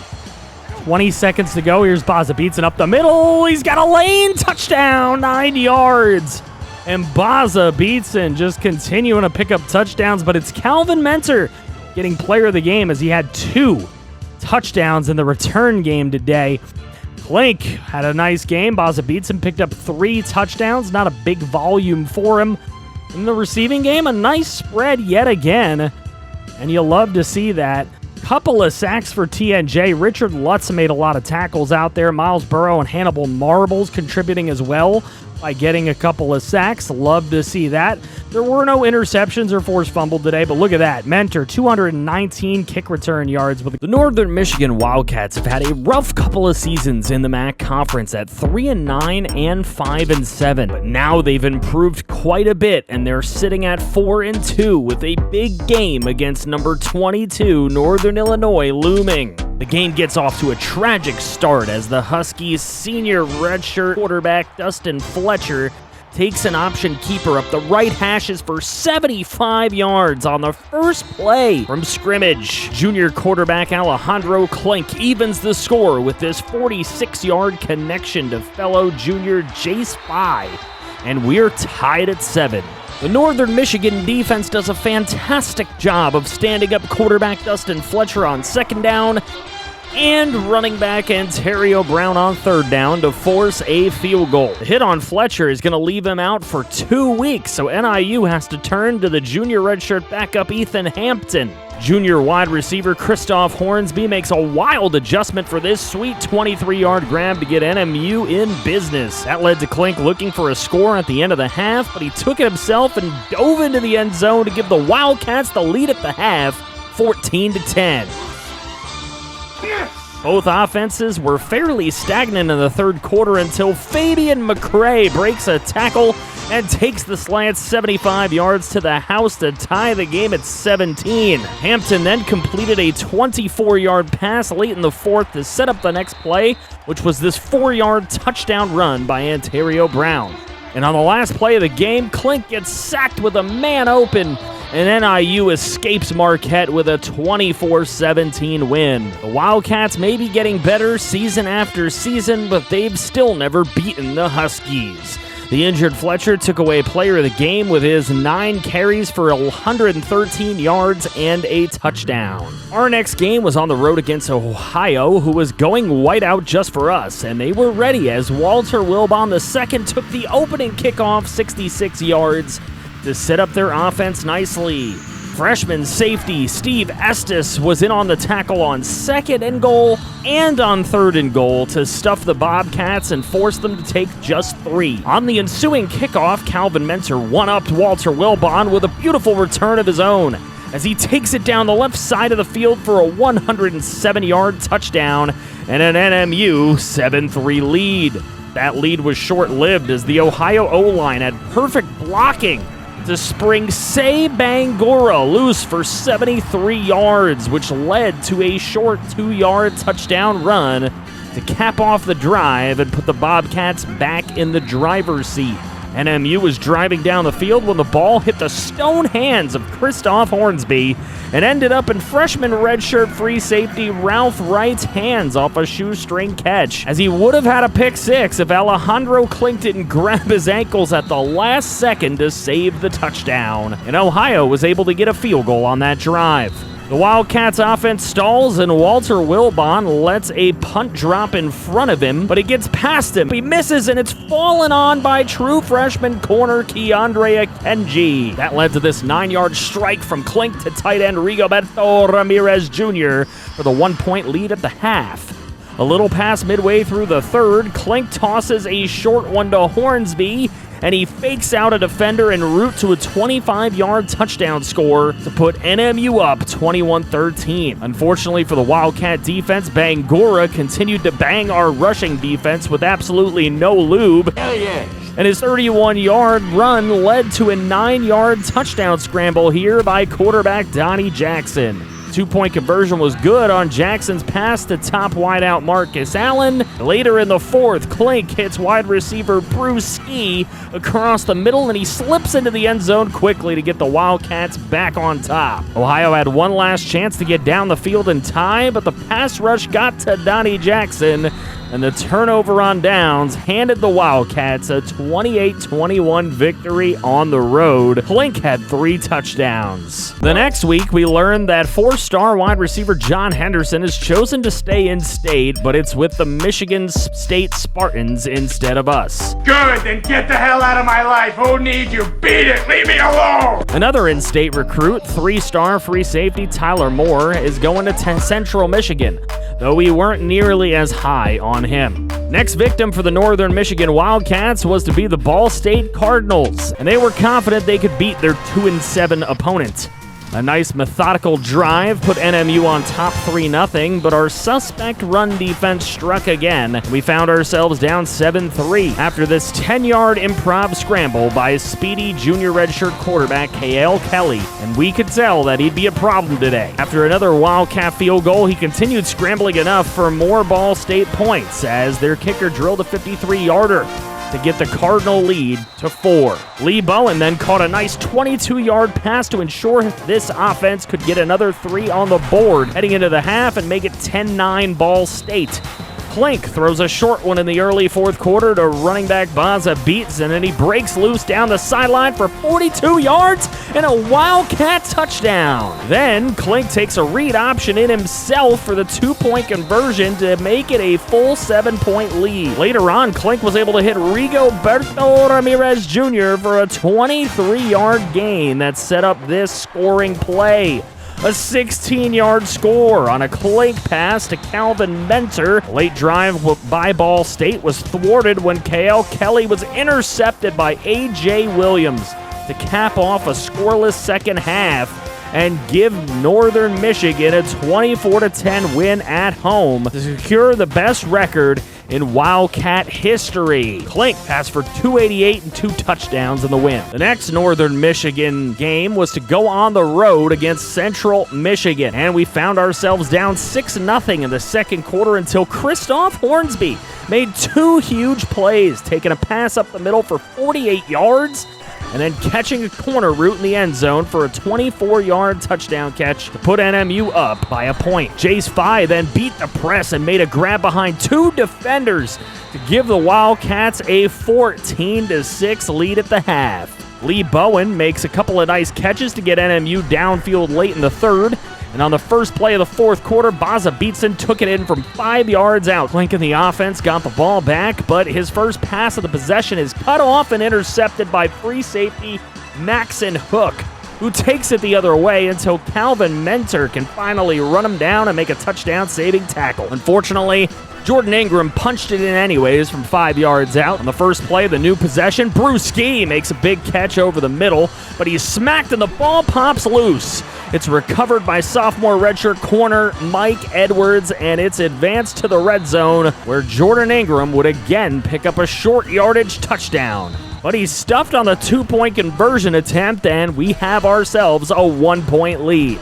Klink and our receivers were on fire rolling down the field to set up the game-winning field goal for kicker Christian Klump, and he nails it for NMU's first ever win over Central Michigan, 24-22, as Klink gets the player of the game with over 300 passing yards, 2 touchdowns, and 74% completions. Last season, a win over number 25 Akron was the first-ranked win in NMU history. This year, they're 9-1 and the number 12 team in the nation. Their senior redshirt quarterback Zach Gibson is on absolute fire. It was a snowy day in Akron, and their defense came to play with 2 huge sacks of Alejandro Klink, resulting in an early safety. The onslaught wasn't done, as the next Wildcat drive is ended by this strip sack and recovery by junior redshirt defensive end Janier Wade for 40 yards into enemy territory. Later in the half, Klink trying to make a play, but he's picked off by the junior redshirt free safety DeMarco Johnson.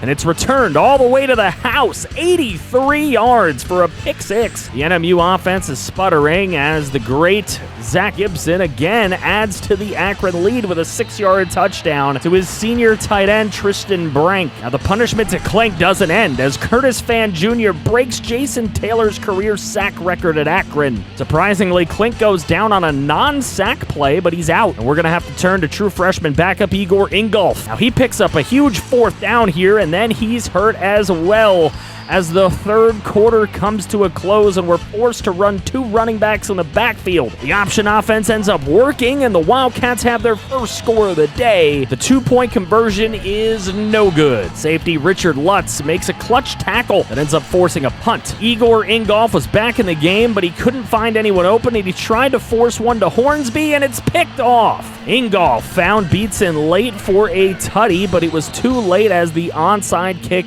ends up failing, and Akron sneaks away with a 19-13 win to go to 10-1. They send NMU to 7-4. We then learn that 2-star guard from East Grand Rapids, Michigan is committing to Bowling Green over us, so another prospect loss. Horse shit! But we can't worry about that. It's time for the final game of the regular season against our rivals, the Western Michigan Broncos, whom we've beaten each of our first 2 seasons in existence. And what do you know? It's another snow game. Western Michigan gets it first, and they roll down the field methodically, with Thomas punching it in from a yard out to give him a 7-0 lead. It was time for the Wildcats. Klink puts the ball on the ground for senior right end Elijah Hawk. Thomas then runs 3 straight times, including his second 1-yard touchdown of the day. Klink threw a bad pick, and Western Michigan quarterback Jack Sayopik was sacked on 3rd down to get us the football back anyway. Then the real Klink stood up and threw not 1, not 2, not 3, but 4 10-plus yard completions to lead to a 3-yard short touchdown pass to Lee Bowen. In the second half, Rigoberto Ramirez grabs a 31-yarder, and it's looking good for NMU until Klink throws yet another interception to cause more fan depression. The defense made a stop, but Klink was, you guessed it, intercepted again. The Broncos went on another nice drive, and Sayopik threw a 6-yard touchdown to tight end Mitch Bartold. It was looking grim, but Klink started connecting with Jace Fye down the field, and Baza Beatson capped that drive off with a 3-yard touchdown. Then we kicked it deep, and we used our timeouts to get the ball back, but with not much time, Klink couldn't connect on a downfield pass, and our Wildcats had lost the first game ever to their main rival. No! God, please, no! No! Western Michigan wins at 21-14, and Tremaine Thomas had 21 carries for 98 yards and 2 scores. We were in the middle of the pack in the MAC Conference this year, but it was good enough to get the first bowl bid in Northern Michigan history. We were set to play Appalachian State in the Citrus Bowl. Let's go! Alejandro Klink hits Rigoberto Ramirez and Christoph Hornsby for consecutive 20-plus yard connections, and Baza Beatson finishes the drive with a 2-yard touchdown run. A couple of straight sacks of App State quarterback DC Tabscott leads to a punt, and a clock-eating drive led to Baza getting another touchdown in the second quarter for a 2-score advantage. However, Tabscott answered with this sick 27-yard touchdown run to cut the lead in half and bring App State back into the ballgame. On the ensuing NMU possession, Klink hits Lee Bowen for 17, and then Rigoberto Ramirez for a big 23-yard pass to set up Igor Ingolf subbing in to score. The second half didn't feature much scoring, as a short 2-yard Baza Beatson run made it a 21-point lead for Northern Michigan. It did feature a boatload of sacks on DC Tabscott, as he was sacked a total of 8 times in the ballgame. Northern Michigan wins 28-7 and takes their first bowl win home. Baza Beatson had 3 touchdowns, and TNJ had 5 sacks. Notable games for the rest of bowl season include Air Force taking down a ranked Northern Illinois team 42-41, FIU taking down the MAC runners-up in Toledo by 17, Ohio wins the Gasparilla Bowl over UCF 34-21, Wisconsin won the Quick Lane Bowl over ranked MAC champion Akron 41-27, Bowling Green wins the Independence Bowl over UTSA by 4, and it made the MAC 3-3 in bowl appearances this season. The Peach Bowl was Vandy over Florida State 30-21. The Rose Bowl, Arkansas beat Notre Dame 28-17. Gator Bowl was Kentucky taking out Syracuse by 10. Fiesta Bowl saw Florida beat up UNLV 42-23. UNC takes down USC 28-17 in the Orange Bowl. And the defending champs, Michigan, takes down Texas in the Sugar Bowl 30-24. Washington slammed the Miami Hurricanes in the national championship this year 44-16. First team all-conference saw right end DTNJ and middle linebacker Kaz Cray on the list,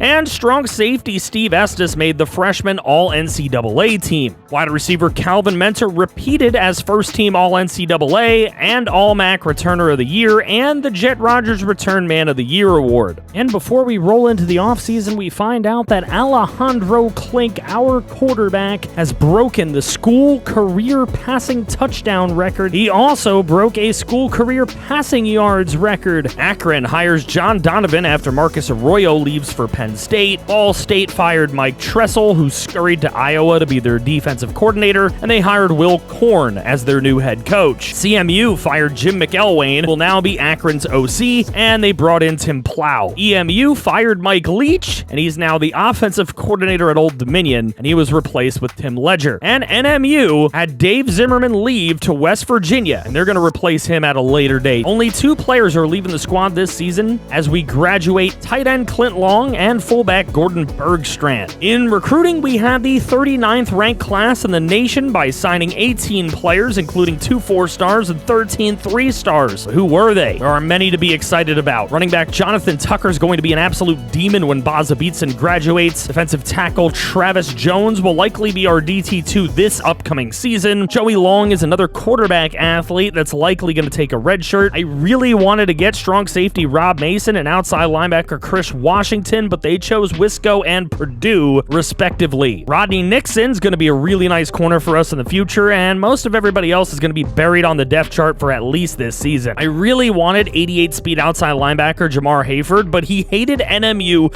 so freaking much, he decided to never touch a football again for the rest of his life. If you'd like to be inserted into the series, leave a name in the comments section and I'll see where we can fit you in, either on our squad or on a MAC rival, along with free safety Patrick Wilson and halfback Carl Gibson, who went to direct rivals CMU and EMU, respectively. Steve Estes takes a huge step forward after being one of our best defensive players last year, and this year's schedule has Michigan finally making a visit to NMU. We do go to the Shoe for a big battle with Ohio State, and we have number 16 Georgia Tech coming into Marquette before heading into the bulk of conference play this season. With the new year set up, it was time for the seniors to possibly make a run at the MAC title. But first, we had to worry about a couple of in-state giants. Speaking of scum, the Wildcats hired their former Heisman star, Charles Woodson, as defensive coordinator to add a little fuel to this rivalry's fire. Number 3 Michigan was first up, and quarterback J.J. McCarthy was running amok with the option. However, TNJ was killing it with the pressure, and we forced a punt. A couple of big ballsy 4th down calls got NMU into field goal range for Christian Klump to take the 3-0 lead in the second quarter. After some more solid defense, Klink finds Calvin Mentor for a 20-yard tutty to take a 10-0 lead at the half. Were we ready to finally beat Michigan? TNJ continued his dominance in the pass rush, and Mentor had a really nice punt return, and we were in business. However, Baza Beatson had a nice run going, and he put the ball on the ground. It's scooped up by the Michigan defense and taken all the way back to the house for a scoop and score. Thankfully, it was reviewed upstairs and overturned, which led to Christian Klump extending the Wildcat lead to 13 points. Slink then scrambled for a 16-yard gain and a first down later on. Brewski catches a curl route and takes it for a gain of 27 yards, setting up this short yard Baza Beatson touchdown. Another field goal made the final score 23-0 as NMU takes down number 3 scum to go 1-0 on the season and shock the world. TNJ with 3 sacks in the ball game. Next up is the Michigan State Spartans, and they would hold the 3-point lead until Christoph Hornsby runs a perfect route and grabs this 24-yard touchdown pass from Klink to take the lead. Later in the second, this fumble recovery by middle linebacker Brandon Lewis of the Spartans leads to another Michigan State field goal, and it's 7-6. In the third quarter, NMU extends the lead on the screen pass to Baza Beatson, who takes it 56 yards to the house. 14-6 NMU. On the next drive, quarterback Eric Green was connecting with true freshman wide receiver Gary Sanchez, and it amounts to a touchdown pass, but the 2-point conversion is no good. In clutch fashion on a 4th and 1, Baza Beatson goes 36 yards into MSU territory. Calvin Mentor catches a pass inside the 5 on a Russell Wilson-esque play by Klink, and Beatson squirms into the end zone to put the Wildcats up 9 heading into the fourth quarter. After an acrobatic interception by Kaz Cray, Klink launches a 30-yard touchdown pass to Lee Bowen, and it's 28-12. Another field goal got tacked on eventually for a 31-12 final. The Wildcats win their second in a row against the Spartans to go 2-0 on this season. Alejandro Klink with 3 touchdown passes. Beatson with both a rushing and receiving score. Team was looking great, and next was an 0-2 Ohio State team that was barely holding on to their ranking at the Shoe. A really nice pass from Klink to Christoph Hornsby puts us up early. With an early sack on quarterback Brad Phillips, TNJ had broken the school record for sacks in a career. We got the ball back and added a field goal, but Ohio State wasn't going to lay down, and they started moving downfield to get a touchdown and make it a 10-7 ball ball game. We came right back with a long pass from Klink to Brewski, and then another solid throw to a wide-open Christoph Hornsby. But Klink blew it trying to scramble inside the 10, and he coughs up the football, putting our defense back on the field. They were allowing OSU to make some plays, but the pass rush stepped up and made the stop to get us into the half with a lead. And MU then had a 13-10 lead late, but OSU went on a wild drive, including this ridiculous run after the catch to get him in position for this touchdown to take the lead with very little time left. Calvin Mentor had a sweet kickoff return to give us a chance to get to field goal range, but Lee Bowen said, "We don't need no stinking field goal," and he caught this beautiful throw from Klink to get the Wildcats a lead once again. They go for two to make it a full 7, and backup Igor Ingolf sneaks in, and the final play would no doubt be a Hail Mary, but Sav Rambo picks it off to seal the deal, and NMU escapes the shoe with a 21-14 win. Ozza Beatson, 68 yards and a touchdown, and TNJ had 2 sacks. Next was our first MAC Conference game of the season at Toledo, and we were ranked for the first time ever. On a 3rd and 6, running back Trenton Adkins puts his head down and goes 39 yards into the end zone to put the Rockets up early. But Klink and the offense were able to even the score with this perfectly thrown ball to Rigoberto Ramirez for the 22-yard TD. Later on, Lee Bowen breaks off his route on a broken play, and he gets open down the right sideline for a huge 59-yard play to set up a Klink scramble into the left corner of the end zone to get the Wildcats in the lead for the first time. To start off the second half, Lee Bowen is all alone like I was at lunch in high school. And he catches the bomb from Klink going 74 yards to the house. The Rockets got into position to try a really long field goal on the next drive, but it's way short. And Calvin Mentor starts returning it the other way and seeing he has a lot of green in front of him, taking it across the 50, 40, 20, 10, 5, touchdown Wildcats, and they lead 28-10. Toledo got 8 points off of this Adkins run, and that was answered by Baza Beatson's touchdown run. Paul Rivero ended up making an incredible acrobatic pick, leading to Klink launching a ball he had absolutely no reason to do so, and it was intercepted by cornerback Cortez Jacques, who falls over into the end zone for a safety for a final score, NMU 37, Toledo 18. Lee Bowen had 152 yards and a score. Then it was time for a top 15 matchup against Georgia Tech, and we were up to number 14 in the nation. We had a bunch of hot prospects visiting. We started out by impressing them with a flurry of nice throws down the field, capped off by a 4-yard touchdown to Jace Fye. Yellow Jackets weren't impressive on offense, but senior redshirt strong safety Caleb Edwards sparked their team with this amazing pick and returned for 6 to knot the ball game up. But on the next possession, Klink and Fye connect to beat Edwards over the top for 38 yards, leading to an NMU field goal. On a 3rd and 6 before the half, Klink gets cut off and intercepted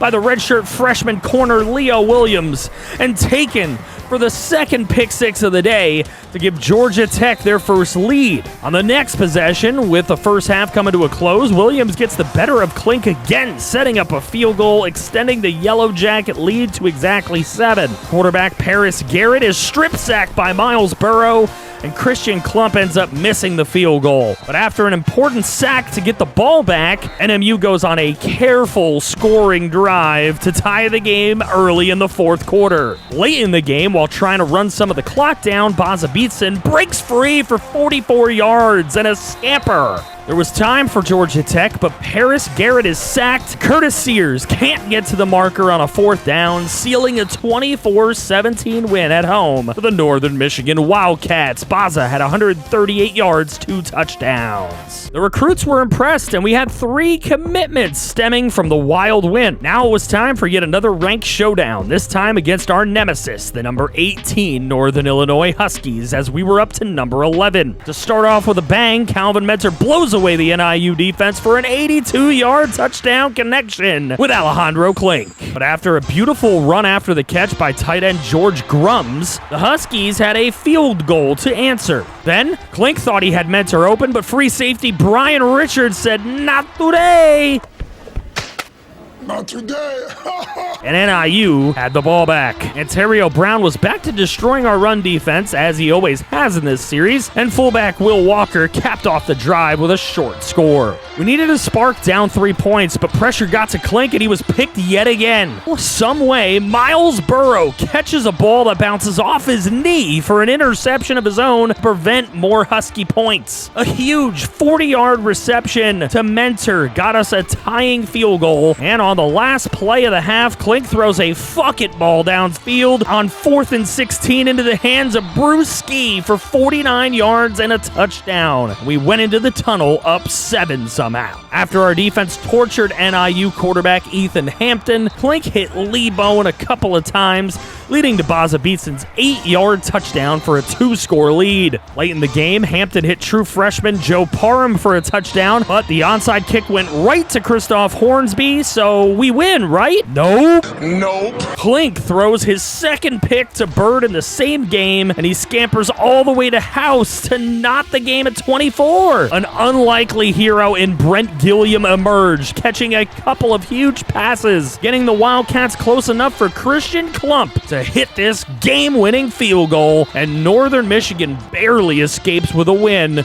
Their first ever win against the Huskies. Calvin Mentor with 133 receiving yards. After the game, NMU gets slotted as the number 8 team in the rankings midway through the season. Do they have what it takes to run the table? Eastern Michigan visiting our NMU Wildcats, and 3 prospects were in the stands, including a nice 4-star athlete. NMU struck first with a short tutty pass from Klink to Calvin Mentor. Mentor then struck again later with a 40-yard catch and run that set up a field goal before halftime. Then it was Jace 5 finding his way into the end zone for a 32-yard score to extend the lead to 17 in the third. And the final score added a field goal to each side as NMU defends their home field 20-3 to stay undefeated behind TNJ's 4 sacks. In recruiting, we signed a couple of more prospects for the recruiting class. Northern Michigan then travels to winless Bowling Green, and to open the game up, Klink launches a rocket downfield, showing the arm for a touchdown to Brewski.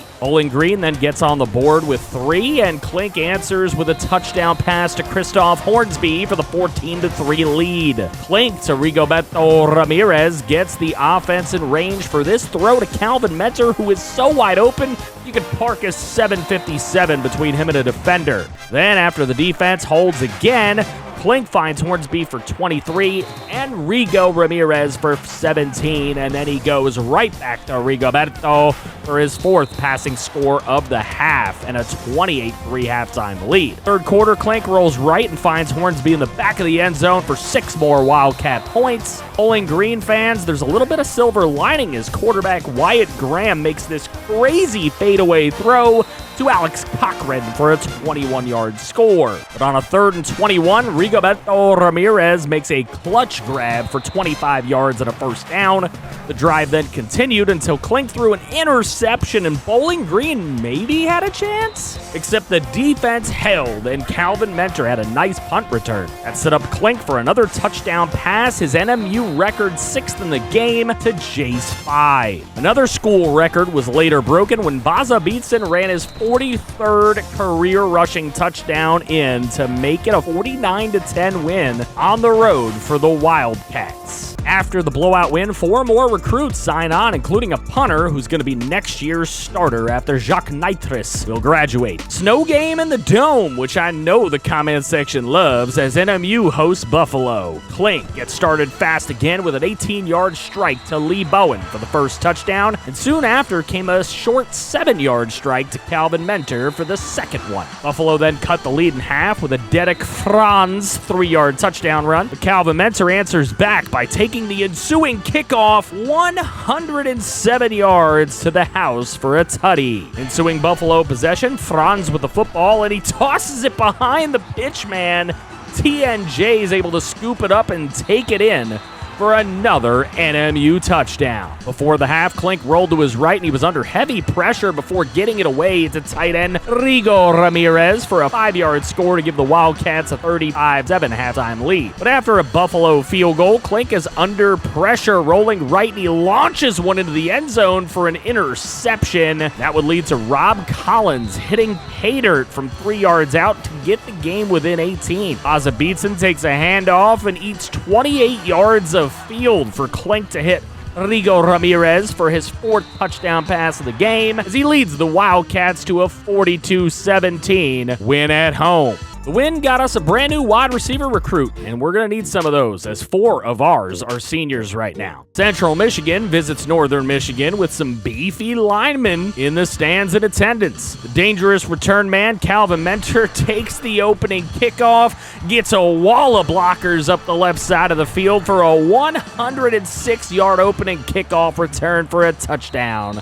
What a start. Later in the first, Klink hits Jace 5 for a 33-yard touchdown strike and a 2-score lead. Early second, CMU punting it away to Calvin Mentor, and that's a mistake as he takes that up the left side of the field as well for a little deja vu and an 87-yard punt return touchdown. Before the half, Klink hit Brewski down the right sideline for 30, but when he tries it again, he's picked off by Span inside the 5. Third quarter, Klink hits Jace 5 right side for a gain of 30, then again on a slant for a gain of 19 before finally finishing the drive with a 6-yard touchdown pass to Rigoberto Ramirez. In the fourth, Kyle Burns passes to Nari Biggins. That ends the Wildcat shutout bid, but it's still a 28-7 NMU win to get to 10-0 on the season. 2 games remain in the regular season, and Kent State's visiting the Wildcats with some decent prospects invited into the stands. NMU is driving when middle linebacker Steve Lawson of Kent State makes the interception to prevent the points. This gives Kent State offense a little bit of momentum, and quarterback Chris Craig goes on a long scramble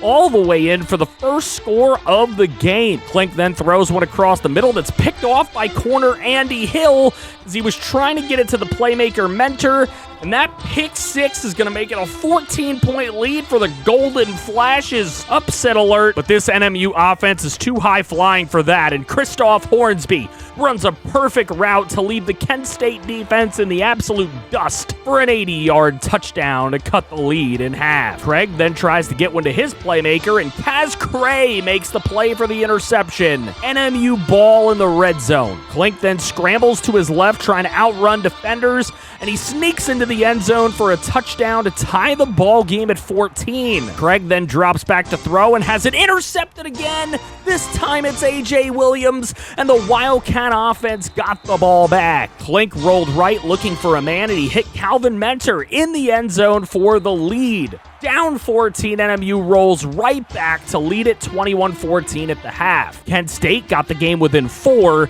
but in the fourth quarter, Klink took it on a read option keeper and dove it into the end zone, and the Wildcat offense really lit it up as Rigoberto Ramirez Jr. catches a short touchdown pass, and Brewski gets wide open for a beauty from Klink, and a 5th touchdown pass from the senior quarterback went to Jace 5 late in the game to complete the 48-17 rout of the Golden Flashes and send NMU to 11-0 behind Klink's 7 total touchdowns. Final game of the season for the Wildcats on the road at their main rival, Western Michigan. Wasn't a great start as Klink was under pressure and missed an open man to throw it to Lee Bowen instead, short of the marker on a 4th down. Western with the ball, and Cornelius Jenkins picks off Hrabowski to get the ball back for the Wildcats. The NMU offense then uses that momentum to roll downfield and cap it off with a Klink pass to Nick Pierce for the lead. Not a name we call often. After a Bronco field goal, Klink rolls left and ends the NMU drive with an interception to Brian Valentine.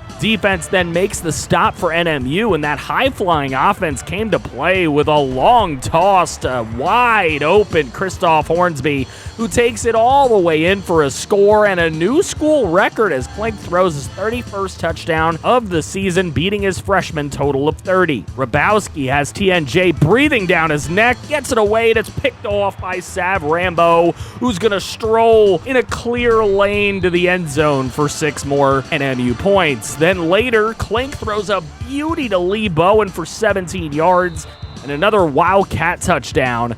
And the NMU defense holds the score to beat down WMU 28-3 and complete the undefeated regular season. So next up, the MAC title game. MAC title game at Ford Field on tap. It's Miami, Ohio, taking on the country's top team, Northern Michigan. Redhawks strike first with a 19-yard pass from Avion Smith to Ben Williams. Igor Ingoff comes in a little bit later for one play because he has good legs, and he finds Lee Bowen, who takes it upfield to the pylon for a 27-yard score, knotting the game up at 7. Missed field goal by the Redhawks leads to a short yardage tutty by Baza Beatson, giving the Wildcats a halftime lead. To open the second half, Cornelius Jenkins gets the better of an underthrown ball by Avion Smith for an interception, and he returns it back to enemy territory. Calvin Mentor gets all alone for an easy pass from Klink to convert another NMU touchdown, and the Red Hawk defense knows they're in trouble. They weren't entirely wrong, as Baza Beatson would later score on a short run. However, it's the defense who holds the 28-7 victory, put the Wildcats on course for a Cinderella National Championship appearance. Sam Adams II of the Washington Huskies wins the Heisman with over 2,000 all-purpose yards and 35 touchdowns. TNJ wins the Chuck Bednarik, Bronco Nagurski, and Vince Lombardi awards. Coach FG wins AP Coach of the Year for this incredible Cinderella season, and it will be 12-1 SEC champion Georgia in the national championship game. National championship game at the Rose Bowl featuring the number 2 Georgia Bulldogs and the number 1 Northern Michigan Wildcats, looking to complete a Cinderella season, opening kickoff to the 2-time Jet Rogers Award winner Calvin Mentor,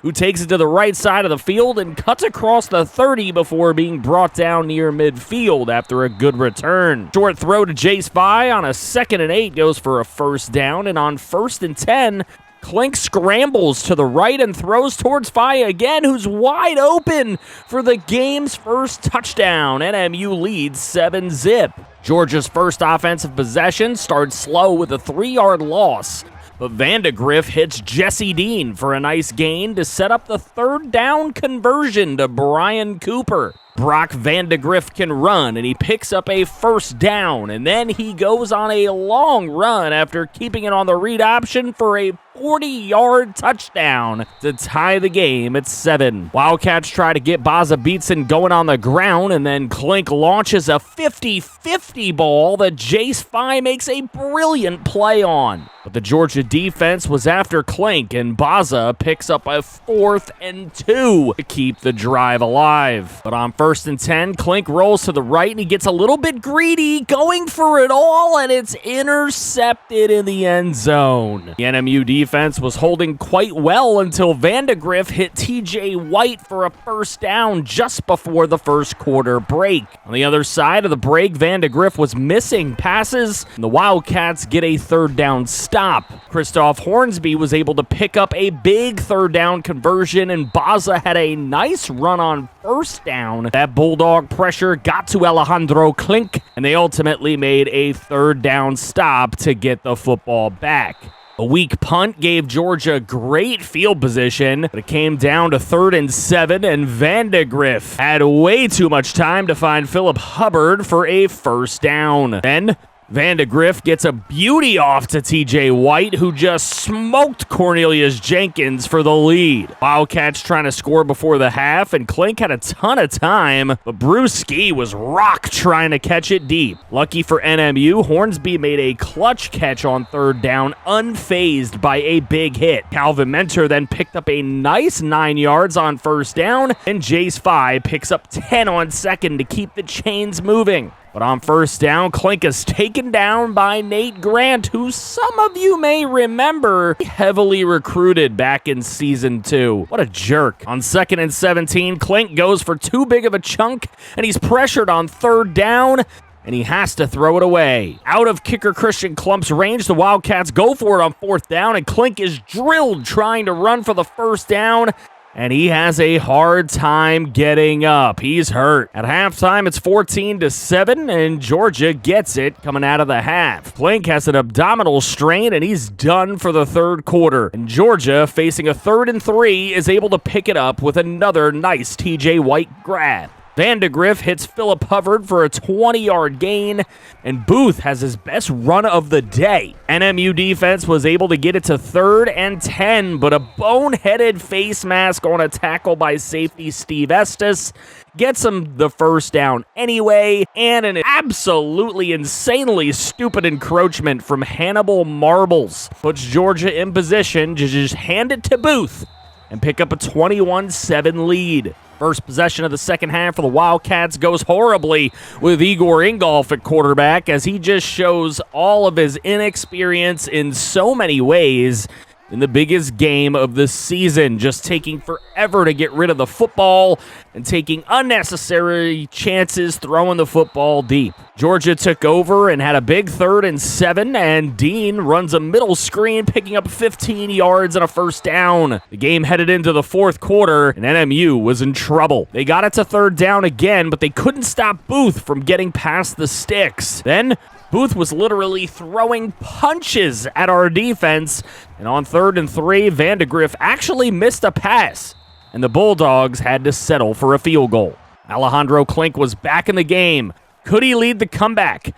Well, not from under Nate Grant's crotch, but he does get a great throw to Brewski downfield and an athletic off-balance pass to Nick Pierce, which sets up a short 4-yard touchdown throw to backup quarterback Igor Ingolf, who was recruited as an athlete, to make it 24-14. Nick Booth then had the biggest play of the game, stealing all the momentum right back for Georgia with this long 55-yard run. The Wildcat defense was able to stop the Bulldog running game and hold them to a field goal, making it a 13-point game. But the Bulldog defense wasn't letting up at all.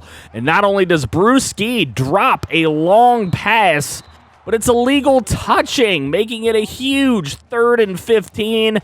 And on a desperation throw, Klink is intercepted, and he is feeling awful as Georgia kneels on it and has Alejandro Klink's last pass of his career be an interception that sealed the national championship game. The Georgia Bulldogs take the Natty 27-14 as the Wildcats Cinderella season comes to an end, and things are about to change with all of the seniors who are graduating this year. First, a few good things. TNJ has a school career record of 49 sacks, beating the 30 set in 2006. He also had a season record 24 this season, breaking the 2005 record of 14. Alejandro Klink holds the school record now of 104 touchdown passes in a career, breaking his own record of 69. Nice. He threw 35 this season to break his previous record of 30. He also threw for 13,125 yards in his career, breaking his own record of 9,854. Baza Beatson breaks the school career rushing touchdown record of 42, set in 2004 with his total of 45. All those records do not get the awful taste of a natty loss out of anyone's mouth. Here's your MAC standings for Season 4 of this dynasty. Bowling Green fails to win a single game, but no team in the East really stood a chance of beating either NMU or NIU if it came down to that in a MAC title game anyway. In the West, EMU goes 0-8 in conference for a 1-11 record on the season. Wildcats have first-team All-Americans for the first time ever in right end TNJ, D-tackle Hannibal Marbles, middle linebacker Kaz Cray, cornerback Sav Rambo, and return man Calvin Mentor. No second-team or freshman All-Americans, though, to speak of. All conference players includes all of TNJ, Marbles, Cray, Rambo, and Mentor, but add in right tackle Colby Borders, right outside linebacker Miles Burrow, and strong safety Steve Estes. Second team all conference adds in quarterback Alejandro Klink II, left tackle Alex Thomas, left guard Andy Nelson, center Steve Redd, right guard Ukemi Copeland, right end Dill Burt, cornerback Cornelius Jenkins, free safety Richard Lutz, and kicker Christian Klump. What a star-studded team we had. We went over TNJ's awards in the last episode, but Sav Rambo was really close to winning the Thorpe Award, placing second in voting, and Klump was actually considered for a Grozo Award, but no Calvin Mentor on the Jet Rogers consideration is wild for the man who won the previous two and was first-team All-American as a return man. Even with a natty loss, it was the best season in Northern Michigan Wildcat history, just for shutting out Michigan, slamming Michigan State, and beating Ohio State at the shoe. The way they played out of conference, there's no wonder why everyone except NIU in the MAC was no match for them. They've committed to the MAC for next season, but should they move afterwards? If so, where? Tell me in the comments. Head coach FG is coming off of an AP Coach of the Year award, having taken the squad to 2 straight bowl games and winning the MAC this season. Ball State will lose their head coach to a better job, and they're going to replace him with the old DC of Georgia Southern. Bowling Green fired Drinkwitz after not winning a single game, and they'll replace him with the Illinois defensive coordinator. Central Michigan loses Plow to a new job, and they're going to hire Charles Woodson, our defensive coordinator, after just one season with us. Eastern Michigan fires Ledger and brings in the San Jose State offensive coordinator to replace him. And Western Michigan's head coach retires, and the Kentucky offensive coordinator was hired in his place. So not only did we lose Charles Woodson to Central Michigan, but Robert Wilson Jr.'s contract expired, and the AD decided not to extend him.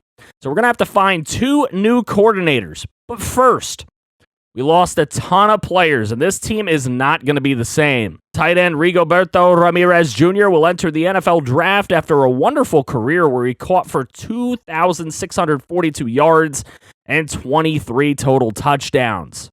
Quarterback Alejandro Klink II truly will be missed as a wild gunslinger. He was so fun with 13,125 yards, 104 touchdowns, and 71 picks. So Brett Favre-like. Maybe he has a shot at being signed as a UDFA. Wide receiver Jace Fye has also entered the draft with 1,798 total yards and 13 touchdowns. I look forward to seeing his career extended, maybe getting more of a chance at the pro level. The rest of our graduating seniors would have to be undrafted free agents, as kicker Christian Klump hit 42 out of 52 field goals and only ever missed 1 extra point. Middle linebacker Kaz Cray had 240 tackles, 35 for loss, 5 sacks, and 6 picks in his 4 years. Pretty good numbers. Punter Jacques Nitrous, who surprisingly never had a great net average, is also graduating. Running back Baza Beatson, who will no doubt get a chance to make some roster in the NFL after 3 straight 1,000-yard, 10-touchdown seasons. Free safety Richard Lutz with 171 total tackles, 7 for loss, and 2 picks. Wide receiver Bruce Ski's best season was his freshman year, but he came back with a decent senior season, so maybe NFL teams will take note of that. Defensive end TNJ should no doubt get a UDFA contract with 49 career sacks, including that dominant 24-sack senior season this past year. Cornerback Cornelius Jenkins had 7 career interceptions and made 110 tackles, 4 for loss. That's a lot as a corner. Wide receiver Christoph Hornsby had consistent numbers throughout his career with the exception of that sophomore season. With 1,945 yards and 17 touchdowns, he might get a look in camp if he can keep them damn drops down. Defensive tackle Hannibal Marbles racked up 80 tackles, 35 for loss, and 21 total sacks. That's not bad for an interior D lineman. Wide receiver Calvin Mentor had a really nice career. He only had 2,659 receiving yards, but he had 20 touchdowns while also getting 4,579 kick return yards in 3 years as a starting kick returner for 9 touchdowns and 835 in 3 years punt returning for 2 more touchdowns as a 2-time Jet Rogers return man of the year. Right tackle Colby Borders had 7 total pancakes, but he gave up 32 career sacks. Cornerback Sav Rambo had a really solid 172 tackles, 21 for loss, and 3 sacks, 6 picks. What a nice slot corner he really was. Left outside linebacker Ben Van Gooten had 137 tackles, 21 for loss, 4 sacks, and 1 interception in his career. Left tackle Alex Thomas pancaked 8 guys, all in his senior year, while giving up 13 sacks throughout all 4 years. Maybe that senior season is enough to get him a look. Left guard Andy Nelson had a very solid senior year to equal his career pancake and sacks allowed totals. Ben Van Gooten decides not to pursue an undrafted free agent contract, and instead he became the new defensive coordinator. Becoming our offensive coordinator is Colby Borders, figuring out that he had way too many sacks given up to probably ever make it in the NFL. He decided that he would be our new offensive coordinator at Northern Michigan. Rigoberto Ramirez and Jace Fye get drafted, and we have 0 transfers coming into the squad. Offseason recruiting goes well, and we put together a really solid class.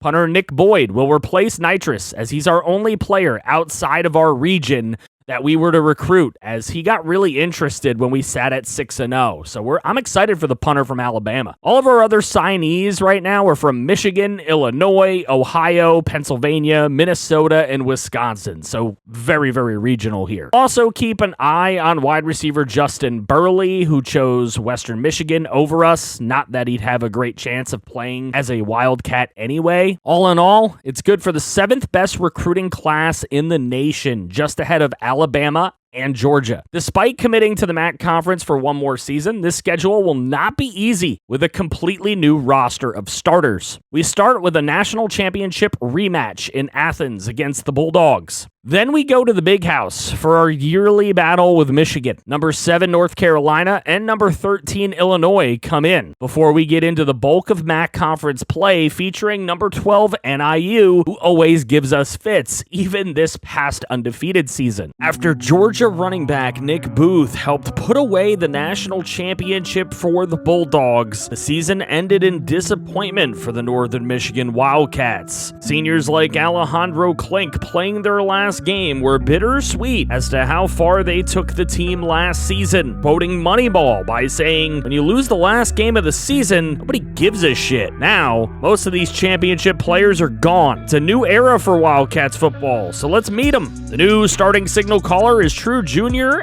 Igor Ingolf, who was under-recruited in his class due to not having a true position, but he's learned for 2 seasons behind Alejandro Klink, and we feel he's ready, as in 2 seasons he's posted about a game's worth of stats, going 10 of 16 for 159, 2 touchdowns, and 1 pick. Running back Willie Waters has lost the starting job to true sophomore Jonathan Tucker, who only ran it 3 times last year. Tucker's a speedster that we have big expectations for this year. At receiver, the biggest contributor from last year who's still with us is junior redshirt Lee Bowen. It's his time to shine as the number 1 target after posting 1,000 yards and 9 touchdowns over the last 2 seasons. Joining him is redshirt senior Nick Pierce, who has 141 yards and a touchdown over 2 years, so it's a relatively inexperienced group being rounded out by 2 true freshmen in Rondani Farioni and Trevor Twister. Shout out to the channel members Rigoberto Ramirez and Raider Bear Comics. At tight end, replacing Rigoberto Ramirez Jr. is Blade Nelson, the junior redshirt, and he has a world of potential. The former JUCO will take his first official snaps with us this year. The O-line's led by senior center Steve Redd and senior right guard Ukemi Copeland, making it about as good as last year's O-line. TNJ's 24 sacks last season is impossible to replace, but JJ Hartman's going to do his best to try. Tough when you haven't had a sack since you were a freshman, though, JJ. Senior right end Dill Burt anchors the D-line, as he has had solid production in his first 3 seasons, but we'll need a jump from him going forward. The starting DTs, sophomore Travis Jones and junior redshirt Wes Porter have never played before, so they're going to need that leadership from Hartman and Burt.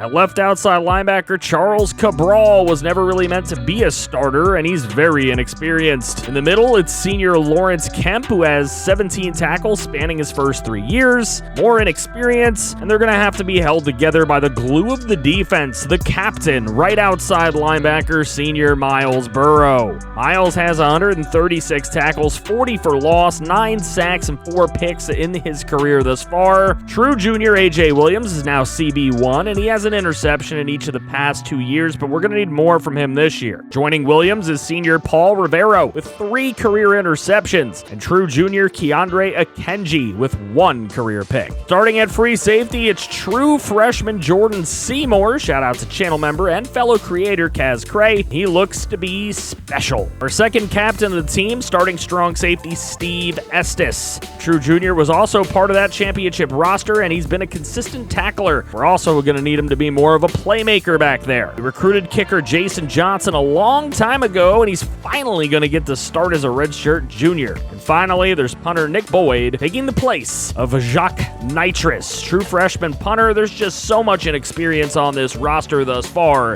In the Natty, it was 91 overall NMU against 99 overall Georgia. Both teams have taken a step back with some new players, but it's still the Wildcats at a disadvantage. Can they overcome it? The Wildcats open the season in Athens, Georgia at Sanford Stadium, looking to avenge their national championship loss after NMU starts with a field goal. New Georgia quarterback Pierre Woods throws one right at middle linebacker Lawrence Kemp, and Jonathan Tucker rolls it in for a tutty. But it wasn't all rainbows, as Igor Ingolf shows that inexperience we were worried about with a pick across the middle. That swarming Wildcat defense came up big and stopped Phillip Hubbard shy of the marker on third down, forcing a field goal. Ingolf then showed his athleticism, getting the ball downfield to tight end Blade Nelson, and NMU got those 3 points back right before the half. In the fourth, Igor hit Blade Nelson again for a 3-yard score to go up 17 points, and Pierre Woods underthrew an open receiver as Christmas came early for A.J. Williams. But though Igor has the speed and athleticism to get outside the numbers, he's going to have to work on his arm after overthrowing Nick Pierce and being picked off for the second time.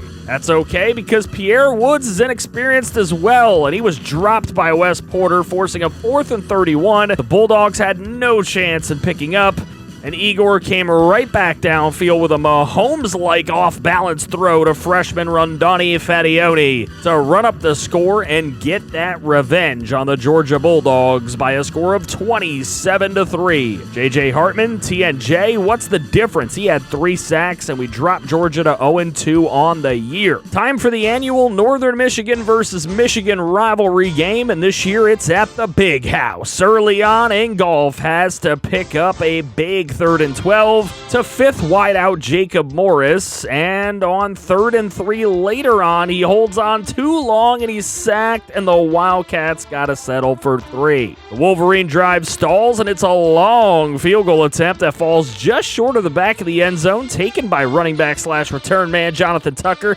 down the right side of the field, and speed kills as he MC hammers "You can't touch this" all the way to the house for 6 points, 109 yards, and that'll break the previous record held by the legendary Calvin Mentor by 3 yards. Defenses prevailed until the 3rd quarter, where wide receiver Gabe Johnson took a handoff on a jet sweep right side for 24 yards and a Michigan touchdown to tie the game at 10. First play of the ensuing NMU drive, and Igor's picked off by Butler, the star Wolverine linebacker, and that fierce Wildcat D then stuffed Trevor Canary short of the sticks and forced a field goal. Things were looking worse when Ingolf was dropped in the backfield for the second time by Charles Smith on the day, leaving a 2nd and 22, but it's a beautiful needle thread on the next play to Jacob Morris that leads to an easy 3rd down pickup for Jonathan Tucker. Then Igor hits a clutch pass on 2nd and 2 to freshman Trevor Twister for 21 yards to give the Wildcats a 17-13 lead. Could they hold on? The odd game plan by Michigan to run the ball was oddly working, with Jay Henry picking up chunks of yardage, but they didn't stick with it, putting the ball in Randy Hardy's inaccurate, inexperienced hands, leading to a 4th and 6. But he hits Kevin Preston for the 1st down, sparking a 1st down on the next play to Trevor Canary as well, and trouble was brewing. On 3rd and 6, it was another throw short of the sticks to Coleman as he could not get there, and it was down to another 4th down. Hand off to Jay Henry right side. He gets bottled up, and the Wildcats got the turnover on downs, kneel out the clock, and win at the Big House for the second time. Trevor Twister gets player of the game for his clutch touchdown. This was all about the defense, as Miles Burrow played really well today. The 14th ranked North Carolina Tar Heels visit the number 5 Northern Michigan Wildcats, and some highly touted recruits make their visits in. Igor Ingolf starts selling early with a first quarter interception to Guy Thompson that leads to this Julius Matthews throw to Joe Matthews, no relation, for a score on the very next play. A give to Jonathan Tucker on the next drive converts a 4th and 3 and sets up the option keeper by Igor for the tying tutty. Later in the quarter, Ingolf converted this 3rd and 10 with a huge throw to Lee Bowen. Later that drive capped it with a 10-yard strike to freshman Rondani Fedioni to take a lead. After the half, the Matthews connection works again to set up this wild rollout by Julius and the throw to Sharp, who walked in for a touchdown, but it's offensive pass interference. And then a false start lining up for a field goal took the Heels right out of field goal range entirely. Igor Ingolf tosses it right side. Blade Nelson makes a great catch and move to get into space and chunk the field. Later on, he goes right back to Nelson for a 7-yard touchdown and a 2-score Wildcat lead. After a stop on D, it's Igor tossing one up, and it's Trevor Twister with a great adjustment for another Wildcat touchdown. Ensuing Tar Heel possession, it's Julius Matthews hitting Thomas Williams down the left sideline for a gain of 42 yards. But he launches one into the end zone, and Paul Rivero picks him off. And it's Igor Ingolf showing that game-breaking potential, throwing Trevor Twister open. And the freshman took it 69 nice yards to the house to seal the deal, as Igor finishes with 5 total touchdowns on the day in a 35-7 dismantling of the number 14 team in the nation. First MAC conference game in this 5th season of NMU football, as Toledo rolls in with the Wildcats hosting more important recruiting prospects looking to impress. And that started immediately as Jonathan Tucker takes the opening kickoff right side of the field, and he speeds by everybody playing for the Toledo Rockets for a 97-yard kick return touchdown. But Toledo wasn't going down that easy, as their star running back Keith Johnson took a handoff to the left side for 30 yards into the red zone. And to cap off the drive, Toledo quarterback DJ Wilson hits Curtis Benson for the 2-yard tying score. Then during a decent drive trying to answer that, Igor is smacked and he loses the football. It is scooped up by captain of the defense, Chris Baker, and he hustles into the end zone for a Toledo lead. The answer to that? Well, it's this roll right and toss from Igor to Trevor Twister for not only a huge first down, but tack on a 15-yard face mask as well. And the give to Jonathan Tucker makes it too easy. Tie ball game. 3rd and 1 for the Rockets, and DJ Wilson is dead to rights, but he tosses it to a suddenly wide open Joey Fernandez for Toledo to regain a lead. Late in the 3rd, still down 21-17, Blade Nelson picks up a huge 3rd down to keep a Wildcat drive rolling on, and roll it did with a 20-yard sideline strike to Trevor Twister, and this Jonathan Tucker run was again too easy. Wildcats had the lead again. Next drive for Toledo, and the 48-yard tying field goal is no good. That's going to lead to this long toss from Igor Ingolf to Rondani Fedioni for 39 yards, and that would make way for a 19-yard beauty to Nick Pierce. Wildcats by 10. Then the defensive line wreaked havoc on DJ Wilson 2 plays in a row. After a beautiful throw on 3rd and 22, it was 4th and inches. Speed option, Miles Burrow blows it up. Ball game over. Jonathan Tucker was player of the game, and the Wildcats, although tougher than they thought, do win their opening MAC game of the season over Toledo, 31-21. It's the final out-of-conference game of the season as the 4th-ranked Illinois Fighting Illini roll in, just like all these visiting recruits keep doing week after week. Illini trying to set the tone early. But quarterback William Smith is dumped in the backfield on 3rd and 1. Igor Ingolf came out of the tunnel on fire with a strong 28-yard connection to Trevor Twister. And then on 1st and goal, he takes it himself and he finds a way into the end zone for a 4-yard touchdown. Igor stood hot as later he would launch one deep right side back in the end zone to Lee Bowen for another 6. And after a great punt return from Johnny Tucker from the 31-yard line, Igor does it again, this time rolling right and hitting Jacob Morris to put the Cats up 21 at the half. First possession after the half ends like this. Igor with a 25-yard dime piece to Lee Bowen, and the Wildcats were embarrassing the number 4 team in the nation. That embarrassment continued as the Illini thought they had some momentum after a field goal, but it's tough to hold on to that when Jonathan Tucker is the beast that he is, taking the ensuing kickoff right side for 103 yards. To make it 35-3. The Illini weren't going to go down that easy. They got a short touchdown pass and then got an onside kick recovered by freshman halfback Dorian Moore. He's the one who capped that drive off with a short tutty. But it's too little too late, and it's a 35-17 win for the Wildcats. And Igor Ingolf is proving that the pressure of leading this Natty Championship loser is not too much for him. It's the annual Northern Illinois rivalry game, and this NIU team almost has as many different starters as our Wildcats, but they get started right away as new NIU quarterback Andy Goddard hit Jacob Jones for a 48-yard touchdown strike and early lead. Wasn't looking good for NMU. The Husky defense was swarming Ingolf. On the other side, Andy Goddard was ready to play. He would hit Nick Taylor for 25 yards on the left side of the field, but eventually his inexperience shone through as he was picked off in the end zone by freshman Jordan Seymour.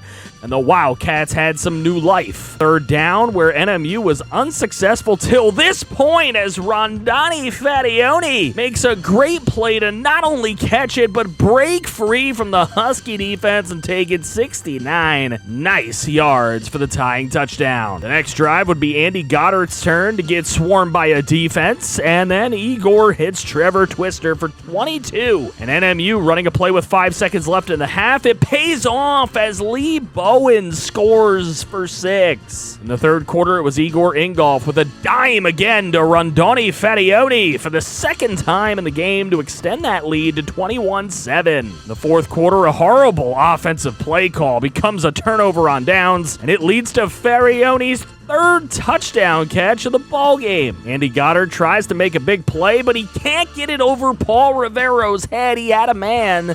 Couldn't do it, and his second turnover yielded an NMU field goal. With 49 seconds to play, Goddard hits Jacob Jones again for a big play. Then it's Nick Taylor who gets a 32-yard touchdown catch for a little respect. 2-point conversion was good, onside kick was not, and NMU wasn't done as Igor launches one into the end zone to Nick Pierce for a 36-yard touchdown, running up the score on the Rivals for a 38-15 win for Northern Michigan as Igor Ingolf remains hot this season. 5 touchdowns in this one. Hot start to the season for the Northern Michigan Wildcats, and frankly, it's unexpected. So many new starters have played very well, and the combination of upperclassmen leaders like Miles Burrow, Steve Estes, J.J. Hartman, and Lee Bowen, and the new freshmen Rondani Farione, Trevor Twister, and Jordan Seymour have this team better than expected. The dual threat from Igor Ingolf and dynamic play of Johnny Tucker doesn't hurt either.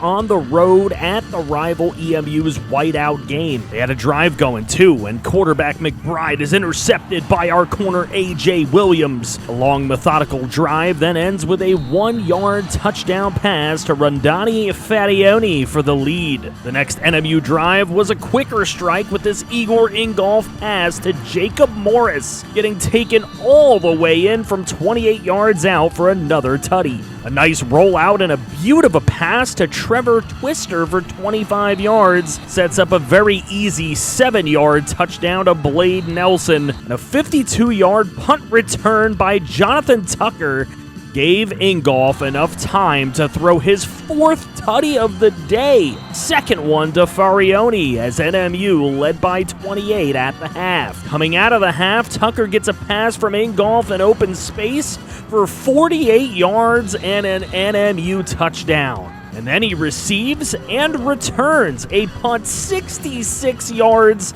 to the Hounds for another score later in the quarter, as Igor Ingolf has 6 touchdowns and the Wildcats roll 49-7 to ruin EMU's whiteout game. NMU hosting Bowling Green is a 1-6 underdog with 3 prospects coming for visits for the Wildcats. No shot for BGSU, right? Not if Anthony Cobb has anything to say about it as he takes this reception 57 yards to set up a Curtis Booth 6-yard carry for the opening score of the game. Ingolf's second pass of the day was an attempt to squeeze one into Blade Nelson, but it's picked off as the Bowling Green D came to play too. Very next play, it's Nixon stepping in front of the pass for a pick going all the way to the house to make it a tie game where it really could have been an awful start, but Rodney Nixon says no. Next drive for Bowling Green stalls, and Jonathan Tucker on the punt return, right side, 69 nice yards into the end zone for NMU's first lead of the ball game. Bowling Green driving, the run by Booth, fighting for yards, and he fumbles, scooped up by J.J. Hartman. And after the fumble, it's a screen for Jonathan Tucker that is perfectly set up.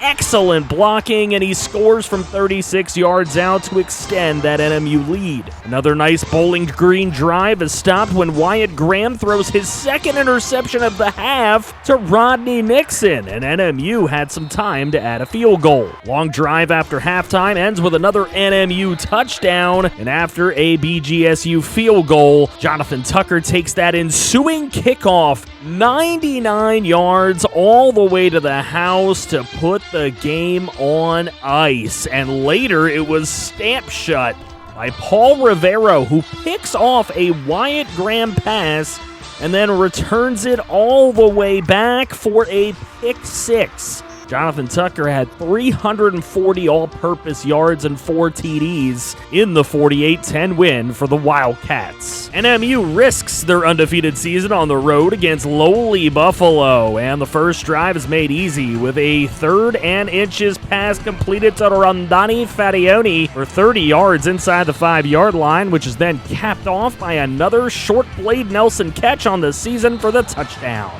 The Buffalo quarterback Derek Franz goes for the pitch, and it's a huge success for a tying touchdown as the entire NMU defense bit on the fake. Later, Franz hits the read option for a short yardage touchdown and a Buffalo lead. Upset alert? Not so fast. Ingolf hits an outside pass to Nick Pierce for a huge touchdown strike to tie the game at 14. Then after a Buffalo field goal, the next NMU drive ends with a pass to Lee Bowen in the back of the end zone for a halftime lead for the Wildcats. And out of the half, Ingolf on a screen to Tucker from 11 yards out would extend the lead, and the score stood exactly that way as Igor Ingolf's 4 touchdowns led the Wildcats to a 28-10 win on the road. Central Michigan hosting our NMU Wildcats back in the number 1 ranking with big recruits in the building for the Chippewas and an early start for the Cats with a short touchdown to Trevor Twister for 6. Central looked like they were going to give Northern some trouble with an equalizer by Will Taylor from 11 yards out, but after quite a few punts, it was freshman safety Jordan Seymour who came up big with an interception.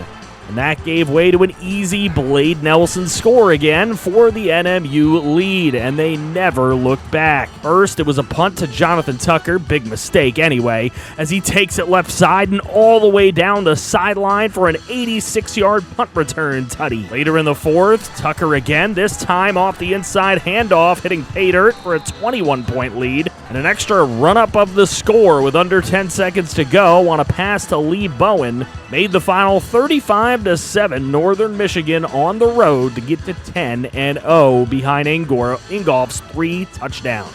Kent State hosting our top-ranked NMU Wildcats at Dick's Stadium, Ayo, with some big recruits visiting them, and bad idea. Igor Ingolf shows the legs on a scramble from 15 yards out for the first score of the ball game, and early second quarter, he does it again, but to his left for 7 yards and a 14-0 lead. Tough to defend. Jonathan Tucker was knocked out of the ball game, but backup Willie Waters gets in from 9 yards out for a big lead at the half. Second half was more of a coast as the backups were in late, and Joey Long hits Brent Gilliam for 24 yards and the final score of the game, and a 31-3 NMU win as Ingolf takes player of the game yet again using his legs more than his arm in this one. Last game of the regular season, rivalry week, as the Wildcats whited out against the Western Michigan Broncos with big recruits in the building. And Ingolf dials up a 3rd and 10 strike to run Donnie Fettione from 15 out to start the scoring. The Broncos running back Marion Oliver had something to say about that with this 30-yard touchdown run to tie the ball game. Then it was Igor with a scramble as he smelled the end zone and bowled over 2 Western defenders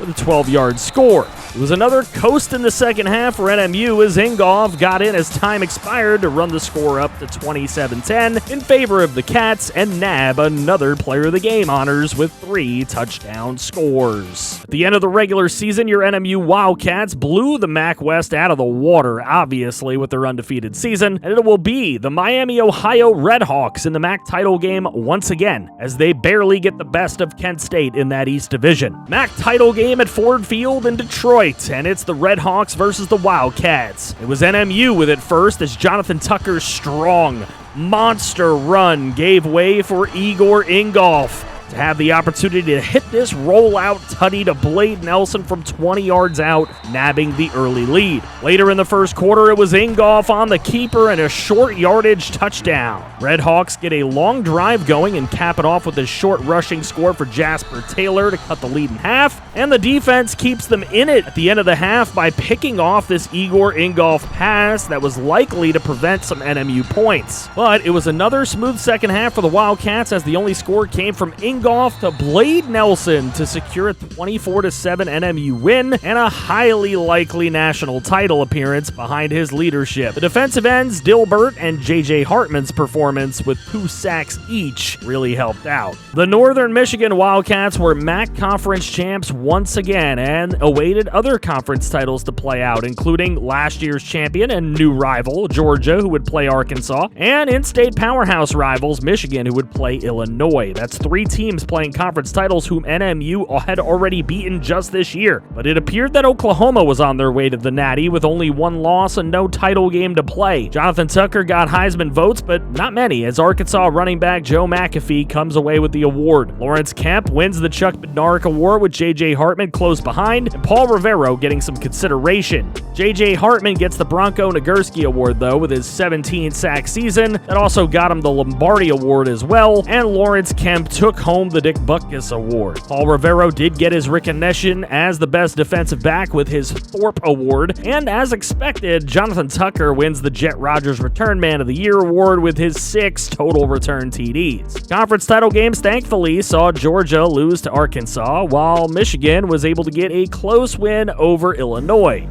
The national championship game would be number 1 Northern Michigan versus number 2 Oklahoma. Michigan moves to number 5 with the win over Illinois in the Big Ten title, and Arkansas only gets to number 9 with their win over Georgia. Makes sense, the only undefeated versus the only 1-loss team. Who do you got, folks? Predictions in the comments. Can NMU finally get that national title here in season number 5? Happy Natty Day in the Northern Michigan Dynasty as the Wildcats have made it back to the national title to take on Oklahoma at State Farm Stadium, and Lee Corso is taking the Sooners. On paper, it's the country's number 2 offense versus the nation's number 1 defense, and something's gotta give. The Sooners have a lot of really good players, and it starts with quarterback Justin Seals, running back Barrett Kenny, and a very talented receiving core leading that number 2 offense. Outside of that, you'd be hard-pressed to find any real holes on defense either.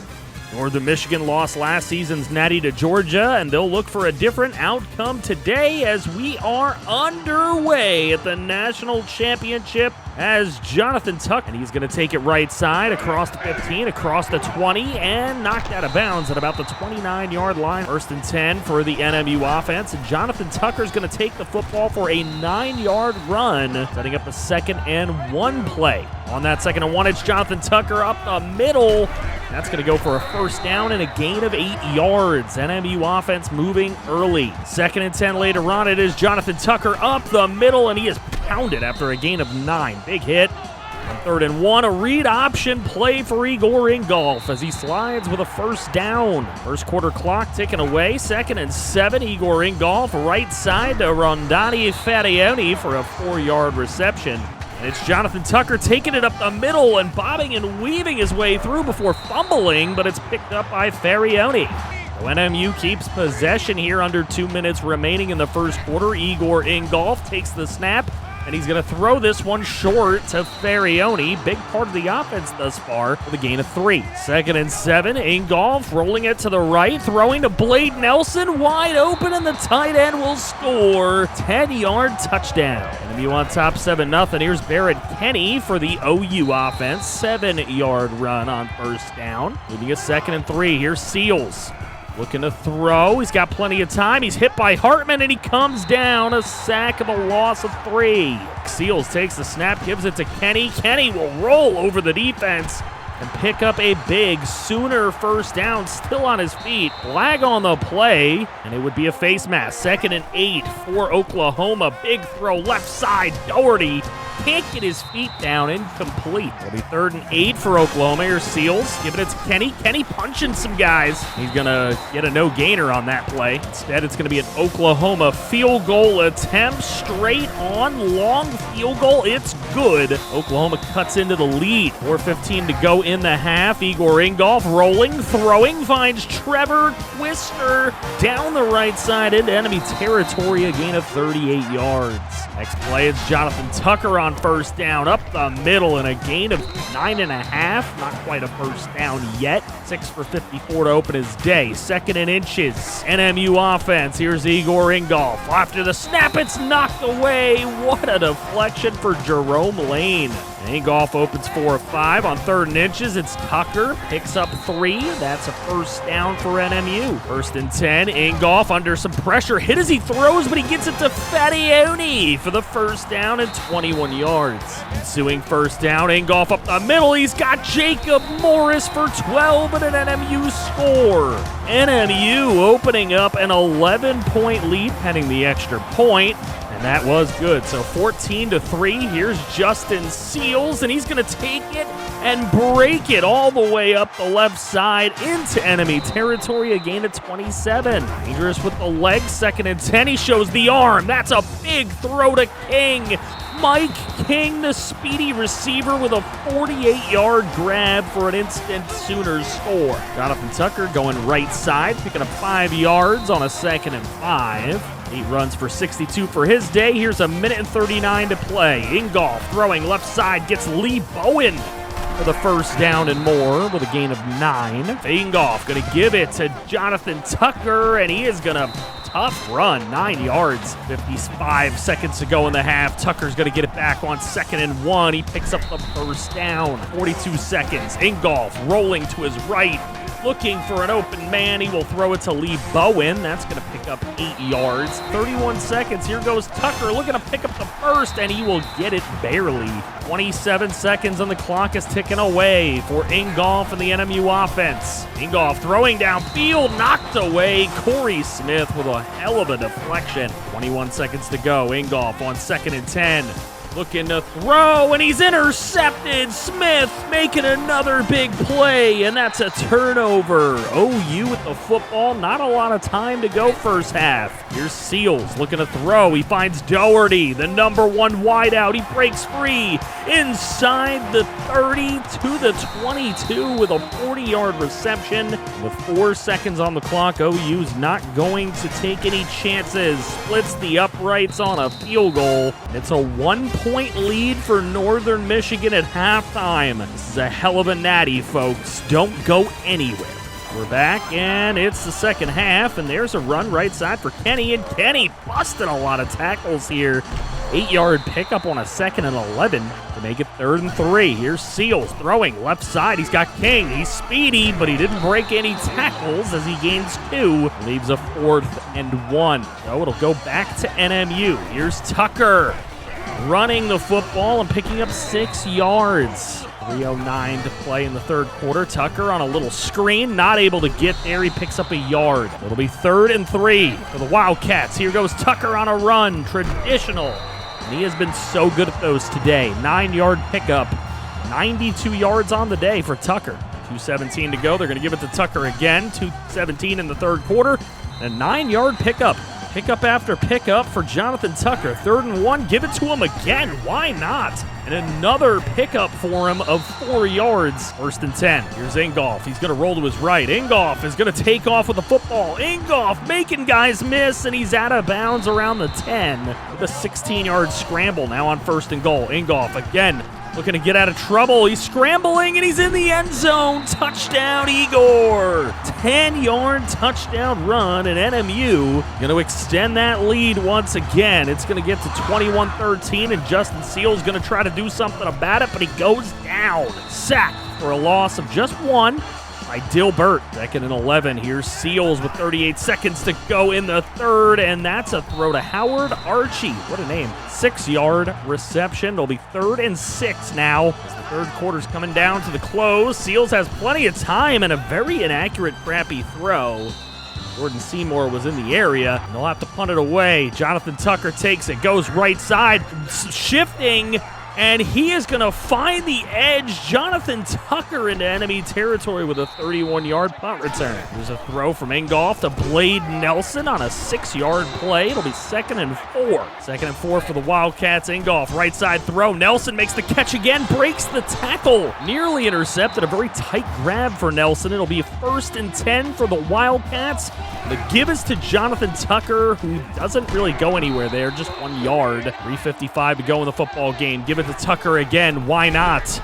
A 7-yard pickup. It'll be 3rd and 2, and Tucker's got 113 on the day. So why not give it to him again? And he picks up exactly what is needed. That's a 4-yard run and moving the chains. 1st and 10, and there's the throw to Willie Waters, and that's going to go for a gain of 5, leaving a 2nd and 5. There's a throw up the middle. Lee Bowen breaking a tackle, and he finds his way into the end zone for a 9-yard touchdown score from Ingolf. And Igor Ingolf may have thrown that pick earlier, but he's got 3 touchdowns, and that is going to break the school record for passing touchdowns in a season. Here's Seals throwing right side on that OU possession. That's complete, but for a loss of a yard. But Justin Seals really got to work some offense here. Looks like they're trying to set up screen. They do, but there's a big tackle from Hartman on Kenny.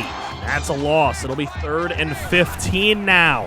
Here's Seals, needs a big play, makes the catch. Doherty, 4th and 4. OU needs this for their season. Kenny looking to get there. It looks like he was short, but they give him the line to gain. Now Seals on a 3rd and 10 is going to find Armstrong. Sam Armstrong for a 16-yard grab. We're under a minute to play and another 3rd down for the Sooners, but a wide-open Brown is going to make the play. Kenny Brown for a 1st down. 46 seconds to go. Here's Seals on 1st and 10. Ooh, tight throw from Seals to Sam Armstrong for 5. Makes it a 2nd and 5, and the time is a-ticking on the Sooners, and Seals gets hit from behind. Sacked for a loss of 8 by Miles Burrow. 27 seconds left now. 3rd and 13. Seals throwing this one up. It's tipped off of Rivero and caught by Doherty. What a grab. The number 1 wideout makes a highlight reel play for the touchdown. It was reviewed and confirmed. It's 28-19, but here goes Kenny for the 2-point conversion, and he is stuffed. No gain. Time for an onside kick, and it's a 2-score game. So here's the onside kick. It goes right to Akenji, and it's 1st down, Wildcats. Keandre Akenji saves the day. Could have been embarrassing. Here goes Tucker up the middle on a 2nd and 3, and it's a 1st down, Wildcats, and that is going to seal the deal. The Northern Michigan Wildcats lift their coach in the air, and they redeem themselves from last year. Last year, such a disappointment to lose to the Georgia Bulldogs. For those of you that have been around the series and remember, it has been a long time coming for NMU. This has been a long build-up, and Igor Ingolf is the guy to get it done.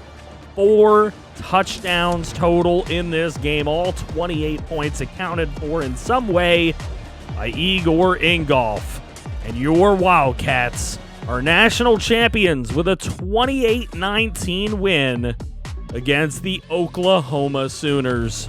Couldn't ask for anything more. So there you have it. Your Wildcats put the trophy in the trophy case, the national championship. And as mentioned during the broadcast, Igor Ingolf breaking Alejandro Klink's passing touchdown in a season record in the Natty. There you go. Best quarterback in our history. Is it Ingolf? Is it Klink? You let me know in the comments. After winning the national championship over the Oklahoma Sooners, the Northern Michigan Wildcats lose some very key components to their title squad. Linebacker Miles Burrows saw 48 TFLs, 12 sacks, and 4 interceptions in his 4 years of playing. Defensive end Dill Bird had 32 TFLs and 11 sacks himself. Corner Paul Rivero had 7 picks to take home this year's Thorpe Award. Defensive end J.J. Hartman had 20 career sacks, including 18 in this championship season, while winning a Nagurski and Lombardi Award. Linebacker Lawrence Kemp did a fine job replacing Kaz Cray with his 2 sacks and 2 picks, and winning himself a Bednarik and a Butkus Award this year. And Nick Pierce was a solid depth receiver who had 4 career touchdowns and a 14.3 yards per reception average. The Wildcats were starting to garner more attention from recruits and poll voters alike, as their recruiting class this season reflects that. Still, lots of Michigan and Ohio talent coming in, but they were able to pry Tyler Bush out of Georgia.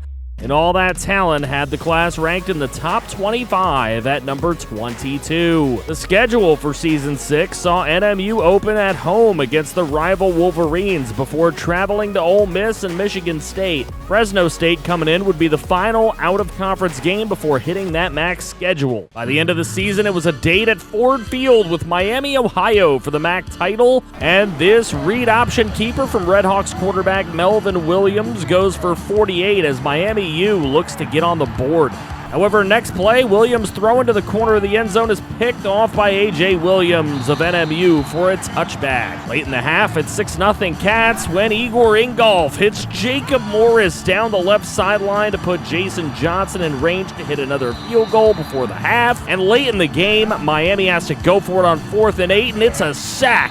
Turnover on downs. NMU eats the clock and wins the game behind Johnson's 4 field goals and takes home another MAC title. Igor Ingolf ate up a lot of yardage, but the offense just couldn't find pay dirt, which is why it pays to have a really good kicker as well. NMU put together a really nice season after an opening loss to the Michigan Wolverines by just a field goal. They beat Ole Miss by 17, lost to the rival Spartans by 3, and then won every single game for the rest of the season by scoring no less than 38 points. That season landed them a Rose Bowl appearance against none other than the rival Wolverines. Revenge? Didn't look great early as quarterback Randy Hardy finds Gabe Johnson inside the 10 on a 3rd and long. And then on 3rd and goal, running back Matt Lawson finds his way into the end zone for the early Michigan lead. The Cats had a response. This screen from Igor Ingolf to Jonathan Tucker goes the distance. 75 yards for not only the tie, but Ingolf to break his own single-season passing touchdown record. Then later, it's a tough read option run by Igor to sneak into the corner of the end zone. In the 4th, he has another shot, but fumbles the ball, and the Wolverines recover it. 4th and 17, though, and that would be a turnover on downs, and NMU adds 3 more points. But it's not over. A 24-yard run from Matt Lawson set Michigan up, but this long throw by Randy Hardy is underthrown and intercepted by Keandre Akenji. And the Northern Michigan Wildcats win the Rose Bowl behind Igor's productive game. That one huge play from Jonathan Tucker. Notable games for the rest of bowl season include Notre Dame, beaten by a group of 5 Charlotte, Ball State getting a bowl win over Hawaii, Miami, Ohio beating out Indiana, Bama gets the slam Tulsa for an easy Fiesta Bowl win, go figure, and Florida State took down Ole Miss. The national title was Georgia, winning another one over Clemson for their 2nd championship in 3 years. Igor Ingolf brought home Northern Michigan's first Heisman Trophy over Georgia's Nick Booth, who most of you should remember behind a hell of a senior year with 3,300 yards passing, 37 touchdowns, and 7 picks, while running for 747 and 12 TDs. His play also got him the Maxwell Award and consideration for the Walter Camp. Oh yeah, and he easily won the O'Brien Award too. Other than that, Lee Bowen was in the running for the Biletnikoff, Slade Nelson in the running for the Mackey, and Dark Specta for the Lombardi Lombardi, but 0 wins in those awards. Quarterback Igor Ingolf led the graduating class with 6,493 passing yards, 75 TDs,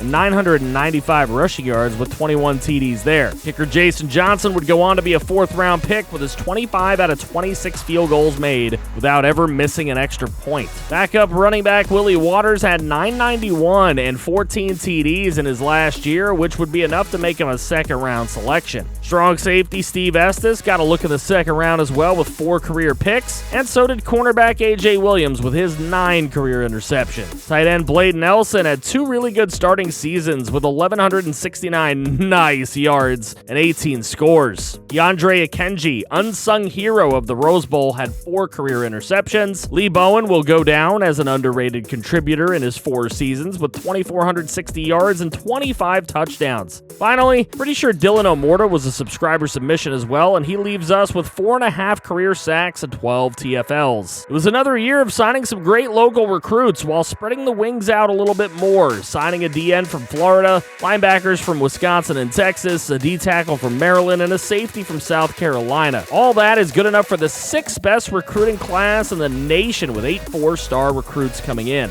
Season 7 schedule sees us open against the Spartans, who we lost to last season. We get the number 5 Wolverines, number 15 Penn State Nittany Lions, and an old rematch in Norman against the Sooners, who we beat for our national title before returning into MAC play. The result? Well, we get our revenge against the Spartans, but we lose at home to the Michigan Wolverines by 14 points before beating up on Penn State and winning in Norman 21-9. Then in MAC play, we faced 0 adversity, winning every game by at least 14. The MAC title game at Ford Field against Bowling Green, and our Wildcats are number 1 in the nation, even without wide receiver Jacob Morris, who's been injured. Pretty boring first half as NMU is up 3 points, and Corey West picks it off to stop BGSU in their tracks. Next play is Joey Long completing a pass to John Rollins to do something not even Igor Ingolf could do: break Alejandro Klink's single-season school passing record. Chance to score before the half, and Long on the option flips it to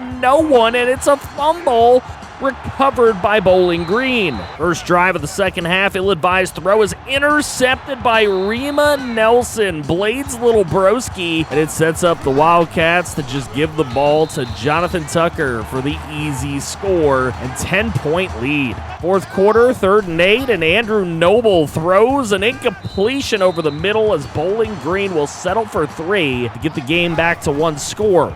Then, Joey Long became the king of 3rd downs, hitting Brett Daniels for a 32-yard gainer. And then Trevor Twister on another 3rd down. Another 3rd down, 3rd and goal, 1-yard tutty pass to Jonathan Tucker. And NMU led it 17-3 and ended the game with a huge 4th down stop by Antoine Spurlock. Jonathan Tucker is the player of the game with both touchdowns, but the defense really got this win, as well as Joey Long's 3rd down passing at the end. As the number 1 team in the nation, that conference title gets us a date in the national championship with none other than Army? Oklahoma was close, but they lost to us earlier in the season, so we get somebody new. Rainy national championship game at Hard Rock Stadium in Miami, Florida, between Army and your Northern Michigan Wildcats. NMU's first possession, Joey Long goes for the screen, but it's picked off by Joe Phillips, and nothing but green in front of him to the house.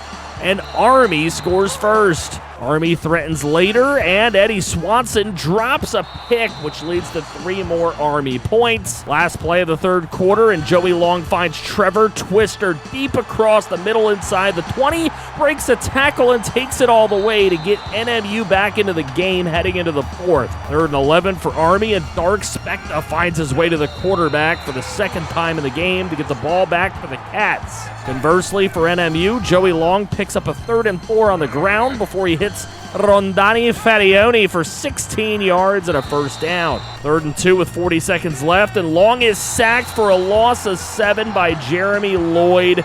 The Wildcats got to settle for 3. The national championship is heading into overtime. NMU had it first as Jonathan Tucker took the ball left side for a gain of 11 and a 1st down. And then 2nd and goal, it's Joey Long taking it in from 8 yards out for the leading touchdown. The first NMU lead of the day. Army's chance.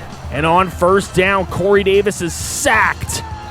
Joe Daniels for the second time in the game. Third down, Davis across the middle, and the pass is knocked away. Davis only 2 out of 10 passing on the day. And on fourth down, Army goes for it. It's their normal rushing attack, and it is stopped way short. Turnover on downs. Horrible play call.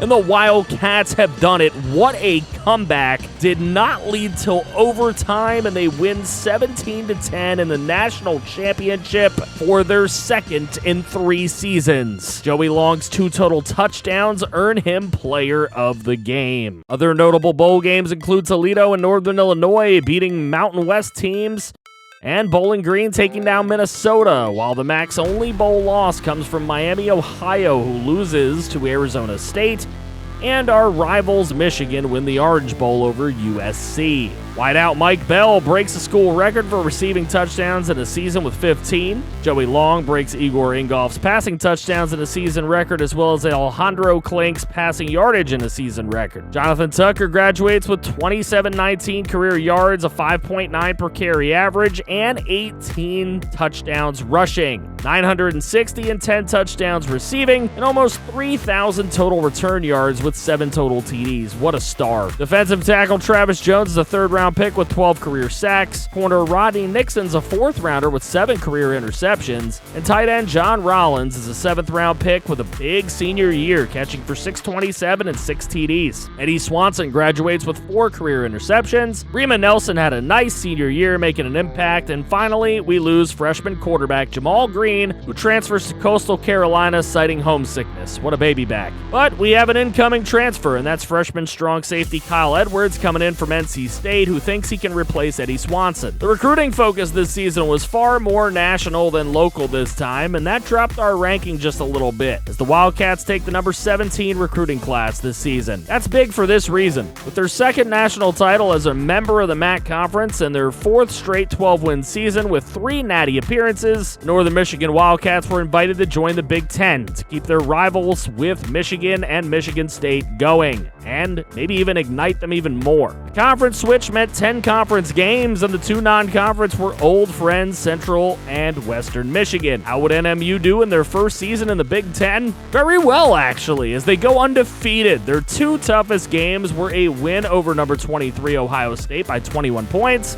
and a win over Michigan by 11. Not to mention they did beat number 2 Nebraska by 38 points, and that set up a national championship-esque conference title game and a rematch against number 2 Nebraska, with star receiver Mike Bell out of the game. Big Ten title game, number 1 Northern Michigan versus number 2 Nebraska at Lucas Oil Stadium, and NMU rolls early with Joey Long and a long pass to Jacob Morris for 56 yards. Hurt last year, but not this year. And that led to a short yardage Ben Amaya score. New starting back with Tucker graduated, and he thrived even more with nagging injuries. Next Wildcat possession, Joey Long tosses one deep for Trevor Twister, and no one's going to get him. Touchdown NMU. Nebraska gets 2 field goals, and they're driving when Ernest Frank cuts off a pass and takes that thing all the way back to the house for another Wildcat tutty. Before the half, Nebraska running a great speed option here and gets the edge to the end zone. It's Devin Brown to keep it a ball game. Nebraska put up a field goal to start the second half. We got a scoreboard glitch, and it's Brett Daniels taking the ensuing kickoff all the way to the house for a 107-yard kickoff return touchdown. Then it's John Ross hitting Buchanan in the back of the end zone to get this game back within 5 points for Nebraska. And a huge third down with 2:03 to go, and Joey Long finds James Johnson for 29 yards. Then Ben Amaya getting a 12-yard first down to allow the Wildcats to stave off the comeback attempt from the Cornhuskers and win the Big Ten title first year in the conference. Brett Daniels wins the player of the game with 169 nice return yards and the touchdown that kept the Wildcats ahead on that kickoff. Aside from NMU, Ole Miss and USC win their conference title games. And looking at the top 25, Oklahoma's at number 2 with a 10-2 record and no conference title. USC 11-2 winning the Pac-12. Last year's loser, Army, at 11-1, and the only non-rematch would be USC. And they do make it. Third national championship game in Northern Michigan history, taking on the USC Trojans at the Rose Bowl. Home field for them, I guess. Honestly, a boring game. 6-3 NMU, and Jeremy Morgan takes a read option on 4th down, picks up 8 for the first, and then on 3rd, it's an option, and give it to running back William Hearn for 11 yards. 3rd and 13, Morgan sits back there, steps up, and gets sacked to force USC into a tying field goal attempt, which is good. Wildcats forced into 3rd and long, and Joey Long is intercepted, trying to make a play, giving USC the ball in NMU territory. Morgan is sacked by Joe Daniels on 1st down, and then he's whacked again on 2nd down. On 3rd down, he gets a little skittish and just launches it out of bounds to send the game into overtime, tied at 6. Northern Michigan gets it first, 3rd and 3, and stuffed, forcing them to take a leading field goal. USC picks up a 2nd and 3 with the ground game, and then on 3rd and 1, near the goal line, it's Jeremy Morgan taking it in for a walk-off national championship win on the lone touchdown of the ball game. USC shocks the undefeated Wildcats, winning what was essentially a home game for them. They get themselves their first trophy since the one that was vacated back in 2004. Our new conference sees Maryland, Wisconsin, and Ohio State win some bowl games, while Minnesota, Rutgers, Michigan, and Nebraska all lose, in addition to our national title loss. The Heisman goes to Bama running back Zach Fagan, while USC's Jeremy Morgan wins the Natty but comes in 2nd here. 2 Wildcats get Maxwell votes, and Amaya ends up getting Walter Camp votes too. Joey Long does win the O'Brien Award, as Amaya comes close for the Walker, and Darius Hudson wins the Outland and the Remington Awards. Outside of that, some more Wildcats were considered, but nowhere near winning an award. Joey Long ends his quarterback tenure as a first-round pick with 7,500 passing yards, 79 touchdowns, and just 11 picks, while adding 769 nice ground yards and 8 touchdowns, not to mention back-to-back O'Brien Awards. Punter Nick Boyd goes in the 4th round with 44 punts inside the 20 out of 128. That's pretty good. Despite Darius Hudson's 2 awards this year, he's just a 7th-round pick, and free safety Jordan Seymour goes in the 1st round with 9 career interceptions. Defensive tackle Christian Perry graduates with 8 sacks in 3 years, and his running mate Robert Wade goes in the 1st round of the draft with just 2 sacks. Interesting. Defensive end Dark Specta had 14.5 career sacks with 32 TFLs, and that got him picked in the 1st. Corner Ernest Frank goes in the 4th round after a career where he only started 1 season with 2 picks and 1.5 sacks. One of those was highly televised. Wideout Rondani Ferrioni goes in the 5th round with his 23.93 yards and 22 touchdowns over a consistent 4 years. Defensive end Joe Daniels makes the 2nd round with 19 career sacks in just 3 years. And strong safety Jonathan Williams gets picked in the 5th round with a good senior year of 3 interceptions, while Trevor Twister graduates with a 4-year career of just 1,974 yards, but 19 TDs. Jacob Morris also ends up graduating with a 4-year career that saw a boost in his senior year with 7 out of his 11 career TDs. Northern Michigan's continued notoriety around the country got them a really good recruiting class that was ranked 6th in the nation. Not sure how many of these guys will play into the rest of this video, but the class was good enough to beat out all but Notre Dame, Texas A&M, Miami, Georgia, and Nebraska. The new schedule would see Western Michigan again and Eastern Michigan this time, taking the place of Central for this season, in addition to the tough Big Ten gauntlet. The results this time? More of the same, as NMU goes 12-0, 10-0 in conference, and it will be Wisconsin with a 10-2 record, 8-2 conference record that will play them in the Big Ten title game. Number 4 Wisconsin and number 1 Northern Michigan for the Big Ten title at Lucas Oil Stadium in Indianapolis, Indiana, and early on it's a nice completion from new quarterback Jason Williams to Brett Daniels, who takes it after the catch for a gain of 24. Then a play fake and toss to running back Ben Amaya works for another 1st down before the drive finally stalls and the Wildcats settle for 3 points.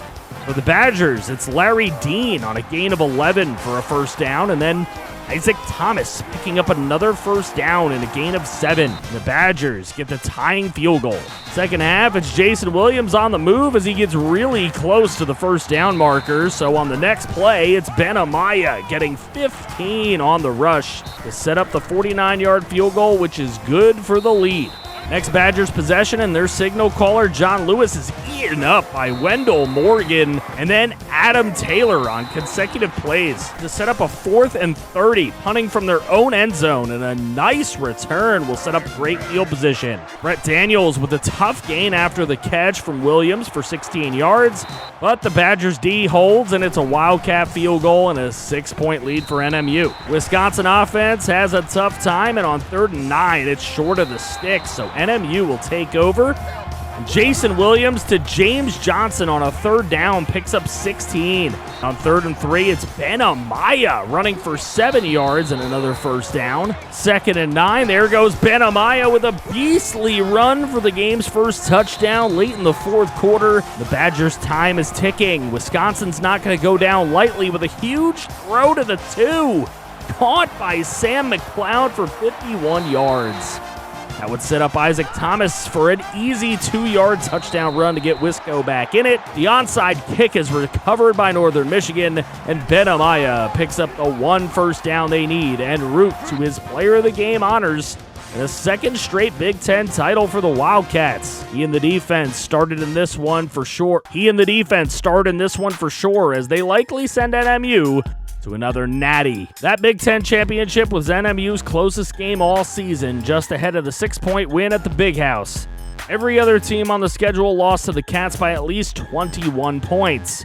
With Washington beating USC for the Pac-12 title, it looks as though it will be the Huskies this time in the national championship. National championship will be decided at State Farm Stadium in Arizona between the Washington Huskies and the Northern Michigan Wildcats. After a bunch of punt tennis late in the first quarter, it's Ben Amaya taking the Wildcat snap, and he could go all the way to the house for a 65-yard touchdown run to open up the scoring. Huskies faced with a 4th and inches, which is picked up barely by Joseph Price. And then quarterback Michael Kennedy goes for 10 yards and another first down nearing the red zone. All that just led to a Huskies field goal to erase their goose egg. Nice first down pickup by Ben Amaya on a 17-yard run. Takes the Wildcats close enough to get that field goal right back before halftime. Punt tennis prevails all 3rd quarter, but look at this one in the 4th. Williams throws to James Johnson for a 43-yard touchdown strike to hold the school passing touchdown record in a season at 51.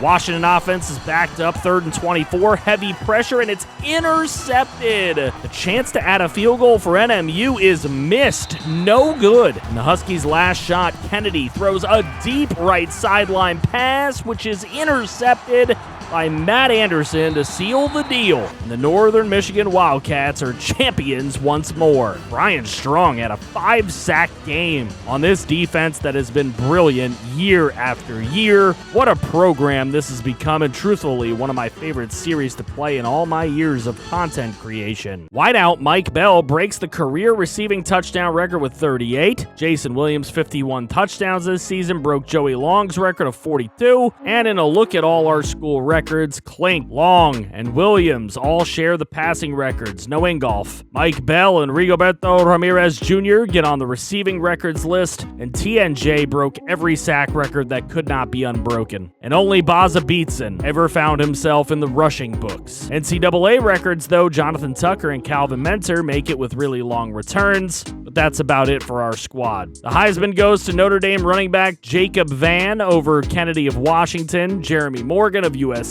and our boy Jason Williams. But Williams does take home the Maxwell and the O'Brien Awards, though. Mike Bell finishes 3rd for the Biletnikoff, but there were no other top 5 considerations for the Wildcats on this particular year.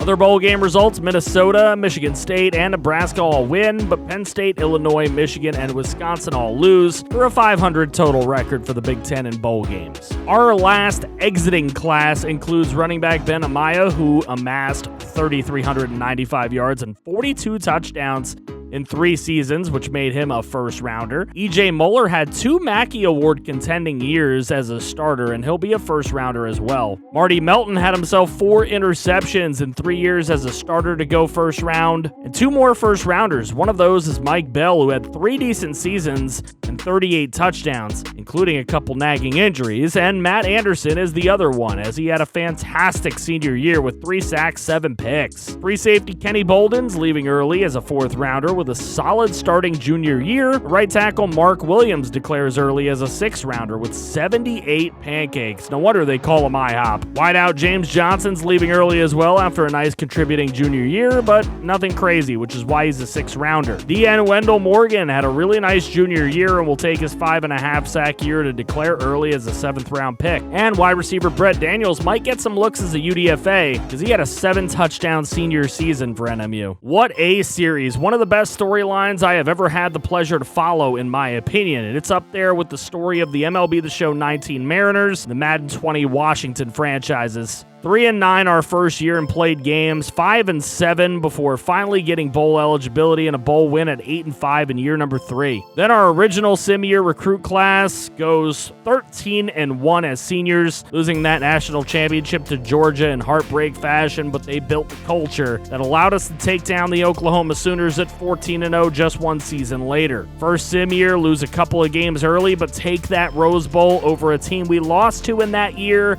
our rivals, the Michigan Wolverines, and then after losing an early game to Michigan the next year, we still go 13-1 and take the Natty over Army before flipping over to the Big Ten full-time after 4 straight MAC championships. Then we win the Big Ten in our first year. But the solo loss in a 13-1 season is a national title loss to USC. Then we finish it all off with one more undefeated run, 2nd in our history, and our 3rd national championship with a win over the Washington Huskies. 5 Natty appearances, a 96-37 total record, and a 5-2 bowl record. Just amazing. Thank you all for your incredible support on this series. I love you guys. New stuff is coming really soon, and I hope you'll all be along for the ride.